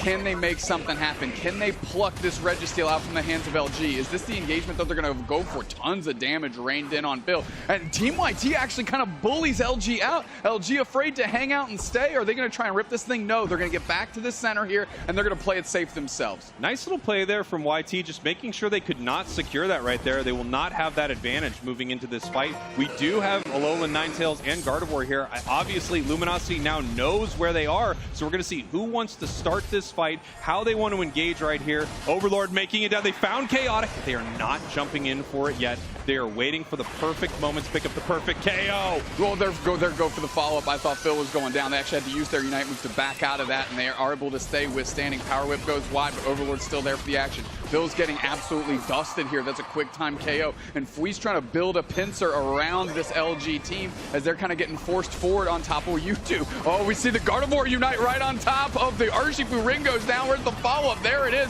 Keep going through. Overlord so low. Are they going to get KO on that? KO streak of 2 before they go down. But now it's so sad. Sam and Chaotic, they've got to reset themselves. Fortunately, Phil is back in the middle. Yeah, and it looks like there's nothing Luminosity can do right here. They also don't need to, right? They are ahead, but they can't take this objective. Urshifu coming back right now. 8 seconds until we have Overlord back on this Zoroark, and these teams are going to fight again. We still have a Unite move on Chandelure and a Unite move on Blissey. That Blissey Unite move is so incredibly important because it can save someone like Urshifu or Zoroark as Buzzwole moves in. They want Elo right now, but nobody's there for the follow-up, getting chipped up a little bit. There's the Chandelure Unite right on top of Phil. Tons of damage getting shelled in, but not a KO on them just yet. That finally they go down. 2 players down for Team YT. LG's looking for more bodies for the follow-up. It's Overlord. They want So Sad Sam after the Blitz Assistance follow-up, and they get it. And now it's just Fui that's looking real low, and that poor Pika Dip that's getting hunted down as well. And they are stopping on that Cotton Ball. And now it's just Fui standing. Luminosity's going to score. They know they've got the lead. Let's push that thing because Team YT is out of time. That's right. Luminosity taking a huge fight and a huge win here in game number 1. And they take down YouTube. YouTube just not able to make anything happen in that final fight. A couple amazing catches there from the side of Luminosity. Luminosity really, again, looking good on these comfort picks that we've seen them over and over again, these powerful Pokemon. You have to give credit to Team YT, though. They were finding opportunities left, right, and center. When they could get a catch, they caught them and then converted into the KO. That's huge. That being said, sometimes going so far off the reservation gets you real lost instead of gets you somewhere you want to be. And I think maybe the goofy shoes turned into gooey shoes, and that didn't quite make the results that they were looking for. Yeah, absolutely. That was a wild match there. I love what Team YT was bringing, but it looked like LG just had an answer for it. I don't know if we're going to see the same sort of, unorthodox composition from YT, but I have to hear what Zoinks and Wonder Chef think of that amazing game number 1. Gentlemen, take it away. What a start to our closing game of day number 1. Luminosity with an incredible win. I mean, I don't say this too often, I really don't, but I do think Luminosity won that game in the draft screen. I have that belief, and I really do think LG has such a strong composition. Team YouTube tried to find a couple answers, but they didn't break 100 points on this matchup. I absolutely agree. And, Spragle said, are we going to see them do anything different, bring anything different? I think it's more about almost what you can take away from LG at this point, because they were just getting all their comfort picks, and you've got to throw some sort of wrench in their plans. So already it was looking amazing. I think there's one Pokemon that we might focus on a little bit right here, and that is Blissey, because we love Blissey. No, it is honestly, though. True. I chose the lowest number there, but that is honestly the highest number. That is an incredible amount of healing. We should focus on that. But also, of course, Overlord on that Zoroark. Unbelievable. Clearly a reason why we've seen it banned so much. I mean, great damage on both sides. This was a brawl of a game, by the way. This was I don't even know. No peaks involved. We just a few moments ago called TTV one of the safest teams we have. These two teams are the polar opposite of that. All gas, no brakes. Team YouTube and LG are going to be charging against each other for those team fights. I mean, very solid performance from Fui on their Buzzwole, having over 80,000 damage. We're going to take one more look at that game so we can really take this one a close eye after this match.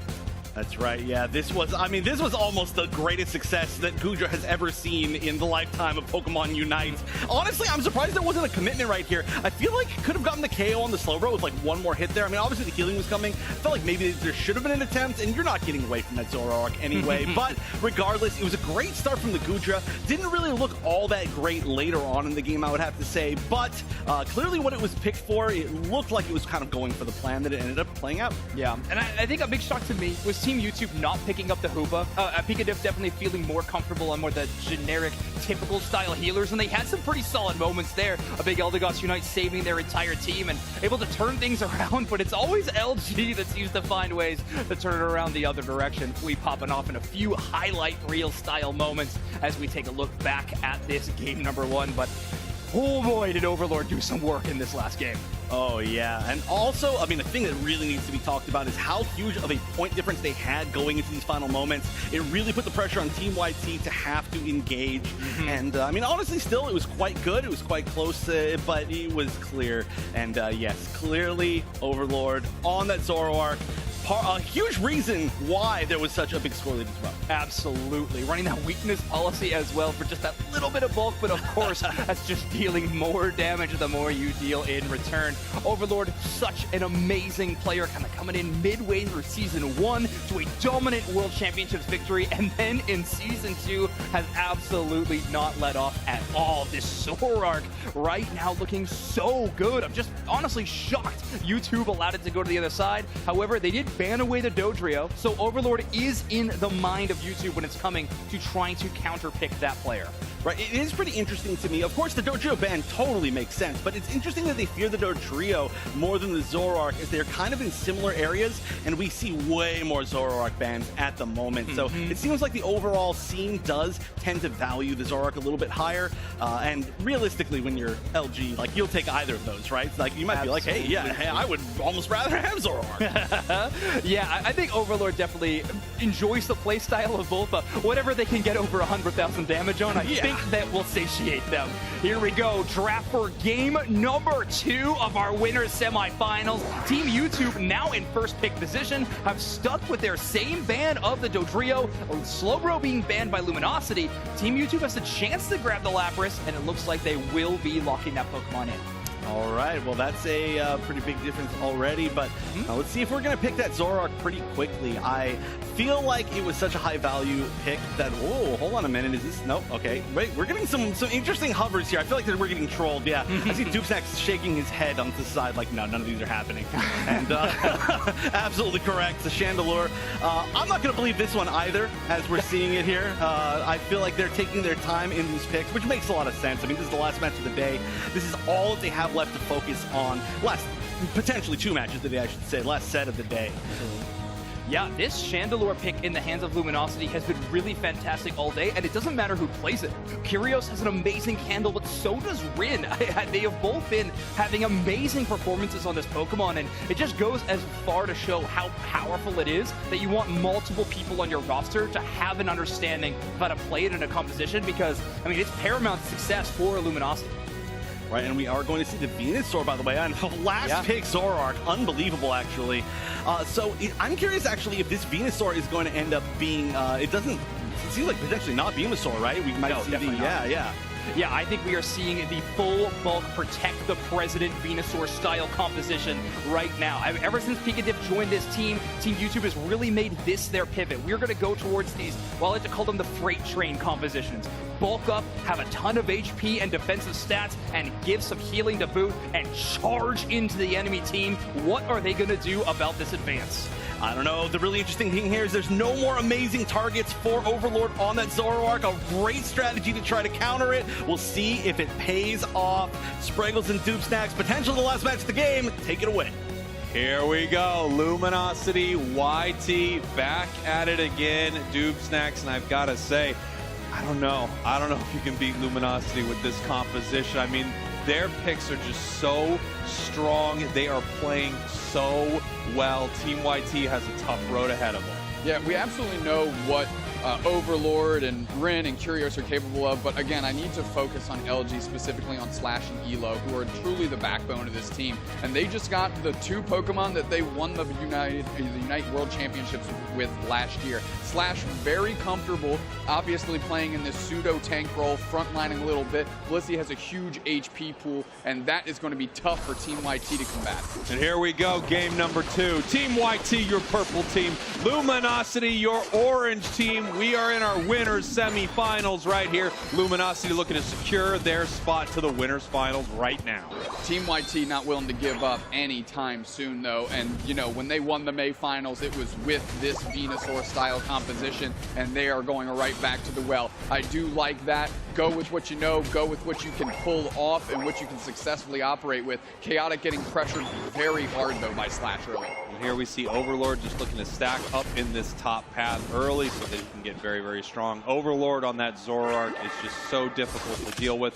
We'll see if anything that YT has can really shut it down, because they couldn't last game. Nice play, but it got caught by the Lapras. Yeah, good KO by the Lapras here. Fui really playing this, as Zoinks point out, brawler-style Lapras, able to get that KO. The Astonish goes wide, doesn't lock anybody down here. Pikadiff really needs to evolve to this Eldegoss, because that's critical to get So Sad Sam online. And here we go. We see Chaotic still not level 4 yet here in this bottom path. That is super unfortunate for the side of Team YT, as here comes Rin, just able to Wicked Blow and take all of that. Overlord moving on in to pick up a big kill, but misses their combo. But you know what? They'll score a ton of points instead.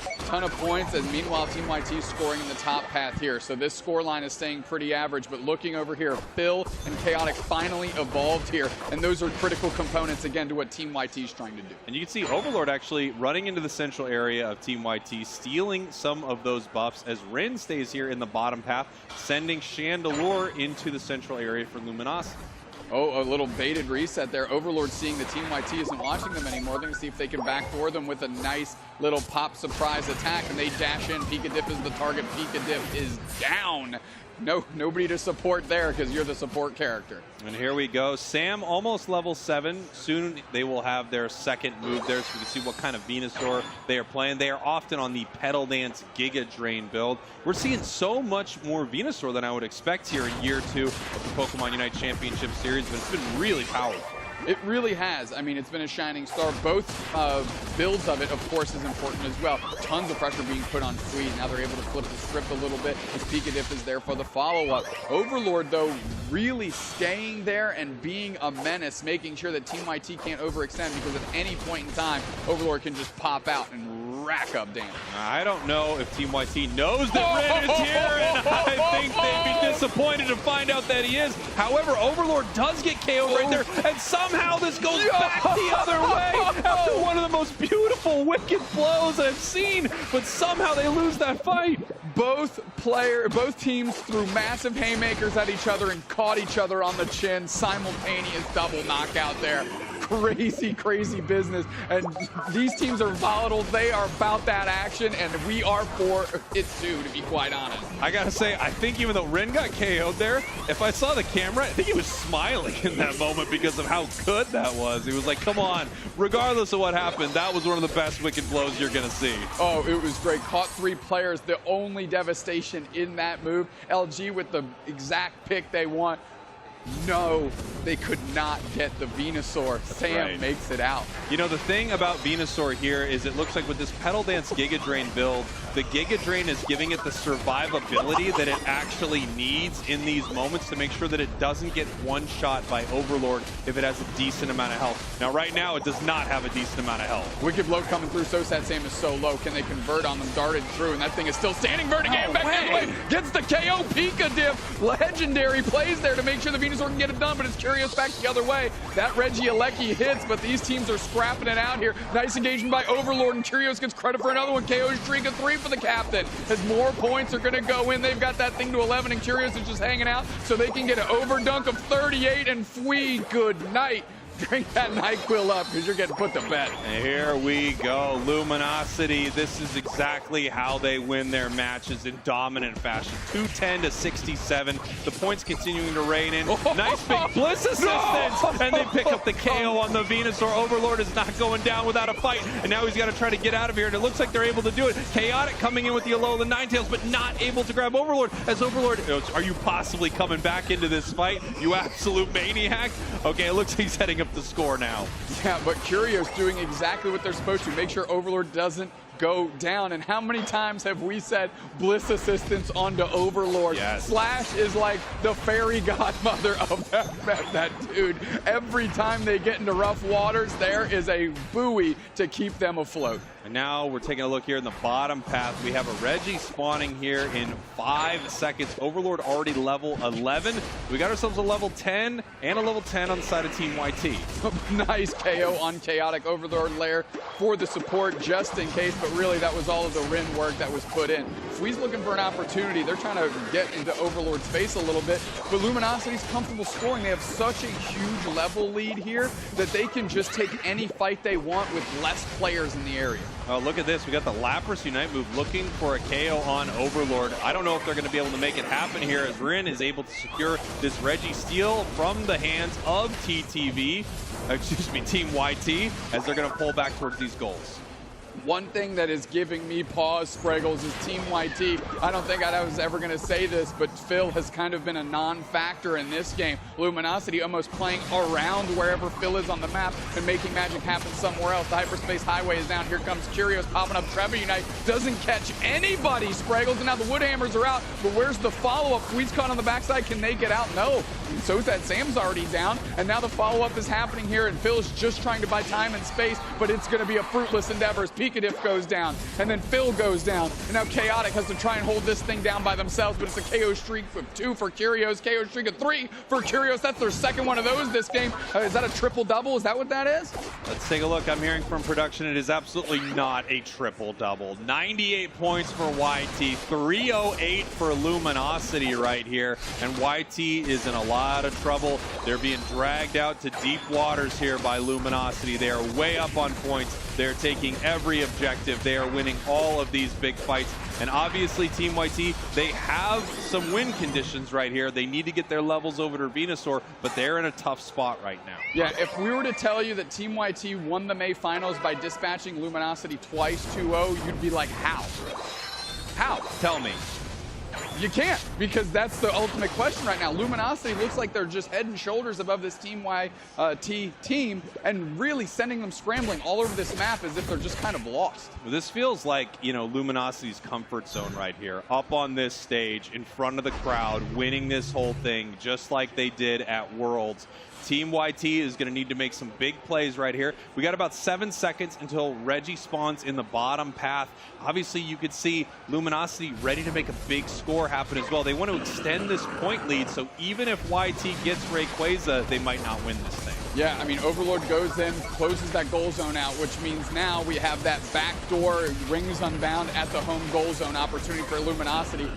Team YT takes that objective. Luminosity really doesn't care. Yeah, Luminosity does not obviously want them to have the objective, but at the same time, they're like, yeah, this is fine. We're up by hundreds and hundreds of points right now.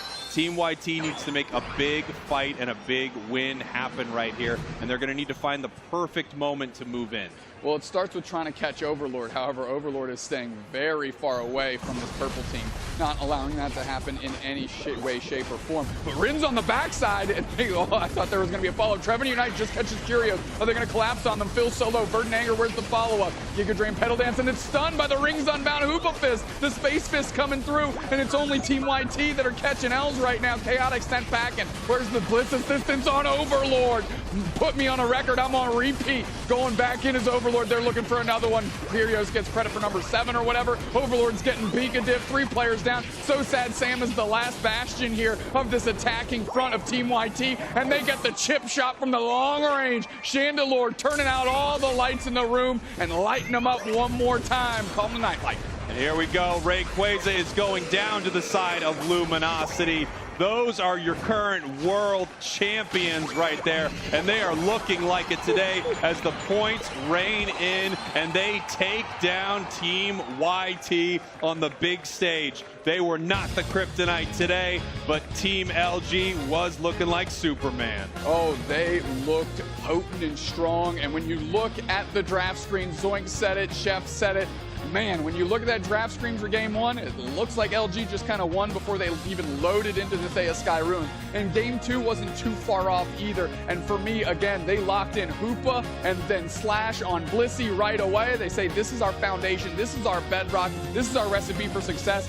Bang, big time win. I mean, it's a tough game for YT there, but they are going up against one of the best, if not the best in the world right now. They're going to be heading to our winners finals against TTV. That is going to be an absolutely insane game. A lot of love between these two teams. Obviously, they've been going back and forth all season.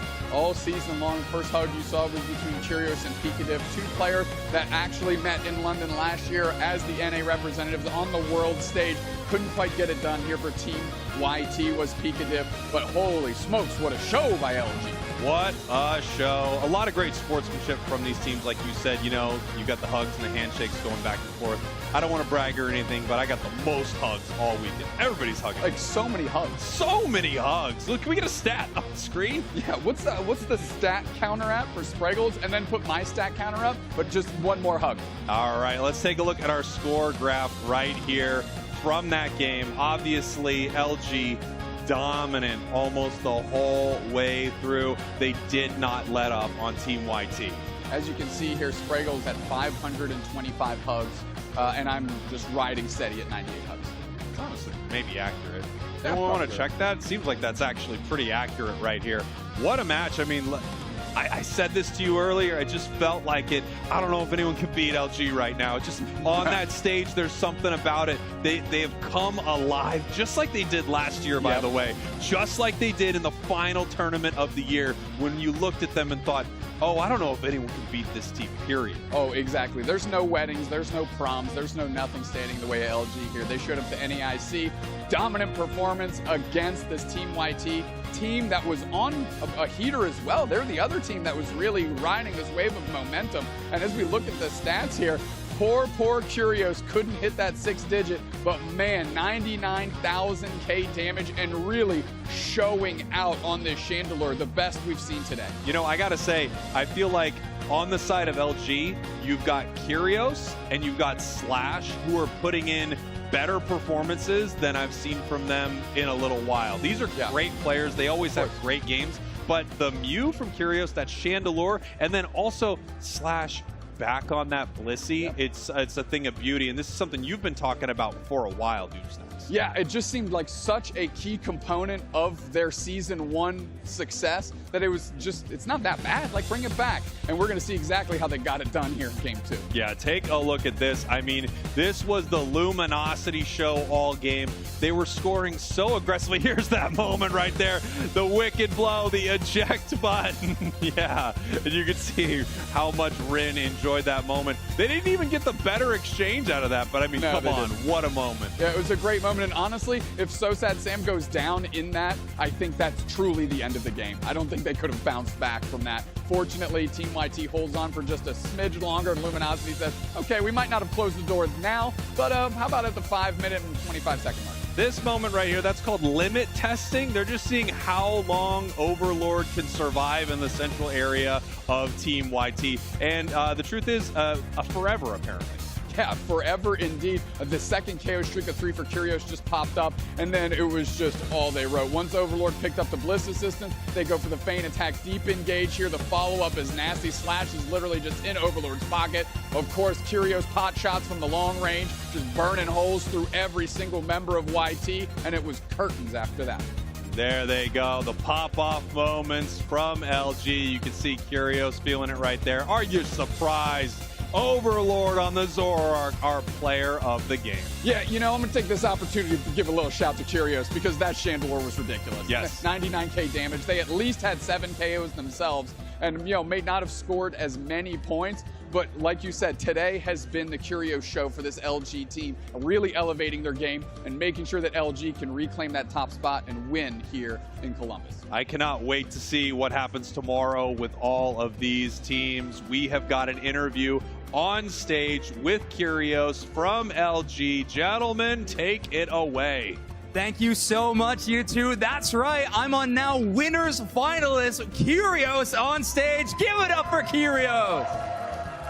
Now, an amazing game from you. 99,000 damage on your Chandelure that game, looking exceptional. LG looks better than ever this tournament. What did you do to prepare for this regional final?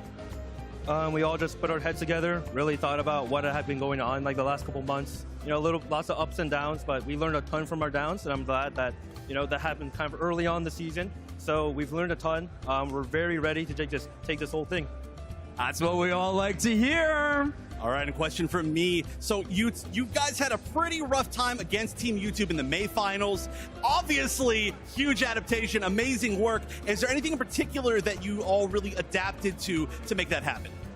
I think what works really well for us is understanding their comfort picks and our comfort picks. So a lot of teams just have, you know, certain mons that they just do really well on. And they have just so many reps on it, so many games that if we give that to them, it just like kind of plays into what they want. So we kind of played around not only getting our own comfort picks, you know, the Urshifu, you know, the Sobro, but also taking away a Chandelure, which is like a key kind of part of that.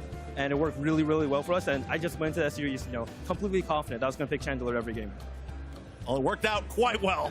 It sure did. Amazing work. Congratulations on making your way to winners finals. And I know everyone is excited to watch LG competing. So good luck in the rest of your run for your tournament. Thank you. Appreciate it. All right, we are going to be having a bit of a bracket update, so let's look at the top 6 teams now as we've eliminated 2 have went home, and 6 teams are still competing for our regional final champion spot. That's right. There's only 6 left, and a few of them are in the losers bracket. There's not a whole lot of life left for them, but this is a huge losers run for one of these teams. Yeah, we're competing for world spots, but also for the $50,000 prize pool. Of course, first place taking home $20,000 of that. I know everyone is going for world slots and with the money as well. That's right. Some of our teams have already decided how much money they're making, but we are getting into the big money.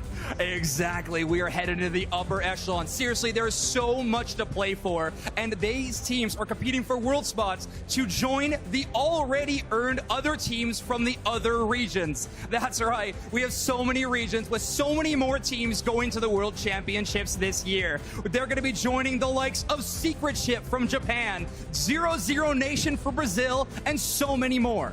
Oh, I'm excited for some of these teams. Like, for example, Legends Reappear, an amazing kind of underdog story from OC. We see Entity 7 that we actually just saw playing a grassroots tournament against Amaterasu. I feel like the world is at such a high level. I cannot wait to see Worlds. I am so excited to see intercontinental competition when we eventually get it, but right now we are in the thick of regional competition, and North America is delivering with some of the most exciting Pokemon Unite that I have ever got to see. The comfort picks, the counter bans, NA has been delivering so far. Oh, without a doubt. And one last shout out to everybody out in the crowd who has been here all day. Even if you haven't been here all day, I know a lot of you have. Everybody at home as well. I know that everybody has been here for a lot of Unite. There's still a lot more over the weekend. I am so thankful that everybody's shown up, and of course, all the players so far. Of course, we've had an amazing day of Unite, but that is a wrap on day 1 of the regional finals for Pokemon Unite here at NAIC. 6 teams are left, but only 1 can go home tomorrow with the lion's share of the $50,000 prize pool, the trophy, and the spot at Worlds.